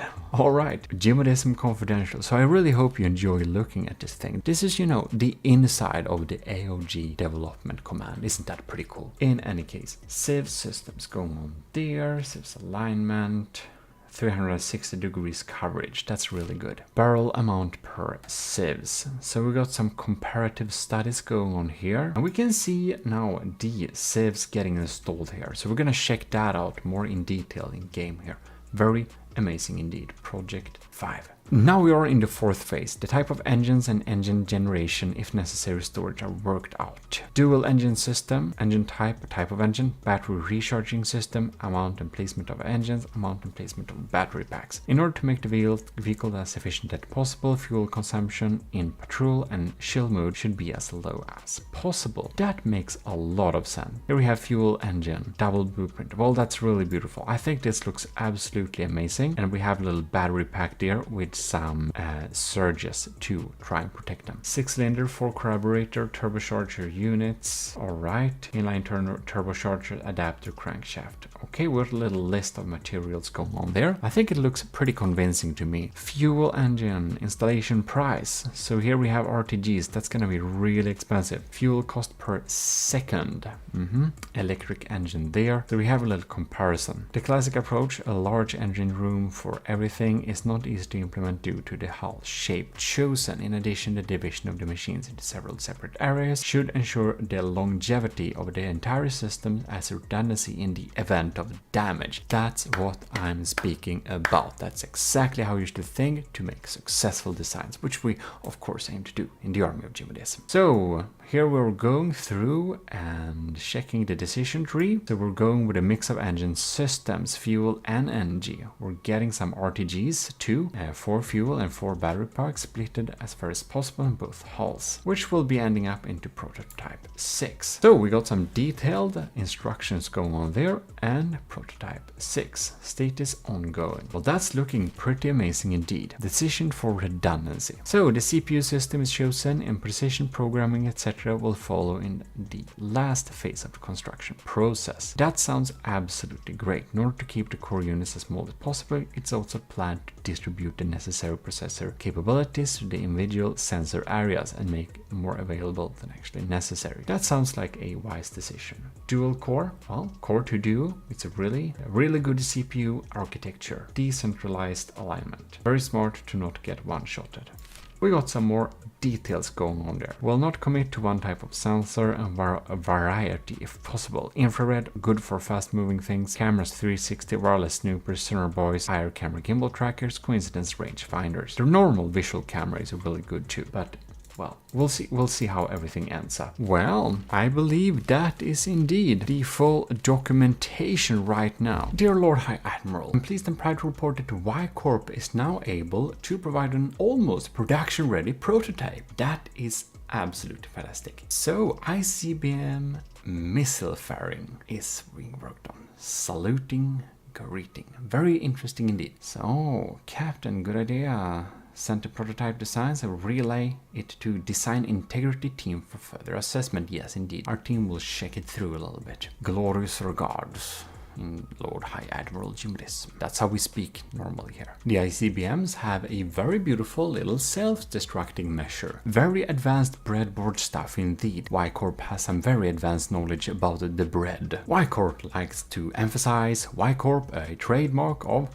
Y Work, has made it a goal to offer the greatest possible user satisfaction with the least possible amount of work, and is happy to answer any questions about their products. Oh my god, I think the quality assessment team will be quite busy this weekend. After the quality control team was getting back, we had some different things to check. One of them was nukes will spawn even if the target is less cost than of a nuke. Basically, it's gonna spend more materials to destroy the enemy. And well, the quality control board kind of thought that was maybe a little bit wasteful. But in any case, we changed our minds. You see, Y Corp thinks that because of the amount of all the materials we have, any threat should be countered with maximal force indeed. It all makes very much sense, of course. AOG Central Command must agree that overuse of firepower must never be quenched. We draw back earlier statement about using too much material, as it is true that excessive violence is always the right answer. In from the depth at least. And of course, our honored captain will absolutely agree to this motto, thinks it's a promising attitude. Well, it seems we have the final design sent over to us. So let's take a little look at it in game. Ladies and gentlemen, here we almost have the finished design. Not quite. Here we are actually having a tiny little issue, and that is that IR trackers don't see through portholes. Also, this thing would block the view if it could see through them anyways, because the trackers really rely on line of sight. So that was addressed and has been fixed, so we're gonna look at the final version. And there it is, ladies and gentlemen, the final version of the Hermod Fleet Oiler constructed in the Y Corp by Captain Y. These are now mimics indeed, and inside of here we don't have IR, but we instead have normal camera trackers. Here you can see the beautiful design is really coming together. The propellers are looking absolutely splendid with some engine parts on them there to really give that propulsion feeling. AOH Hermod. Well, I think we should get this up in the air and do check it out a little bit. So from above it gets constructed like this, and if we see the cut-through view here, we can see the different parts and interiors going on there at each of the sides. It has a really high capacity for storage, of course, because that's its main purpose. If we check a little cut-through view here, we can see the armor and the components coming together here. Looking pretty solid. And it's AO because it's a fleet oiler, and the H is added because it's a hydrofoil. Hydrofoil fleet oiler, if you were wondering. Well, I think it looks pretty splendid here. We're definitely gonna take a little tour in this thing. But first, let's check the weapons. And we have a beautiful active decoy system, which of course will not hit on us like that. You may notice this thing. This is a mining arm, an automatic mining system that will mine when we are in a resource zone. If we, however, go away from this resource zone, you can see that the mining arm is neatly folded here. Anyways, let's take a little walking tour here. We have a beautiful little command center area. We have mining cams and we have combat cams. I think we can switch to the mining cams. I believe this is mining cams and this is the combat cams. So we got some control going on here. We can indeed see even the construction because there is a secret project which is the ICBMs. Well, this is our matros here standing ready, or maybe it's a lieutenant. Here we can access the engine bay. Doesn't that look quite splendid? So you, if you are enlisted, you may, you know, serve on this tomorrow. Who knows? Here we can go out and we get some additional detection. We can walk up here too to access some of the cargo area as well. I think we should get in here again. Good to have multiple entries and exits. So looking all splendid. Let's go out here so we can go here. The entire ship is quite walkable. So we are really having some good role play abilities here. Very nice indeed. Just if character movement was a little bit better in this game. In any case, let's move around here. We can see we got RTGs stored here and we can open up to go back to the mining facility area as well as climb up over to the other side if need be. There is of course no way to make a nice walk over because, well, yeah, we kind of have a big propeller tube in the middle of this craft. So we can go here. We got a repair station to repair other ships and we have pretty similar designs here. We can walk just right by the storage containers. So we can go in right here. We got the other civs turret. We got some smoke installed there too in case we get lased. It's really good to have some smoke. And here we have the bunk areas with some beautiful portholes outwards too. So we are being able to feel the 4 matroses right here. We can go down and they just sleep right above the engine compartment, which is very nice because doing that means that it will stay warm here. Isn't that nice? Think of everything. Here we're having some shower areas. 4 personnel can shower at the same time and we even got the toilet areas. This has all the amenities that could be wished. The Y Corp has really put together a well thought out and functional design that can field both personnel and, well, a lot of cargo. Not a little cargo, basically 7 million in cargo. So we can carry a lot of cargo here and we even got logos, of course, because that is very important. So I think we'll need to check out some of the combat performances, but I believe we will just check out its movement speeds here. So we're getting up to 43 meters per second when moving like this. The final cost of the design is 180,000, which is really good for a design like this. So that is quite good. Top speed of 55. I expect it goes up a little bit faster when it has to move at top speeds. In any case, we're gonna set it to automatic and we're gonna spawn some small airplanes. Now you can see we're constructing a vessel. All right. As said, we're gonna carry some ICBMs and that's of course really useful, but maybe for countering a little bit larger targets. I think our decoys are doing a pretty good job at decoying here, which is very nice. And the guns are, oh yes, the ICBM really hit there. Awesome to have some ICBMs going on here. We're shooting a mix of shells. We're shooting both heat and flak in order to deal with the multiple different targets, just because switching the ammo isn't the easiest thing to do. Fortunately, the ICBMs will take out these threats very efficiently. So yeah, this thing spawns nukes, because as said before, excessive violence is always the right answer when meeting opposition, as Captain Y and I discussed earlier. We can also spawn a, let's see here. Let's drop in a couple of Marauder and see if we can deal with that. However, what is really good here is that we have some security lights. So if we're having some issues here, we can see that the warning lights does indeed light up and tell that there is an issue here. We're moving at like 61 meters per second, so we're speeding up her a little bit to not get hit. Of course, we're staying out of sight here because we don't want to get messed up. And you know what? Did you see that? It actually switches between 2 different ICBMs dependent on the target, if it's an aerial target or if it is a naval target. This is steam jet propelled and it deals a lot of damage. Let's see if it's switched here. No, yes, it switched indeed. And here it goes. We may spend some materials on our nukes, but if we're meeting any foe, we're gonna make sure to mess them up real hard. That's real good, because this thing isn't really adapted to face combat, really. So it's good that we're launching some nukes to be able to deal with the problem efficiently and securely. We're basically not even scratched over here. Well, indeed, it does perform very satisfactory and very efficiently. So this is indeed a extremely efficient and useful design that is now added to the Army of GMODISM's second frontier fleet. This thing will be appearing in future iterations of the Nether campaign, because of course this is what we are collecting some of the crafts like this thing with. And of course also, just like the winning bomber designs, they will appear in the second chapter frontier fleet together with the Hermod fleet oiler. Here we can see the nuclear missile that is spawning as a torpedo, and which spawns depends on what enemy we appear. So we have the Gremlin and we have the Triton, and which of them spawns depends on what target we are meeting. This one deals with underwater and naval vessels, and this one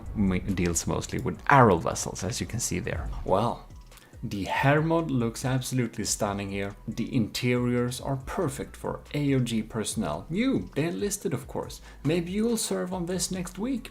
What do you know? Maybe, maybe not. In any case, Captain Y for Y Corp has really put together a really nice design here and put together some pretty nice documentation too. So for that, we will say applause. Very, very impressive indeed. But wait, there is more. We have a little extra look at a little extra project actually that Captain Y has been putting together with the Y Corp, because the Army of GMODISM needed a low power radar outpost so that we can remove the fog of war and just have some eyes, you know, in the nether to see whenever some enemy approaches, so that we can take swift action. So let's dive in and check that out. And as said, there is a radar station to look at. Lastly but not least, we have a beautiful little radar station going on here. This is the Lyttepost, and it will make sure that enemy units are detected using this beautiful radar antenna, cleverly designed in a tower like this. So the Lyttepost works as follows. We have a space for 2 personnel, we've got an AI core and some amenities right here. We can then go outside and we have some different structures to walk around on. Here we can control the fortress if need be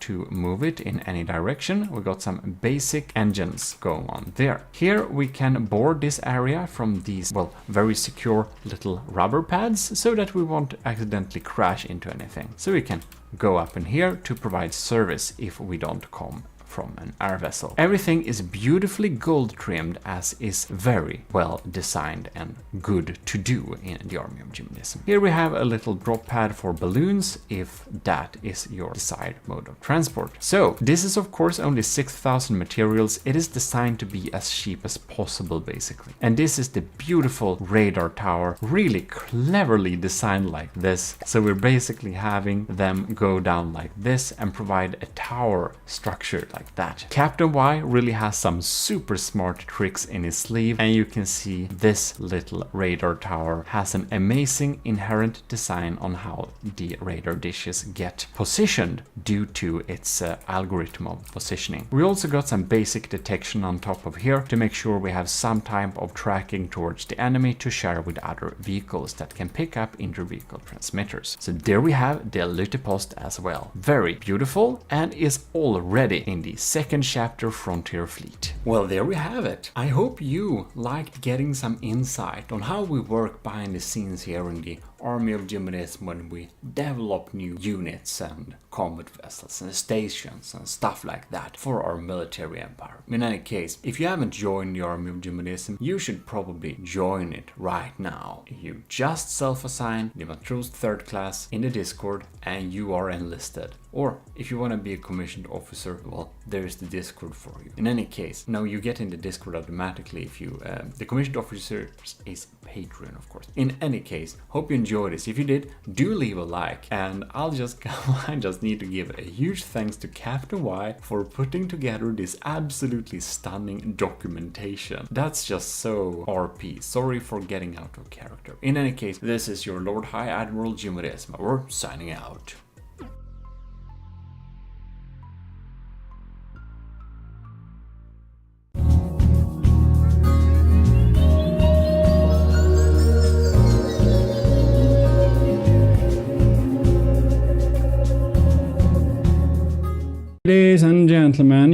welcome back to From the Depth with your host Eric. You kinda like the battleship scissors, so in this little empirical testing we are going to try and upgrade the battleship scissors, test the different game mechanics, and, as I did promise before, that I would take a look at that Hitman's chain chainsaw. Yeah, it's the chainsaw. You wanted me to make a chain sword, however. Whatever.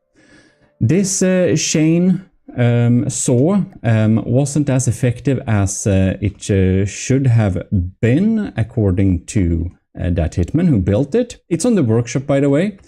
But what I basically have done for my little upgrade, which I did say to y'all that I should actually make, is make a drill version. So here you can see my little drill version, which I happen to be building on right now. So we just have a few spokes left to replace, and we're going to test our different systems out. We're going to begin with testing out the, the scissors, the battleship scissors, of course. We're going to compare it to the unmodified chainsaw from that Hitman, and then we're going to see if my, drill mod did anything reasonable. Oh yeah, and this little platform is our new testing rig. If you want to see me make this testing rig and the development process of it, it was a lot harder than it should have been, because it's so difficult to tweak. But whatever, if you want to see that process, go to the GMODIST channel. There's like all sorts of links in the descriptions for that if you want to check that out. GMODIST. Better late than never. Alright, there we had the intro, I guess. So in any case, let us get started. This obviously has, it's loaded up there, but we're gonna check this little thing out a bit later. Alright, so we have the scissors, we have the drill scissors, a new thing. We have the scissors saw, you've seen in the last section of the Let's Build a Battleship Scissors video. Then we got the chainsaw from that Hitman, but on a little sub-object like that, and with a Lua code included. And then we got the Hitman's chain drill, so my chain drill modification of it. So, first out, this is an empirical testing video, and if you're new here, you are most welcome to the GMODISM Empire. I'm your host Eric, and in the empirical testing videos, we basically do some tests, right? Now, this little test platform, which I built on the GMODIST channel, another channel that is, if you want to check that out, is really useful.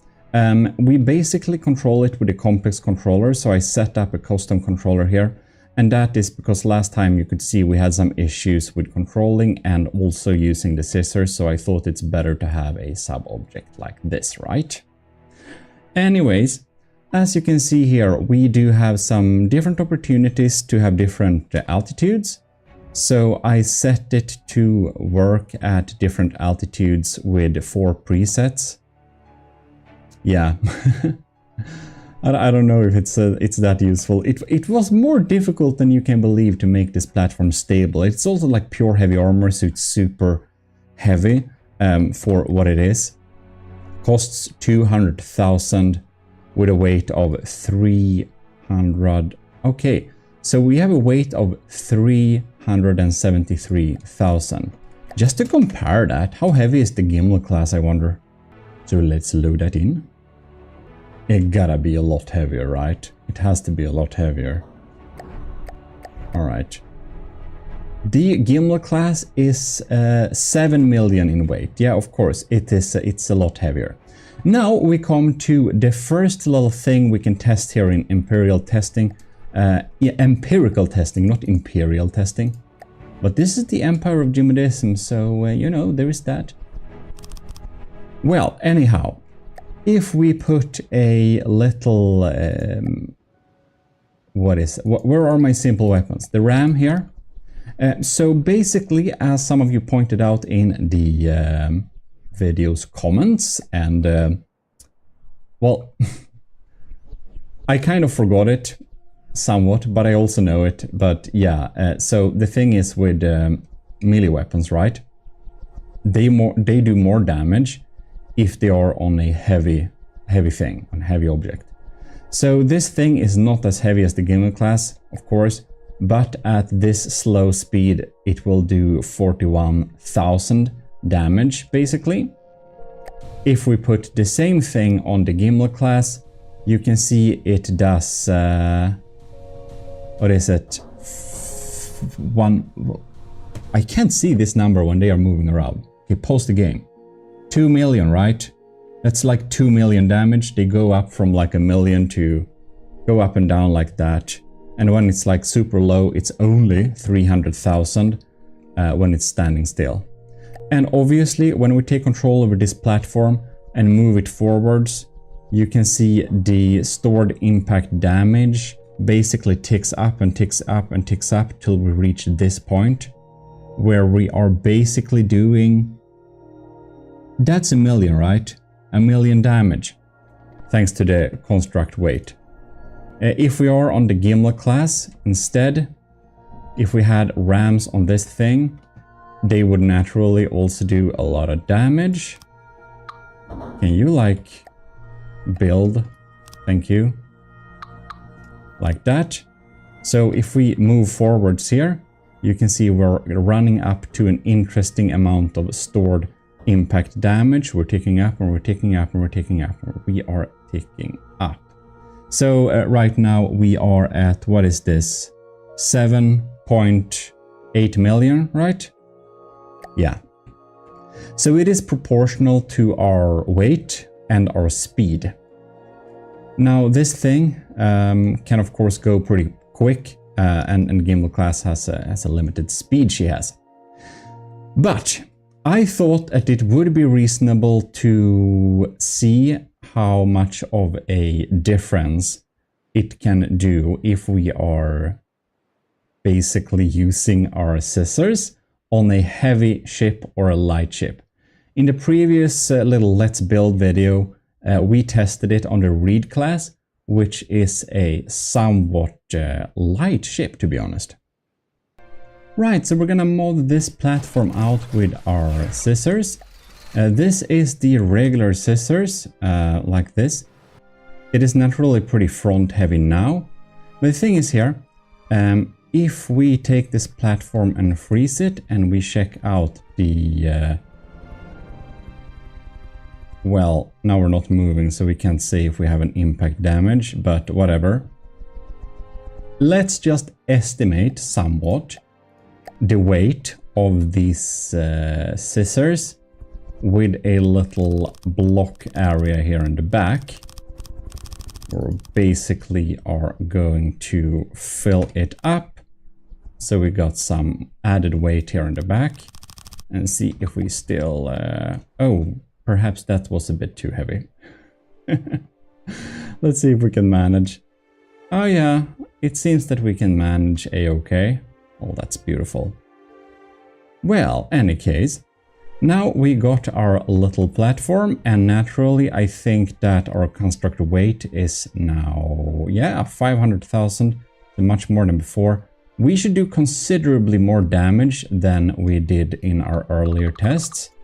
So I'm basically thinking that, yeah, let's spawn in some test targets, enter God mode, and see how much more damage the scissor is able to do now when we have, well, a heavier platform for once, plus a extra weight, which is pretty heavy.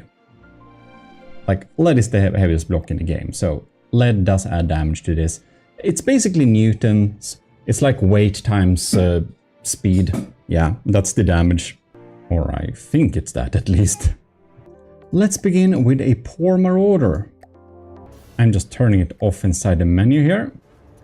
And, well, then basically, I think it's time to line up our scissors casually, as you do.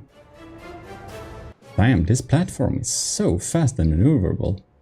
Ooh, I'm glad we have strafe too. Come on. Careful, careful, careful. Almost, almost. Oh. Oh my. We're up to test. So, let's just do it. Cut! What? Alright, let's move a little bit while we do it. Ooh! Look at that! Look at that! Alright. So just that we moved the tiny little bit made it so much more scary. Alright. We're totally gonna spawn in a crossbones and we're just gonna ram cut it. Oh wow, yeah, okay, definitely deals considerably more damage. That is very obvious. Alright then. Let us charge basically. Alright, now we need to have some finesse and some timing. Pause the game. Okay. Slow-mo mode. Play. And cut.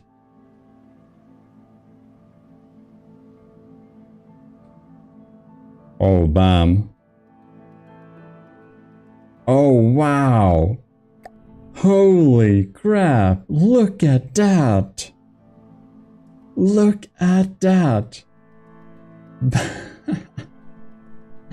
Alright, we missed a couple of blocks there. I guess the stored up impact damage wasn't just enough. That did so much more damage though.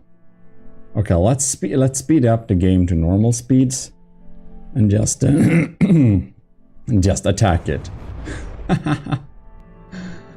Alright, look at that. We deal so much more damage now.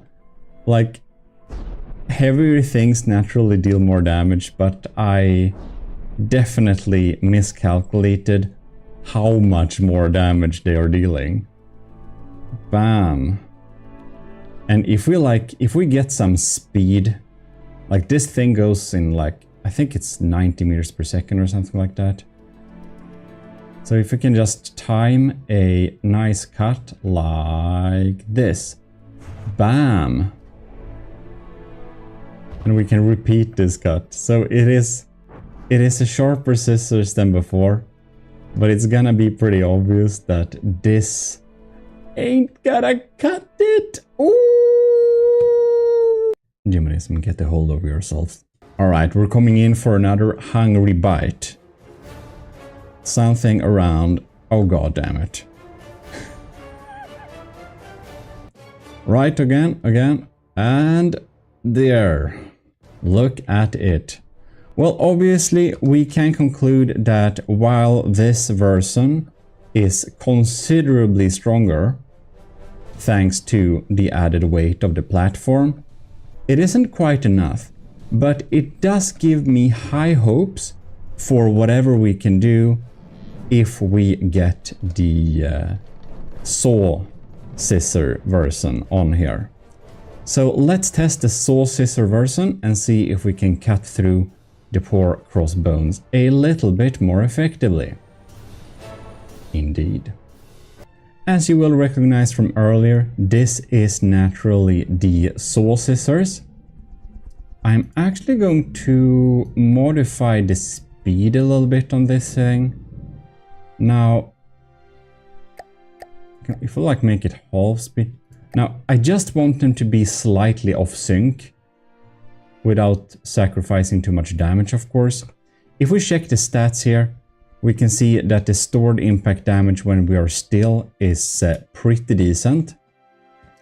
I think we're gonna begin with a Marauder, just for fun.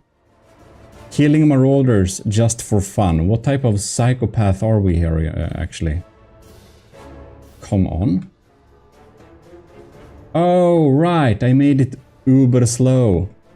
I kind of forgot that. Okay, I'm just gonna fix this because the turret speed, we can set it to like 60% or something, and I'm sure it's going to be a little bit slower, but not too slow, hopefully. slowly lining up. And... oh no, no, no, no, no. We missed. Alright, alright, alright. Actually, that it is indeed moving around is probably good for us. We are gonna do more damage like this. Ooh. Come on. Come on. Come on. Oh, yeah. That melted through. It despawned faster than the scissor could close it. Well, crossbones then. As for the crossbones, I just turned off its AI. And so it doesn't fire or move. Because it's pretty fast. I don't want to chase it too much. I want to see clean cut. Well, that's about right. Alright. Let us close the scissors here. Oh, look at that. We're shooing through. We are shooing. We are shooing. Oh, we missed a couple of blocks though. Ah, we didn't cut it through completely. We still missed a couple of blocks. Well, I think we'll have to go backwards and just line up. By the way, if you want this test platform, you can tell me. I can put it on the workshop if you want to. We're gonna turn down the speed to 20% again. And we're gonna attempt a cut. Right then. Ooh. Alright. Here we go.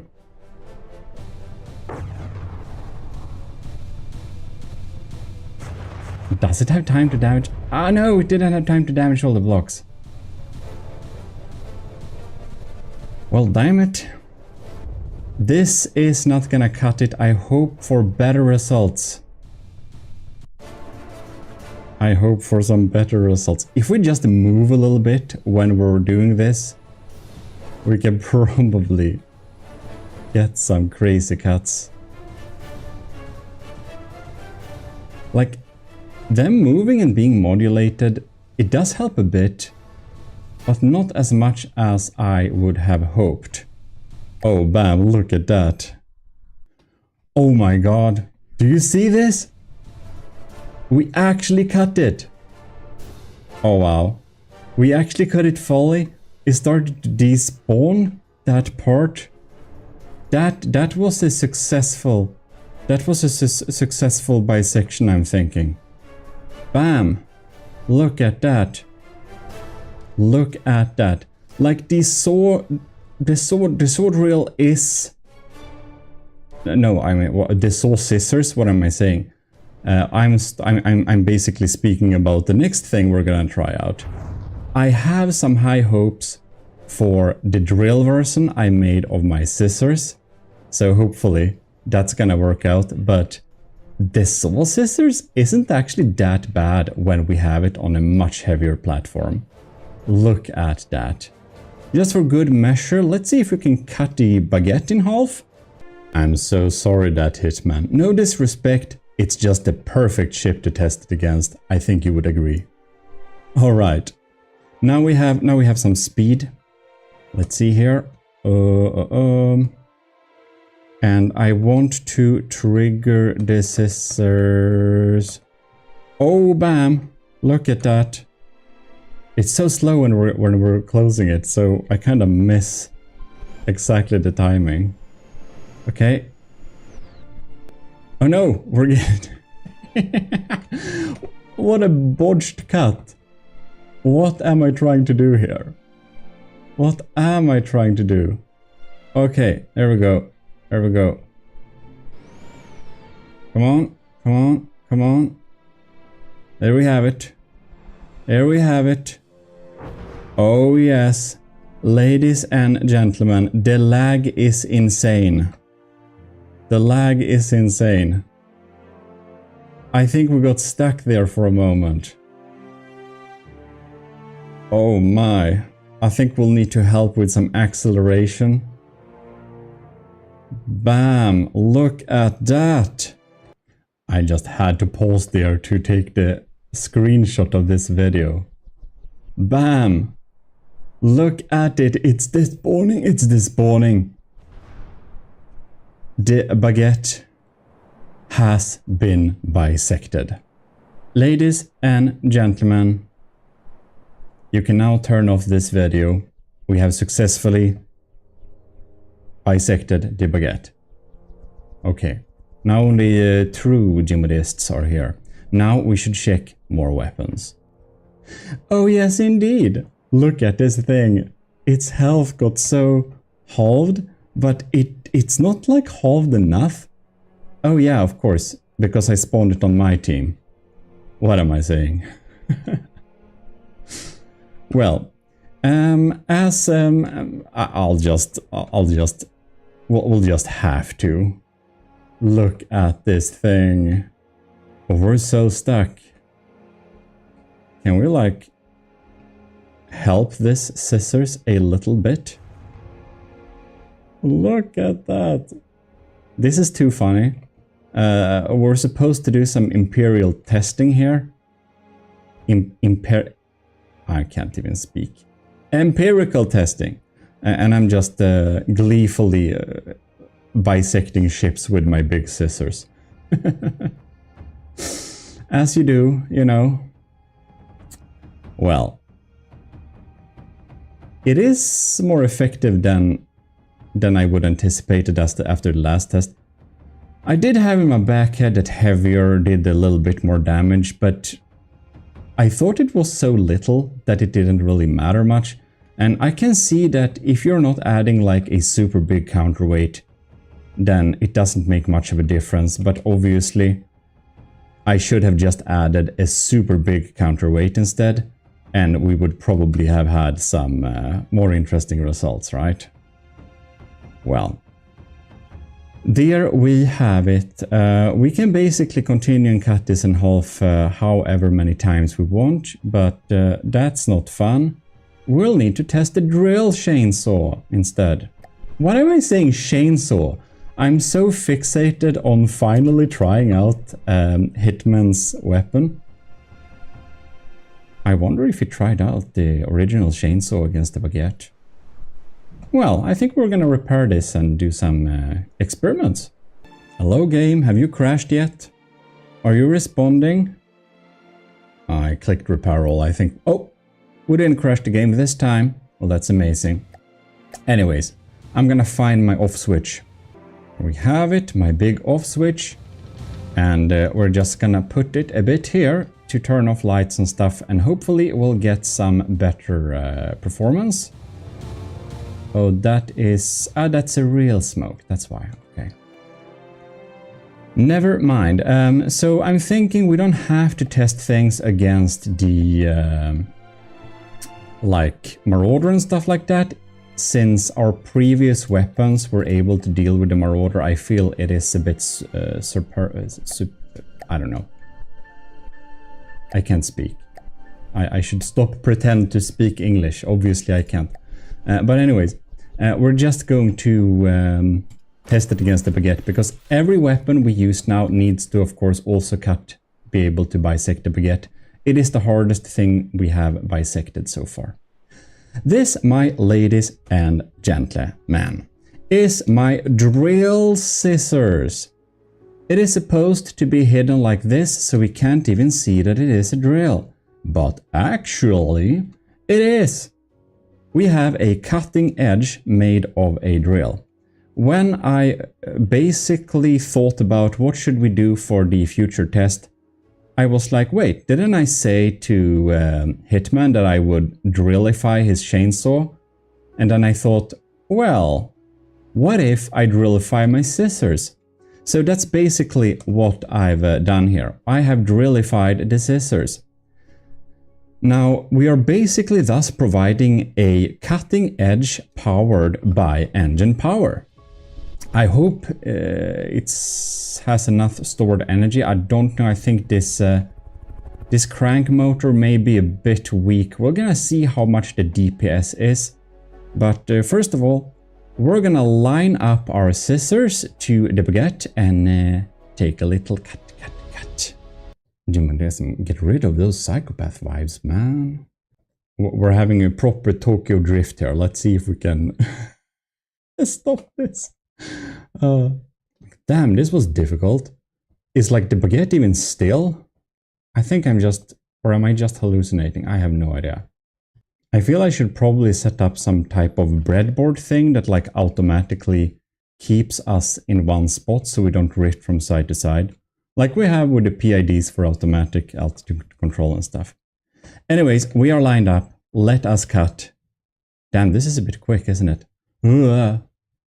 Not nearly enough time to provide any type of cut. Yeah, okay. That doesn't work. We need to repair this thing. Check out our drill stats. We have decently. Okay, I've decreased the speed here. And I have high hopes for this little drill scissors. Okay. Look at that. The first edge is touching. Oh. And the top one too. Oh, we're dealing damage so slow. Look at that. Yeah. Too slow damage dealing. Naturally. Okay, we need some scarier drills. That's sure. The ID isn't bad, but man, I had hoped for a little bit more effect here. Look at it. I mean, it chews through, kinda. If we just pause the game and see here.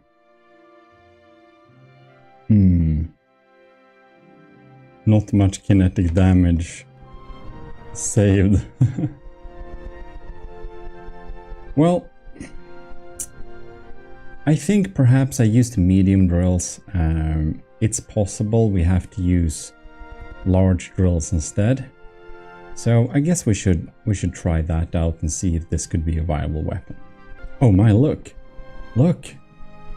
It actually, due to some internal fires, it actually was cut off eventually. Well, that's neat. Either way, I think we'll have to see if we can upgrade these drills. They are, well, not quite the damage we're looking for. If you look at them right now, by the way, you can see that, like, I don't think a lot of the engine power has to... Yeah, it probably takes a big time for it to spin up to. So, if we can make that stronger. So here's an idea. What if we take some medium crank motors, some more of them, connect them up with some of these, and basically, well, they're all now connected. So perhaps it will spin up to full power a lot faster now. We can probably add even more. I'm gonna see how many I can fit all around here and see if we indeed get some better damage or some better recharge rate of them. All right.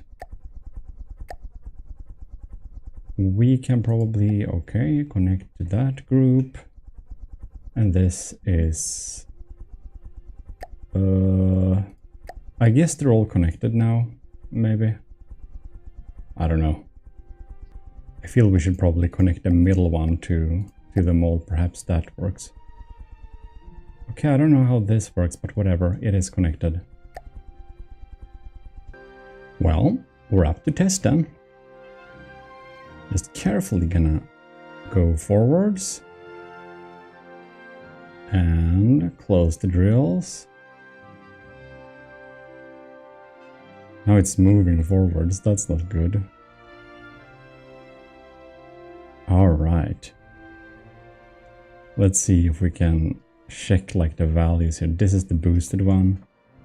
And if everything is correctly, I'll need to turn a bit.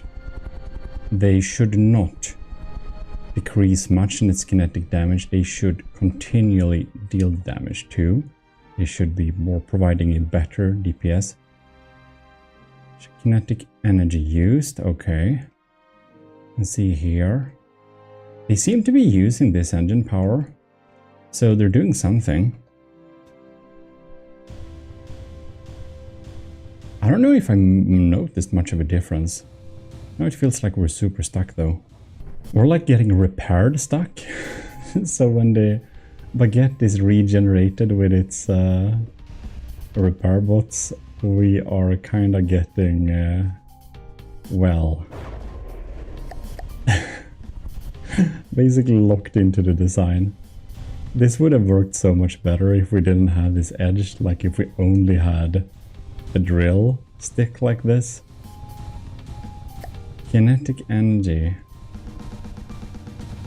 I don't know, but I think it seems to be working up to its energy a lot quicker. You see it's ticking up there in a reasonable pace. This one is super slow. So yeah, it looked like this little type of setup actually did improve it. So I'm gonna fix the other edge and we can do some test. If just this baguette would let go. Do I have to like despawn it? I don't know. Let it go, sing along, finally. Alright, so I beefed it up here. You can see we have, let's see if the gods of spin clipping will allow me to even close this thing. Now, as for this side, oh, what was that damage? Well, in any case, what happens if we disable God mode? Are we okay? Yeah, well, maybe we are. In any case, I added a ton of medium wheels to this. And why do we have this? Well, we can basically make these flywheels act as a type of like kinetic battery. So you can see here we have kinetic energy. It is a little bit higher on this side now. Like, are they even spinning? Yeah. Oh my, it just ended up here. We'll have to be careful with our little system. Okay, let's put on the brakes. It's time to test. Oh, we have to be a little bit further away. Okay, come on, come on, come on. Oh, damn. Alright, alright, alright. We're like drifting. Stop drifting. And we can close it down. Alright. Let's do a controlled little cut here. Just watch the damage. Oh. It seems the initial impact damage took away some stuff. But is it just me, or did it like do less damage or something? And this is weird. I'm not sure. I'm not sure this is working. Oh, it hit a sub-object. That's why? Alright. I'm just gonna pause the game and check the stats here. We do have kinetic energy used. We have a lot of kinetic energy spawned, stored, I mean. I'm not sure the flywheels actually help out at all.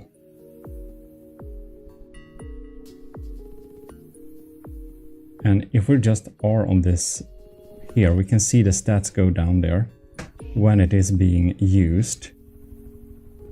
The RPM is slowly decreasing like that. It's weird. It's like we're not doing damage this time. How come?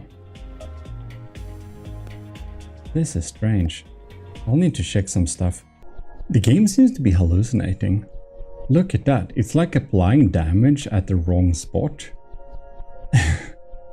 So if we're trying to close the drill here, you can see we're actually doing damage beside it. This is a bit uncanny. But why? Well, it seems to be working, but I don't know if I need to restart my game or something. Well, this sure is a botched bisection. Oh, wow, what are we doing over here? Well, I'm glad I have the strafe function. Excellent. We're gonna see if we can go in for another clean cut and see if it was like some weird bug or whatever happened there. Come on. Oh wow, this is super weird. It looks like the damage being applied kind of lags or something, because I just repaired all blocks in the baguette and it still tries to apply damage. And when we click repair all, fires are being put out. So it's definitely something botched here with like the kinetic damage in general. I think we might have found some type of bug, to be honest. It's like retroactively applying the kinetic damage to the target. Probably it must have failed to calculate it or something like that. So it tries to calculate it after the fact, just how explosive damage results can be delayed in big battles. I kind of think it is something like that. We're gonna see what happens now when we're trying to apply damage to it over here. You can see where is it even doing the damage? We obviously got the sub-object, but it seems that it kinda only damaged the sub-object. This is very interesting. You know, I think I'll have to restart the game just to make sure it's not a bug in my session before we say or report anything of the like. So yeah. Yeah, like, but before we end, look at this. We are drilling over here. I found where the damage is being applied. It's being applied. This is weird. Before we end this jank session on this game, before I restart, I feel we should at least attempt to like mock bisect the baguette from well, remote kill it. I don't know what to call this. This is weird. 9 million damage. We are jumping around in weird ways. All right. Wow, this is so weird. I feel like I should help it by moving it a little bit too.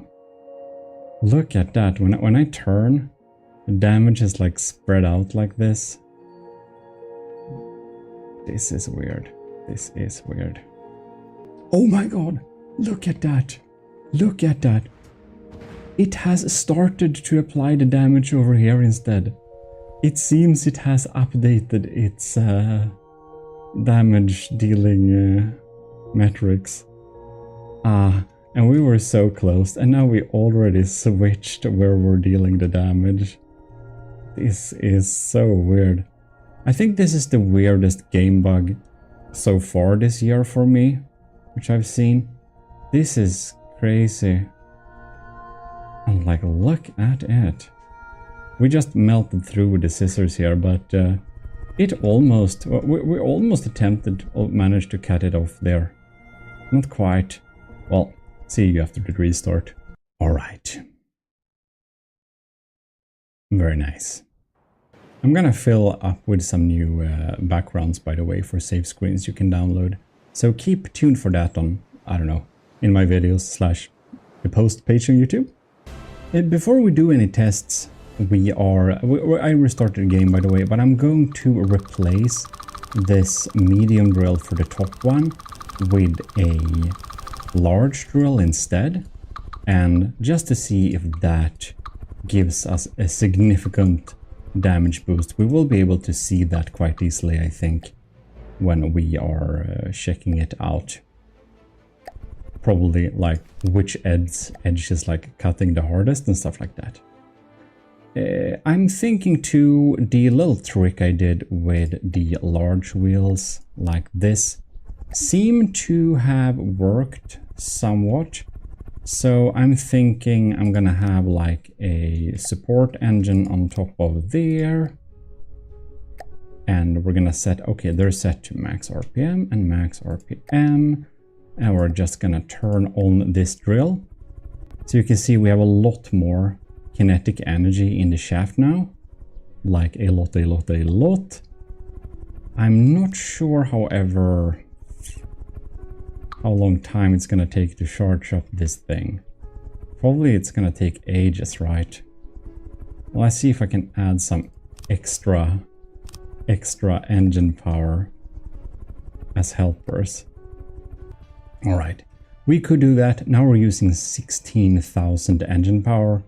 So I guess we'll just have to wait for this to actually get to level. And we can probably spawn in the baguette in the meantime. It seems that these drills are a lot heavier too. So I'm just gonna modify the settings here on the spin blades to provide a little bit of a better up force.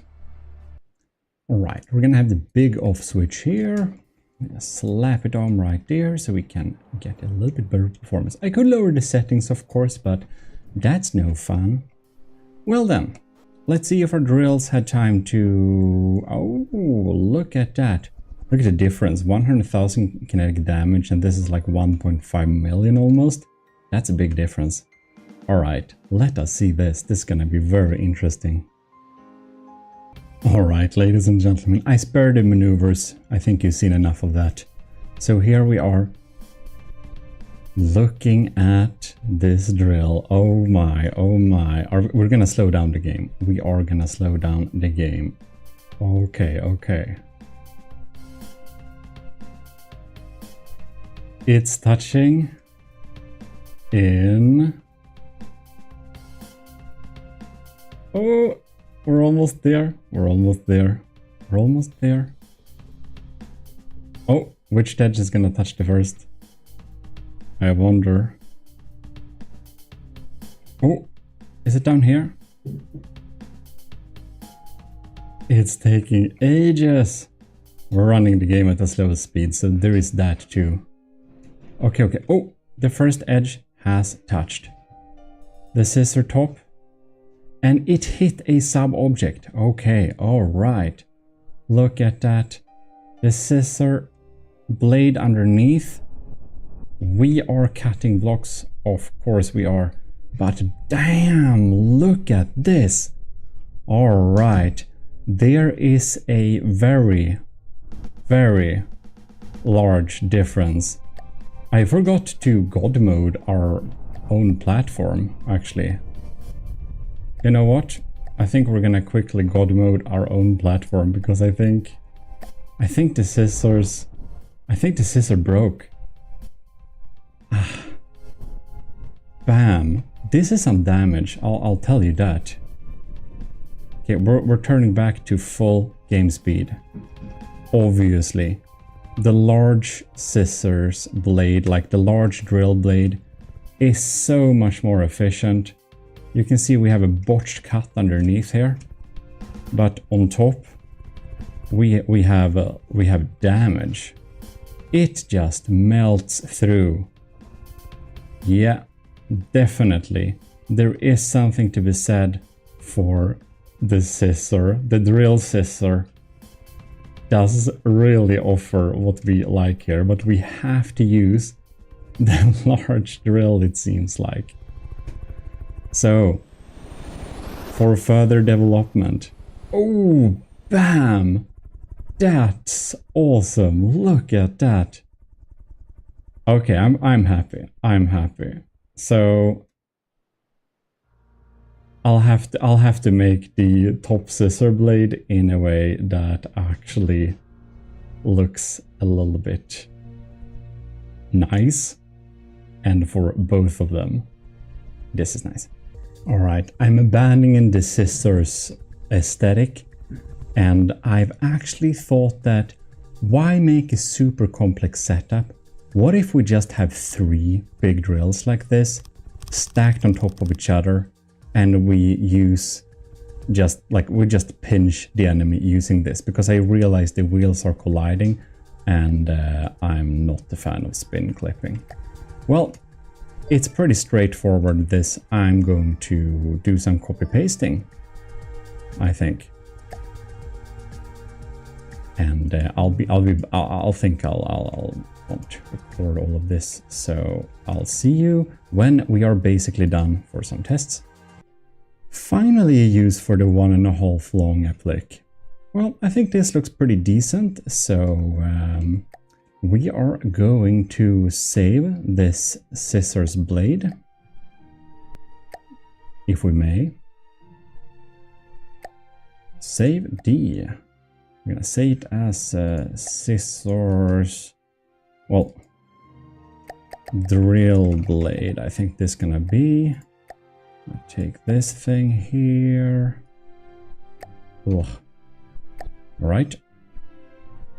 And then we can go to this object, line it up like that, take our drill blade, and now it should fit perfectly neatly right here. Look at that. This looks kind of menacing. I'm thinking even the drill's blades, or like the drill blades should like slightly bypass each other so that they overlap, just like that. Like -2 is probably perfect. Beautiful. So this is the close state, and then open like this. I think it looks pretty neat. I'm feeling this is a little bit of my magnum opus in this little kinetics tests. So we're actually going to check at the chainsaws first and see how they do, like what type of damage they'll be able to deal compared to this. So I put that Hitman's chainsaw on just a sub-object with a lure and everything, and this is like it. Now we are in a heavier platform, a considerably much more heavy platform. So we should expect this chainsaw to deal a lot more damage than could be achieved in his videos where he built this thing.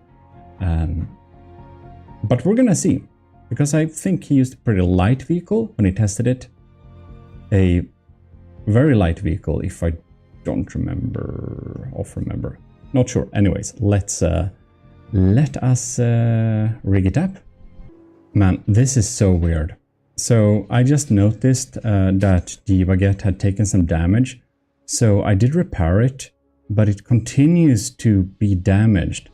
I kind of think we have this issue with melee weapons. Actually, it seems to be an issue where the undealt damage kind of gets accumulated over time, and it just, well, gets damaged at a later state, which is absolutely super weird. All right, let us slowly approach the baguette here. Oh, bam. And if we're going some faster, look at that. Look at that. Yeah, they have so much saved up energy in those saws. Bam, that's easy. That's easy. Wow. As you can see here, if we just pause the game here, look at these. They have stored impact damage. So the ones that are under here, I guess that's some who have just dealt the damage or something, wherever they are. Maybe not have charged up yet, but they seem to be pretty instant, to be honest. Well, in any case, we'll need to set this up to... oh no, actually, we can just do like this. Yeah, we can just do like this. We can just go forwards here. And oh yeah, we can just control it with the mouse. I put it on a 360 block for a reason, you see. Bam. This is pretty crazy, however. Why are we not moving? Alright then. Let's see here. We're getting close. Oh bam, look at that. Look at that. We can control it. Come on.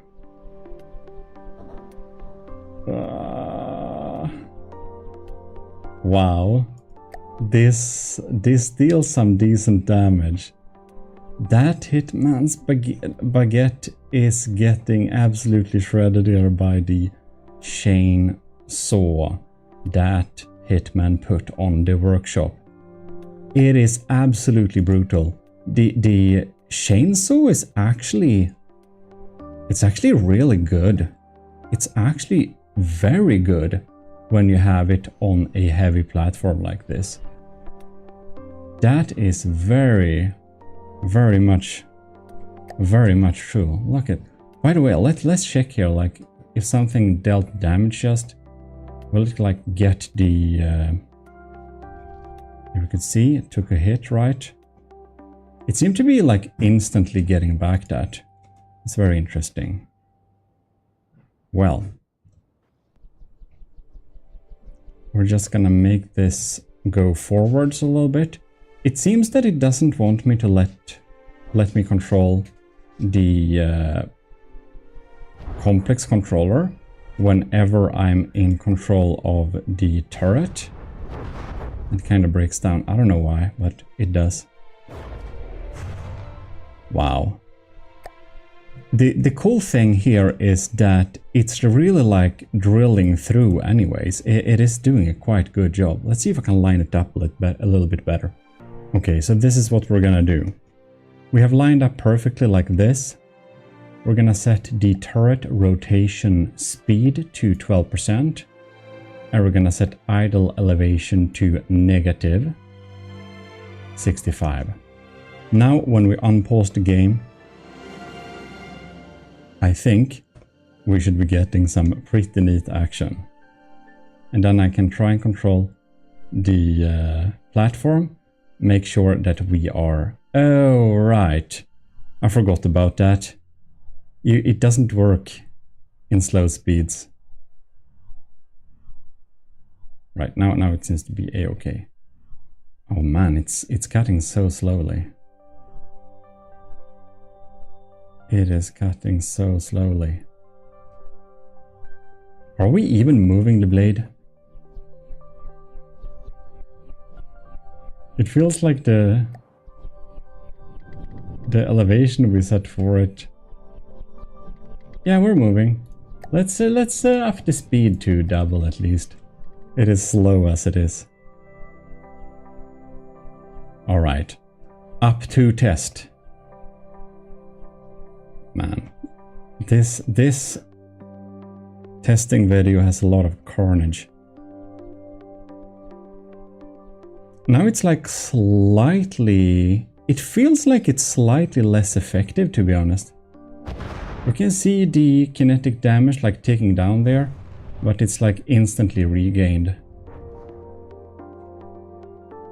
Well, I think we have a pretty decent drilling motion going on here.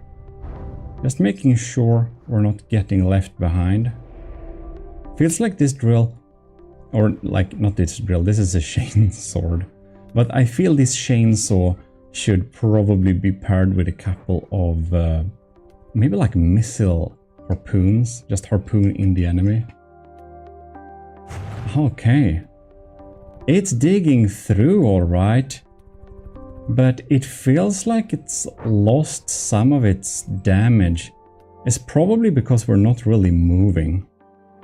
If we are just going and moving a little bit, wiggling a little bit with the controls here, we might make it deal more damage here. Yeah, we obviously have some limitations. It was really cool to try out the chainsaw by Hitman. I think it's a really cool concept. I can't code Lua for shit at all. I can't touch... I don't know Lua code at all. I haven't even tried to look into it. Maybe I should, because I do know some Python, so I mean, how hard can it be, right? But I don't know, maybe it's super hard. I don't want to. there is a little bit of caution that may be used when using systems like this. So having many sub-objects spin clipping like this, and also using too complex Lua code, I don't know if this is that or not, but it can cause some game lag. You can see we're on degraded mode right now, so that's something to keep in mind, that it may not be the best idea for all systems. But man, look at that. Okay, let's let me control this thing then. Yeah, I think we're gonna try out the drill version of the chainsaw and see if that works better. You wanted lag? I suspect we have some here. Well, for the first time in history, let us investigate the chain drill version of Hitman's chainsaw. And Hitman, if you're watching this, I think maybe you are, do tell me if you want me to send the chain drill version to you, if you want to test it out, but I guess that will be after whatever results we have, right? All right. We're gonna do the same type of setup here. Set the rotation speed to a bit slower. Then we're gonna change the angle and see if the tail will come off. We just need to keep in line here a little bit. Oh, look at that. I'm assuming we're gonna enter degraded mode as soon as it touches anything. 20,000 damage. Ooh. Bam, you can see the drill heads touched anything. They are rotating slower. That's exactly what we want. Look at that. This is pretty neat. We need some chainsaw effects. Write chainsaw effects in the comment section. That's great. Look at that. Working pretty nice. Well, I'm not surprised. When I saw the concept first, I thought that, this should be good with drills. So I'm glad we finally got to test that. You can see the drills are... some of them need to spin up a little bit to speed. That's so funny. Alright, ladies and gentlemen, let's try some proper ship bisection now. We have some lag, I'll tell you that much.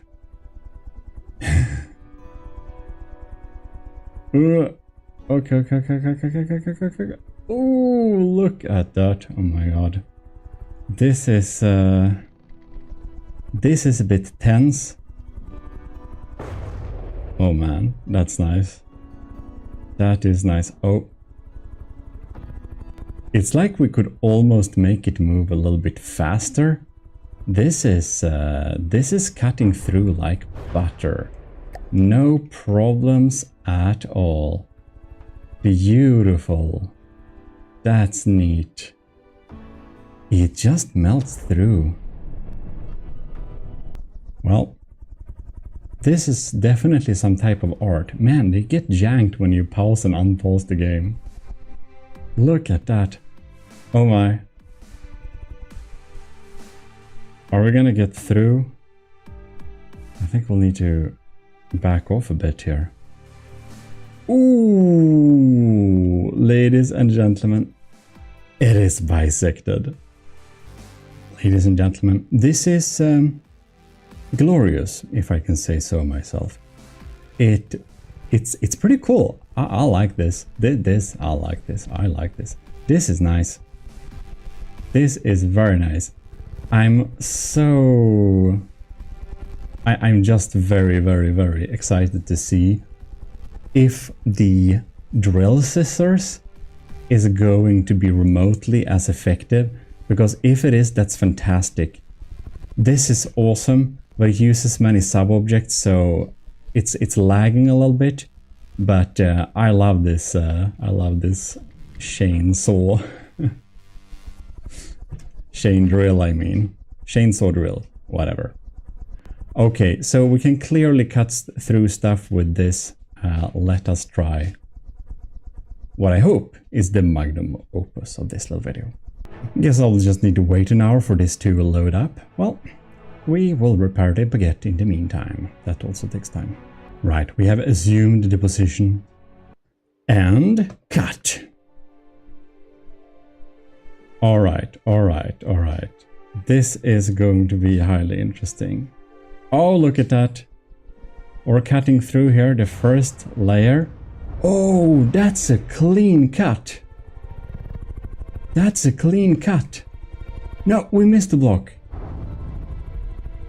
Oh, bam. Is it gonna do a clean cut? Oh my lord. Look at this. This. I think it repaired itself a bit. Let's open it up again, and it actually does damage on the opening as well. That's the beautiful thing with this. Now, I'm also wondering if the kinetic damage is being lagged behind, as it were for some of the others. But that's the quickest damage I think we've dealt. This deals damage. That we can conclude at least. Well, if we get back our HUD here a little bit, let's just check out this. Oh, we have so much kinetic energy stored here.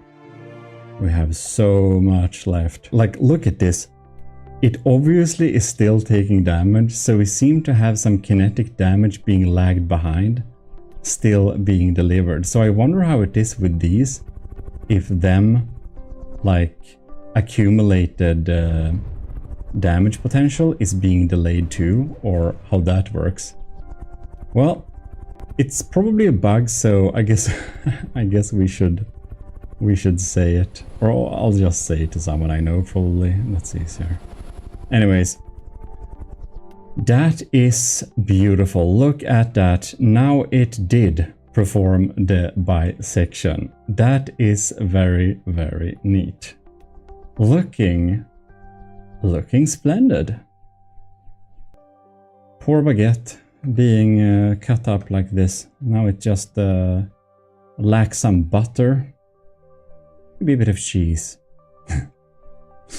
Well, I'm also very happy that this little melee weapon we ended up with here, it doesn't actually use spin clipping or some weird cheese to make it work.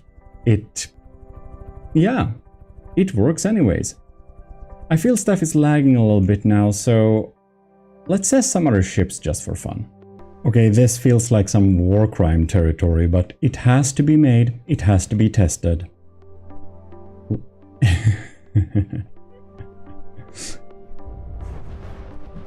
Oh well, very easy. Why am I not surprised? Okay, let's test the crossbones. Just casually moving into position. I think we have it there. Let us cut. Oh my. How much damage are we accumulating here? That's a lot of damage. Bam. Oh, is it a clean cut? Let's see if the damage calculations can get up to date. You can see like random blocks wherever we cut through are like despawning now. I guess we'll see in a while if we actually did perform a clean cut. You can see blocks are like disappearing.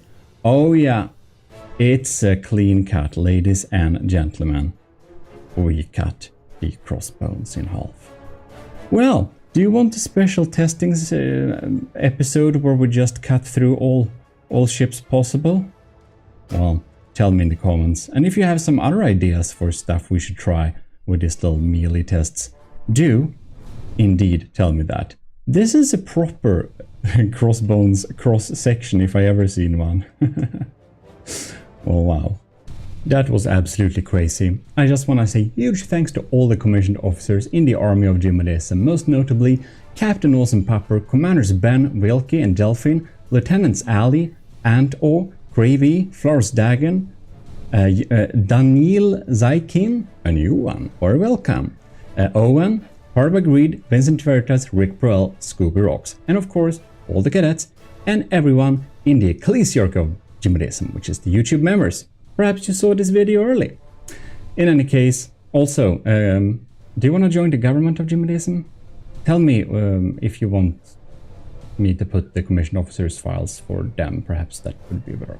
That's a good idea. Well, whatever. Check out the GMODIST channel also, because we have some extra from the depth content there. This is your host, Eric. I'm signing out. Thanks for watching, and do like the video. It really helps. GMODIST. What if we could have perfect APS Tetris every time? Well, ladies and gentlemen, today we're gonna check that out. Naturally, you can just take a 4-clip Tetris template of some kind and try to, well, fit it together and make a reasonable Tetris out of it, but it can be a little bit hard to know where to start and how to make it perfect. Thing is, however, it is a mathematical issue, so it isn't hard actually. It's actually pretty easy. You'll just need to find the right calculation for it, so you don't have to do this. And now I'm even doing a simple way, because of course you can just have it have no prefabs and just try to build it by hand. It's pretty difficult. Also, each of the autoloaders need to have the equal amount of magazines, because the magazines of course increase the load time of that autoloader. So if you have different amount of magazines for different autoloaders, the fire will not be smooth after a while. And if that's fine, well, then it doesn't matter. But if you want to be smooth firing all the time, you need to have the same amount of clips per autoloader. That's a lot of people miss that. Anyways, I'm sorry, TRK20. Army of GMODIST Matros 3rd class, TRK, did complete this like some month ago, and I thought to look at it earlier, but well, as you will notice, today is the day we do actually look at it. And sorry to everyone who has been waiting to look at this fantastic system. Because you know, what we need to make perfect APS Tetris, it's obviously code. We need a program, we need a software. And that's where our Matros 3rd class comes in. TRK20 has built that software. We're gonna go look at that software and download it. But first, I just have a little question for you about the platform, the build platform which we're making. So I have my turret template, and I made some different iterations of how to make the turret sizes for the update. This is the eldest one. Then I tried to make some different, more bright colors so it could be easier to see. Then I thought, why not make it the same resolution as the pixels actually are? And you can see from the depth upscaling is completely jank, so that won't, that looks horrible. So we made a file really large, and now you can see we have sharp angles. And I decided to use this checkerboard pattern here to kind of make a nice middle between transparent and not. But now here's the question. I noticed that if you make those transparent feature a lot smaller, you can see they only appear when we come close. So I don't know if that's a bug where from the depth is not able to generate too much detail in a projected image, or if it's a feature. So I'm thinking for the Mark III of the platform, do you think we should have this as a feature, or do you think it's better that you can see the colors clearly, solidly all the time?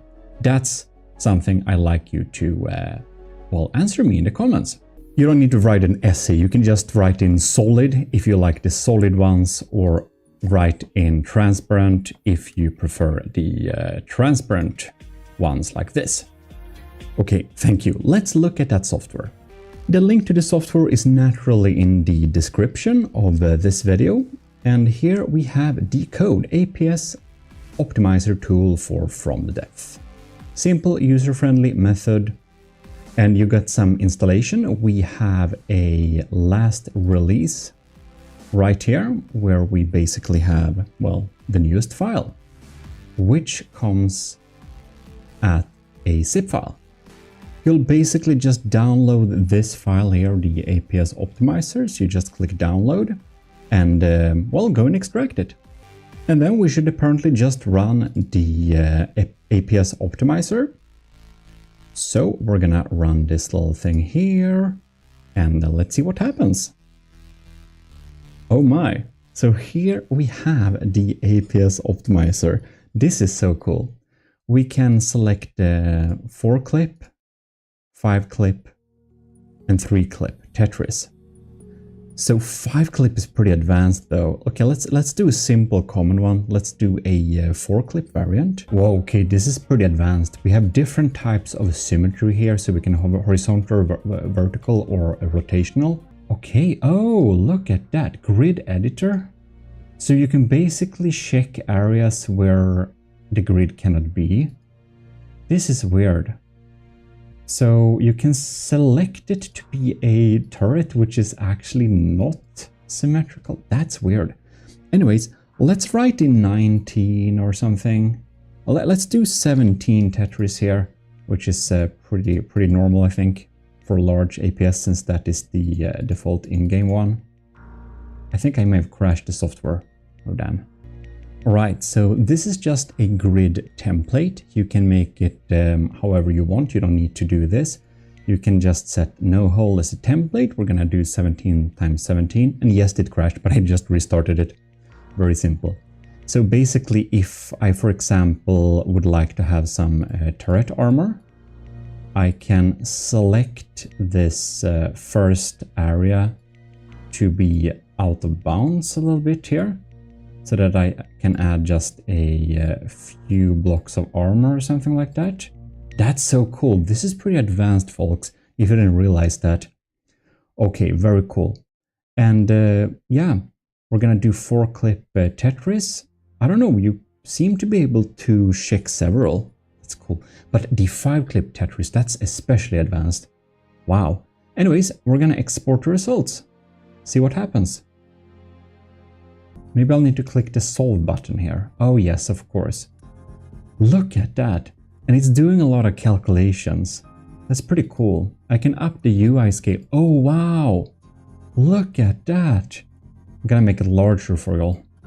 Like, look at that. And here we have thus the most optimized Tetris you can have for this size of a turret. Mathematically, if we're only restricted to 4-clip.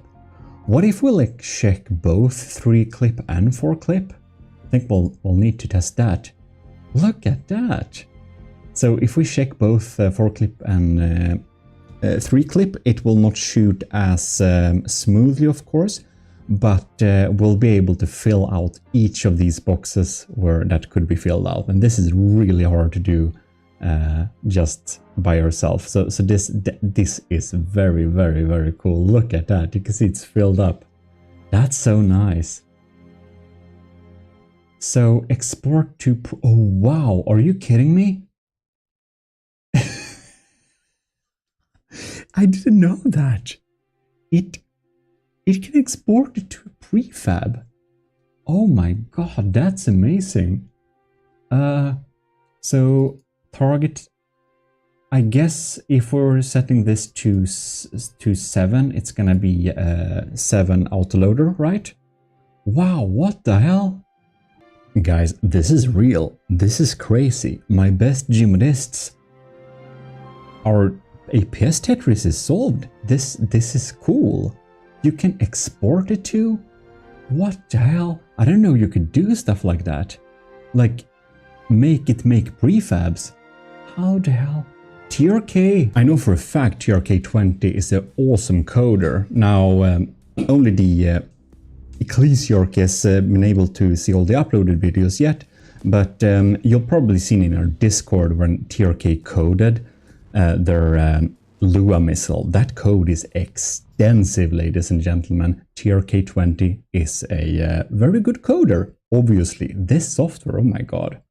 I just realized we of course have an instruction here on the GitHub page. So, APS optimizer tool for From the Depth. Supports 3, 4 and 5-clip Tetris. 5-clip Tetris? I've been looking for that.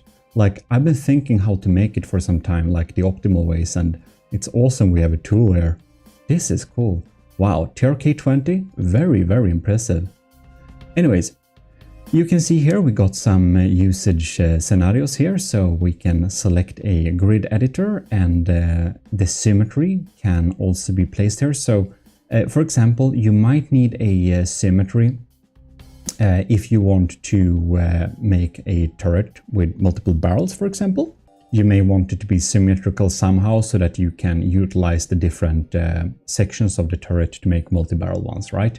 So that's very cool, very advanced, very, very awesome. Wow. Okay, so tells the solver whether or not to discard non-symmetric placements where the rotated or reflected shape would intersect itself. I'm not 100% sure I understand what that means, but I can see from the images here that the hard symmetry, these sides are exactly symmetrical. Both have like 8 spaces free, it looks like, so they are equally good, I suppose. But I guess that if you have the soft symmetry at times, it would allow it to place something that would fit on one side but not the other side, and thus make it a little bit more efficient at times, probably. So hard symmetry is like exactly equal sides then. Wow, that is very cool. Center hole, so wow, okay, so oh, look at that, we can even set it to none. That's amazing. I need to test that. Look at that, we set it to none. So we could, for example, set it to 5-clip Tetris. So yeah, let's try and generate a 5-clip Tetris for, what is it, 17 times 17. This must be really advanced. Wow, my CPU must be working hard now. It held the CPU hostage for like a long time. That's amazing. It could calculate that. That's advanced. And look at this. This is so cool. Well, obviously we have to export this too, but that's advanced. Also, don't be very scared. The software that uses the math calculations is called CryptoMinSat or something like that. And it sounds like a crypto miner. Apparently it's not. It's just an open source calculation something algorithm. Maybe TRK20 can explain it better, so I'm not saying something that's very incorrect, but yeah, anyways. I'm gonna export this too. Look, it's smart too. It makes it so it must be 3 high or 6 high. That's very cool. Alright, we're gonna have it 6 high. So it doesn't allow you to save a target height that's not possible. If you want to know how to save prefabs and stuff like that, it's actually covered here. So if you scroll down here, you actually get some instructions. If you need more instructions, just go to our Discord, and we have a little blueprint pinned area in our GMODISTs community, where I'll show you too how to save turrets and prefabs and how to work with those files if you're a bit new here, and in that case, very welcome. Oh, and if you're a coder, you can of course help TRK with future stuff too, and or just contribute if you have an improvement for this. I think that would be awesome. If you know how to do something even better, I think TRK20 would love to hear from you. I'm just amazed. I can't believe I haven't looked at this earlier. Why did it take so long time for me to get to this? I want to know next, when is the Cram Tetris calculator coming out? I want to know, TRK20, are you working on it already? Or is some of you that are no coding, do you know how to do that too? Well, that we want, I guess. Ladies and gentlemen, this is real. This is real. I can't believe we haven't looked at this before. That's the prefab. It just comes in like that. This is crazy. I'm so excited I can't even find the right direction of the block here. So yeah, then you know something is very interesting. All right.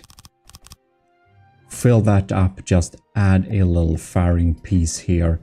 Look at that. Everything is connected up just like that. That's absolutely crazy. We'll just auto-load all of these. Wow, that's crazy. And now wow, this is insane. This is insane. Let's load this then. 4-clip and 3 clips Tetris. optimal set of Tetris that actually allows for armor in front of it. Okay, I'm just gonna get back one of these. Let's find the 17. There it is. Look at that. And here is on the turret, yeah? Gonna be like that. It follows the white line perfectly. Yep. And here is where I removed blocks so that we can actually have armor here. That is so cool. I can't believe that. Man, how have I not looked at this before? This is so handy. This would have simplified the latest. I even have I think I actually missed that block. Yeah, I don't blame the software. I'm 99.9% sure that missing armor piece is my fault. Yeah, I can't believe I haven't looked at this before, because this would have simplified my latest building of APS turrets, which will be a little video coming out in a while too. But man, this is so cool. Optimized just like that. This is crazy. TRK20. Wow. And you may rightly wonder, what did I do instead of looking at this awesome software? Well, I think I will need to give myself the title of Lord of Sidetracking, add it to Ecclesiarch and Lord High Admiral probably. Lord High Admiral and Duke of Sidetracking, Ecclesiarch of the GMODIST Empire. I think that's probably nice. Yesterday, when I was thinking to record, or actually the day before yesterday, I think when you're watching this, when I thought to record this video, I instead found some cool images. So The Cringe in the GMODIST's Discord, you should probably join us. The Cringe utilized AI to make awesome, very funny, like plastic model kit adaptations of his builds in From the Depth, and just make them look like this is a plastic model kit. And this is of course just AI generated. It's not real if you thought that, but it looks very, very cool. I really like it. And he also AI'd Kevin's tanks, and also AI'd the Saito Shepherd's ship, like that. So I think it's very cool. So The Cringe, very cool done with AI there. So I almost wanted to give it a go and see if ChatGPT would do it. And it kind of did. This is the first, it's a bit botched, not what I looked for really. There is a little bit better, but now it's obviously looks like Lego. And finally, I adjusted the prompt so that it's a bit more acceptable almost. But yeah, well, it's the Gameler class battleship, which you can't read because it botches the name completely. But just a fun little gimmick joke thing to do. Polished it a bit more so that I could make the broadsword class look a little bit nicer, I think. However, it completely botches my face, so I don't know. And then it's also that case that I don't really want to use too much AI. So I just tested this out for fun a little bit. Then I got this idea, you see. I'm like, what if I made this somehow in-game instead? Just like we did for the microphone model. And if you somehow missed that the From the Depth podcast first episode came out, you can watch it on Spotify, on YouTube and Apple, of course. And please go to the subreddit, GMODISM, and suggest the new topics for the podcast if you haven't done that already. That could be fun. First episode is about beginner mistakes, featuring Rorstan. If you think I'm just throwing links at you, well, just go to gmodism.com. You'll have the Reddit, you'll have the Discord, you'll have the podcast, you'll have everything there. So gmodism.com, go and find everything there. Well, in any case, getting to the point, I tried to make something to make a plastic model kit inside From the Depth instead. So yeah, I started to do that. I'm gonna use mimics and I'm gonna use all sorts of magics to basically make it look like we have a box inside an environment where the view of the camera will just look at a fake room basically, and the only way you see the sky and the sea is gonna be through this little box, so that the model, thus the ship, can be held using this little tractor beam like I showed in the image. And yeah, obviously it's only going to be working at a specific angle, and it's going to be pre-set up with the camera and stuff like that. But this is not the priority, so don't expect this too soon. I just thought it was a cool idea to make like a screenshot frame to make it look like a plastic model kit without using any AI, since I want to move away from that, since, you know, if you do something AI assisted, it's like, I don't know. I like it when people see stuff that I made that they can say, GMODIST made at, like Eric made at 100%. And if it's like 10% AI, people think I did nothing, and I just don't like it when my 5 hours of work is like assumed to be nothing. So then it's just, I don't know, more peace of mind for me to just skip any AI shortcuts. When I've done that little plastic model set screenshot thing, I will, however, try and make small images of ships inside plastic boxes, and maybe I'll use them as like workshop images. By the way, if you haven't liked this video yet, please do leave a like. That helps me a lot. In any case, big thanks, of course, to TRK. This is awesome. We are going to, of course, make some more turrets here. This is very nice. So we're going to make. I think I want to make something actually useful, right? So I want to make something. I want to make something really useful. That's what we're gonna do. I want to have a D7 diameter 7. 5-clip fast-firing turret. That could be really cool. While it's not exclusively made for the army of GMODISM, we have to reward this amazing thing with a army of GMODISM Iron Star of Creativity Medal for creative endeavors in the service of the army of GMODISM. Congratulations, TRK20. You have been given this most exclusive Discord role for bragging rights. That's it. Going up the ranks is of course only for Army of GMODISM official challenges and things made specifically for the Army of GMODISM. However, TRK20's missiles, wow, they are pretty good, those Lua missiles. So I think TRK20 has a pretty good chance of getting an elevated rank at the end of Season 2 of the trials. We'll see though, we'll see. The final results have not been made yet.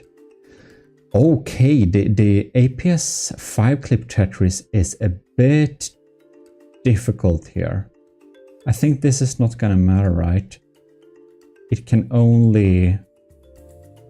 Yeah, there is like only a few ways to do this, I suppose. So I'm just gonna re-roll it. Maybe I can help it on the way a little bit. No, it seems to be filling up those always. What if I like make it armored in the front a tiny little bit? Look at that, we basically have only one way to do it. Okay, so if we're armored here, so if we have one full layer of frontal armor, we can fit 1, 2, 3, 4, 5. I think that can be, this is a pretty good pattern actually. We're gonna export this. We're gonna export it. And we're gonna make it 9 high. Yep. Or no, 6 high. Yes. And back in the game, we should be able to go down here then and load up. There we have it. Look at that. This is the D7 turret. Yes, yes, yes. That looks very, very neat. It should go like this actually.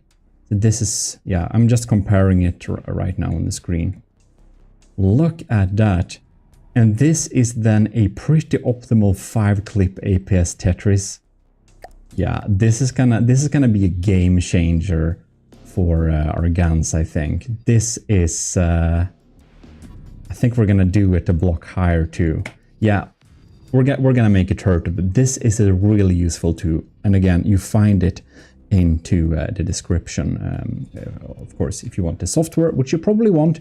And also, yeah, say thank you to TRK on my behalf as well, if you have the opportunity to chat with them or whatever. Find them somewhere. Maybe on some other Discord server. Wow. Yeah, this we're gonna use this. We're gonna do a we're probably gonna do a good masterclass APS turret tutorial where we should cover this, so we can go into some more advanced topics, not only the basic stuff. Yeah, that is very cool indeed. On another note, the Sword of the Ecclesiarch sub-faction that has participated in the Promethean Directive, well, the Promethean Directive is basically over, which means that we're gonna publish these ships here. All of them beautiful ships are gonna be published to the Steam Workshop. It will take some time, of course, going through all of these, but we have some really cool ships here, which you can see, and it can be a cool idea if you look at them too at the GMODIST channel, my second channel, because we're gonna do some nice battle tests here. Yeah, here we have some of them. The very cool 40k looking Stigma